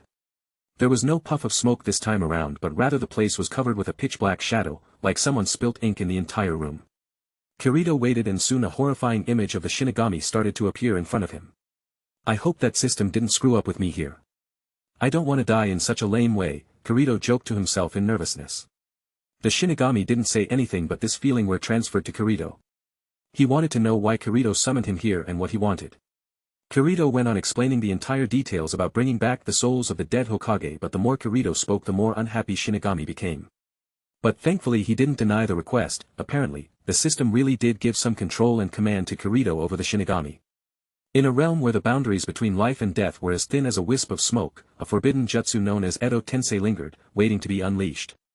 Thank God that Kirito didn't have to cut open his own stomach like Orochimaru did in the anime. The atmosphere crackled with malevolent energy as Kirito performed the intricate hand signs, invoking the ancient and ominous Edo Tensei. The ethereal realm trembled as the Shinigami fulfilled its end of the bargain, releasing the souls of the deceased Hokage from the cold embrace of the afterlife. But of course only in exchange for the sacrifice Kirito prepared for him. The first to emerge was Hashirama Senju, the god of shinobi, his majestic presence casting an awe-inspiring aura. Following him were the stoic Tobirama Senju, and the fiery Hiruzen Sarutobi. Although Kirito really didn't want to summon this old monkey, they needed as much fighting power as possible, and the man he wanted to meet the most, Minato Namikaze, his father and the source of all the power system given to him. As the Edo Tensei's jutsu bound their souls to the mortal plane, the once lifeless bodies of the Hokage now moved with unnatural vigor. Kirito started making hand signs after Shinigami was gone. He never really wanted to control the past Hokage really, that would make him unable to fight himself in the main battle. As he needed to control them all the time, he just wanted to bring them back and give them their conscience to let them fight on their own. It's just that Kirito has the power to control them whenever he wanted, and that's it. He relatively signed in relief as all the souls of the past Hokage came in and he was not late. If it was Orochimaru who did this first, then his side would have suffered a lot. He then slowly started another set of hand side to finally let the other set of sacrifices he prepared to bring the Hokages to life. Soon the life of the captive started to die down and the light in the eyes of the past Hokage came to life. And then suddenly, all of them blinked like suddenly they all woke up from a long dreamlike state, looking around and looking at their own bodies. Hashirama Senju, the first Hokage, blinked in astonishment as he found himself standing once again on the soil of the living realm. His eyes widened, and for a moment, the god of shinobi was rendered speechless. Tobirama Senju, the second Hokage, surveyed his surroundings with a mixture of confusion and curiosity. He arched an eyebrow, processing the reality of his unexpected return. Somewhere he realized what just happened. After all, he is not the creator for nothing, this was his own technique after all. Hiruzen Sarutobi, the third Hokage, furrowed his brow in disbelief, his wise eyes darting around as if trying to comprehend the impossible. A hushed murmur of "what is this?" escaped his lips. Kirito on the side just wanted to order him to shut up but let it slide. He didn't want to make a first bad impression on the past Hokages. Minato Namikaze, the fourth Hokage, blinked rapidly, his sharp senses catching up with the sudden change. The yellow flash couldn't hide the surprise etched across his face. But he was more surprised by the man in front of him. Not a man, he was still young, maybe 16 at best, but the real thing which stunned him was the face of the man. He saw his own face like he was there standing when he was only 15 or 16 years old. Chapter 2:16. Kirito watched in awe as all the past Hokage slowly got their consciousness back and started talking, but he didn't dwell his time on others much, as he was more focused on a man who looked exactly like him. This man was none other than his father, Minato Namikaze. "Minato, you are here too?" Sarutobi Hiruzen looked surprised and looked towards his successor and even his predecessors. "Saru, you are old. What's going on? Are you not the Hokage anymore? When did you die?" Tobirama said while Hashirama was looking at the two similar-looking men on the side. "Who are you?" Hashirama, acting just like how he did in the anime, first asked Minato about his identity. After all, he was dead, and considering that only the past Hokages were there, Hashirama couldn't help but ask. "Oh, I am the fourth Hokage, sir." Minato immediately shifted his eye contact with Kirito. There were unknown emotions in his eyes, but he didn't say anything and responded to Hashirama's question. "Fourth Hokage, huh? Good good, how is the village?" the first Hokage asked, but Tobirama interrupted him and asked. "You also died, so who is the current Hokage now?" Tobirama was now more worried about the village. He looked back at the similar-looking young man to the fourth Hokage and directed the question towards him. Kirito didn't say much. "I will explain everything soon," Kirito said with a normal smile. There was no feeling or intention in that smile, but Minato knew that smile well. He used to give that same smile when shit was about to hit the fan. "Well, this is an unusual reunion. Last time I checked, I was fighting the Nine Tails," Minato said, trying to keep the conversation rolling. Tobirama frowned, not getting the answer soon, but he decided to wait, considering that Kirito hadn't outright controlled them, and even given them full control of their bodies back. He didn't consider Kirito an enemy, at least not yet. "Maybe the first thing we should ask is how come the fourth and man with one hand here looks so alike?" Hashirama asked. Hiruzen on the side signed, he knew what was going on, at least who was standing in front of him. Kirito, what happened to the village after Orochimaru attacked us? Why did you bring us back? Hiruzen asked, trying to use his old "I am Hokage, listen to me" card again. Konoha handled the situation, but we are in much more trouble now. Need help to fight the upcoming war. Kirito didn't dwell on the question much and answered in bullet point format. On the side though, Minato's eyebrows rose, he was trying to figure out which child of his was in front of him, Naruto or Kirito. Now that was clear, not like he couldn't tell after not seeing those whisker-like birthmarks on his face anymore. Hashirama, the first Hokage, looked at Kirito with a raised eyebrow. The word war brought all the bad memories back like a tide. So, young man, care to explain why you brought us back from the afterlife? I was in the middle of a shogi game with the Mito, Hashirama said, and this instantly eased the tension around the room. Kirito now was honestly wondering whether souls can really meet in the afterlife. In the anime we did see that happening, but this world was different and many things which happened in the anime didn't happen here. Kirito decided to talk with his father later and started telling them the entirety of the situation that all the hidden villages and the entire shinobi world were facing.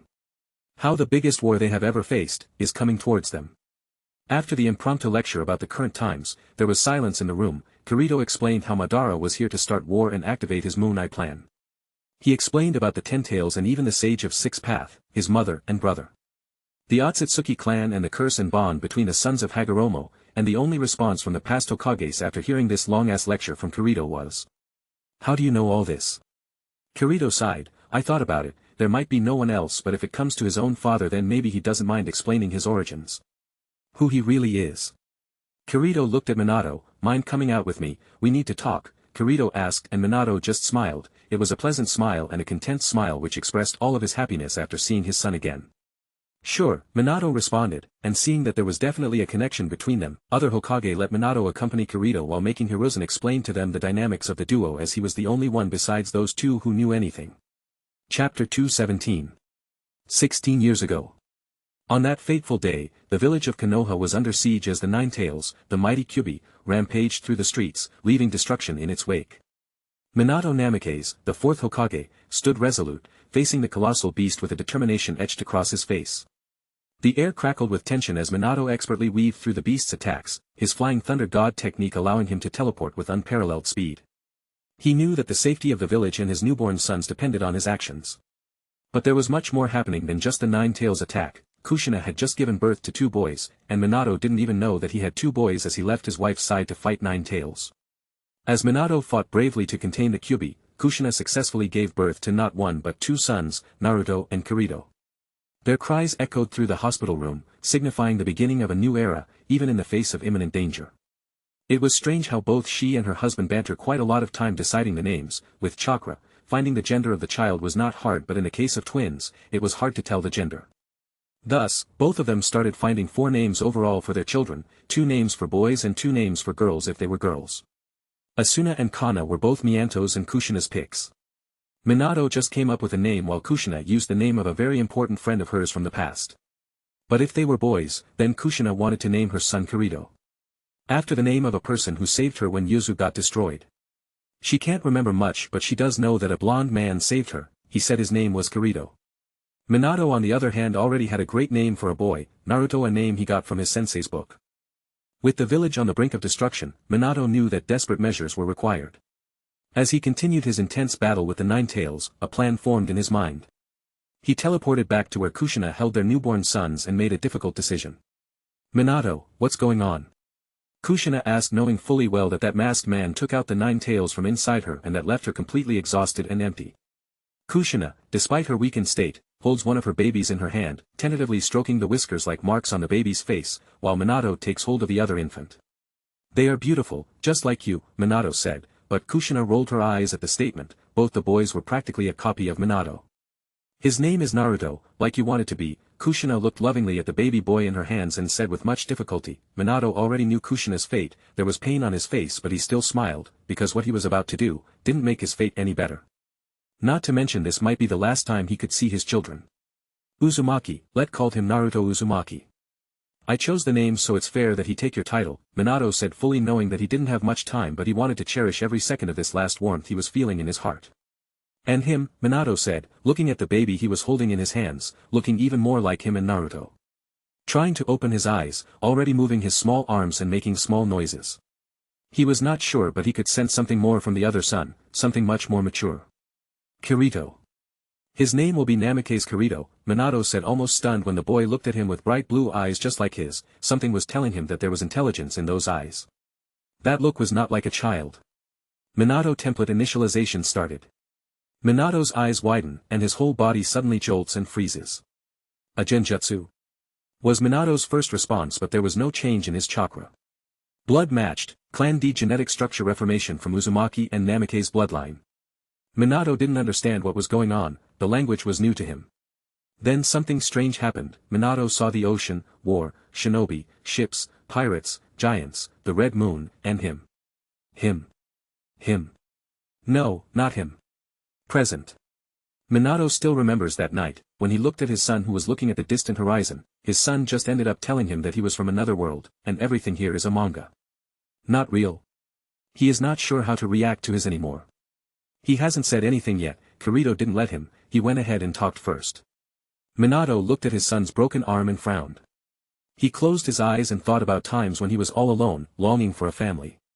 There were no words in his mind which could explain his pain, so he didn't say anything. He just walked up to his son and sat beside him, and both of them stayed there until the other person said anything. Chapter 218. Kirito found himself standing alone with his resurrected father. The air was thick with emotion as father and son faced each other for the first time. Kirito, before even talking to Minato, explains the situation the entire shinobi war was in and also his own identity as an otherworldly traveler. Son Minato, after both of them were quiet for some time, finally said. The word was foreign to Kirito now. He had parents in his previous life but not for long, and here too, he just grew up all alone. Kirito couldn't contain the emotions welling up inside him. He hesitated for a moment before rushing into Minato's arms. The warmth of the embrace was both comforting and surreal. Fuck if the reader calls him gay, he just really wanted to. He can act all sigma all day around, but everyone needs emotional support. It's strange how Kirito never met his father in person before, but after seeing him just once knew that he was weak in front of him and he won't judge. Not like he was acting weak. Longing for parents is not weak, it is humane. Longing for someone you can call your own is a privilege that only a few have in this godforsaken world. Naruto is always there, but he can't be like this in front of Naruto. Kirito always acts like Naruto's emotional pillar and support, like a strong and reliable brother. Only in front of Minato, that he can just let go and relax. He doesn't want anyone to carry his burden, but having someone who he can tell his life to is always a nice thing. I never got a message from you or mom like you left one of Naruto. Give Kirito release. Minato, already feeling shy about acting on his impulses, and changed the conversation immediately. Minato was taken aback a little but then smiled affectionately. We didn't have many chakras left to leave a chakra imprint on you. I am even surprised that you know about it, Minato said, looking at his son. He could feel the power his body had. A Kage's intuition can't go wrong. His son was strong, even strong than him. Minato was sure of it. By the way, how did you bring me back to life? I was in the Shinigami's belly, Minato asked, couldn't comprehend what his son just did. It's almost impossible to take out a soul from that devil's stomach. Well, I couldn't let Naruto have all the fun of having his parents around, could I? Kirito winked. Minato's eyes twinkled with amusement. His son not only looked like him but also had a little bit of his own personality. I guess not. But seriously, I'm proud of the man you've become. We have been watching over you, you know. Minato said, but Kirito was surprised. How did he watch over me? But then he thought about what word Minato used. Maybe he was talking about Kushina. She was free and could spy on the land of the living. I always felt like there was someone looking out for me, Kirito said, but he wasn't talking about Kushina or Minato. He thought about his system and remembered what the system is called. Minato template, intentionally or not, he felt that his father was there. Minato's expression turned more serious. I'm sorry I couldn't be there for you and Naruto. But I want you to know that your mother and I love you both more than anything. Minato sounded sorry and remorseful. Guilt was visible in his eyes, but he didn't look away, and always faced the problem head-on. Kirito could see where he got that attitude from. Kirito nodded, a sense of closure washing over him. I know, Dad. And now, we have a chance to make up for lost time. And soon we can even get back to the village and meet Naruto. Kirito felt a little guilty as Naruto was not here, and he was hoarding all of Minato's time. The father and son spent some quiet moments together, sharing stories and catching up on the years they had missed. Minato listened with pride as Kirito recounted his adventures and accomplishments, and Kirito hung on every word as Minato shared tales from his own past. In that moment, time seemed to stand still as the bond between father and son strengthened. Other Hokage were still taking themselves outside. Sarutobi also took his time explaining what happened after the deaths of the first and second Hokage. Kirito left a clone there to explain the current problem to them in detail and why he bought them back. Alright then, Hokages of the past, what you guys say, wanna see the leaf which you left all that time ago, I grim as all the 4 Hokage got ready to get back to the village. It was finally time to start the war. Chapter 219. Konoha no Sato. The village was buzzing with people, many civilians were doing their everyday work while ninjas were preparing for the upcoming war. Everyone at this time in the village was on high alert as well, the last Akatsuki attack was still in the minds of many. Suddenly a little outside of the village 5 people appeared out of nowhere, it was Kirito and the dead Hokage. Kirito at first thought that he had to teleport all the Hokage here but then realized that his father and Tobirama knew Hiration. Ah, this is looking pretty different than how I remember it. Hashirama was the first one to open his mouth, and even Tobirama was the same. Village under Hiruzen Sarutobi went into many chances than both of them remembered. In fact, Hiruzen Sarutobi was the only Hokage who lived that long. This brings back memories, Minato couldn't help but say. Come on, we better directly go to the Hokage office. I don't think others watching us in the village is such a good idea, Kirito said, and others also nodded. It would be troublesome if the villages and shinobi suddenly saw all the dead Hokage standing together, coming back to live. Hokage office. Tsunade was now working overtime with Shizun. Tsunade groaned after seeing Shizun bringing more paperwork for her. The heartless woman would not even let her drink or gamble after the war was announced. She understands that it's not the luxury that she can afford right now, but still geez. She sighed and looked outside of the village. The entire village was on high alert, and many of the shinobi who went outside to perform the mission after the pain attack to boost the economic situation of the village were called back. Finally, the calm of almost 20 years in the shinobi world was about to break as another war was on the horizon. The only difference was that this time, it was not shinobi against shinobi anymore. This time the stakes here are much higher. This time if they lose, maybe the entire human species might come to an end. She was staring at the village outside when suddenly a blur happened, and in the office were standing many familiar figures. The Umbu hiding in the shadows to protect their Hokage immediately wanted to act, but considering that Kirito usually used this method to come inside the office even after being repeatedly scolded by the Hokage-sama, they didn't directly act. But when they realized just who were standing in front of them, they almost lost their footing. Tsunade and Shizun, also used to Kirito's habit of coming unannounced, didn't react much, but they were baffled the moment they saw 2 Kirito standing there with what can they only say was the dead Hokage of the past. Grandfather, Tsunade was the first to react, and her reaction was almost like Kirito's anticipated. Kirito, what's going on? Shizun came out of the daze even before Tsunade and asked in a baffled tone. Kirito just smirks. 20 minutes later. It took some time to explain to Tsunade why Kirito ended up summoning the dead Hokage and brought them here. She didn't like Kirito playing with the dead, but when she realized that there was a possibility that Orochimaru bring them back if he hasn't done it, and then the Shinobi Alliance had to fight the yellow flash of the leaf. The professor, the creator and the god of the shinobi himself alongside Madara freaking Uchiha. Kirito even heard the sound of gulping from the hidden Umbu. Well then that changes things, but you should have told me this before, Tsunade still angry reprimanded Kirito. Kirito, though being a thick-skinned bastard, just shrugged it off and didn't say that Hokage are not the only one he gonna bring back. He just reincarnated them early because in their cases, he or even Orochimaru might not have needed their bodies. Only DNA with the right sacrifice and a way to bring back their souls from the stomach of a devil would have sufficed. Before you start talking about business, tell me, where is Naruto? He will kill me if he knows that father came back and I didn't let him know, Kirito joked, but at the same time spread his senses to track him. But there was no sign of him, and by the calm but awkward face of Tsunade, he could tell that Naruto was not in the village but at least safe. Yeah, about that, Swanda started. Let me guess, you send him somewhere safe to protect him. Kirito completed the sentence before Tsunade could. Yes, Tsunade said, and Kirito knew what came next. She wanted to send him there too. Yeah, like that will happen. Readers are here for action, not him to play house with his brother in a training camp. Naruto should be with Killer Bee if things went like a cannon. Don't bother, I ain't going, and no order can chance that. If you want to send me there, then make me. Kirito said, and a little Haki was already on his voice. Hashirama, Tobirama, Hiruzen and even Minato, who were silent up to this point, were a little stunned. They knew that Kirito was the Jinchuriki of Nine-Tail, and it was only natural that he was strong, but this extremely suppressing feeling and pressure they felt for just a second was not like a Jinchuriki. They were the Hokage, they knew how that felt.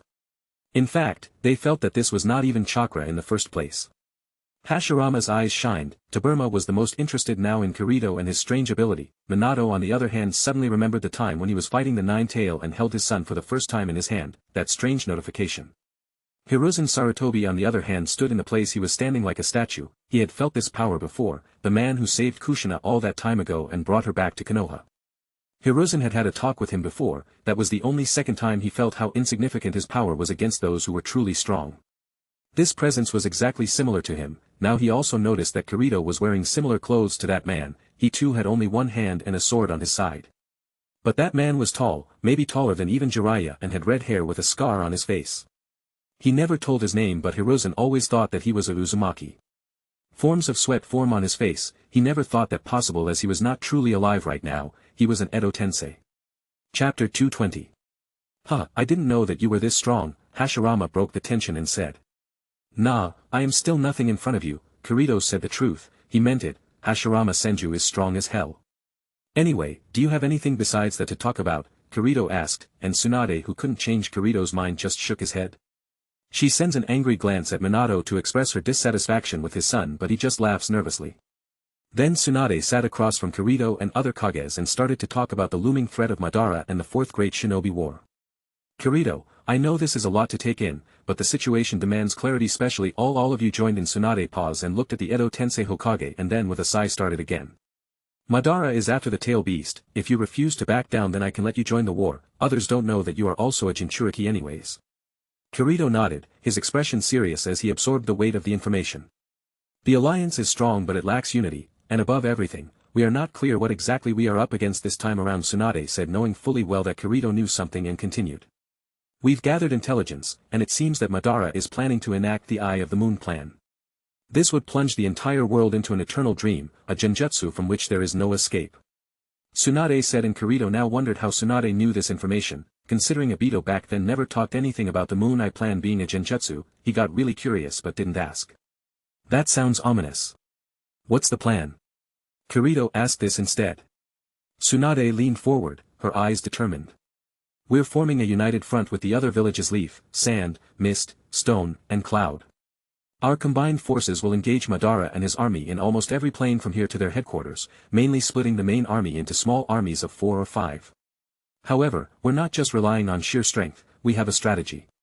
You would have known this if you didn't leave the meeting with little to no prior notice and those cheesy lines. Tsunade sends a glare at Kirito, who, him being the thick skin he is, just brushes it off. On the side, Tobirama, Minato, Hashirama, and Hiruzen listen attentively as their knowledge is only limited to what Kirito told them, and he doesn't say anything about his knowledge of the canon but just what was happening. Only Minato knew about him being a reincarnation. Minato still couldn't believe reincarnation. It was very hard to believe, but he believed his son, not to mention, that suddenly notification when he held Kirito for the first time, was also there. He remembered seeing sea and pirate in his vision and now was wondering where Kirito was a pirate in his previous life. Tsunade unfolded a map, revealing a detailed plan of action. The main battlefield is divided into 5 different locations and multiple units under unit commander will be sent there. Major powers will not be deployed until Madara comes forward on his own, not to mention, now that you said that Orochimaru can summon dead back, we might need to take care of them as well. We'll coordinate attacks, using diversion tactics, to keep his forces scattered. Our intel suggests that Madara has resurrected several powerful ninjas from the past. Tsunade said, in fact, she already knew that the dead were coming back, but what she didn't know was why and who was doing it, but thanks to Kirito now she knew. Against the dead, I can only consider ourselves fortunate that we have more help now, Tsunade said towards the dead Hokages. Now you all are a crucial part of our strategy. Minato, grandfather, granduncle, and sensei, please fight alongside us. We've also formed special units, each led by a renowned ninja, to counter specific threats, Tsunade said. No, let the zombie army to me, I will deploy them where they are most needed, and I know what I am doing, so don't worry. Also, add a sealing team. We can't kill the Edo Tensei, the only way to stop them is to seal them up, Kirito added, and Tobirama, who was about to say the same, also nodded. She nodded and pointed to different locations on the map, explaining the deployment of forces and the role of each village. Communication is key. We'll use modern technology and mind jutsu to coordinate attacks and share intel instantly, not to mention, we have Yamanaka and there are very special means to observe what's happening in the battle. The villages must work as one, pooling our resources and abilities. For the first time, a war has transcended the borders of our shinobi villages. Tsunade said and sighed. For Hashirama this sounds quite close to what he always wanted to achieve, while other Kages just couldn't believe that really a time would come when the 5 big villages would work together. After digesting all the info, Kirito finally said. It's a lot to take in, but I'm ready to do whatever it takes, just let me out and do my thing. I am best when I am in control of my movement. There was also the fact that someone had to stop Orochimaru, only that way can the Edo Tensei be stopped. I agree, and I believe that not only about you, and thus I want you to command the war in the center. Tsunade bruised Kirito's bubble of going after Orochimaru. Shit, Kirito couldn't help but mutter under his breath. Chapter 221. Naruto was sent to Konoha even faster than he arrived in the Land of Iron after the Akatsuki attack when the 5K summit happened. He didn't want to, but unlike his brother, who can say a cool line before vanishing before the fist of righteous fury from their dear Hokage fell on him. Kirito is lucky in this regard, Naruto mutters to himself, if only he knew that Kirito himself needed powerful Haki sometimes to make things work out for him. What I am doing here? Naruto complained. He knew that he was here, living on the back of the giant turtle the size of an island, to control his nine-tailed chakra and master that power, but still. It's strange how his brother also has the same powers as him, but he was never forced to come. Well, he hardly uses Nine Tails powers. Who I am trying to kid here, Kirito is much stronger than me, don't know whether he can use Nine-Tailed Chakra or not, but he hardly needs it, Naruto mutters to himself and suddenly remembers his brother's broken arm. There was guilt and pain inside him about that. He didn't fight alongside him, he should have, he wasted too much time on Sasuke, but he should have been there, fighting alongside Kirito. And then he remembered why he agreed to come here in the first place. It was power, it was so that he could get stronger, so that he could save his brother, his friends and everyone else. And with that, he stood up and once again entered the room to train with Eight-Tail Killer Bee. Apparently, just like in the anime, Killer Bee was not killed, in the canon he was attacked by Sasuke, and here he was attacked by Itachi. Kirito could have believed that Sasuke could make a mistake but not Itachi, most likely that Itachi let Killer Bee go. Unlike the canon, there was no Kisame to find out the location of the Turtle Island this time around, and thus there was no attack from any Akatsuki members either, not like Obito or Madara had any spawns to spare anyway. Almost all the members of the Akatsuki were dead and even their bodies were collected by Kirito. In Akatsuki hideout. Two people were walking side by side, one was wearing an orange mask while the other had facial features like a snake. Both of them were wearing a black long coat with red clouds printed on them. I hope that you have everything ready by now, Orochimaru. I will not say this again, stop wasting my time or I will kill you, Obito said with zero expression on his face. Kukuku, you can be assured that you will not be disappointed, Orochimaru said while still walking alongside Obito. As they both entered into a clearing they both saw a lake or pond inside the cave. It was man-made and looked quite beautiful, but none of them cared about it, as they looked past the lake at the foot of the giant tree. It's unbelievable, how did you manage this, Orochimaru said in his normal snaky way again. It was not easy, took an awfully large amount of chakra from the ghetto statue, Obito said, and then looked at Orochimaru as if telling him to stop wasting his time and get to work. Orochimaru also understood and then started making hand signs. With a few hand signs the ground started to shake and many coffins suddenly grew from the ground. As I promised, I will increase the power of Akatsuki, Orochimaru said while all the coffins started to open up one by one. The former Jinchurikis. 1 tail Gaara of the Sand. 2 tails Yujito. 3 tail Yagura Karatachi. 4 tail Rashi. 5 tail Han. 6 tail Utakata. 7 tails Fu. We have 7 out of 9 Jinchuriki here. The former members of 7 Swordsmen of the Mist. Jinin Akabino. Jinpachi Munashi. Amuri Ringo. Kushimaru Kuriere. Fuguki Suikazen. Shame that we couldn't get the last 2. Then we also have the former Kages. 4th Kazekage, Raza. 3rd Raikage, A. 2nd Mizukage, Genjetsu. 2nd Tsuchikage, Mu. Again shame how I couldn't get a Hokage for my collection. And not only that, we have many more renowned shinobi from all the major and minor villages. Orochimaru said with a smile, but he was not done, as one more coffin appeared beside the previous hundreds of them. Obito saw the person coming out of this coffin and his face almost looked horrid. Where did you get this? Obito asked. The Land of Winds.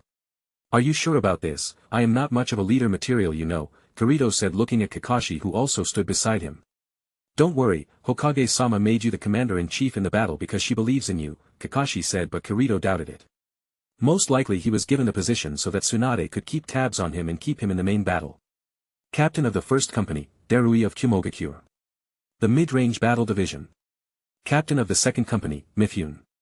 The Short-Range Battle Division. Captain of the 3rd Company, Kakashi Hatake. The Support Division. And the Captain of the 4th Company and the Commander-in-Chief of the Shinobi Alliance, Kirito Namikaze. The fucking frontal assault. Well, that sure is overwhelming, Kirito said as he looked at the thousands and thousands of shinobi standing in front of Kirito. Are you nervous? Kakashi asked with still his lazy eyes looking at the magnificent view in front of him. An alliance between all shinobis. A dream came true. Nervous? No, not at all. It's just nostalgic, Kirito said looking at the roaring shinobis. Nostalgia? Kakashi asked in confusion. He didn't hear what Kirito was hearing. Departure to the front line, yes, this scene just brings back that from my memories. Reminds me why I like shonen so much. Kirito had a smile on his face. Chapter 22. Kirito looked at the massive army of shinobi in front of him and took a deep breath before opening his mouth. He knew that repeating what Gaara did in the anime wouldn't work. He didn't have a strong position as a Kage, should have, not to mention, the only thing going on for him was his power, which even the other Kages has to agree after what he saw in the 5 Kage summit. That was the only reason he got this position in the first place, and now he had to make his worth known to his troops, otherwise they would not listen to him when the times demanded. So he started with what led him to this floor in the first place. It was power. With a sudden surge of power, the atmosphere around him changed. But before completely releasing his domineering Haki Conqueror's Haki, he first shaped it, trying to content it only so that it doesn't go on a rampage, not to mention he also holds back to just give the right amount of oppression and nothing more. The shinobi from all different villages stood together, but there was hardly any harmony. There were small quarrels breaking out among them. It's just unrealistic for their leaders to suddenly ask them to work together after years and years of bad blood between them. No matter how heart-touching Gaara's speech was, it can only reach a person who has never seen the horrors of war and has never lost a loved one.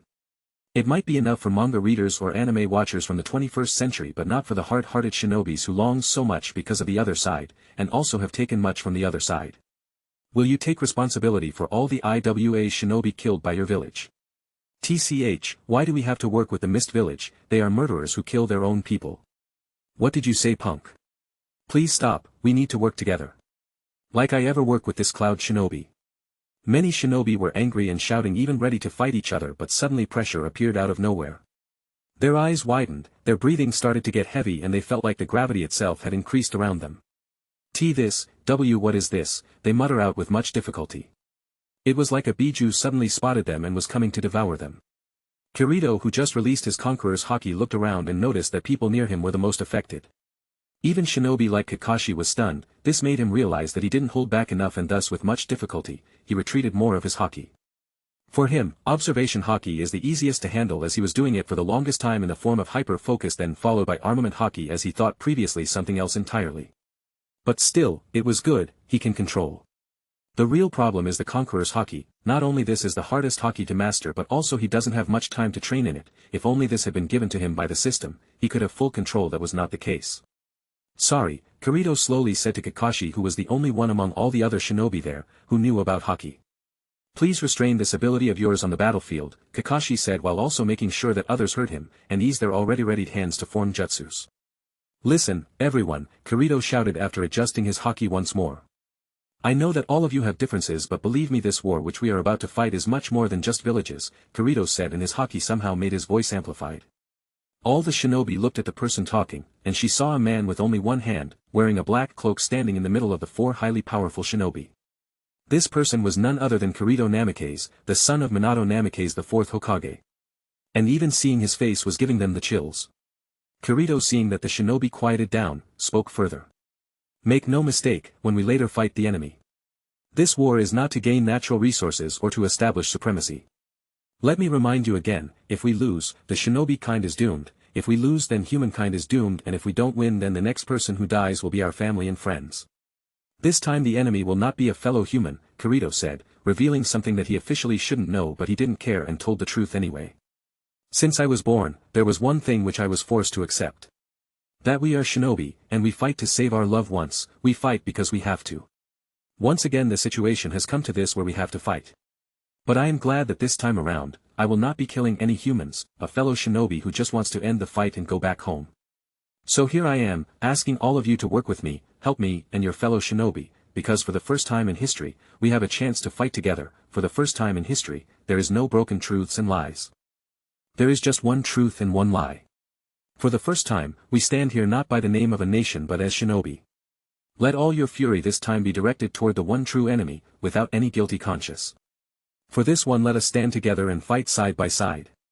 Kirito said, Honestly, he wasn't even planning to give a prep talk, but something after remembering the music departure to the front line changed inside him, and thus for the first time he opened his heart and said what he truly felt.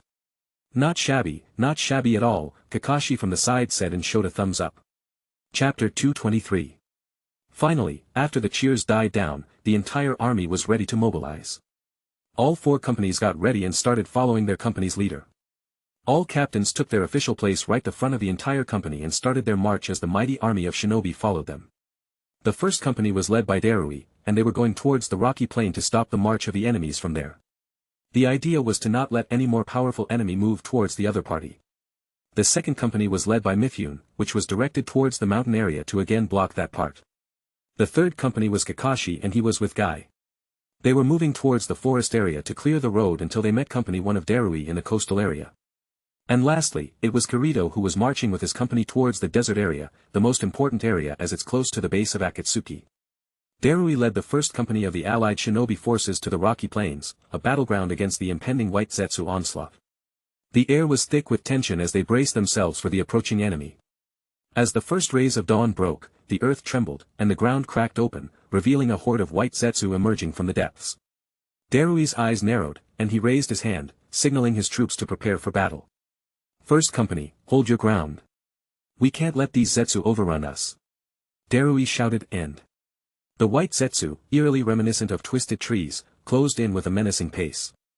Darui, a master of the lightning release, weaved through the battlefield, leaving trails of afterimages.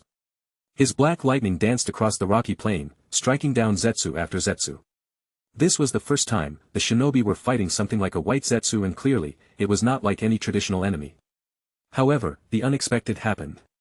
From the shadows of the rocky terrain, Edo Tensei began to emerge, a fallen ninja from different eras, reanimated to fight once more. The first company faced a new challenge as the battlefield became a clash between the living and the dead. This was a twist, as although they were told that Orochimaru would be using the Edo Tensei technique against them, it was still hard to fight someone dear to them who they lost long ago. Darui, undeterred, faced the Edo Tensei with his signature black lightning-infused kenjutsu. He parried the strikes of legendary warriors from the past, each clash echoing through the rocky expanse. His first company, though initially taken aback, followed Darui's lead. They fought valiantly against the Edo Tensei, their resolve unwavering. Darui's strategic brilliance shone as he coordinated his forces to counter the unrelenting waves of adversaries. Although quite more in numbers, White Zetsu did not have as skills as the battle-hardened shinobi. But while they lack in the pure power or skills, they fill that gap with their regenerative powers and the fact that they can imitate any shinobi on the battlefield. Amidst the chaos, Darui's Ranton Storm release, jutsu illuminated the battlefield. Arcs of powerful lightning surged through the air, cutting through both Zetsu and Edo Tensei alike. The rocky plain became a spectacle of elemental clashes and intense combat. Darui's voice cut through the tumultuous battlefield. Their objective was to completely cross the rocky plain and then move towards the coastal line as soon as possible. Mifune was the leader of the samurai and a stoic and seasoned captain of the 2nd Division, led his elite company to the mountainous terrain, a critical location in the impending clash against the formidable enemy forces. The towering peaks presented a strategic advantage, and Mifune intended to nullify it by securing the high ground for the allied shinobi forces. Although the mountain range was nowhere close to the main hideout of the enemy, it was an important key position which the shinobi alliance had to defend. As the 2nd Division ascended the rugged slopes, Mifune's piercing gaze surveyed the surroundings. The wind whispered through the mountainous crags, carrying a sense of anticipation. His company, a well-disciplined group of skilled warriors, followed his lead with unwavering determination. The rocky terrain echoed with the unsheathing of swords and the clinking of armor as Mifune's company assumed their positions. Their eyes remained fixed on the ascent, vigilant for any signs of approaching adversaries. The enemy, well aware of the strategic significance of the mountainous region, soon emerged from the shadows. Mifune's analytical mind quickly assessed the situation, and he signaled his company to hold its ground. Maintain formation. We won't allow them to claim this vantage point, he said with much determination. The clash began as the enemy forces attempted to scale the mountainside. Mifune's katana flashed with precision, cutting through the opposition. His leadership inspired the 2nd Division, and they fought with a synchronized grace, repelling the enemy's advance. Mifune's strategic brilliance unfolded as he directed his forces to exploit the natural choke points of the rocky ascent. His company utilized the terrain to their advantage, turning the mountainous battlefield into a fortress that thwarted the enemy's attempts at a coordinated assault. As the battle intensified, Mifune's unwavering resolve and tactical acumen resonated with his soldiers. The mountain echoed with the clash of steel, the shouts of warriors, and the rhythmic footfalls of the second division holding their ground.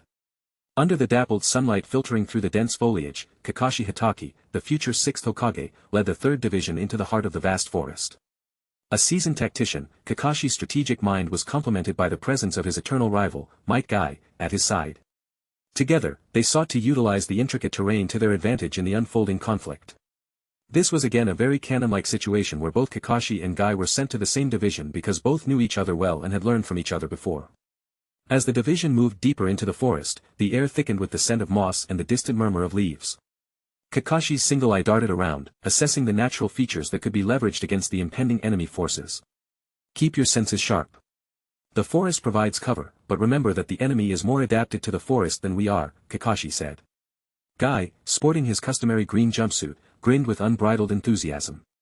Fear not, Kakashi my friend. With the power of youth and your strategic brilliance, victory is assured. Guy added from his side. Kakashi smirked, appreciating Guy's unwavering optimism even in the face of battle. Although he never showed up to others, he cherished this friendship of theirs. The 3rd Division navigated through the labyrinthine network of trees and underbrush, maintaining a formation that spoke to Kakashi's tactical prowess. Guy, ever the energetic warrior, encouraged his comrades with uplifting words and a contagious spirit. As they progressed deeper into the forest, the enemy forces revealed themselves, masked figures moving stealthily among the trees. Kakashi's Sharingan whirred to life, and he signaled his division to prepare for engagement. Chapter 224. The thunder rumbled ominously as Darui and his elite company faced the formidable duo of the Gold and Silver brothers Kinkaku and Ginkaku. The air was charged with tension as the battlefield crackled with impending conflict. Darui, wielding his versatile Ranton Storm Release, Jutsu, stood at the forefront, flanked by the skilled Samui. The Gold and Silver brothers, bearing the legendary treasured tools of the Sage of the Six Paths, advanced with malevolent grins. He had to take them considering the other shinobi were not a match for the brothers. Samui, be on guard. These two are more dangerous than they seem. And don't riposte to them, Darui said. Samui nodded, unsheathing her twin blades, infused with the power of lightning. I've heard stories about their prowess. We can't afford to underestimate them. Samui responded. The brothers, empowered by the tools that granted them incredible abilities, lunged forward with unparalleled speed. Darui and Samui moved in unison, their movements synchronized to counter the onslaught. Darui's black lightning clashed with Kinkaku's brute strength, while Samui gracefully evaded Ginkaku's attacks. The battle unfolded in a blur of elemental clashes and swift maneuvers. Darui's Ranton surged, creating arcs of powerful lightning that danced through the battlefield. Samui's blades cut through the air with precision, leaving trails of sparking energy. Kinkaku, the Gold Brother, unleashed his menacing chakra, transforming into a colossal, golden-skinned form. Darui gritted his teeth, recognizing the threat posed by this formidable transformation. This chakra, it's similar to Lord B. Darui muttered under his breath. Samui responded with a swift nod, deflecting Ginkaku's strikes as Darui prepared a decisive counterattack. Channeling the power of his Black Panther, a manifestation of his storm release, Darui unleashed a torrent of black lightning. The battlefield erupted with intensity as Darui's technique clashed with Kinkaku's colossal form. The very air crackled with the clash of opposing forces. Samui, showcasing her agility, moved with unparalleled grace, countering Ginkaku's relentless assault. In a moment of synergy, Darui and Samui synchronized their attacks. Darui's black lightning enveloped Kinkaku, exploiting a vulnerability in his colossal form. Samui, seizing the opportunity, unleashed a barrage of lightning-infused slashes, striking with precision. And they were not the only ones fighting a tough battle. In the heart of the battlefield, Mifune, the masterful samurai and captain of the 2nd Division, found himself facing an unexpected adversary, Hanzo of the Salamander, resurrected through the dark art of Edo Tensei. The air crackled with tension as the two skilled warriors locked eyes, memories of their past encounter resurfacing. Mifune, with his katana at the ready, surveyed the battlefield, ensuring the safety of his second company. Hanzo, adorned in the tattered remnants of his former attire, emanated an eerie presence as he prepared for the clash. Hanzo, even after death, you are creating issues for others. You once spared me, but I don't have the luxury to do the same today. Here to you, Mifune said. Hanzo, his eyes devoid of emotion, merely grinned. The infamous salamander was ready to engage in a battle that echoed the history they shared. The clash began with the swift draw of Mifune's katana, its gleaming blade reflecting the grim determination etched across his face. Hanzo, a master of poisons and swift strikes, moved with otherworldly agility, evading Mifune's initial onslaught. Mifyun's second company watched with bated breath as the two legendary figures clashed in a dance of steel. The echoes of clashing blades reverberated through the battlefield, the clash of philosophies and the weight of history embedded in each strike. Mifyun, you always did have a flair for the dramatic. How amusing to cross blades once more. Hanzo said with a laugh. Mifyun's response was a silent dedication to his duty. With each swing of his katana, he aimed to protect his comrades and ensure the safety of the alliance. Hanzo, fueled by the relentless nature of Edo Tensei, countered with deadly precision. The battlefield became a canvas of martial prowess, with Mifyun's disciplined kenjutsu against Hanzo's unpredictable strikes. The second company watched as their captain held his ground, determined to prove that the indomitable spirit of the living could overcome even the resurrected. As the battle reached its zenith, Mifyun unleashed his signature technique, the Iato, a swift draw and sheath of his katana. The blade danced through the air, leaving arcs of energy in its wake. Hanzo, caught off guard by the sheer speed and precision, found himself unable to evade. Kakashi and Guy with their third company also found troublesome opponents. Under the moonlit sky, the third company led by Kakashi and Guy faced an ominous alliance of the seven swordsmen of the mist, and all of them were Edo Tensei. The air was thick with anticipation as the shinobi prepared for a clash of legendary proportions. Kakashi didn't have his Sharingan anymore, so before the war started, Kirito offered one of the Sharingan he collected to him. It was hard to explain, but he took it nonetheless, exuding the vigor of youth, stood side by side, each ready to face their formidable opponents. The seven swordsmen, well, five exactly, consider that Kisame and Zabuza aren't there, known for their deadly blades and merciless combat skills, loomed ominously before them. As the battle commenced, Kakashi and Guy moved in perfect synchronization, a dance of strategy and sheer physical prowess. The third company, inspired by their leaders, launched a coordinated assault against the five swordsmen. Kakashi faced the swift and elusive Jinin Akabino, known for his unparalleled speed. The clash of their techniques sent shockwaves through the battlefield. Kakashi's lightning-fast hand seals and precise strikes were met with Jinin's acrobatic maneuvers, creating a dazzling display of taijutsu mastery. Meanwhile, Guy, ever the exponent of the Eight Gates, faced the colossal Raiga Kurasuki. Guy unleashed the power of the Morning Peacock, sending waves of fiery punches at Raiga, who countered with his dual sword technique. The clash of their titanic forces shook the very ground beneath them. Suigetsu, ordered by Sasuke, also came, armed with a copy of the Executioner's Blade, and faced the third company's onslaught.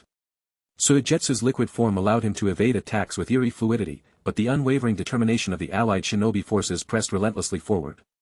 Chojuro, the wielder of the Hiramakerii, engaged in a fierce water jutsu battle with the company's water users, creating torrents of churning waves that engulfed the battlefield.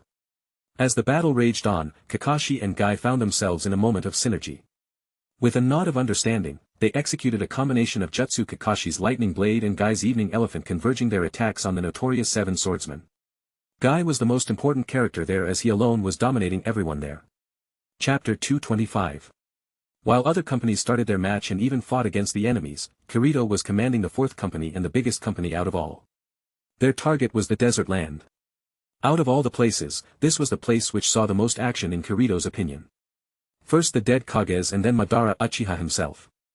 So Kirito was excited. If not anything, he just threw all the administrative work to Temari and only did the commanding, strategy and fighting. As the army moved forward, soon they were attacked by White Zetsu, which came from underground. Now maybe in any other place this strategy would have worked, but not here, when all thanks to the presence of Kirito. He spoiled the surprise that White Zetsu had planned for the 4th division and then let the other shinobi handle them. He didn't want to waste his energy on those low-level enemies. He most likely had to take on the Kages, Madara, Obito and Sasuke too. And God forbid that last curveball that Kishimoto threw at the end of the series also came. Fighting a freaking goddess was not something he wanted to do anytime soon. While moving forward, Kirito finally senses a powerful chakra signature. No, there were 5 chakra signatures and one of them was pretty familiar to him. Third Raikage, Kirito almost cursed out. He had still bad blood with that man, who killed his teacher. But he also noticed that there was another familiar chakra among them. It was Gaara. So Gaara is dead, and this bastard even revived him with Edo Tensei, he muttered under his breath. Then he looked around, finding any capable shinobi who could go against a Kage by himself, but there was none. It was quantity over quality for him, well, not like he didn't have trump cards of his own. Both Gaara and Rosa are in their natural element, he has to take out them first before anything else. Kirito had no doubt that Orochimaru's control over the Edo Tensei would be better than what Kabuto was able to achieve in the canon. Halt, there are enemies coming. Prepare the traps, Kirito said to Temari. He already explained what kind of enemies they might face and of course, prepared for it. A little away from the marching army, 5 figures suddenly appear out of a coffin. At first, their bodies were lifeless, but then suddenly their eyes opened, although still pretty lifeless. They were the past Kages of 4 different villages. Gaara and Rosa, the 4th and 5th Kazekage. Mo, the 2nd Tsuchikage. Genjutsu, the 2nd Mizukage. 3rd Raikage. As their eyes opened, he saw the sand-filled area around them and frowned. Genjutsu and Mo immediately recognized themselves. Raikage though was from a much younger generation than them, and the same was the case with Rosa and especially Gaara. Gaara and Rosa looked at each other with complicated expressions on their faces, like wanted to say something but couldn't. But they didn't have the time for leisure chit-chat, as unlike in the canon, Orochimaru made them move towards the marching army. Kirito soon was able to see the 5 deceased Kages coming towards them. He instantly entered into sage mode. No playing around this time, this is war, one mistake and someone dies. Kirito tried to sense his marker on Gaara, but it wasn't there. Fair enough. Not like he didn't prepare beforehand. Kirito, Gaara said from his side, as Kirito was standing in front of everyone while he also noticed Temari. We are not in our control. Make sure that you dodge this attack, Gaara shouted as both he and Rosa started to make hand signs. Soon a combination attack of sand and gold dust arose from the desert and rushed towards the 4th division. Kirito didn't do anything, as 3 clones and other member of the sealing division were ready according to Kirito's plan, as they appeared in front of him and inhaled an ungodly amount of air in their lungs. Wind style, great wind hurricane, all the clones said while they were in sage mode. The other shinobi were also not behind, especially those wind-style shinobi, as they released their jutsu as well. With a boom, a mighty gush of wind forming a hurricane blocks the upcoming sand and gold dust wave and even pushes it back, making it disperse and sending the majority of the sand backwards. Blinding the Kages. Kirito anticipated right, that the Kages started by using Gaara and Rosa's powers. Now he effectively blinded 4 out of 5 Kages for a few seconds. The last one was Mu, who was flying high. Kirito didn't let this chance go to waste and vanish from his place. He already had one teleportation seal hidden where the Kages would have come. Taking out his sword and covering it with Haki. He immediately went for Gaara and Rosa. Why them? Well, Mu is hovering up in the air, Raikage might survive the attack, sturdy bastard he is. Genjutsu might be an illusion. He remembered that this guy, although pretty funny and cool, was still a Kage and a master illusionist in that. Fun fact, Edo Tensei don't like Haki. They can't regenerate after being hit by Haki, just like it was with the truth-seeking orbs. So all Kirito have to do is to make sure to gut them good. So that their all movements were blocked. Uzumaki style, one sword float time 5, Kirito said, and in a fraction of a second he appeared near both Gaara and Rosa and delivered multiple strikes, making them unable to move, and then with the same movement, before the raging Raikage got him, took both Kazekage back to the army. Here, seal them up, throwing the bodies of the 2 former Kazekages, he said. There were some emotional moments with Gaara, Temari and Rosa, but he completely avoided it and looked only at the 3 remaining Kages. The worst part about Edo Tensei when you are controlling them manually is that there is resistance, and thus no matter how powerful a shinobi you have summoned, will not perform like he would have in his heyday. Example where in front of all to see. TCH, he took down 2 before even the fight started, Orochimaru from a distance said with fury in his tone. Chapter 226. Kirito, after taking care of 2 out of 5 Kages, like it was nothing, shifted his focus on the remaining 3. Raikage, Mizukage and Tsuchikage. He knows that neither of them can do much damage to him, but the real problem is the army behind him. Thinking this, he had to first take out the Kage that would do the largest amount of large-scale damage. There is only one person here who can do that. He raised his eyes and saw the flying mummy, who was already forming a white halo-like attack. It was atomic dismantling jutsu of the Tsuchikage. Temari, help my clones to hold back the 2 on the ground. I will go after the one flying first, Kirito said, and after forming 2 more clones or support and launching himself upward towards the mummy, he went after Mu, the 2nd Tsuchikage. Raikage, after getting back his vision, immediately charges for the army. Fucking monster, not even seeing that there is an entire army in front of him. One of Kirito's clones started rushing to the Raikage. He had already done it once, and considering that it doesn't require much power to handle Raikage if we know his secret. The clone was confident. Other clones sat down and was busy pointing out the real body of Mizukage. Kirito, after taking out his sword, sent a powerful sword slash towards Mu, which collided with his jutsu. He saw his sword attack do nothing to the white beam of light, breaking in front of him, and then the enemy attack coming right at him. Wonder why Inoki is not coming this time around. I mean, come you help out Gaara in the anime, why not me? I am pretty sure I don't have any bad blood with the old man. Hell, I didn't even try my luck with his granddaughter. Kirito complained under his breath. Kirito though wasn't gonna play the game according to Mu. He put his sword in front of him and suddenly markings started to appear. Those markings were seals that Kirito was able to manifest in the air, and then just like how Minato did in the anime, the attack from Tsuchikage was transported away the moment the dust release attack connected with it. And the next moment, Kirito disappeared from his position. On the other side, clone Kirito was fighting with Raikage. He did not plan to waste much time, but this Raikage was not using his thunder spear right now. So he had to push the Raikage until he did so. But he was able to after none of Raikage's normal attacks connected. Thanks to past experience, Kirito was already used to the third Raikage fighting style. Clone almost smiled when Raikage extended his hand and pointed at Kirito. A Rasengan was already building in his hand. Both then rushed towards each other and then, well, everything was just like the cannon. Being a sealing master himself, Kirito's clone didn't need anyone to seal the withering Raikage. By this time, the other clone was able to find the real body of Genjutsu. They didn't hand Gaara's sand, but they had wind jutsu. Thanks to that they were able to replicate what Gaara did in the anime and find the real Mizukage. I can't believe it, he took down 3 of the 5 past Hokage already, one of the shinobi said with widened eyes with pure amazement in his eyes and horror in his voice. He was actually very happy that Kirito Namikaze was not an enemy they were facing. Even people who knew Kirito a little bit like Termari were surprised. He seals my lord third with such ease, this man said a certain one-eye shinobi from the cloud. While they were talking, the real Kirito was fighting with Mu. He was having some problems here considering that he couldn't fly. I have to say, after my death. Leaf sure have another monster, Mu said as he saw the underlying power of Kirito. Kirito made an ugly face. He had a method to handle this flying mummy, but that was using Haki, and he didn't want to do that so early in the battle. Unlike Chakra, using Haki makes him mentally exhausted, which he can't have now. Not to mention, Chakra is not an issue considering the recent update in his template. Minato template 86%. He long has gotten access to KCM. After thinking about it, he was about to enter the KCM early, but then he sensed a familiar churka coming. So the old man really came, huh? Kirito muttered under his breath and looked back, seeing an old man flying towards him. Namikaze brat, leave Lord Mu to me, Anoki said with determination. Kirito would love to, but honestly, he didn't want to. Beating 3 Kages just gave him 6% update in his template. He is sure that he can achieve up to 90% completion if he takes down the other 2 Kages as well. Okay, I will handle the Mizukage and come back, please hang in there, Kirito said, not even believing that Anoki could handle Mu in a few minutes. Finding Genjutsu's real body was the easy part, the harder part was sealing him. Steaming Danger Tyranny Clone was a pretty unique technique which Kirito remembered because he liked the technique personally. He didn't plan to let Genjutsu use that technique and end this fight with 2 moves.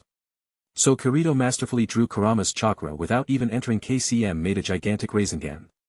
Massive Rasengan, Kirito shouted, dropping down from height to increase his momentum, breaking the shell of the damned summon of the Mizukage. Kirito's eyes instantly locked on Genjutsu and got ready. Let's end this guy before he causes more trouble. First form, Shaving Flash, Kirito said with a smile, combining the power of his hyper-speed, shaving and a certain breathing style which Kashin taught him, but he didn't give much attention to him back then. He was sure but naive back then. With Haki on his sword, he easily takes out Genjutsu. And then he looked at his template. Minato template 88%. Yup, knew it, just needs to seal Tsuchikage now and we are done, Kirito smiled and turned back. Chapter 227. Naruto didn't know what was going on outside. If he knew, then he would have joined the war, and he would have been there at the side of his brother fighting together.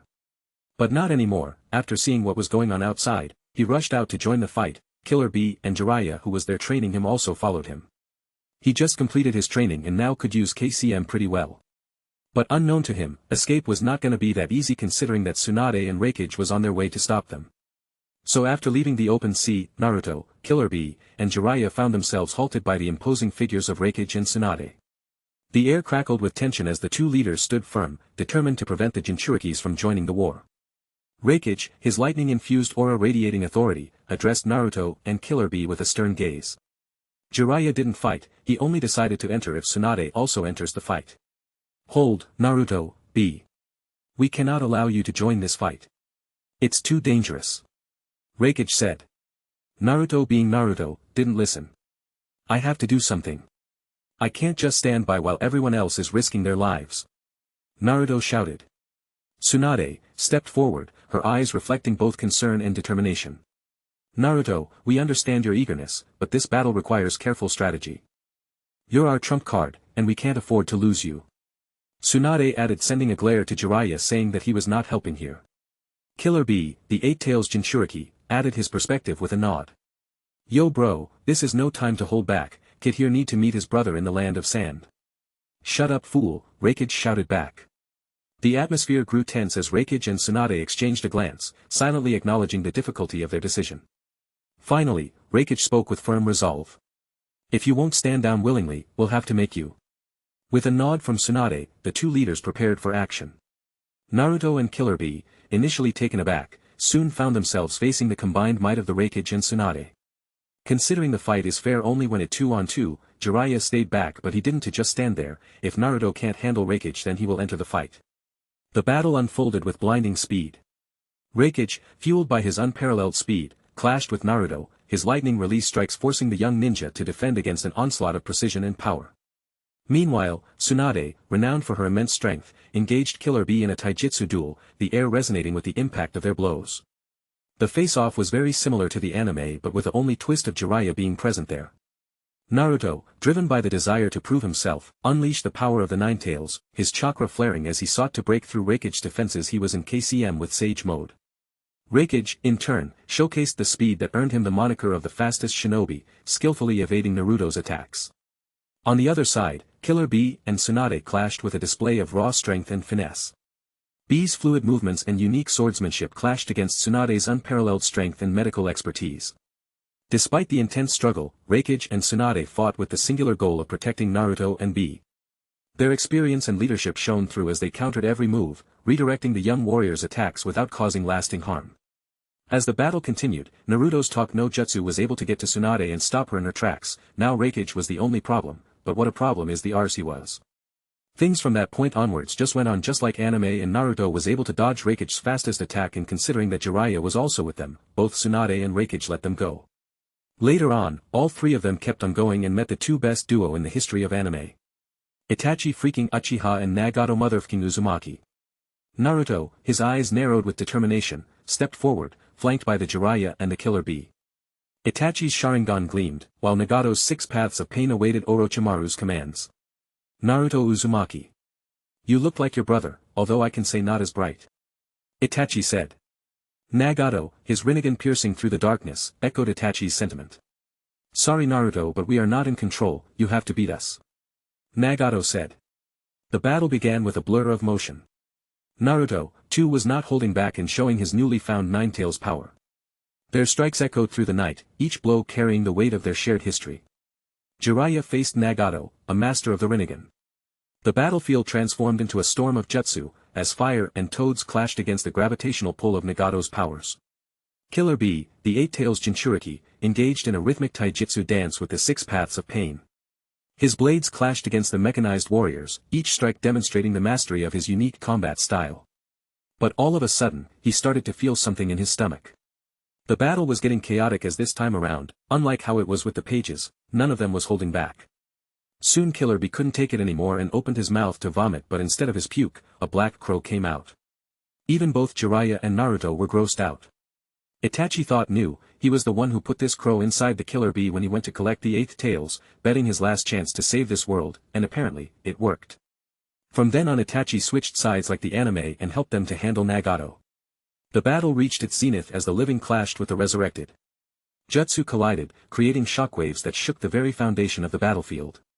I will be going now Jiraiya-sama, I have one last mission to accomplish, he said to Jiraiya in secret sign language before leaving. The bonds you forge are truly powerful, Naruto Uzumaki, Nagato said before getting sealed by Jiraiya. Chapter 228. Jiraiya had a hint of where might Itachi be going. He said his last mission. Jiraiya started to connect the dots, especially when he also is a Sannin. He looked back at Naruto and after some contemplation finally decided to go with Itachi. After all, he knew Orochimaru the best. Hell, he was not the only one. Kirito himself sent Tobirama to locate and stop Orochimaru. He knew that stopping Orochimaru was the most important, otherwise this fight might never end. Thus the most suitable person to send was Tobirama, and just to fuck with him. He also paired him with Edo Tensei Shursui. After all, Tobirama is a censor and with one command from Kirito can join the fight no matter how far he is. Thanks to Hiraition, and Shursui might be the only person who can stop Orochimaru and even control him thanks to his Koto Amatsukami. Naruto, remember that I believe in your dreams. If you think that you can do it and you have my full support, Jiraiya internally said and left. The excuse he gave to both Killer Bee and Naruto though was entirely different. Naruto and Bee then kept on moving towards the main front line, passing through the jungle to finally reach the sand plain. But just like in the anime, he was stopped by upcoming enemies. And these enemies were on another hand the previous Jinchurikis. The air crackled with tension as the resurrected warriors, once Jinchurikis themselves, prepared to unleash their devastating powers. This time around Obito had both the Rinnegan eyes and Thief more control over the new paths of pain. Naruto and Killer Bee exchanged a determined glance before facing the Edo Tensei Jinchurikis. The ground trembled as the new paths of pain moved with eerie synchronization, each bearing the immense power of a tailed beast. It was their luck that Obito himself had not come yet, they were only facing the 6 paths right now. The battle commenced with blinding speed. Naruto, surrounded by a vibrant aura of chakra, charged forward with Raisingans in both hands. Killer Bee, rapping a rhythmic mantra, ready to counter the overwhelming force of the resurrected Jinchurikis. The Edo Tensei Jinchurikis, once masters of immense power, moved with relentless precision. Streams of chakra clashed in mid-air as the battlefield became a canvas of vibrant colors, echoing the intensity of their titanic clash. Naruto faced a barrage of attacks from multiple directions. Each Edo Tensei Jinchuriki showcased the signature techniques of their respective tailed beasts. Torrents of water, gusts of wind, and torrents of sand clashed against Naruto's defenses. Naruto even knew some of them, and that makes fighting them just that much harder. Killer Bee, using his immense strength and agility, countered the assault with a flurry of tail whips and powerful Biju bombs. The battlefield erupted with explosions as the chakra-infused clashes reverberated through the air. Naruto was burning through his chakra, now his chakra was taken by 9 tails. In exchange 9 tails was also absorbing his chakra. Naruto, using his unpredictable mind, pulled off an insane stun and gave an opening to Bee. Killer Bee, seizing the opportunity, lashed out with his 8 tails tentacles, creating a whirlwind of chakra that swept through the battlefield. The Edo Tensei Jinchurikis, momentarily disoriented, struggled to regain their composure. Honestly, right now Naruto and Bee are getting overwhelmed. Not only did the opponents have the powers of their Biju, but also they had complete synergy with their actions as their vision was connected. Naruto actually never fought pain in this timeline, and thus his knowledge about them is very limited. Right now, Bee was thinking of entering into his fully Biju mode, but before he did that, another someone appeared there. This other someone was none other than Obito, and beside her was Edo Tensei Konan. That bastard Orochimaru was able to even bring her back. But there was one more, Sasuke also came with him. Reminder that here Sasuke is with Akatsuki. Still trying to be the hero Naruto. You should stop these pointless endeavors. It's pathetic. Sasuke's sharp remark makes a tick mark on Naruto's forehead. Yeah, so is the case with your villain career. How many times did you get your ass kicked till now? By the way, Naruto retorted, one perk of being with Kirito is that he too has a little foul mouth in the end. He had a very complicated feeling right now. Both Jiraiya and Kirito said that Sasuke is no longer an ally, but he really didn't want to fight him. But seeing just what kind of power he would be facing right now, he gritted his teeth. He can't show mercy to Sasuke like he did the last time. Sasuke on the other hand didn't show any outward reaction, but he sure was annoyed internally. But before he can say anything, he is interrupted by Obito.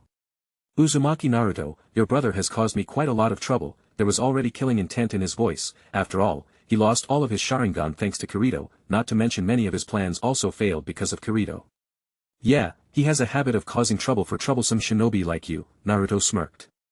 I see. I wonder how he will feel fighting his own brother when after your death I resurrected you, Obshio ruthlessly said. Not a chance, Naruto replied. Actually there is quite a bit of chance. Bee looked at the 6 Jinchuriki and 2 Uchiha with trepidation.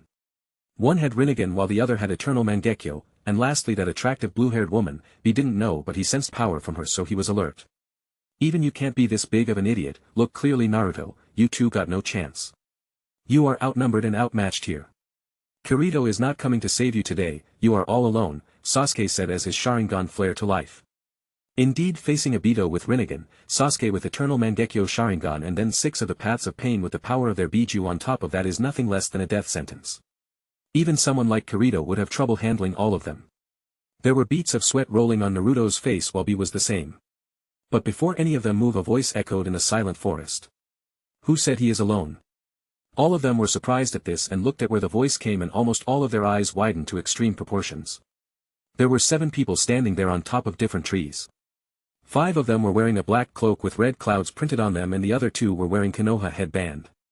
This person were none other than Deidara, Kakuzu, Haiden, Sasori and Kisame. Under the control of Kurshio, he was sent here to protect Naruto and help him. He always wanted to bring Akatsuki to the good side. I mean, just think about the menace they could have been if worked together for the good side. It was nothing less than any Naruto fan's wet dream, but there was more. Kirito also sent 2 juggernauts with them, one had with same red eyes and almost as same face as Sasuke. It was Fugaku Uchiha, Sasuke's father. Kirito got his body way back when Itachi exterminated his own clan, standing there like a boss and making Sasuke's heart pound inside while the other was. Kirito, Naruto shouted. But Naruto immediately saw differences, like how he was older with both of his hands. And when finally the eyes of both met, Naruto instantly knew who he was looking at. His eyes widened in disbelief. And here you fucking go, I was waiting for this scene for such a long time and that I can't explain to you. It Uno reverse baby. Chapter 229. You are just like your father Namake's brat, Inoki said while looking at the second Tsuchikage sealed in front of him. He in the end needed Kirito's help to seal his predecessor. I will take that as a compliment, Kirito replied while not even looking at the old man. His attention was on his template update, as the only reason he fought those Kages alone was because his template was upgrading like crazy back then. Minato template 90%. Ding, congratulations host on unlocking KCM2. A smile appeared on Kirito's face and he sighed with relief. He turned to the army, which overwhelmed the white Zetsu and almost was over on their end. Thanks to Kirito, there was no impersonation this time around. Kirito even sent clones to other divisions to identify the Zetsu clones impersonating the shinobi from the alliance and helping other divisions. It was a compliment, Inoki said with a smile, but then suddenly a massive chakra was spotted by many of the shinobi. This chakra just suddenly appeared and even Kirito was taken aback.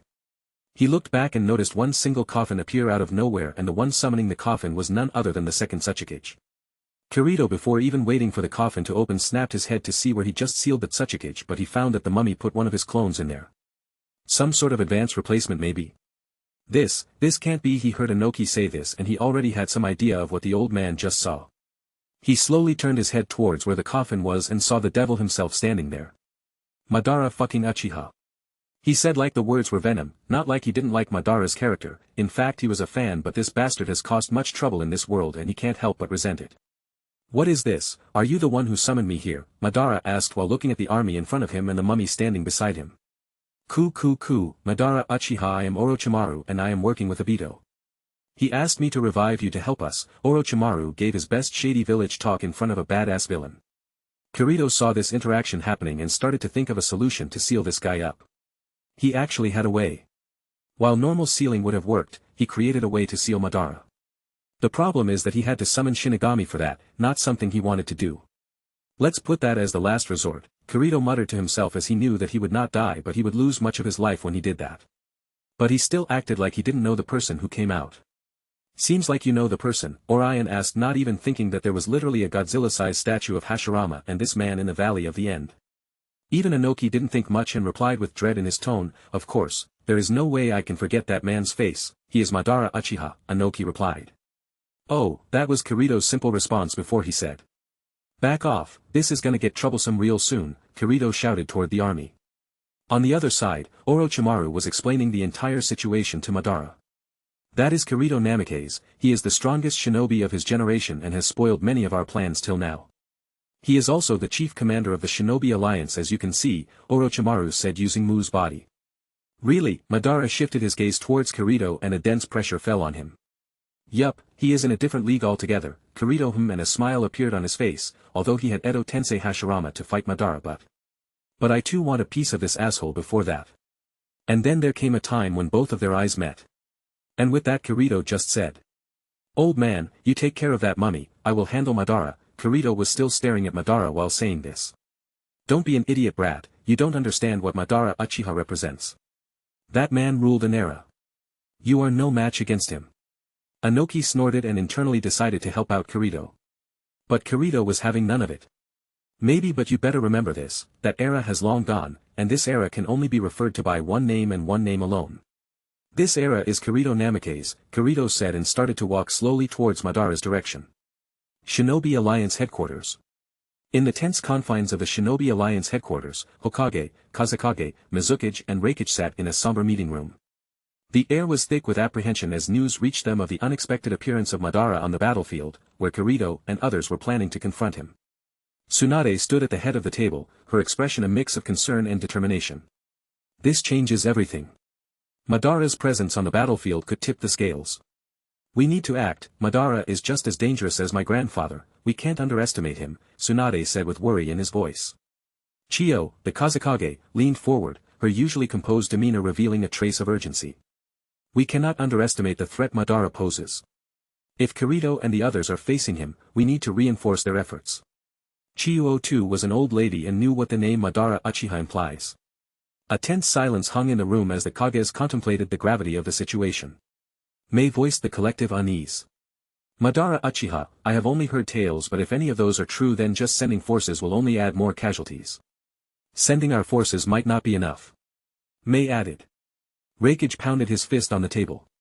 Then I'll go myself. We can't afford to hold back now. We are not useful here anyways, Raikage shouted. Hiruzen was also standing here, but he was not in his true form but rather in a hinge and stroked his beard in contemplation. It's a risk, but we may have no other choice. If Madara is unchecked, the entire alliance could crumble. We need to do something about that. Tsunade. He was standing beside Suanda and slowly said to her. As the Kages debated their course of action, Tsunade, with a firm resolve, made a decision. I'll go with you, Raikage. We need all the firepower we can muster. Tsunade added. The Kages nodded in agreement. The urgency of the situation demanded unity, setting aside the usual politics and differences. But they currently didn't have much way to get there on time. Even if they departed right now, it will take them some time to arrive there.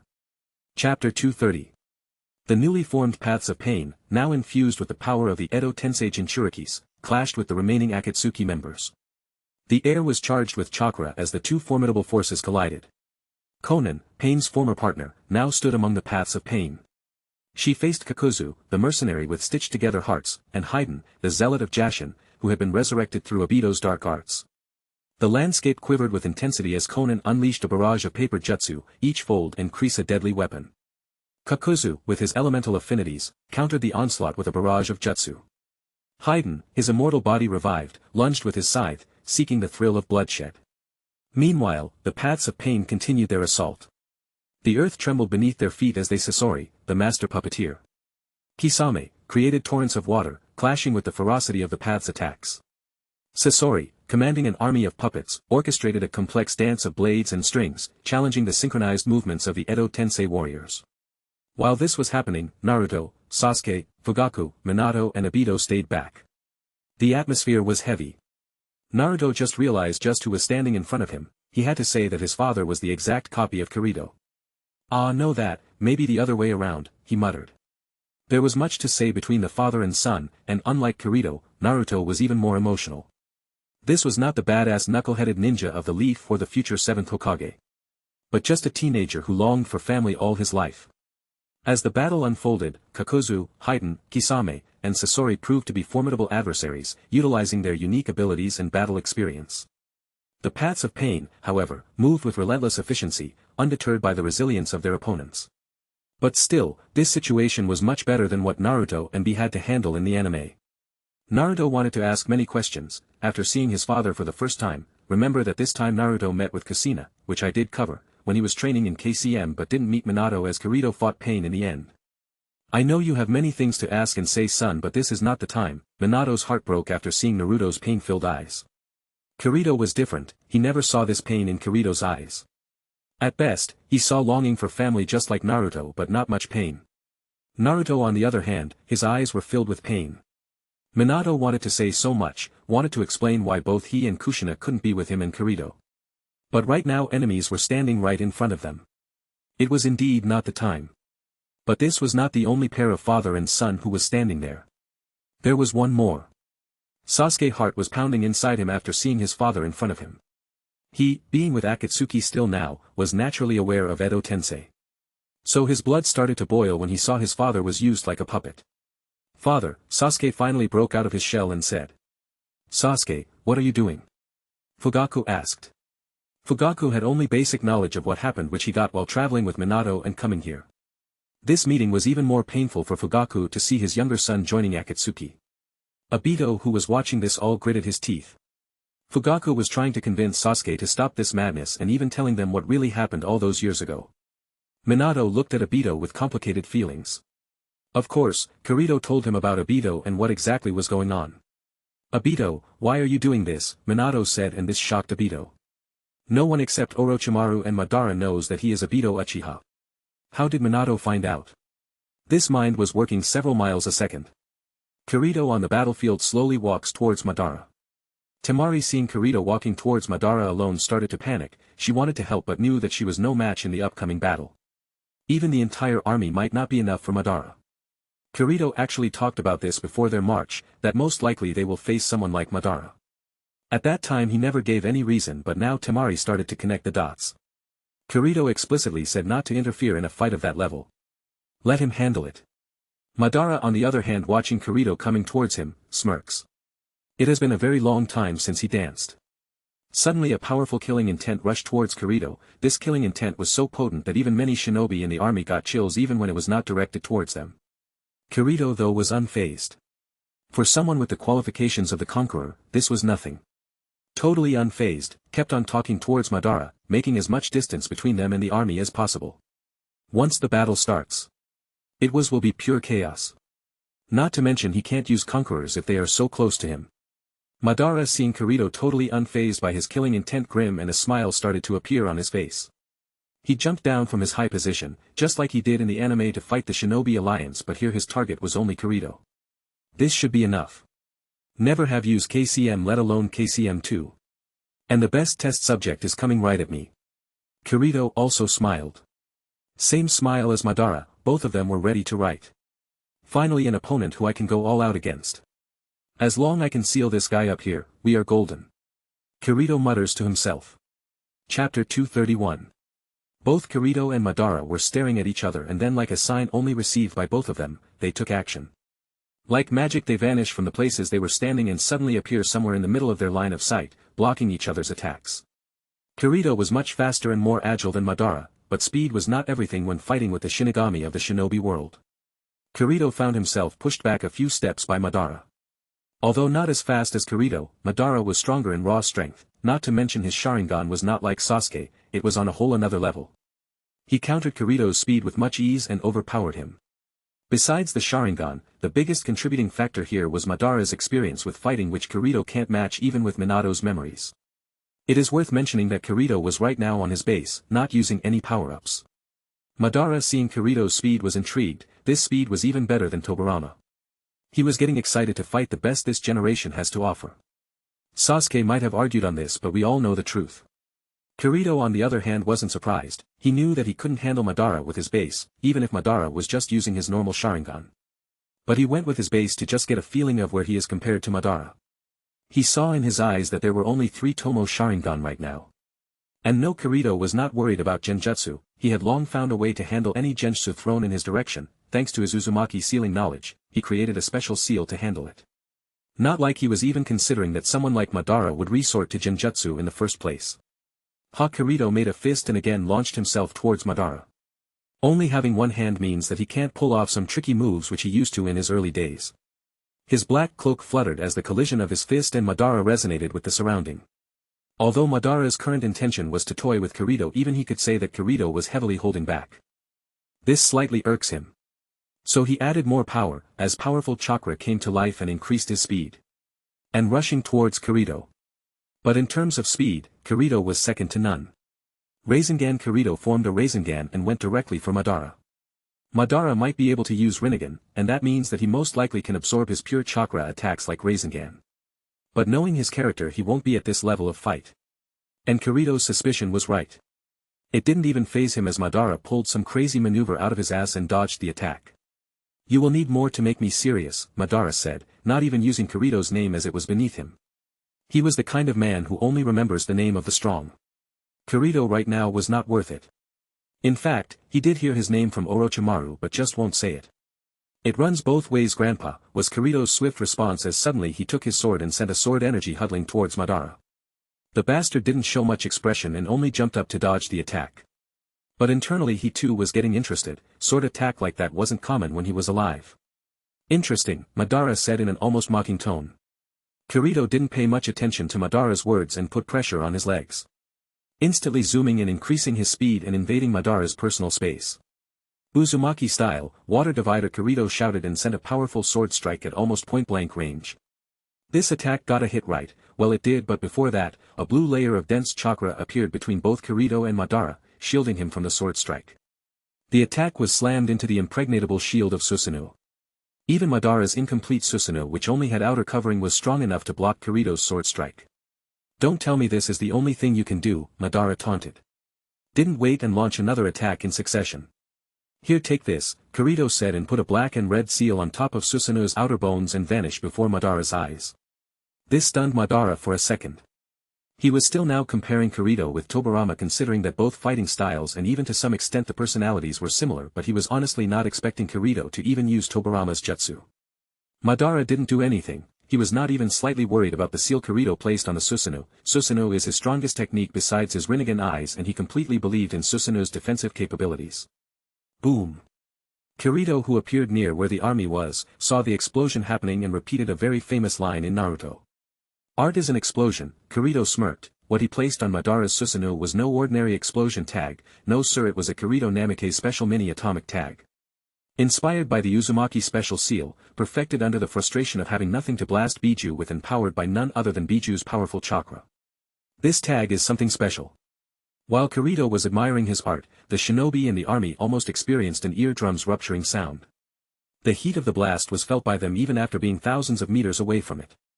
And from there, several kilometers away, a certain member of Akatsuki with blonde hairs, while fighting one of the new parts of pain, suddenly jerked up, like his soul calling for him. He looked towards the land of wind and muttered. Something tells me that something really beautiful just took place," said Deidara, but Sasori lectured him to concentrate on the fight. Kirito waited until the blast died down and then again teleported back, trying to find where Madara was. Thanks to his observation Haki, he was able to sense Madara. Half of the bastard's body was gone and slowly generating. "Oh, you're looking serious there," Kirito said with a smile. Chapter 232.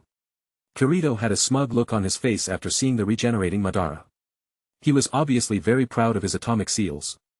But he didn't waste any more time acting like a typical anime villain and took out his sealing kit to seal Madara up. With just a couple of one-handed moves, he activated the sealing technique as a big scroll unfolded and a paper started to wrap around Madara's still regenerated body. Not too shabby if I say so myself. Now if only this seal holds up, Kirito said to himself and waited. The main concern was about what Madara did in the anime. Even after sealing him, the bastard broke through the seal. This was obviously an issue for Kirito. Thus he didn't let his guard down and waited until the Pokemon was really trapped inside the Pokeball before shouting, "I caught Madara." Unfortunately for Kirito and fortunately for our dear readers, the MC will never get the chance to shout that as the seal which was holding one of the biggest terrorists in anime history started to break and Madara eventually came out. Well, I was expecting this to happen. I would have been more excited if it had worked, then I am disappointed now. We just can't deal with Madara freaking Uchiha that easily after all, Kirito muttered under his breath and sighed. Now the only way he has to seal Madara is to directly summon the Shinigami and let him do the job. But to even do that, he once again has to destroy Madara's body, which by the looks on Madara's face, will not be easy. "I commend you for your effort. I never expected that a trick could really do that much damage to me," Madara said with his usual uncaring tone, but there was a little irritation hidden there. "What's your name, young shinobi?" he said, looking right at Kirito's blue eyes. He actually knew it but still asked just to announce that now he was serious. "I am Namikaze Kirito," Kirito said nonchalantly, as he was more concerned about forming a plan to beat Madara again. "Then let's dance," that was Madara's last word before a huge surge of chakra appeared around him. This chakra was much denser than any normal Kage and almost felt limitless. Considering that Edo Tensei does have limitless chakra, it's not wrong to say that it's infinite. Kirito saw Madara forming hand signs and it looked very familiar to him. A bad feeling started to engulf him. "Deep forest emergence," Madara said, and then it happened. Like the world was shaking upon encountering a 9.5 magnitude earthquake. Then trees started to emerge from the desert land, powerful and big roots started to erupt out of the ground and move towards Kirito. This wood style was on a whole another level, still nothing close to Hashirama, but it was stronger than Obito, Danzo or Sasuke combined. "Oh, I guess he is finally serious." Kirito quickly looked behind him, and approximately a distance of 2 kilometers was standing the 4th Division. Still waiting for Kirito's order. Finding that they are far enough that the emerging forest won't reach them, Kirito, rather than blocking the attack, dodged it. Teleporting away from the direct line of attack, he from on Madara's rear. Taking advantage of, he again took out his sword and went off another attack. But this time Madara was not playing around. Instantly massive chakra came to life and an eternal Susanoo formed around Madara's body. It was still not a complete Susanoo and only the upper half, but it was impenetrable armor that was guarding Madara like a fortress. Man, Sharingan is such a cheat. what the hell Kishimoto was smoking when making these eyes, Kirito complained, putting back his sword. Orange markings suddenly appear around his eyes, stating that he entered into Sage mode.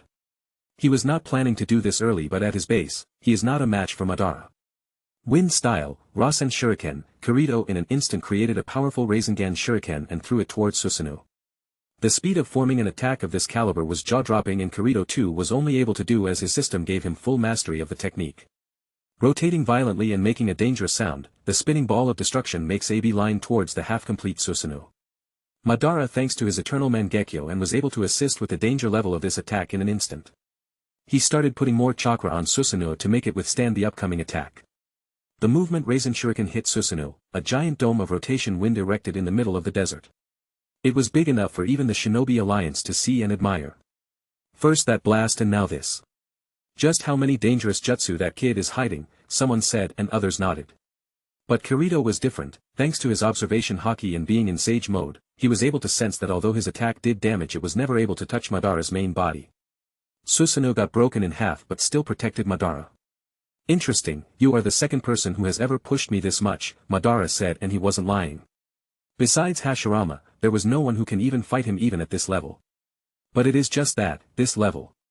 This level was nothing to what he was used to when fighting with Hashirama. Soon the broken Susanoo started to regenerate and even gotten bigger. A towering giant suddenly appear in the middle of the sand desert. Well, this is still better than getting bombarded by a meteor, Kirito said after watching the giant Susanoo in front of him taking out two equally big swords. Chapter 233.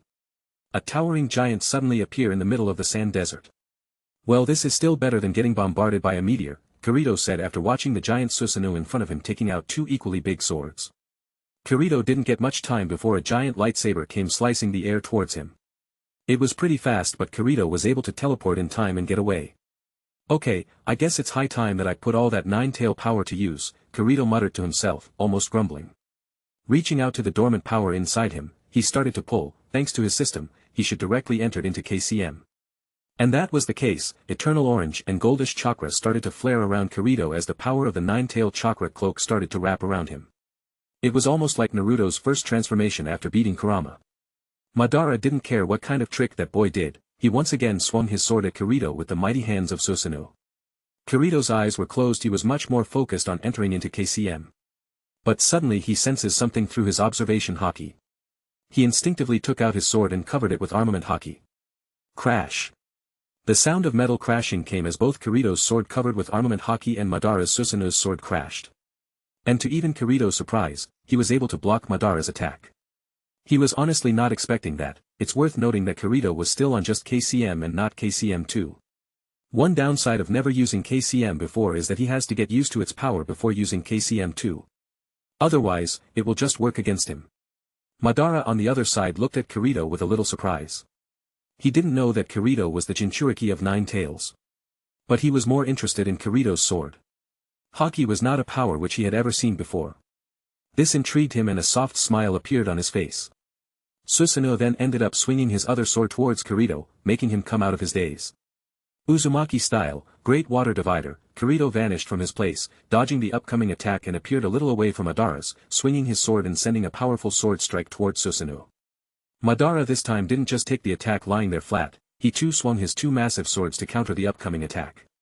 This is crazy, what level of battle is this turning into? Tamari asked in a trembling voice as seeing a giant Susanoo fighting with one orange and goldish figure constantly flickering from place to place. There was another fight going on between Inoki and Mu, but in front of Kirito's and Madara's fight, it was nothing. We need to find a way to help him.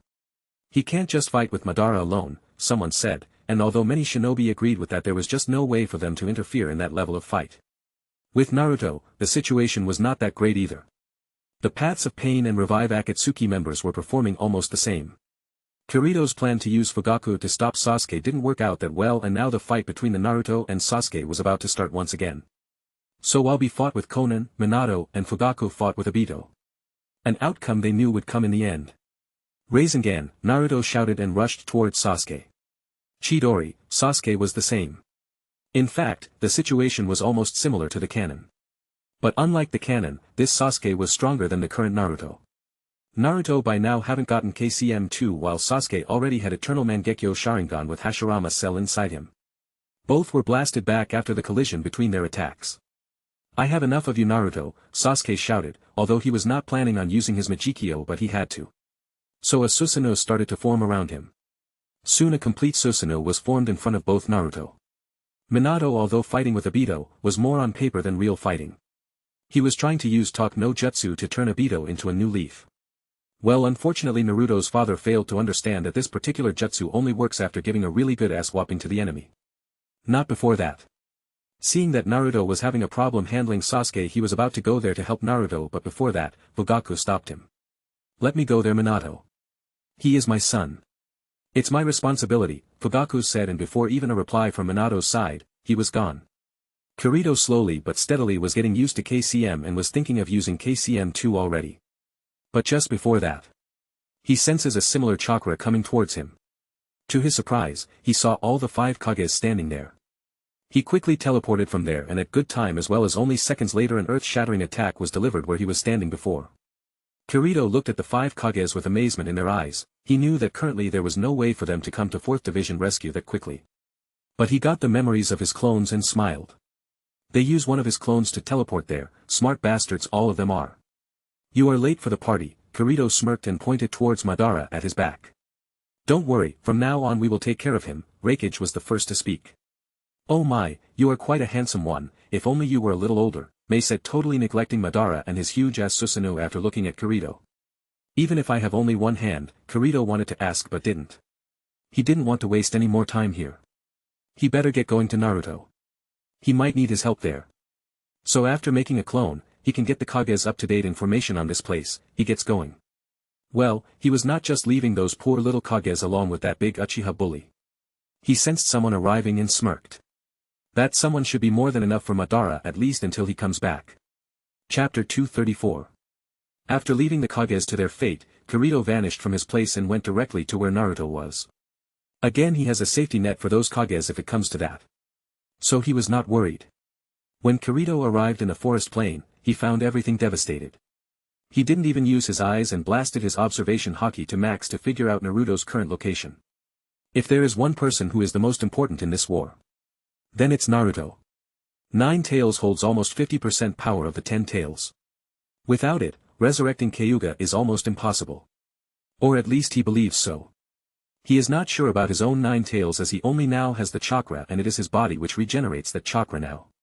So maybe Madara and Obito can take out 9-tail chakra from him, but it will be finite about only how much he has at that time. And it will soon run out and won't regenerate on its own. And this is the reason why, no matter what, he can't let Naruto fall into Obito's and Madara's hands. When he finally arrived, he saw multiple Biju standing in front of Naruto, Minato, Fugaku and some of the Akatsuki members he brought back with Edo Tensei. Seems like shit is getting real, huh, Kirito joked as soon as he arrived. But at the same time, he also noticed that among those Biju there was one more titanic entity. A purple Susanoo. It was Sasuke. "Kirito," Naruto almost shouted as he saw his brother. Finally things were looking good. Still, they were having much difficulty handling just the Edo Tensei past Jinchuriki, but now they turned into full-fledged Biju. There is also Sasuke Bloody Uchiha among them. Not to mention, behind all those Biju was standing Obito on Geto statue. Kirito, seeing Naruto still in his KCM1 form, just cursed internally. Why that damn fox is not sharing his chakra with Naruto at this crucial time was beyond him. "Kirito, we need more support here. Where is Lord First, Second and Third?" Minato directly cut to the chase. It was already hard enough for Fugaku with his half-ass Susanoo and Killer Bee to hand so many tail beasts. "They are busy, but don't worry. I have an idea," Kirito said and looked at Naruto. "Give me a fist bump, will ya? I need to talk with 9 Tails for a second." Kirito raised his fist and said. Naruto looked confused at this but did it nonetheless. Inside 9 Tail seal. 9 Tail was behind his bars, looking at the recent arrival with disgust. But there was something which even he was curious about. Kirito had his chakra but he can't find his own consciousness at all. "Yo Kurama, what's up?" Kirito said with a knowing smile. 9 Tails' eyes shot up, widening to unknown proportions. That name was only supposed to be known by his father and siblings. No one else. How come Kirito knows it? Underneath the darkened sky, the formidable alliance of the 5 Kages Raikage, Tsunade, Inoki, Meitarumi, and Kaya stood united, facing the looming threat of Madara Uchiha. The air crackled with tension as they prepared to confront the legendary shinobi who had once been a leader of the Uchiha clan. After Kirito went away, it was their duty to protect and guide the Shinobi Alliance. Honestly, they were not expecting Kirito to directly ditch them like this. Tsunade was gritting her teeth as her fellow Kages gave her weird looks. She promises to teach Kirito a lesson after the war. Madara, with his eternal Mangekyo Sharingan and the indomitable power of the Rinnegan, gazed upon the Kages with an unsettling calmness. The moon above cast an eerie glow, reflecting the gravity of the impending battle. The night when thousands of years of ninja history are revealed has finally come. Raikage, the embodiment of lightning speed and strength, stepped forward with a thunderous roar. No point thinking about it, just fight. Raikage was the first time to move and attack Madara. Tsunade too was on Raikage's heel, taking a frontal approach to fight with Madara. In fact, in the entire 5 Kages, these two were the only close-range fighters. We stand united against you, Madara. I am not staying back either, Tsunade shouted. Inoki lifted himself into the air with the power of his dust release, ready to unleash his earth-shattering jutsu. I am no longer that kid who was afraid of you, Madara Uchiha. I here stand as a Kage of the Land of Stone. I will fight you with everything I got. Inoki was honestly afraid of Madara. This fear was rooted when he saw Madara on the battlefield for the first time. Meichirumi wielded the dual chakra natures of water and lava with a determined glare. I don't like stoic men like you. It doesn't matter what kind of man he is. Right now he is the enemy and that only matters. Chio just snorted at Mei's talk. The battlefield became a tableau of power as the Kages faced Madara, who responded with a nonchalant smirk. Pathetic, you all are just weak. You are a Senji Yusei. I can't believe that you have Hashirama's blood flowing from you. Your weakness disgusts me. The clash began with the speed of Raikage, who darted toward Madara like a bolt of lightning. However, Madara effortlessly dodged, countering with the fluid grace of the Uchiha Taijutsu. Tsunade, with a surge of her monstrous strength, launched herself toward Madara, aiming to crush him with her superhuman blows. Mei unleashed torrents of water and streams of lava, creating a volatile environment that obscured Madara's movements. Inoki manipulated the very earth beneath them, attempting to entrap Madara with his dust release techniques. But Madara, with his Rinnegan, manipulated the forces around him to evade the attack effortlessly. Chio and her puppets engaged in a strategic dance, creating a web of threads and projectiles to restrict Madara's movements. The elderly Kazekage displayed a mastery of puppetry, surprising even the legendary Uchiha with her tactical brilliance. As the battle raged on, the 5 Kages coordinated their efforts, exploiting their diverse abilities to challenge Madara's overwhelming power. The moonlit battlefield became a testament to the unyielding spirit of the Shinobi Alliance against the shadows of the past. Chapter 235. Nine-Tail was shocked. No, it would be an understatement to say he was shocked. Never expected that someone knew about the history of the Shinobi world or what really happened. Say now, you might not believe me, but the information I've given you is legit. If we can't stop Kaguya Otsutsuki from coming back, then we all are doomed. You too know it, as you will be the first one to get extra Ted inside the Geto statue, turning into a part of 10 Tails. Kurama was for the first time in a dilemma. Although he didn't want to agree with the boy, he had to. Ultimately he agrees. Kirito came out of Naruto's mind place where he was talking with 9 Tails with a grim. Go and talk with 9 Tails while I figure out how to enter into KCM2, Kirito said. KCM what? Naruto looked very confused but still did what Kirito told him. Father, you should get going, the fellow Kages will be needing you out there. You will find more joining soon. Kirito said and started to walk forward. Towards the towering Bijus and one Susanoo.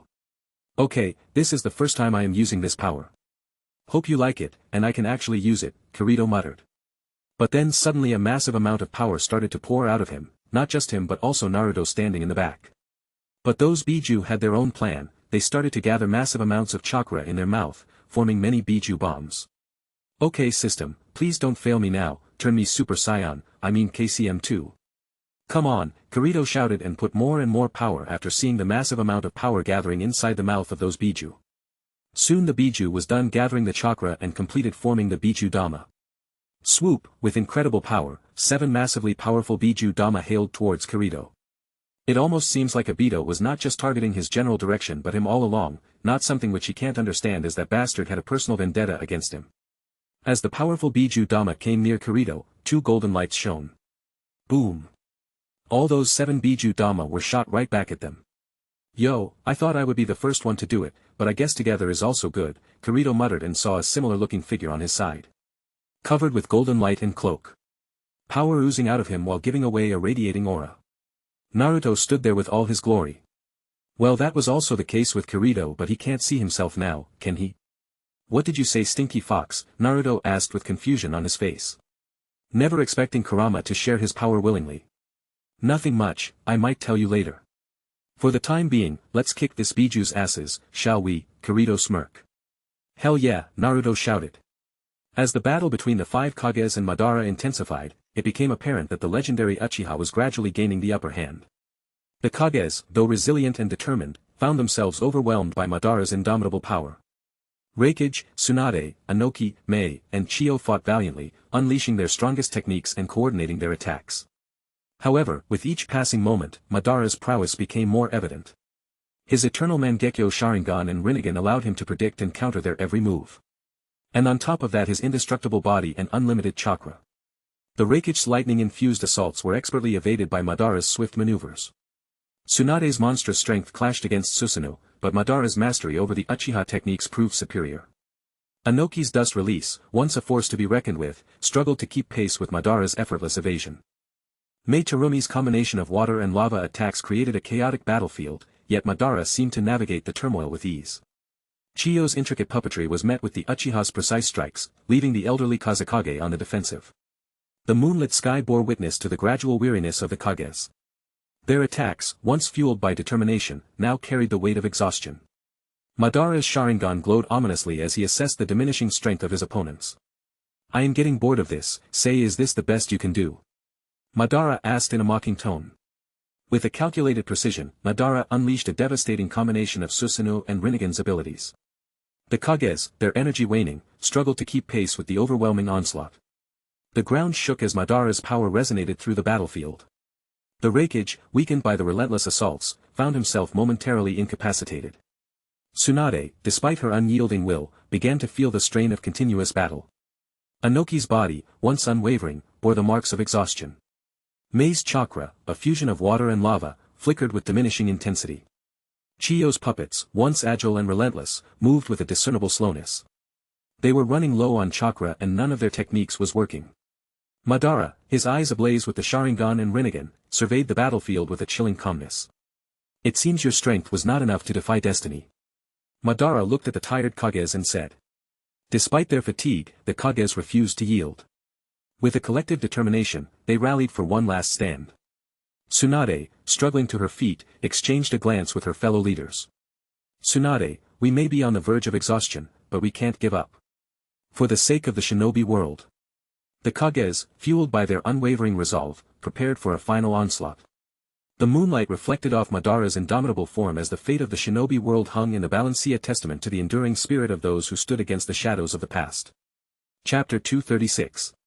Finally, the time has come. It was the Uzumaki brothers who were the other Biju. Well, there was also Fugaku and Killer Bee there, but honestly, it was more of moral support than anything at this point. Even one Naruto with KCM2 was enough for these unruly animals, let alone now there were 2 shinobi who could use KCM2. Since when did you learn how to use this power? Naruto asked with amazement. Kirito thought at this, just smirked and replied, I was born ready bro, just needed the right time to show how awesome I am. Naruto at this just gave him an irritated look, although he too believes that Kirito is a genius, but he is also kinda full of himself, almost all the time. But he also knows that it's not real, as Kirito never underestimated his opponents, but rather this now has become his personality. Anyway, we will talk about myself later. Now how about we get into our own Biju form? I am dying to test it out, Kirito said, and this brought a smile to Naruto's face as he too wanted to test out the full power of Kurama.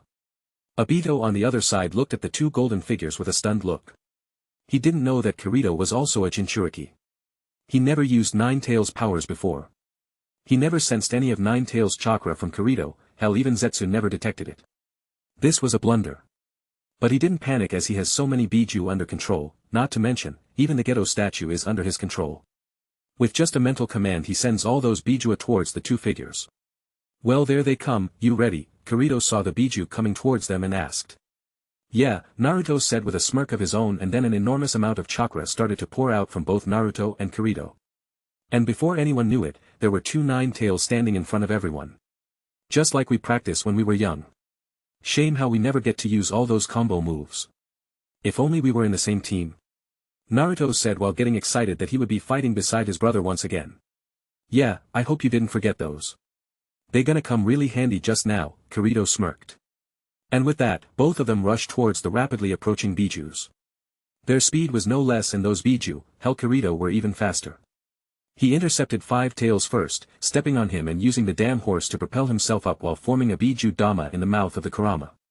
While Kirito left Five Tail confused by his move, it didn't see Naruto directly coming towards him.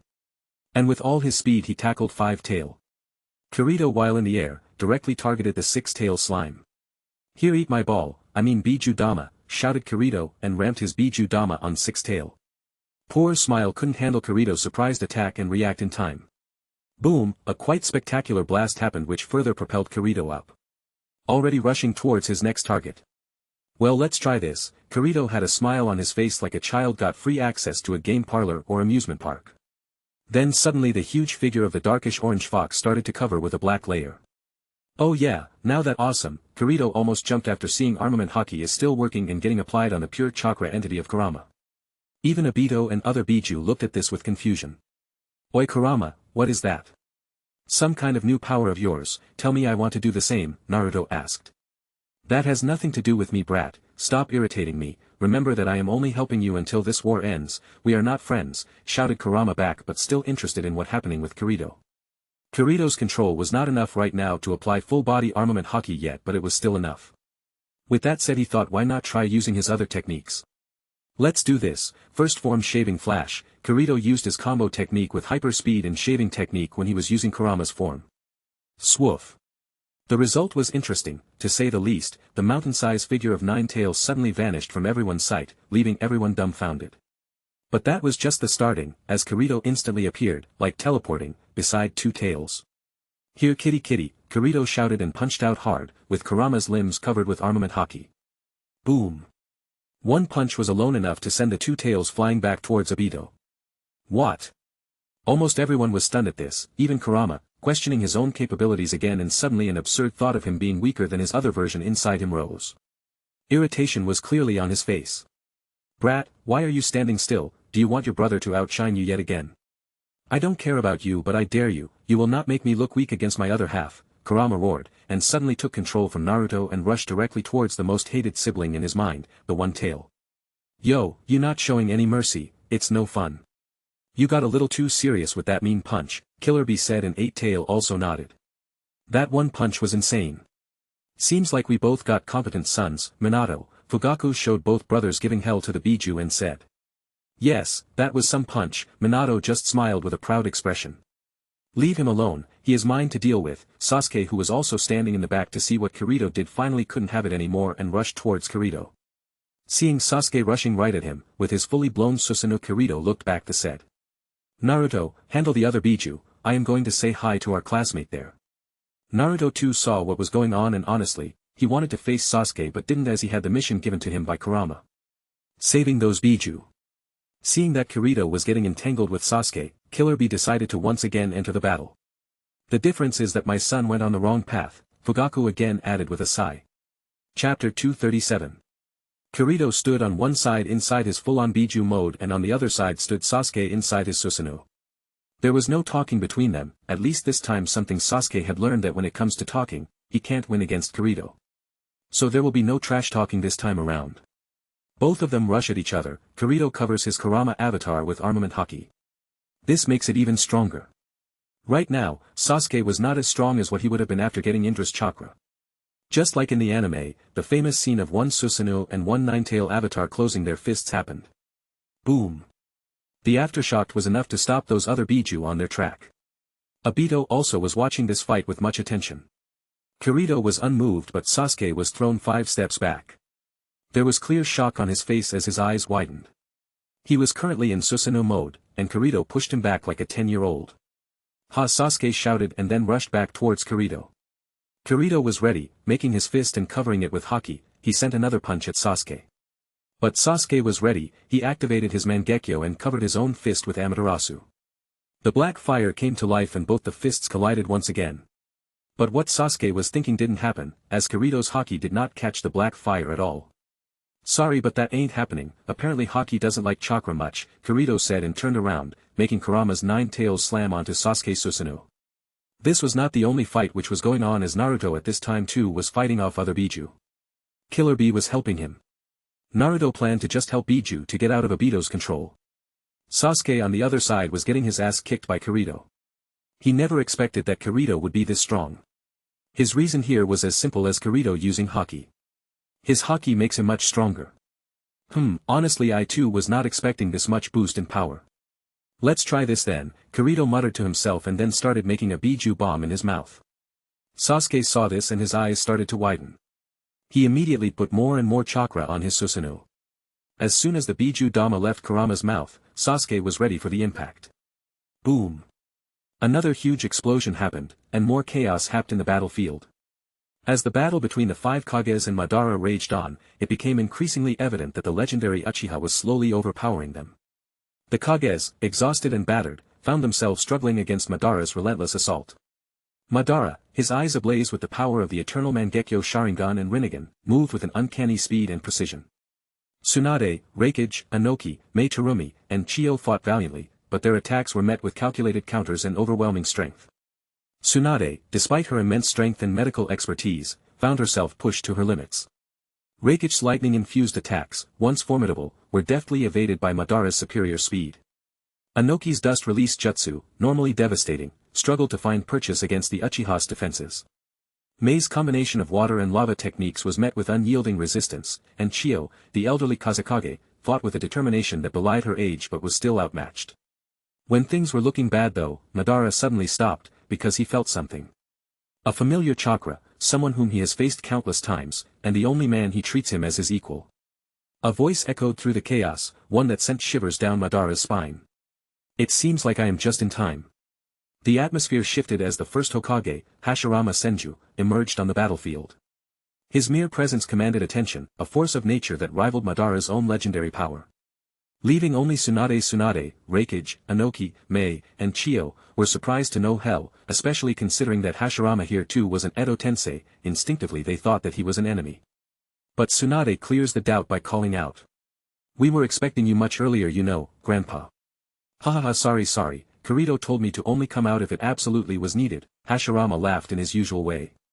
Madara, though maintaining his composure, couldn't conceal a flicker of surprise. The battlefield now shifted, the once one-sided conflict transforming into a clash between two titans from a bygone era. Hashirama Madara shouted, finally the fighting spirit he was suppressing still now coming out. Chapter 238. As the fight went on, Obito became more and more unsure about the chances of Sasuke and the Biju winning. Naruto alone was giving all the Biju a hard enough time, but Kirito was totally destroying him. Here, take this, Biju Dama Kamehame. Obito looked and started to get irritated, but the final straw was when Naruto finally took out his control of the four tails. This is not good, no one said that both the brothers are a Jinchuriki, Obito complained to himself and then started to make hand signs. Naruto finally understood what exactly Son Goku was asking him to do. It was about removing a black rod from their bodies. It took him much effort to just remove those black rods from one damn Biju. And now he had to do it 6 more times. But still, now he knows what to do. But then suddenly a large statue behind all those Biju started to move. And Naruto had a bad feeling about it. Kirito on the side, who was pretty much kicking Sasuke and his Susanos, as also saw the big ugly statue moving and got ready. Under no condition did he want those Biju to fall once again in Obito's hands. And no way in hell he gonna let that happen. Alright, fun times end here, can't waste more time with you anymore, Kirito said and instantly increased his speed. It was almost like the image of Kurama flickered and vanished from its place, but Sasuke's Sharingan was able to see him. He turned around ready to deliver a punch, but unlike what he anticipated, there was no Kirito behind him. His eyes widened in surprise. There was a stunned look on his face, he was sure that he saw Kirito increasing his speed and targeting his back. Surprised motherfucker. Oh, Kirito was at his back, but only after he turned back and not before turning. There was a high compressed Rasengan on Kurama's hands. And with a powerful jab, he thrust it on the back of the Susanoo. Highly compressed Rasengan is 10 times denser than any normal Rasengan, and this was already normal for the Kurama side. AKA, it grinds into that chakra armor like a hot knife through butter. Well, that takes care of that, Kirito muttered to himself as he saw Sasuke launching from the Susanoo and getting slammed on the ground. But it was much worse for him, as in the ground Fugaku was ready to capture Sasuke. Where that take care of that problem, Kirito sighed and then turned towards the Gedo statue. Chakra attack won't probably work on that guy, good thing that I got this. Kirito once again covered Kurama with Haki and ran at the Geto statue. Naruto, free the Biju, I will stop this statue, Kirito shouted. Actually, out of all the things, this one is the hardest. Geto's statue was able to absorb the Biju even after the combined might of Biju stopped him. Just the movement Kirito was about to unleash the attack on Geto's statue, Obito from side acted as well. Shinra Tensei.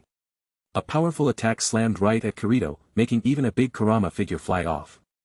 The fight between Hashirama and Madara was on full swing. There was no talk like this is wrong, you should not do this, what about our dreams together, you were blah blah. None of that shit, it was clear-cut action at the start and all the talking shit later on. Hashirama. Madara. The author always wanted to write that, so please give him a pass on that. Both clash as the fight starts. They started with a hand-to-hand fight, considering it as a warming up. But as the fight grew, the power they released also increased. The other cases were observing the fight from the sideline. Hokage, will you explain yourself now? What's going on? Raikage was the first to ask as the fight was happening. Kirito, that kid somehow able to revive Grandpa and other Hokage, even the Akatsuki members he killed. Don't know how he knows how to use Granduncle's jutsu, but he brings them back to help out with the war. Tsunade said, not even knowing what going on in Kirito's head at all. You got good shinobi Hokage, Anoki from the side said. It would have been a good spectacle if it was not a war, you know, Mei said with a smile. Yeah, it's not usual that we see fights of this level happening all the time, Raikage nodded. And while this was happening, there was one more fight happening. This fight was between Shisui and Tobirama versus Orochimaru. Without Orochimaru down, there is no stopping those Edo Tenseis. Chapter 239. It didn't take long before the fight between Hashirama versus Madara turned from table-destroying to state-destroying range. On the one side, there was a huge Susanoo with 4 swords weighing 400 kilograms or more, maybe. On the other side, there was an almost 1,000-ton wood golem. Both rush at each other as the entire ground trembles. This fight is getting out of hand, Chiyo said. I only have heard stories of their fights. But seeing them fight in real life is, Raikage said. It's humbling, this is no longer anything a shinobi can reach. They were gods in that era. Anoki said. Boom, a resounding voice came from the wood golem and Susanoo clashing.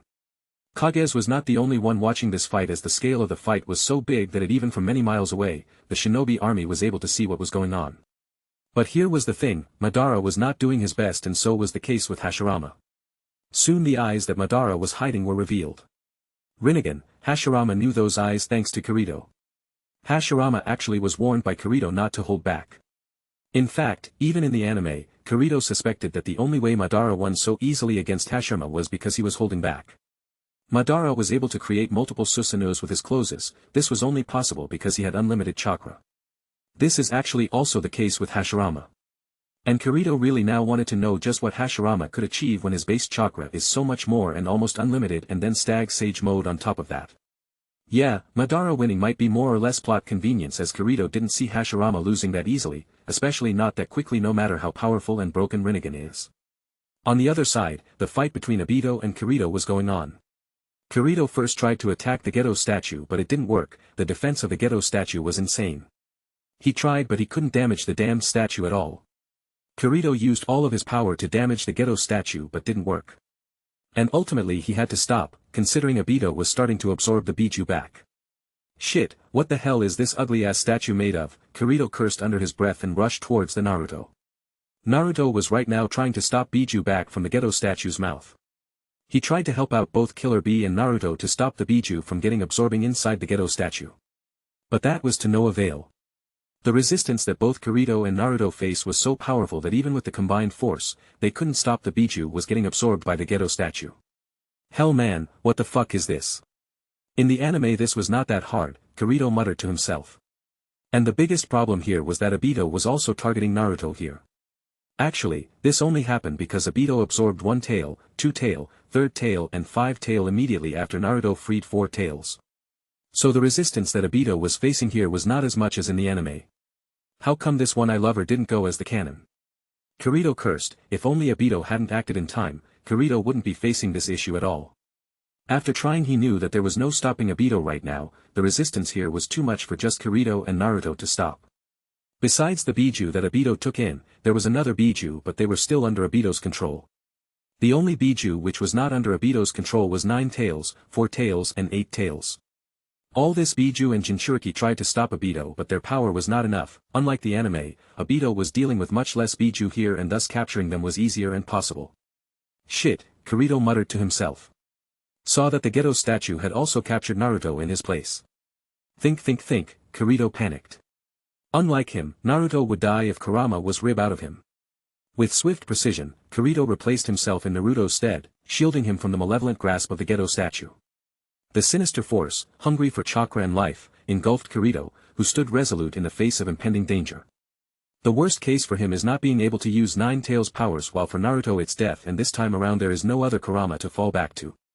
But Naruto didn't know that. He didn't know that Kirito most likely wouldn't die if Tail Beast chakra was ripped out of his system, as he could just generate that chakra later on in time.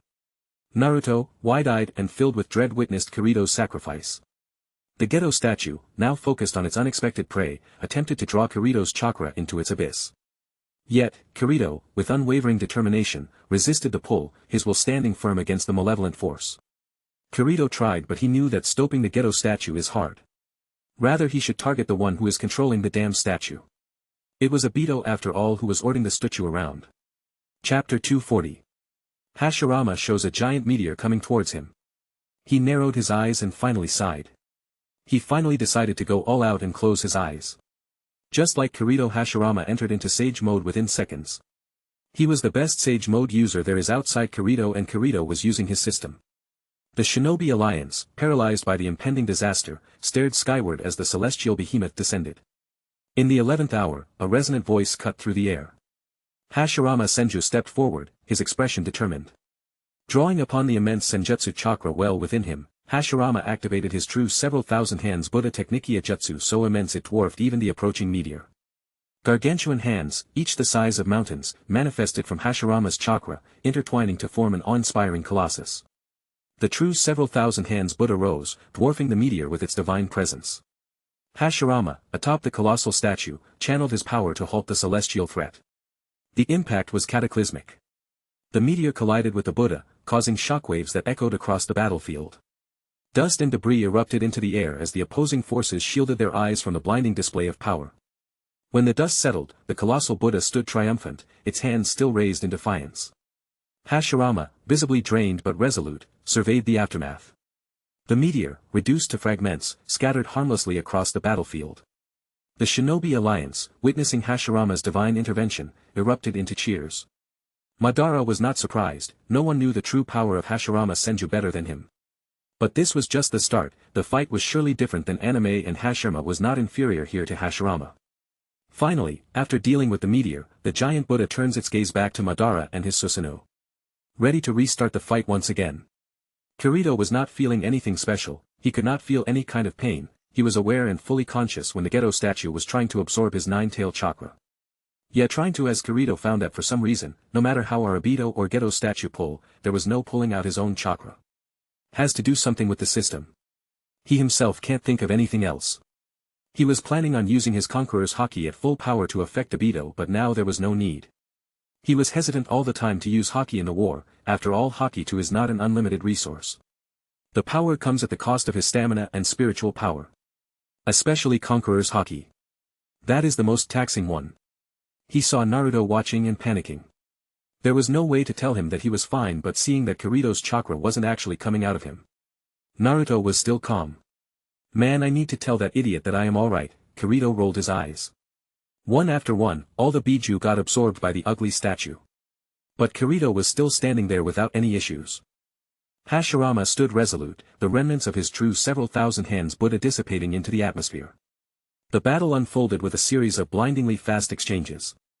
Hashirama, his wood-style jutsu creating a labyrinth of branches, sought to ensnare Madara. The Uchiha, with the fluid grace of the Uchiha Taijutsu, danced through the wooden tendrils, dodging with preternatural speed. Madara had many tricks on his sleeves, but more or less Hashirama's superior healing in Sage Mode pretty much negated all of those. Their clashes echoed with a familiarity that only those who had shaped the course of history could comprehend. The battlefield transformed into an arena of nature versus power, as the first Hokage's wood style countered the Uchiha's Sharingan-infused techniques. The Susanoo, a manifestation of Madara's indomitable will, materialized. Its ethereal presence clashed against Hashirama's towering wooden constructs. You should give Kirito-kun a raise, Tsunade-sama. We are practically alive here only because he brought your grandfather back to life, Terumi Mei said with mouth open wide. The fight happening in front of her and other shinobi and Kages was almost unreal. Tsunade just nodded, not even listening to what her fellow Kage was saying. Her sole attention was on the fight between the legendary ninjas. Hashirama, drawing upon the Senju's unparalleled life force, summoned roots from the ground, attempting to bind Madara. The Uchiha, however, responded with his mastery over the Susanoo, deflecting the roots with precise strikes. Their confrontation reached a new level, his eyes gleaming with a newfound intensity. Nature itself responded to his presence, amplifying the potency of his techniques. The battlefield transformed into a realm of vibrant energy as Hashirama channeled the very essence of the natural world. Madara, undeterred, activated his Rinnegan. The battlefield became a canvas of power as Hashirama's sage-enhanced techniques clashed against Uchiha's otherworldly abilities. While this was happening, Kirito found himself in his lair. His secret training area. He instantly launched his Hiraition technique after Obito's grips on him loosened a bit after he failed to absorb his nine-tail chakra. Kirito-kun, but at this time he heard a voice. He tried to move his body as his body was even almost paralyzed without thanks to that thug of war with Geto statue. He right now needed healing, although he didn't lose his nine-tail chakra back then, but he was injured. So when he heard this familiar voice his eyes immediately lit up. He saw a beautiful girl with red hair. Karen, Kirito said, a smile coming to his face. I need your help please, he immediately said. Good thing he came to this place. Chapter 241. Naruto saw his brother getting devoured by the Geto statue, well at least he believes that happened. And now Obito was ready to become the Jinchuriki of the 10 tails. He didn't yet absorb Naruto or Killer Bee, but he got the 8 tails chakra before when Itachi went to capture Killer Bee. 9-tail chakra was still not captured, but there was no time anymore. Though he was lacking power, but it's not like he can't take this power after he becomes the Jinchuriki of 10 tails. He could fight, but it's clear that he was in a disadvantage here. He already had enough power to transform himself into the Jinchuriki of 10 tails. After all, although he didn't absorb either of the 9-tail from the brother, it doesn't mean that he didn't get 9-tail chakra at all. He did, just not the entire 9-tail. As the battlefield trembled with the unleashed power of the 10 tails, Obito stepped forward with a resolute gaze. The dark energy emanating from the Geto statue enveloped him, and his form underwent a chilling transformation. The tailed beast's chakra, now fused into a malevolent force, surged towards Obito. The once human Uchiha became the focal point of this overwhelming power, a vessel for the might of the 10 tails. His eyes glowed with an eerie intensity as the transformation took hold. He started to look like those Otsutsuki. Obito's body contorted and convulsed, shrouded in an ominous cloak of chakra. The once distinguishable features now obscured by the dark aura, he ascended into the form of the 10 tails Jinchuriki. With a haunting roar, Obito emerged as the harbinger of the 10 tails might. His eyes, now reflecting the ancient power within him, revealed the magnitude of the transformation. Obito had become the vessel for a force that transcended the boundaries of human and beast, a living embodiment of unparalleled power. I don't have time to waste on you anymore. Obito, who was already a little short on the gray matter before, now became completely mad. He just now wanted to activate his plan, and thus he flew off toward where the giant tree was. B wanted 9-tail from inside Naruto, but there is no time anymore. Madara was already revived. Obito was no fool. He knew that right now he needs to get that power, otherwise there is always a possibility that Madara will take that away from him. The only way to do that is to activate his plan. He can later on get 9 tails if he has to anyway. That's the place where he can activate his Moon Eye plan. On the other side, all the Kages looked horrified. Madara pulled a trick and ended up absorbing the same chakra of Hashirama. Although till now the fight was going pretty equal, now it was not the case. So, Madara and Hashirama were having this big ninja showdown, right? And Madara, being all sneaky, decided to play a trick on Hashirama.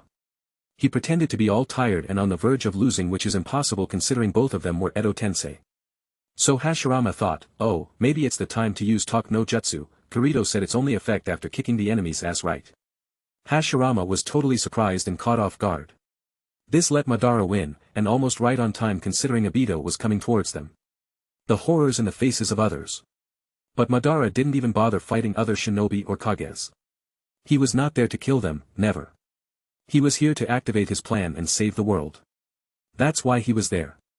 His eyes saw Obshio coming and a smirk appeared on his face. Black Setsu was ready on the other side. This time around Obito won't even get time to experience the power of 10 tails. Madara acted in the canon just because he didn't want to hurry, not to mention he wanted to fight Hashirama. But here, he already has fought Hashirama and won. Now it was his time to revive and take the power of 10 tails from Obito. While this was happening, Ha, Kirito-kun. You are too rough, aha. Kirito's eyes twitch. Why this girl is acting like this? He was just drinking her blood to regain his energy. He saw Karen rubbing her legs together while also breathing heavily. Man, why the hell I am here doing it? Well, I had to way to handle this as well, but I rather not use it until it's absolutely necessary, Kirito muttered to himself and sighed, just hoping to get healed and rejoin the war. Chapter 242. Why? Obito asked, and God, if only Kirito was here at this time he had enough way to answer this why. Because why not, you fucking idiot? Of course, he used you. Currently, Obito is held captive by Black Zetsu uses Obito's Rinnegan to revive Madara. And now he was taking his Rinnegan back. While this act of betrayal was happening, the entire shinobi force plus the Kages were enjoying the show. Yeah, serve him right, motherfucker was a pain to the ass. Although I might die in a few minutes now, I can do that in peace. Man, all this sand is getting in the way. Someone, please use wind jutsu to move it. Sand, huh? Is this Alabasta? Man, how come I still can't find the sea? Those bastards, how come they all got lost this much? Naruto and the others haven't arrived still yet. The forest was much farther away from the desert area. Obito only came faster because he could fly. We need to fight, we can't give up here, said Raikage. But even his voice was trembling a little. The power which Madara showed today was beyond his comprehension. And someone like Hashirama too couldn't stop him. He had no idea how he gonna stop Madara now. While this was happening, suddenly a spatial distortion took place and appeared two white-hair individuals and one black-hair man. To the Konoha people, these faces were much recognizable. Lord Second. Jiraiya-sama. Who is that man with Uchiha logo in his shirt? Oh, you idiot, see closely, he is Uchiha Shisui. And while this happens, another spatial fluctuation took place. And came two blonde-haired men with one black-hair man. This was none other than Minato with Naruto and Sasuke. Naruto, Tsunade was surprised to see Naruto all right but was glad. Lord Fourth. Yup, Minato's popularity was all-time high at this time. After all, he alone was the honor cough. But the inclusion of Sasuke makes this situation much more strange. Sasuke, Sakura looked and said with much complication in her voice. Throughout the shinobi world, at this time, all the Edo Tensei that Orochimaru revived were felling and the shinobi alliance was crushing the leftover white Zetsu. They were ordered to join the main battle in the sand desert after they were done. This is all thanks to Tobirama and Shisui. Jiraiya was also there with Itachi for the same reason, but they were beaten by the second Hokage and Shisui. So after Itachi was gone, Jiraiya with the help of Tobirama came to the battlefield. The same was the case with Minato, as when he felt Obito's chakra skyrocketing thanks to his sage mode, he went back and only halfway he found his son making his way to the desert area. Following after Obito. He did ask why when Kirito was with them, but no answer came. Minato was just stunned only for a second before his genius mind kicked in. He knew how potent Hiraishin could be, and until now he knew his son's mastery of this technique was no worse than his. Although he couldn't sense Kirito, he believed that Kirito would be alright. And thus he brings Naruto and Sasuke here. Sasuke came back to consciousness but was injured pretty badly. Fugaku did put some sense inside him. Don't worry, Bachan, Sasuke will help us, right Sasuke? Naruto asked, the fact of his brother set aside for now. Sasuke just narrowed his eyes, he too was confused as hell. The chakra inside him but making his own decision wrong. And it was affecting him. But he slowly nodded and said. Yes, I will help you take care of Madara. This was enough for Sakura, who was barely holding herself back to jolt into action and heal her Sasuke-kun. We will get the backup soon, Tsunade said as he got information from Inoichi that all the armies were moving towards the sand plain. But it will take time. I don't think we have time for that, Hokage, Inoki said. It doesn't matter, numbers are useless against Madara. Tobirama narrowed his red eyes, zoning directly at the figure of Madara whose body was changing as time goes. Before their eyes, Madara's entire body turns ghostly white and horn appears on his forehead. Chapter 243. Madara, the guy who went all in with the 10 tails, versus a whole crew of heavy hitters. Naruto, Sasuke, Minato, the 5 Kages, Jiraiya, Tobirama, and Hiruzen. It's like a shinobi all-star team facing off against a single man, and this motherfucker was manhandling them. Madara, now the 10 tails Jinchuriki, was flexing his newfound muscle. It was like he hit the shinobi gym and chugged a power-up smoothie, but seriously, the 6-path powers are all broken AF. The dude was on another level, and the battlefield was his playground. Naruto, Sasuke, and the gang weren't holding back either. They threw everything they had at Madara, but it was like trying to stop a freight train with a feather. None of the chakra attacks first of all were working, Madara just absorbed them with his Rinnegan. Or just neglect them with his truth-seeking orbs. And then there were those limbo clones. Even the fastest shinobi like Minato or Tobirama was no exception to this. The 5 Kages were throwing their best jutsu, Minato was teleporting all over the place, and Jiraiya was summoning toads. But Madara was just too much. The biggest problem was how they were attacking him, ninjutsu was clearly not working and they needed taijutsu and senjutsu here to do any kind of damage. But unfortunately, only Kirito knew this at this point. Tobirama and Hiruzen were pulling out every trick in the Konoha handbook, but Madara is fine, it's just that in front of absolute power, these tricks don't matter much. The battlefield looked like a canvas of chaos. Trees were getting uprooted, Susanoo was clashing with Raisengans, and fire jutsu was lighting up the sky.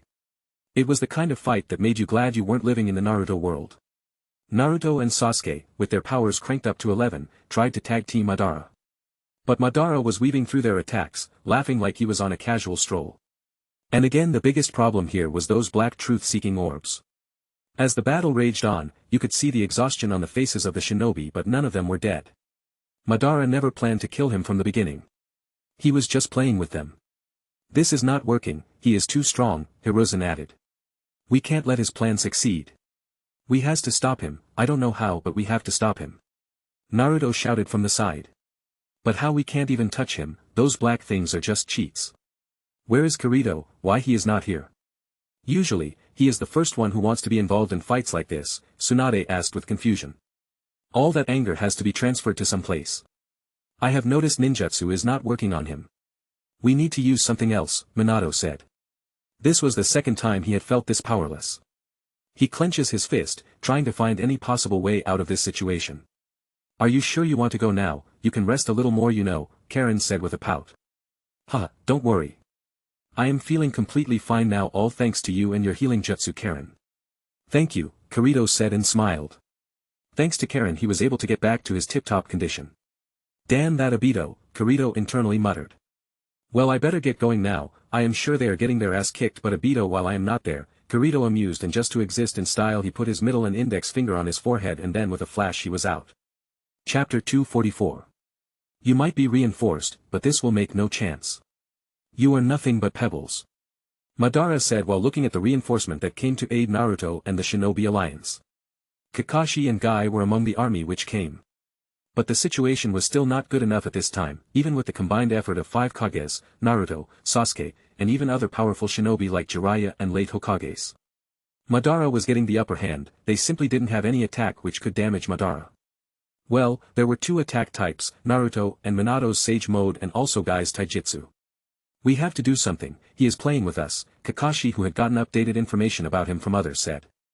Don't worry Kakashi, there is always a way. Remember, there are 4 basic disciplines of a shinobi. Ninjutsu, Taijutsu, Genjutsu and Fuijutsu.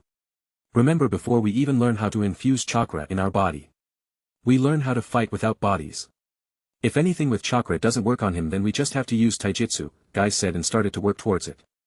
7th gate of view open, shouted Guy. Guy unleashed the formidable power of the 7th gate. Chakra surged through his veins, transforming him into a blazing cyclone of raw, unrestrained strength. Madara, adorned with the divine 6 paths powers, stood unfazed. His Rinnegan eyes glowed ominously as he prepared to face the relentless assault. The battlefield crackled with an electric tension as the 2 titans locked eyes. The blue vapor of burning sweat and chakra. Madara snorted. It's an insult that you hold back the red vapor when facing me, Madara said.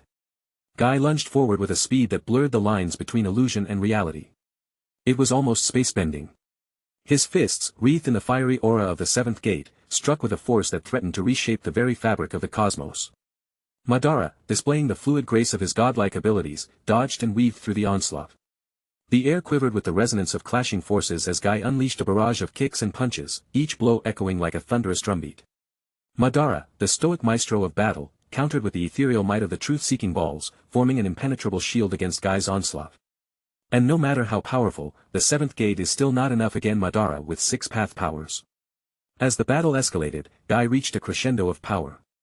His attacks became a hurricane of destruction, a tempest that threatened to consume everything in its path. But still, there was only a simple disdain on his face, like mocking Guy's efforts. Like asking that you are not doing what you can. With a calculated maneuver, Madara channeled the divine power of his Rinnegan. Limbo, border jail manifested, and ethereal shadows mirrored his every move, creating an illusionary dance that confounded even Guy's heightened senses. The taijutsu master found himself battling not one, but multiple Madaras. But the only problem here was that Madara couldn't sense the limbo. The only thing going here for Guy was that Madara still had not absorbed the full power of 10 tails. There is still power left inside the giant tree which he is yet to absorb. Undeterred, Guy unleashed the evening Elephanto whirlwind of rapid-fire blows that transcended the boundaries of human capability. Each strike carried the weight of his burning determination. Madara, facing the onslaught, began to discern the relentless rhythm of Guy's assault. Overall the power was not enough, but unlike the anime, there was more help for Guy here. Both Naruto and Sasuke entered into the fight, trying to help out Guy. Others also didn't hold back. But the problem is just that, there is still no way for others beside Guy to attack Madara. This time around, Naruto never had an aha movement which suddenly made him realize that Sage Mode would work. But what else they could have done, just try to take down Madara. Chapter 245. Oh, I assure you that this is no end, but the blue beast is no more. It's time for the red beast to emerge, Guy said and started to walk forward. The fight went on pretty devastating still now the only thing Guy could think of was to open the 8th gate. It will surely take his life, but he knows one thing. His father told him that it was not about being strong or completing the mission. It's about protecting the important people he cherishes. This technique was given to him by his father so that he could do that, that is why he fought so hard all this time. He walked and then started to pass the other Kages, Kakashi. 8 inner gate formation, Guy shouted start ran up, he was just about to open his 8th gate but just before that something appeared in front of him. Like out of nowhere someone appears there. Bam! Kirito, what are you doing? Guy shouted. Yup, it was Kirito who appeared beside Naruto but Guy just happened to be passing by at that time. Me? What are you doing Guy-sensei, why so hurry? Kirito snapped back. Oh nothing, just burning my youth, Guy said while laughing and looking at Madara again. Oh that sounds interesting but would you mind I give it a go before you kick the finale? Kirito asked while looking at Madara. What the fuck, where is Obito? Don't tell me I lose the chance to kick his ass, Kirito's eye twitched. He honestly was not expecting things to go up to this point, he actually initially planned to end this matter just with Obito if possible. But I guess hell will freeze over before things go my way, Kirito muttered and complained to the universe. You are the boy who fought with me before didn't you? Madara looked at the one-handed blonde shinobi who used a sword. Ah yeah. Now it is time to continue our fight, you see I don't have the habit of leaving a fight incomplete, Kirito said and took out his sword. Oh, so you wish to dance again, come then. I too wish to see that strange power of yours again, Madara said with interest on his face. That strange power is Haki, Kirito said as he started to walk towards Madara. Naruto, get everyone out of there, I need space to let loose, Kirito said while walking towards Madara. Kirito, this is not the time to work alone, Tsunade was about to say much more but one look from Kirito and she understood. Because Kirito's eyes were slightly glowing red. Her eyes widened and remembered the power Kirito was about to release. Get out of here, we need to give him space, otherwise we will be caught in the attack, Tsunade said.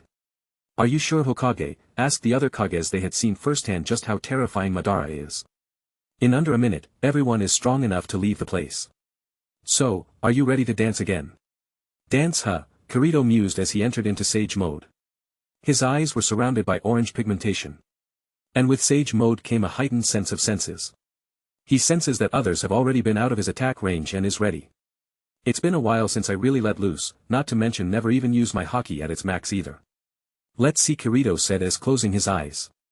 Madara was sensing something but this power was unknown to him. Kirito took his time, he thought to have control over his Haki but not as much when he was in Sage Mode. His Haki right now is much stronger, and focusing it on Madara is hard. Come on now, you don't expect me to wait here for night, Madara said. But then suddenly a chill went through his spine. Kirito's eyes blazed as the formidable power of Conqueror's Haki came forth. The air crackled with an indomitable force, and a surge of invisible energy radiated from Kirito. Kirito's red eyes clash right at Madara's as the world starts to lose color and even the heaven and earth start to shake under the presence of a conqueror. Madara, accustomed to facing all manners of jutsu and techniques, felt an unexpected chill running down his spine. The Conqueror's Haki, a force that transcended the physical realm, held a strength that resonated with the very essence of a warrior's spirit. As Kirito unleashed the Conqueror's Haki, the environment itself seemed to bow to his overwhelming presence. The air pulsated with an invisible pressure, causing even the mightiest of trees to quiver. The ground trembled as if paying homage to the Conqueror's will. Madara, a veteran of countless battles, found himself momentarily taken aback. The Conqueror's Haki wasn't just a display of power, it was a manifestation of Kirito's sheer dominance. The very fabric of the battlefield bent to Kirito's indomitable spirit, and even the most seasoned warriors couldn't help but feel the weight of his commanding presence. In that moment, Kirito's Haki echoed like a war cry, challenging the very core of Madara's strength. Once a drunken dragon told a monkey that in the heart of the sea, only Haki reigns supreme, Kirito said with a smirk. Chapter 246. Madara could feel it, this was the feeling he was waiting for. This made his blood pump again inside him, this was the first time he had experienced Conqueror's Haki. Kirito slowly took out his sword, and slowly the shiny sword started to be covered with black Haki. So, you want to dance? Is that it? Kirito smirked, looking at Madara and the sweat on his forehead after the Haki he released. And with a simple leap, he rushes towards Madara. The bastard was flying, so he also had to jump up to him. Golden chakra came to life as Ku instantly enter into KCM2, but Haki was covering most of his body. Uzumaki style, water divider, Kirito shouted, and a powerful Haki attack once again rushed towards Madara. Madara by now was already out of his daze and was ready to fight. In fact, he was showing a smile like never before. He was looking forward to this fight. He dodged the upcoming attack and moved his limbo clones towards Kirito. Kirito had observation Haki though, he moved out of the way before even they were close and kept on rushing towards Madara. Madara's eyes widened seeing Kirito avoiding these limbo clones. Madara, with eyes ablaze, blurred into motion, launching a barrage of chakra-infused projectiles at Kirito. Kirito, a blur of swordplay, deflected each attack with precision. As Kirito was not using chakra right now, his attacks were actually effective against Madara. As the speed increased to others' eyes, they were close to a blur. Madara summoned Susanoo. Kirito just had a smirk and directly rushed with his sword, slicing through the chakra construct with sheer determination. Another interesting thing about Haki was that it was not inferior to chakra. In fact, Haki is better in raw power. Kirito simply teleported from his place and appeared a little further from the area. Then another Haki shock was sent towards Madara, and although it didn't stop him, it did stun him for a second. This was the exact time when kunai which Kirito threw up at just the right time came close to Madara. Instantly appearing in front of Madara. Kirito swung his sword with only one hand. Madara couldn't move in time and Kirito took the first blood. With just a simple slash he was able to cut open the entire chest. Of course this was happening because he was combining his KCM power with his Haki and excellent swordplay. But that was not enough, Guy was able to practically eradicate Madara's entire body, but even then Madara was able to regenerate himself. Kirito is strong but not that strong, but whilst Guy was much more stronger than him with his 8th gate open, he couldn't endure it much longer. Kirito has endurance on his side. Not to mention, he has one other trick on his sleeves which he has yet to use. We need to help him, Naruto on the side shouted, and others who too didn't know about Haki kind of agreed with Naruto. No, his Haki will make you unconscious before you know it, Tsunade said, after all this time she has learned how Haki works. Especially Conqueror's Haki. Madara matches Kirito's speed, turns his Truth Seeker orb into a sword of his own and rushes at him. Kirito was ready, he too was holding a black sword, a sword made out of Haki that is. Both the swords collided and another huge shock and sounds came from the clash. But Kirito's physical strength was not enough to handle Madara. Even with armament Haki, when using a sword, having two hands is always much better. What happened? Where is that power you showed just now? Madara asked with excitement. Kirito was already giving a good fight but he could still find no problem handling him. Kirito also notices it and jumps back. Well, I am still not proficient in this one, but what the hell, here goes nothing. Kirito smirked and the intensity of Conqueror's Haki around him started to increase. Madara was about to rush at Kirito, but seeing the intensity of Conqueror's Haki started to increase he stayed back, wanting to see what's going on. This power was new to even him. What is going on? Why is happening? Why did Kirito stop? Sakura asked with confusion. I am not sure.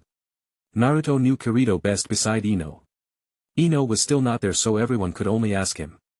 But even he was not sure what Kirito was planning to do now. I never saw One Piece, but I do know that Conqueror's Haki is the strongest kind of Haki out there, but not everyone who can use Conqueror's Haki can use this Haki to its fullest potential. But once someone masters it, Kirito thought, and black lighting started to appear around him.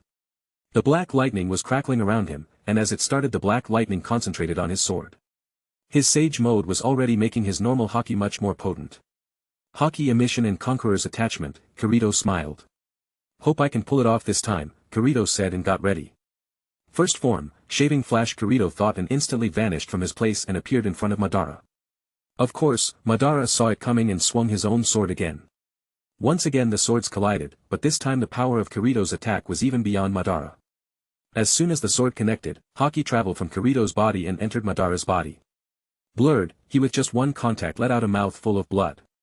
And instinctively jumped back. The shinobi standing on the side, who was worried about Kirito all this time, had wide eyes at the sudden turn of the table. Oh boy, I am still not very good at this, but I guess I can do it, just need to focus.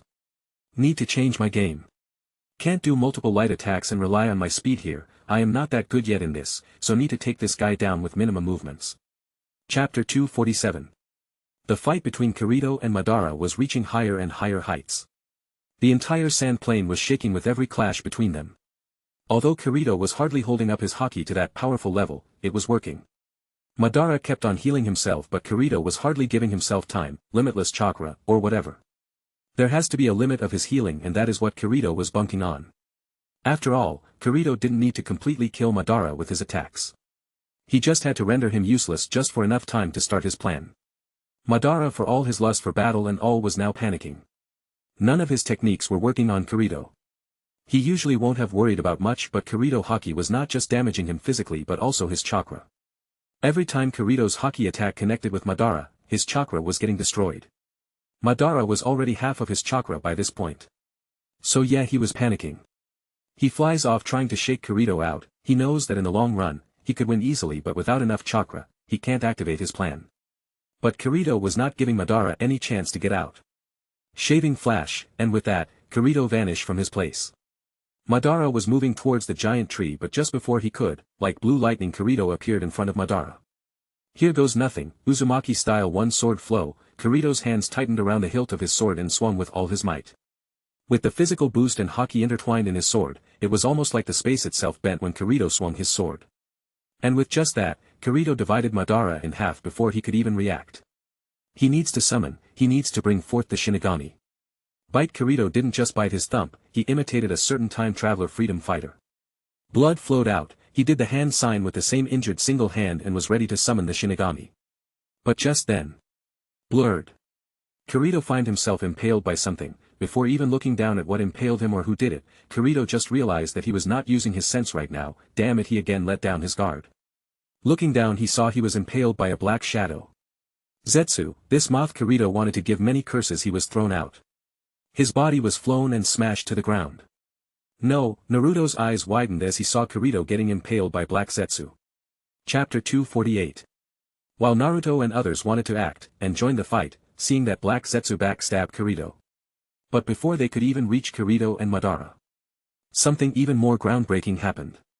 Madara, who thought that Zetsu was on his side, thought he had everything under control. Little did he know, Black Zetsu had a different agenda, and it wasn't exactly a team player move. The sneaky little puppeteer pulled a fast one on Madara. He wasn't just the lackey following orders, he was the puppet master pulling the strings. In the heat of the battle, just when Madara thought he had it all figured out and Kirito was out, Black Zetsu did the ultimate betrayal shuffle. He stabbed Madara in the back figuratively, not literally. The shock on Madara's face was probably worth 1,000 words. Betrayal has that effect, you know. Black Zetsu spilt the beans about the whole plan, how it was playing both sides from the get-go. The guy had been orchestrating this grand scheme for eons, and Madara was just a pawn in the puppet show. The shinobi world was left with its jaw on the floor. Madara was played like a fiddle. Black Zetsu, reveling in the chaos, was ready to take the spotlight. He couldn't even move when he was captured by Black Zetsu. From that point onward, Black Zetsu's plan started as Madara's body started to change. The guy's body started doing some freaky transformation. It was like watching a horror movie where the monster just won't stay dead. Madara's limbs twisted and contorted, like something out of a nightmare. People were standing there, jaws on the floor, wondering what the heck was happening. For a second they even forgot about Kirito. The air got heavy as Kaguya took the stage, with all her majestic. She emerged with an otherworldly grace, her presence sending shivers down everyone's spines. The battlefield, once a chaotic mess, now fell silent as Kaguya asserted her dominance. The shinobi world went from facing Madara's grand plan to dealing with Kaguya's cosmic takeover. It was like trading one big bad for an even bigger bad. Kaguya, with eyes that had seen eons, surveyed the world with an air of ancient authority. Kaguya looked around and the first thing she did was to look at both Naruto and Sasuke standing there. Besides the Kages and some Edo Tensei called forth by Kirito, those two were the only ones who could have now fought Kaguya. While this was happening, medics like Tsunade and Sakura were trying to find Kirito but were unable, as Kirito was nowhere to be found. The battlefield quivered with tension as Kaguya, the ancient progenitor of chakra, faced off against Naruto and Sasuke, the last hope of the shinobi world. Kaguya's ethereal presence loomed over them, her power echoing through the air.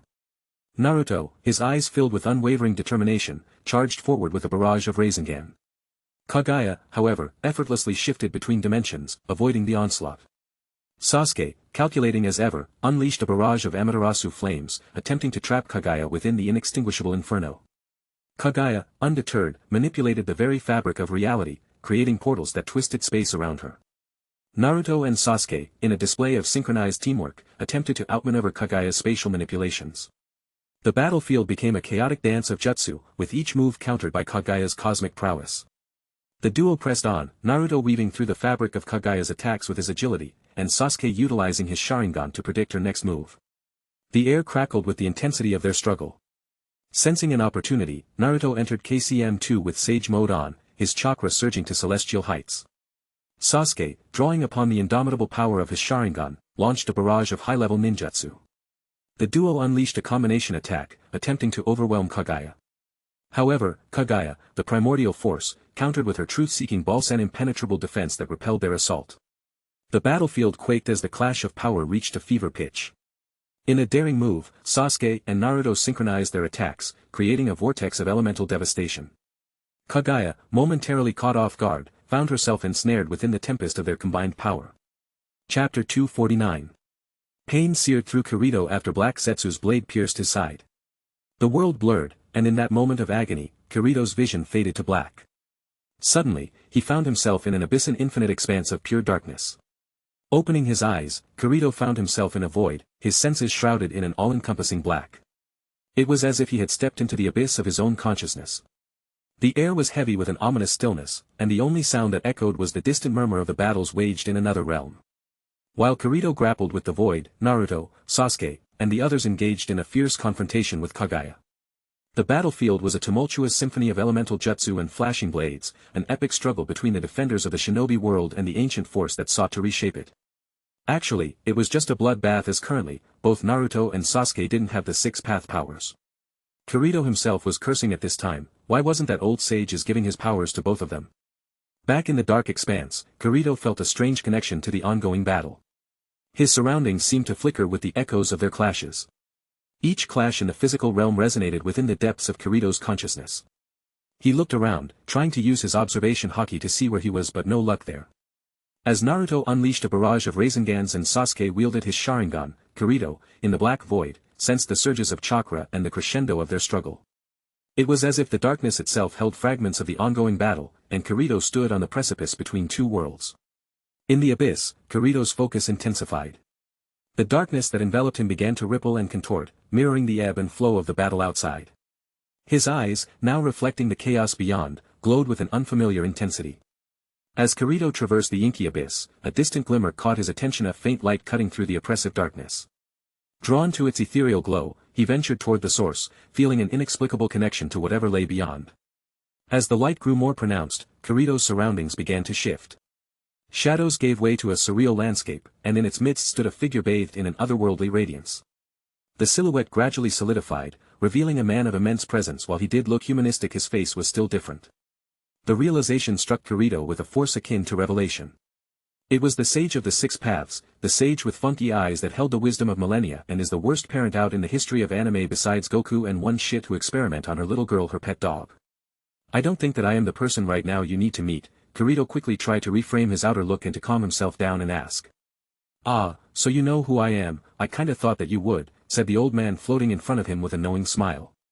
Yeah, I do know you, but before all that, tell me why you haven't given your power to Naruto and Sasuke yet, Kirito asked without missing a beat. Going straight to the point, well, I can understand. You are anxious right now after all. The reason I am not sharing my power with them is that I can't. I don't know how you know that I was about to do that, but apparently, something is stopping me from doing that. And although I can't say what exactly, I do know that it has something to do with you, Kirito Namikaze, said the floating sage. What do you mean you can't? Kirito asked, how the hell was he gonna handle that crazy goddess out there? I can't say, but I do know that it has something to do with you. Your presence here is already, and well, I guess you know about that all more than me, right? Hagoromo asked. Yeah, but that doesn't matter right now. If you can't share your power with them, then who gonna save the world? Kirito asked the million-dollar question. He saw Hagoromo taking a thinking pose and then calmly saying, I think you are the only person who can answer that right. It's you because of whom the timeline of this world changes. Many people died who shouldn't have, and there are still many who live but should have died. You changed the world, didn't you? So I believe that you should also save the world, Hagoromo said with again knowing smile. Kirito didn't say anything at this. What could he say? In many ways what the Super Gramps were saying was right. He was the reason why all of this happened. But how is he gonna save the world? Is that even possible? How is he gonna kill that crazy moon goddess? Kirito started to rock his brain, trying to find a way, but then suddenly snapped back at the floating old man in front of him. I believe that you are not here just to tell me that, are you? Kirito asked with suspicion in his eyes. Well, yes, I can help you handle my mother. With 3 of our powers combined it might work, he said, and at this Kirito's confusion grew. Who 3? Kirito asked. Me, you, and the Shinigami, of course. You were about to summon him, right? Bring him in and make a deal with it, ask to bless your weapons, and most likely he will ask for your contract with him to be undone. I don't get how you get a contract with someone like him in the first place, Hagoromo said. Kirito was now getting a spied-on vibe. How come he knows so much about him? Well, at this time I don't even know what will surprise me more. Tell me then, what are you planning? Kirito sighed and asked. After explanation. You want to kill me? Kirito had veins popping out of his forehead after hearing what was Hagoromo's idea.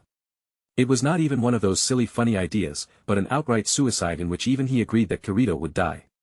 Well, do you have any other idea? He asked in a nonchalant manner, like he didn't even care if his mother, yes his mother, took over the planet and went full homicidal on humans. But he was right, that was the only thing he could do right now. And why should I even go with that plan? It's clear suicide, Kirito asked as he talked about how he gonna die. Well, I don't know, but you just seem like the person who will save his precious people even if takes his life, Hagoromo. And why would I do that, something like that? Kirito raised his eyebrows and asked with irritation. Well, because you always wanted to be a hero, right? That why you got that power, right? Those words completely shut up Kirito. Hero, when did I? He wanted to say something, but like those words struck something inside him, he couldn't say anything. Didn't you always find your father a hero? That's why you got those powers, right? Because you always wanted to be like him, a hero. 1 minute, how do you know this? Wait, who are? Minato template, was it? Why the Minato template? It could have been something better, right? Wait, who are you? You are not Sage. I remember this voice. You didn't have this voice before. Are you sure that you are a hero, Kirito Namikaze? How come you can't even remember what you wish for before dying? Kirito clutched his head was ready to spin by this point. It was like thousands of voices were buzzing in his brain.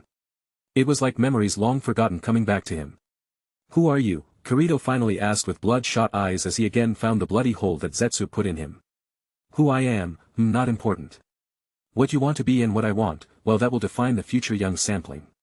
Your journey still now has been entertaining. I saw you grow, but you still haven't become the hero which you always wanted. So what are you gonna be? Will you be the hero you once wished for? Chapter 250. Kirito had no idea what happened under that 5 to 10 minutes. He was in pain, he wanted to die, he just wanted to skip that small phase where all of his previous memories of other life came down crashing onto him. But thanks to that, now he remembered everything. His memories about his previous life were very limited. He surprisingly remembered everything about Naruto, but about his own life, he didn't. But now he remembers wishing to be a hero like Minato Namikaze, like Jiraiya, like Itachi, like Naruto. Maybe that is why he could never remember what he wanted. His previous life memories were hidden from him. But now his mind was completely clear. It was like he achieved short-term enlightenment. After talking with Sage of Six Paths and the being which definitely brought him here. This is pure suicide, but whatever. If I am going out one way or other, then I will make it the fantastic ending. Kirito mutters with pain still surging in his body as Zetsu almost pierces his heart. It was so sudden that he couldn't do anything. If only I could have talked with Ino one last time though. A little sigh left his mouth, looking in the direction where she was. Kirito thought a little and then cut open his hand with a kunai. Summoning jutsu, a little toad came to him, and he immediately took out a scroll and pen. Write down in a few words what he wanted to say and give it to the toad. Making sure that the toad was gone, he then went to summon the real reason why he almost cut open his entire palm. The dead god needs much more blood, and even some part of his life has to be sacrificed. But he doesn't care and summons the king of hell. I came to bargain, or summon you to bargain, that is, Kirito said. In the material realm, Naruto, Sasuke, and the other Kages pressed on in their relentless assault against Kaguya.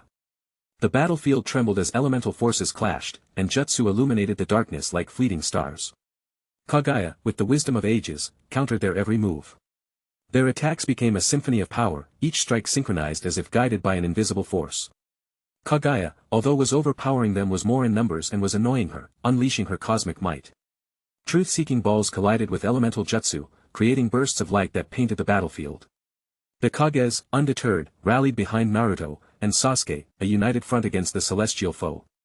Of course, they were dodging all the truth-seeking balls and only aiming for the rabbit goddess. Naruto, infused with the power of his tailed beast, became a beacon of raw energy. Sasuke, wielding the EMS unpredictable might, cast illusions that danced with reality. The Kages, each a pillar of strength, joined the fray. The fourth Raikage speed, the Mizukage's water manipulation, the Tsuchikage's earth-shattering techniques, and the Hokage's strategic brilliance converged. It was a battle where the past met the present, and the fate of the shinobi world hung in the balance. But it was clear that they were on the losing end here. Kyuga was more or less toying with them. And someone like them could tell that besides the unmeasurable power inside Kyuga's body, her fighting skills were abysmal. All of them were racking their brains to come up with something, anything to handle this goddess, but nothing came to their minds. Kirito slowly opened his eyes. In his hand, he was holding his sword, but there was something different about that sword. It was glowing eerie white with a ghostly aura. It was what he got after making a bargain with the Shinigami.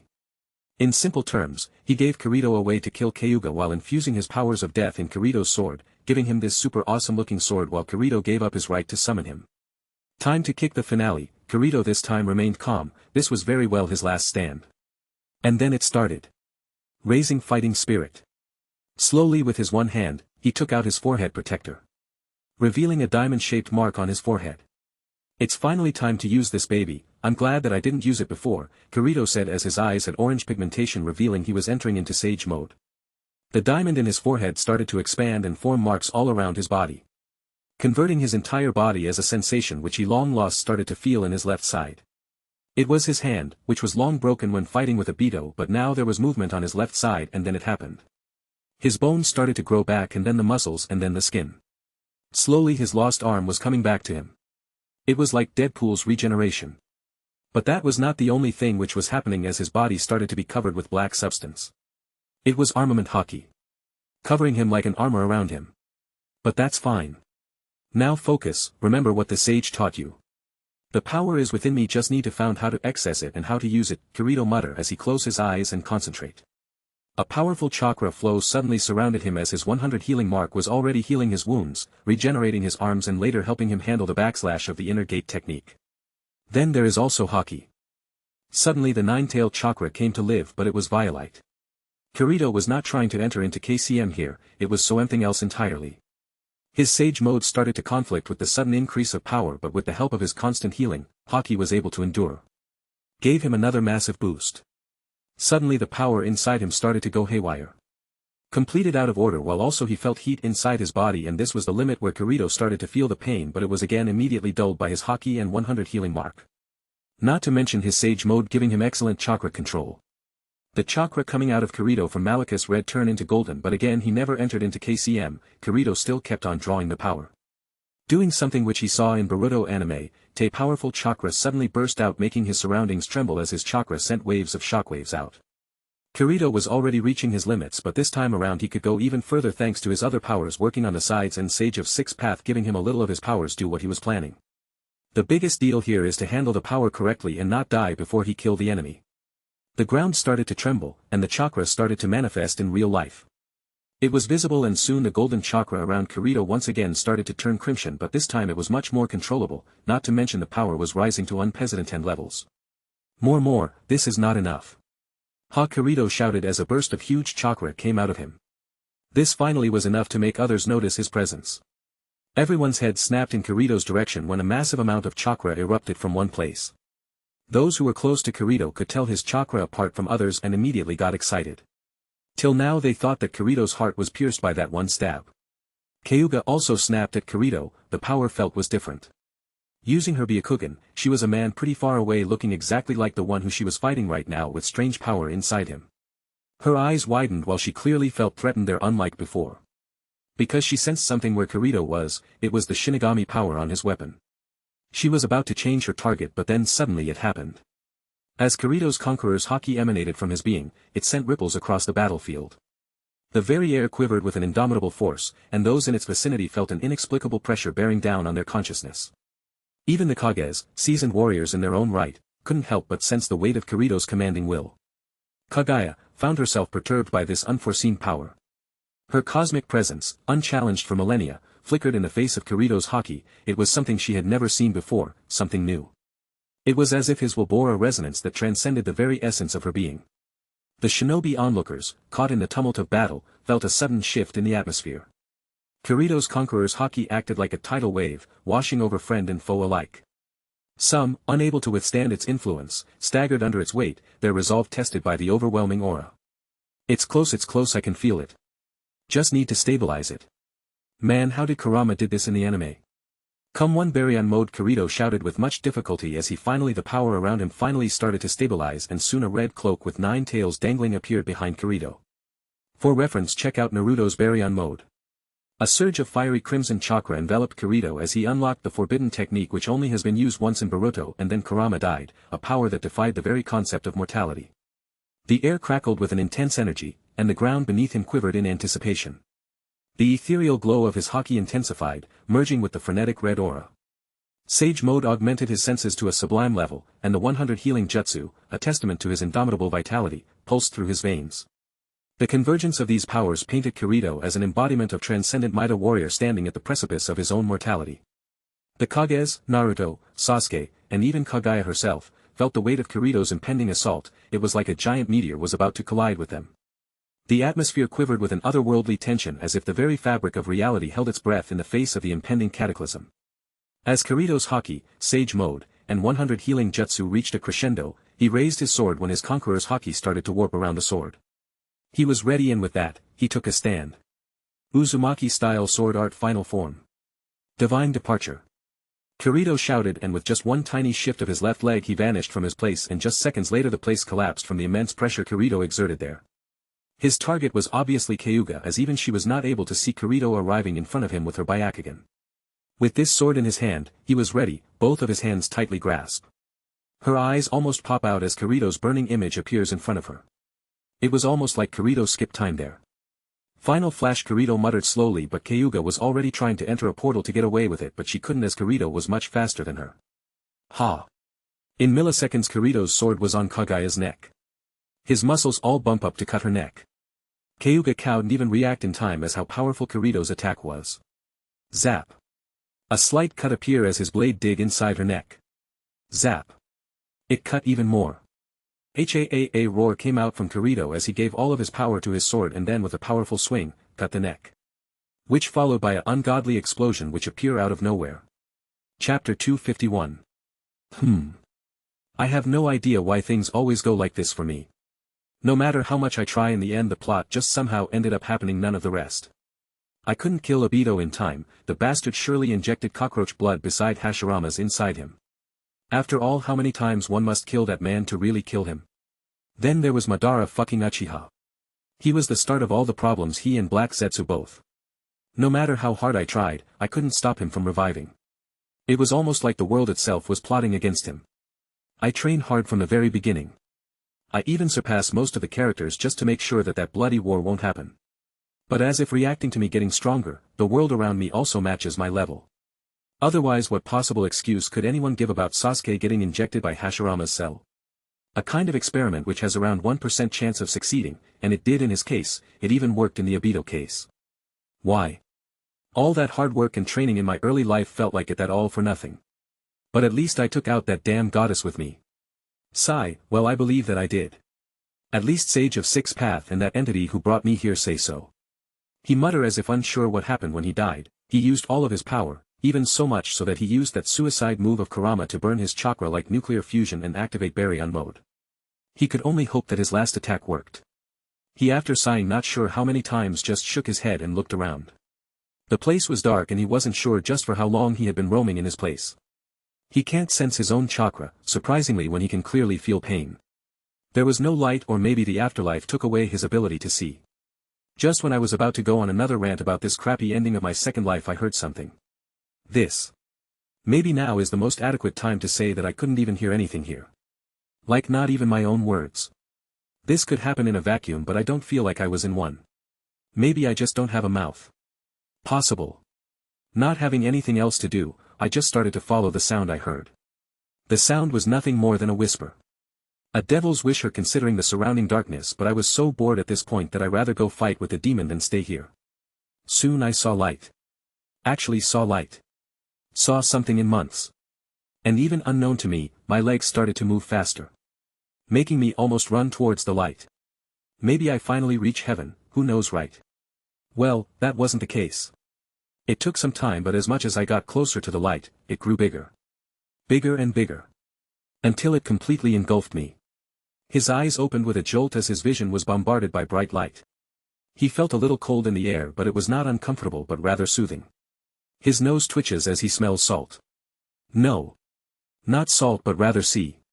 Being someone who has developed his senses so well over the years, he could sense that he was someone near the sea. As his eyes adjusted, he soon noticed that he was in a very familiar room. Seeing the white ceiling, at first he thought this was Konoha Hospital, but upon observing the room, he found that wasn't the case. But the room was familiar, that was for sure. He with a little struggle got up and checked on his body. Slowly pressing and caressing all over his body to find any kind of damage he might have suffered. Closing his eyes, he first tried to sense his chakra. Thankfully he could sense the chakra. Even surprisingly, his nine-tailed chakra was there with full power. Just when he was about to get up and get out of the room to get a better understanding of where he was. The door he had an eye on from the beginning opened up. Oh, you finally woke up. I honestly started to get worried there. This time you were more beaten up than the last time you came here. Said the man who entered the room. He was an old man with red hair, though Kirito could see many strands of white hair in there. The man looked happy to see him, and once Kirito saw the face of the man, he too smiled. He had no idea how he ended up coming here again, but he was at least happy that he wasn't dead. Long time no see, Ashina. Chapter 252.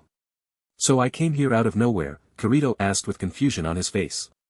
Yes, we sense chakra in the ancient array. I thought that you came back, not wrong in my assumption, besides you being in a worse state than what you left Konoha last time. Ha ha ha. Ashina said with a little laughter.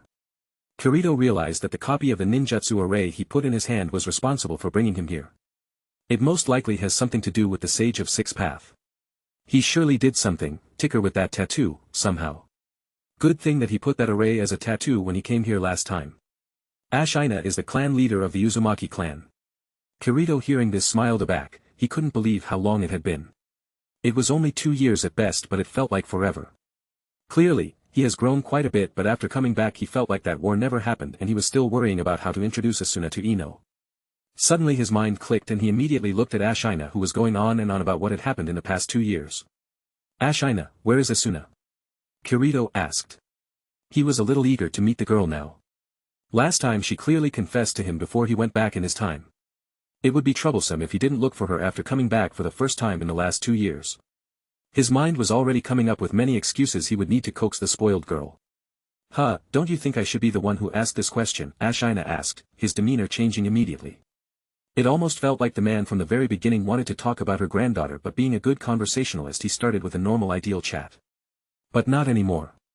What do you mean?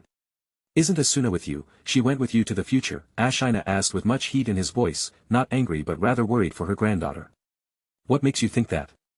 I would never take her with me without telling you. Kirito was serious. According to what he heard from Ashina, it means that Asuna has been missing for the last 2 years. What? Man, this isn't gonna be pretty. It took much shouting on both sides before both of them came down. So Asuna went missing just after I went back in my time. The last time you saw her was with me when I came to meet you. Her last trail was in the ancient array. Are you sure about that? Kirito asked with worry settling in. I am positive, Ashina replied firmly. This ain't good. I need to check that array.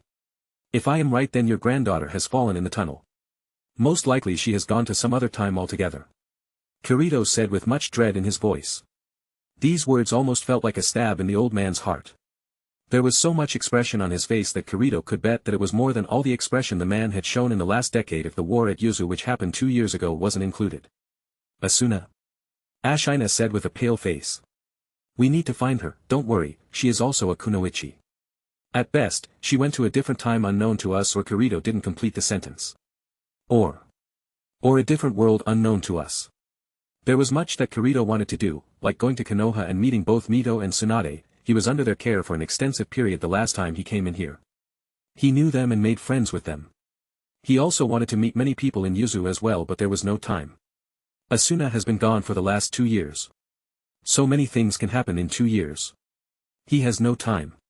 He has to find where Asuna is and bring her back. Take me there, Kirito said.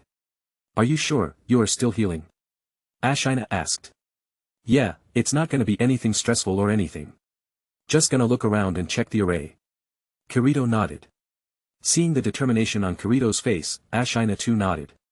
Kirito stood before the ancient ninjutsu array, its intricate patterns glowing faintly as the last time. This place really doesn't age. He examined the symbols carefully, his mind racing to decipher their meaning. Each kanji was making him more confused. He almost forgot how confusing and complex this array was, but he couldn't give up. He traced his fingers over the markings, sensing the residual energy. This has to be it, he muttered to himself, piecing together the fragments of the puzzle. The array's purpose was clear, it was a teleportation seal. After finally finding the part he wanted, now it was time to check all the places this teleportation was connected to. Kirito's heart pounded as he focused on the symbols representing space and time. That last part didn't look good. If it was only time, then that would have been fine, but also space. He never used the space side of the array before. It was dangerous. And even for him, it was very hard to understand the array completely. The last destination on the array, when it comes to the sender's signal, was somewhere else entirely. Completely unknown to him. He could almost feel Asuna's presence through the faint remnants of her energy. How come she ended up thrown in another time and space in the first place? After hours of meticulous study, Kirito finally found a cluey set of coordinates embedded within the array. This is it, he whispered, eyes widening with realization. The coordinates pointed to a distant, unknown location, space and time. Kirito was ready to follow the lead, but first, he needed to completely heal up and prepare. So just like that, another week passed. Kirito had to stay in the hospital for a few more days before returning back to the same room assigned to him by the Uzumaki the last time he visited the city. But there was no rest for him. He worked tirelessly to come up with the nearest coordinates to where Asuna could have gone. Locating her was hard enough, but to use the array and lock at a time close to her was nigh impossible. Kirito wanted to choose the same time as she went there, but that was turning into a hopeful dream of his as he failed all the time. This wasn't anymore something he could have solved with better seals and more chakra. The complexity level was way beyond his at this time.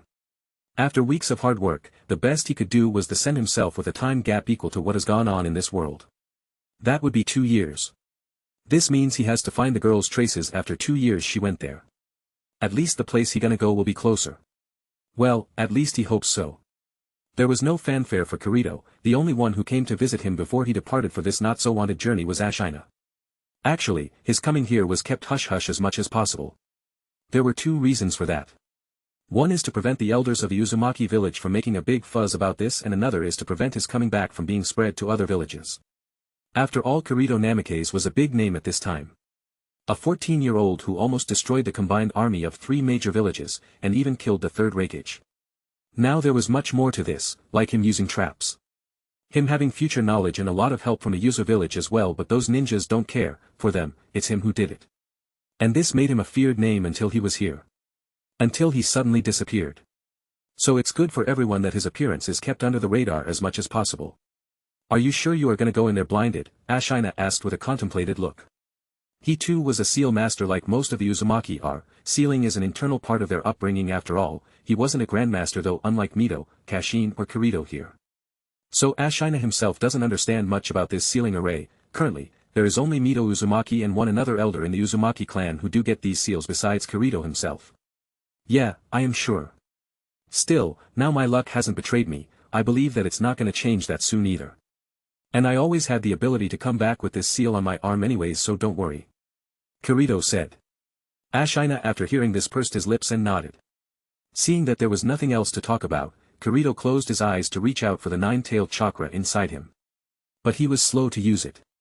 It was a pleasant surprise for him when he realized that after defeating Kyuga his system hit a 100% completion rate, giving him a complete version of Kurama chakra.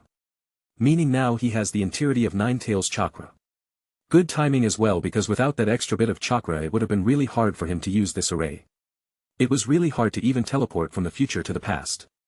So he could only imagine how troublesome it's gonna be to send himself to the same place where Asuna had gone. Are you sure that you don't want a sword? Ashina asked. Nah, they are not as good as the one Kashin gave me, sorry again for losing that sword. If not absolutely necessary then I wouldn't have done that. Kirito bows his head a little as he remembers what had happened. There was a high possibility that Kaguya would have put a karma seal on him when he killed her, so Sage of Six Paths suggested a plan back then. To seal Kyuga's soul in his sword itself and give the sword to Shinigami for safekeeping. That was the reason that Grim Reaper even bothered to enchant his sword with his power. But now Kirito doesn't have a good sword to use. The normal sword can't handle his chakra-infused strength. So add power-ups like KCM or Sage Mode on that. Even Armament Haki can't save those inferior swords. I still do have Kobikurabocho, aka Zabuza's sword, but that is way too big and I'd rather not use it if not absolutely necessary, Kirito sighed. Don't worry, Kashin will be happy that it was used to save your life and others. Ashina reply. It's time Ashina, by the time I come back, I promise to bring Asuna with me. Please don't worry too much and take care, especially say hi to Kushina for me. Kirito smiled as a huge amount of golden chakra came to life around him. He immediately entered into KCM2 with his full glory, the power was unreal as he now had full power of Kurama. Adding Sage Mode on top of that, his chakra level broke a new height. The entire clan will be waiting for you. Good luck. Bring her back. Ashina said as Kirito's figure engulfed in golden light and ended disappear. Chapter 253. Kirito found wetness all over his body. There was a feeling of coldness as well as warm. This never happened before. It took some time for him to mentally reboot from getting sucked in the array, oh how he hated that feeling, and then falling from God knows how height. Thankfully he bet on his luck to help him out and that worked, he landed on the water body. It still hurt like hell though, and he was in Sage Mode and applied Armament Haki. Damn, maybe forcing to make a landing spot as close to Asuna's was a wrong choice after all. I am lucky that it was water under me. Kirito grumbled as he finally opened his eyes. Exhaustion was making him numb, or was that pain? He wasn't sure. He slowly started to swim up as he was submerged in the water and now was gawking for air. It seems I went a little too low for me to not see the water's surface. Kirito pondered as he put both of his hands straight and formed a Rasengan inside the water, in a way that the pressure of the Rasengan was only dispersing from one side, making him propelled upwards faster. Though he soon realized that he was diverting to the left, only then he realized that the Rasengan on his left hand was unstable. Wah! Kirito broke through the water and took a deep breath. Any long and I would have been the one needing rescue. Before doing anything, he quickly checks his own body for any kind of injury, like anyone is supposed to do after a crash. Though there was nothing broken, the pain was still there. Sighing, he got out of the water and with the help of his chakra hovered his foot on the surface of the water. Even a basic ninja could do this. I'm running low on chakra, almost all nine-tail chakra is gone, will take a few days to recover that. A week should suffice. Though that is just an estimate, I never lost all of the nine-tail chakra before and the one time I did after using Baryon mode, I was out. Let's hope I won't be needing that here. Kirito mutters as he also ponders on how Asuna traveled here. Being Uzumaki she has good chakra but not close to what she would need to come here. But then immediately he realized that she also had 1,000 healing marks on her like him. That plus the chakra he used last time to send himself back to his time, as Asuna must have caught in the array that time and got transported, there really is a possibility that he could be teleported here. After all, back then too he used both Kurama chakra and Sage Mode and almost got exhausted of even his own chakra. Shaking his head to remove all the unnecessary things from his mind, Kirito checked out his surroundings. He right now needs to know where he is. Did the array he configured work correctly?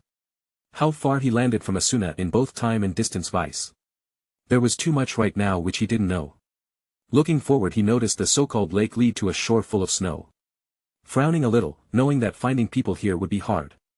But what made him stunned even more was what he saw behind him. There was this sound from the very beginning which was irritating him. At first, he didn't notice much as his ears were blocked by water. But not that he noticed, he looked behind him, only to observe the entire place lit up in fire. And it wasn't some kind of forest fire either. The entire land behind him was on fire. Making a contrast with the snow-filled land ahead of him. Well, that makes my decision easy on where I would be going. Kirito deadpan. With a shinobi run on water, Kirito soon found himself roaming around the snow area and trying to find someone, anyone who he could ask for direction.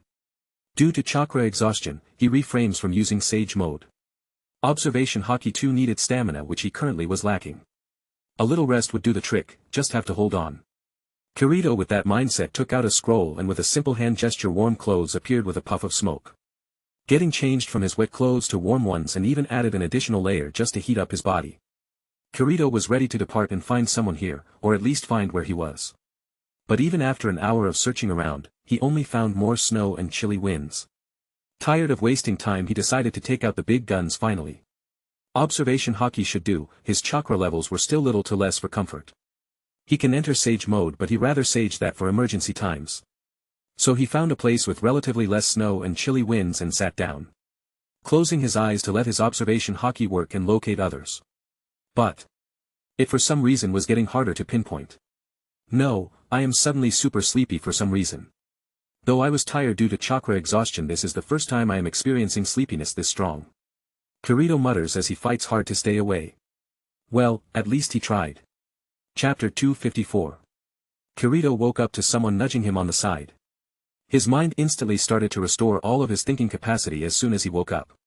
But sure, he didn't move nor did he open his eyes. He wanted to first absorb what was going around him. Someone was clearly there, and seeing that he wasn't feeling pain of any kind, they were at least not here to harm him, for the time being at least. He ain't waking up, someone said. It sounded much like a child for some reason. Kirito can't say for sure. He is completely fine, mostly out due to that gas, but we are already up so I can't say why he ain't. Came a little confused estimate of the same childlike voice. Just leave him be, we have bigger problems to deal with here. This time the sound was clearly of a woman. Yeah, we better get back to Sunny. Another someone talked, but this time the voice was heavy, almost sounding like someone artificially had altered his voice. There is no point, I have tried before. He won't get up. Though was brought here after you all came, so it's possible that he will be up soon, as the effects of the gas will run out a little late for this man. Another voice came, but this was of a man. Things were confusing, they weren't talking about anything of importance. What? Who are you? The exclamation of multiple people sounded at the same time. This was even more confusing. Kirito just internally rolled his eyes and spread his senses to find out where he was and how many people were around him. 5 people, only one is strong though, while others are just so-so. Kirito internally mutters as he finally decides to open his eyes and instantly gets up. Oh, you up? Came the voice of the woman Kirito heard before. She was a slender woman with orange hair, quite beautiful with what Kirito had to add, easily on par with Ino. However, she completely blows Ino out of the park when it comes to her rags. They are Tsunade level, well maybe a little smaller than that but still huge. She was wearing tight denim jeans with a bikini top. Who does that, especially in a chilly place like this? But Kirito tactfully refrains from saying anything about her choice of clothing. Why would he? The girl is doing many men much favor with this. If only Naruto world also has trends like this. Kirito pondered as he looked around. There were 2 more men there, one with blonde hair and curvy eyebrows, smoking a cigarette in a suit. And another man. He was big, really big. Jiraiya is nothing compared to this guy here. He had blue hair and strange mechanical parts on his body. A reindeer with blue nose and a cap, and well, I have no idea what that other thing was. He was apparently even talking, while others were playing puzzles with it. Though it looks like a head. Who are you guys and where am I? Didn't act hostile though he was on guard. Not being able to sense chakra as they don't have it, it was hard to determine who was the most dangerous among them. Though sensing their presence did give him some idea. I am Nami, he is Frankie, this is Copper here, and that is Sanji. The place, well I have no idea. Said the now named Nami. Kirito gear turn, there is a possibility that one name from One Piece world could be referred to here, but 4 of them, and more than anything, that raccoon really talk.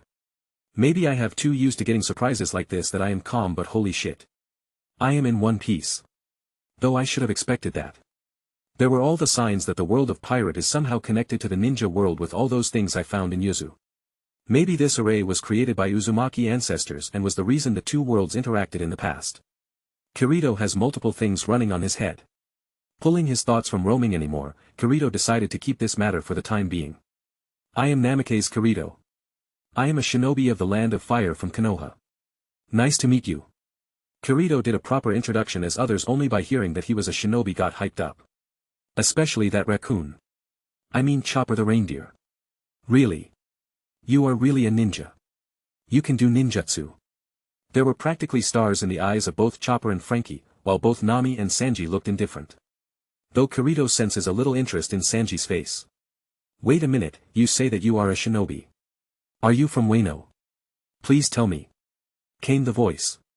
Kirito and others rotated their faces down only to find a cut-off head, in odd orientation as if all its features were jumbled up somehow, lying there and talking. Kirito seeing this just blinked, he knew that One Piece was strange but really. Yes, I am a shinobi but I am from the land of fire not Wano. I hail from Konoha. Kirito said though it hardly matters, they won't know the place. Land of fire. Never heard of it. Nami questioned with narrowed eyes. Me neither, as long as I have seen. The only ninja forces in this world hail from Wano. Even the head sounded confused. The world is a way bigger place than any of us things. Anyway, I didn't catch your name Mr. Disoriented Head. Kirito asked with an amused face. Ah, my apologies, I almost forgot to introduce myself. I am Kinemon, a samurai from the land of Wano. The now named Kinemon said. I see, nice to meet you. Though I must ask Sir Kinemon, what happened to the rest of you? Kirito asked, really interested in what happened here. The ninja world has its quirks but they are nothing compared to One Piece. It's really wild out here. According to Kinemon, a swordsman with magical power did it. Now Kirito have not seen One Piece to comment on whether magic exists here or not but he sure is aware of the powers of devil fruit. And on that note, he looks everyone around. They didn't look like how he remembered in the anime. Nami had short hair. Sanji didn't have a beard. Chopper had a pink hat and frankly was well not this much robotic. So there are only two outcomes here.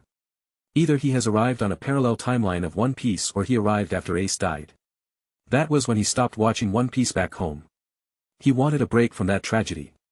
Damn you ODAYACE. There are thousands of characters which you can kill, and you miraculously save them all, even when Igram from Alabasta after being bombed, came back. Why Ace? And thus he delayed watching One Piece, he has no idea about the new world. Though he does know some thanks to spoilers. I see, I feel sorry for you. Kirito quickly shows his remorse at the side character losing his body to a magic swordsman and turns to the four members of Straw Hats. Can anyone tell me where exactly I am? Anything? Kirito asked, he needed as much as information about the current timeline, what happened in the past in this world, why Straw Hats are here and whatnot.